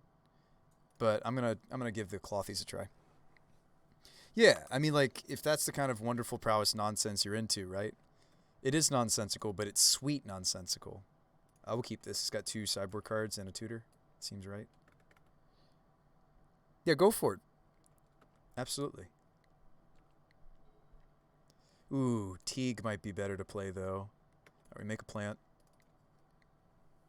Might be better if I play Teague. We're just like 2-drop Hate Bears, right? That's what we're playing? Hate Bears? Hate Bears is actually pretty good, though, against Tron. I mean, outside of them having the removal for my Teague here. Our colors actually aren't that bad if I go get the basic planes. And Magus of the Moon is in, so I kind of want to get the basic planes. No Dismember one time. They have removal for my Teague here. Oh, they didn't. Now, granted, if they have... Alright, Sylvan Scrying. Love to get some protection on the table for the Teague. Maybe that's what I should be doing. What protection do we have? We just have the human that makes it not die. I could just Magus of the Moon them, though. Well, no, that would mean sacrificing the Teagster. Maybe it's just Loyalist Oath?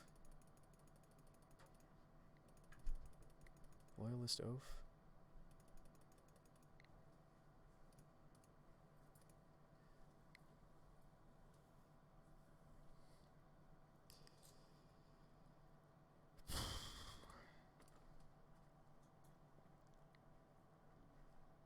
We need green for evolution, so let's go Stomping Ground. Swing. The first strike trample's irrelevant there. No reason to swing the plant, I think.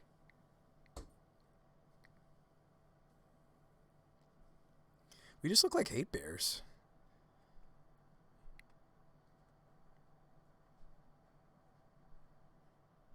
You're on board for this, Phoenix? If we draw third land, we can Winota. If we don't, we could sacrifice the Oath to become Winota.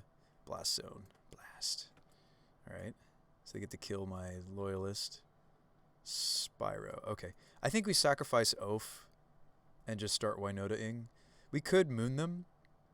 Is that the safer thing? I feel like the more powerful thing forward is to just get 3 Winota triggers, though. Well, 2. They'll Blast Zone the Loyalist.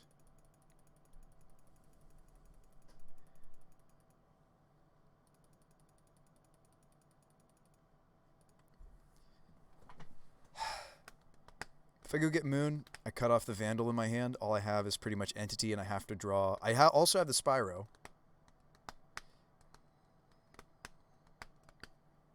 Yeah, I think you're right. I think I just go for it. Magus was good last time. Let's do it again.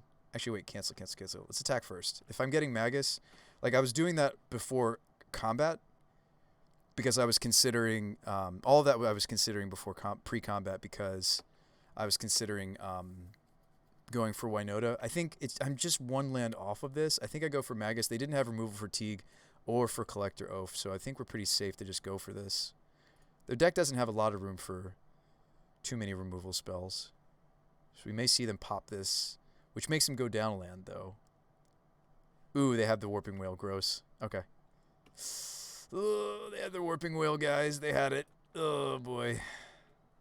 That's what we lost to earlier. Like, way earlier tonight. Like, I think in the first league we finished up, we got, like, double Warping Whaled, and it was gross. Alright.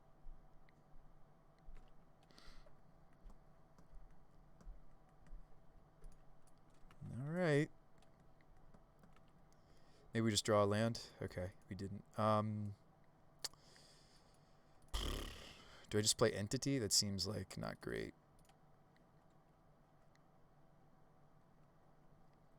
They're trying to kill the Teague. That's what's happening here.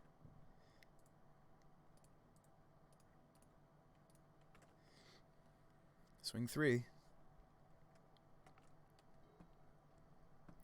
I mean, they had it, right? Oh boy, they also have Tron. Oh no. Oh no, chat.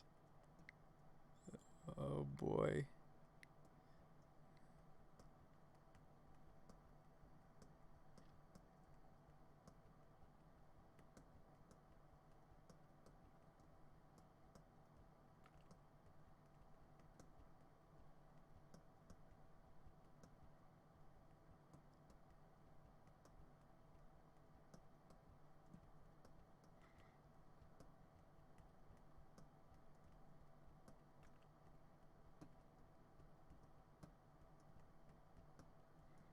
I mean, I do have lethal, but they're going to present a blocker. So I can just pump. These are all 3/3s. They'll all be 3/3s with first strike and trample, though. Coding. Coding to stop the Entity, but can't I grow? Can't I activate Entity in response to the coding? I guess he's just hoping that I mess up.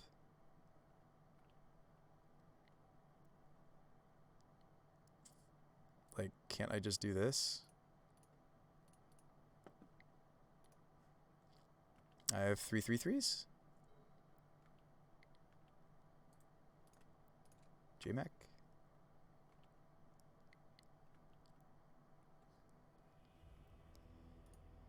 Oh, I think that's the last game. I think we're going to end on that note. I know you guys want to see more of the deck, and I know there's folks tuning in from all different time zones.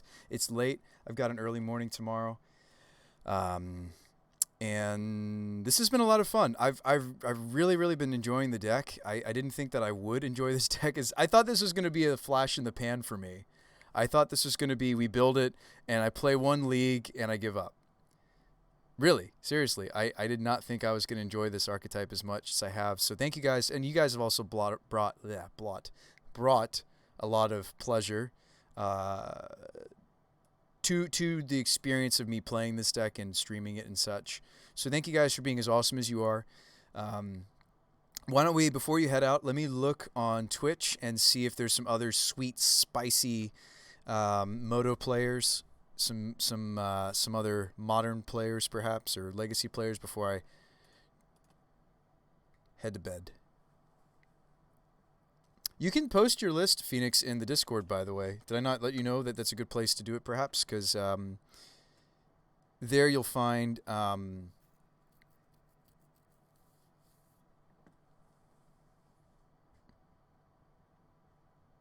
let's see, so somebody's playing Legacy. Legacy 5-color hunting grounds. Okay. There's us. Another Legacy. There's got to be somebody else I can send you to, right? Come on. Surely that's not why you guys are all here. Is there not any other... Aha! Grixis Witch. Isn't this the guy we just played against earlier? I'm pretty sure that's the same username. Let's send you over to this guy. This was the Grixis Witch list from earlier. Yeah, definitely post it in there, Groaning Phoenix, in the modern channel. I think I'm gonna raid over or host Freak You Nasty because we ran into them in a league earlier today. Yeah. They're doing the Grixis Sedgemoor Witch nonsense. I love it. It's not nonsense. That card's actually really sweet. I'm gonna raid over to there. Why don't you say hi for me, folks? We're gonna raid Freak. Say hi. Give him a nice Brew Spy hello from me. I will see you guys next stream. Have a nice night. Maybe next weekend. Maybe earlier than that. We'll see if there's time. All right, I'll see you, folks. Have a nice night. Hit that button. What? Like, you still want to watch Magic, right? This guy's playing Modern. Granted, he just got grape shot, but... Or he grape shot someone? I'm confused. It says win-loss. Did we get there?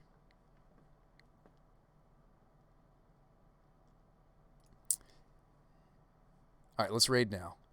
I'll see you guys.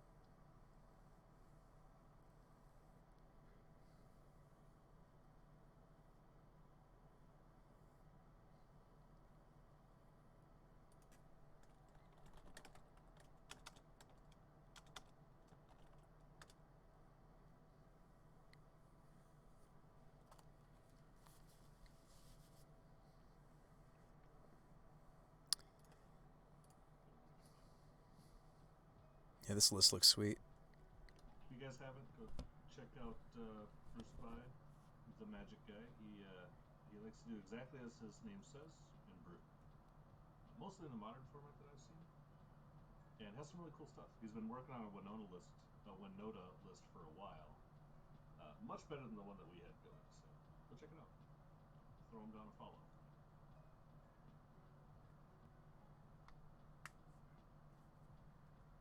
Groaning Phoenix. This is the Shadow Legends of Raids.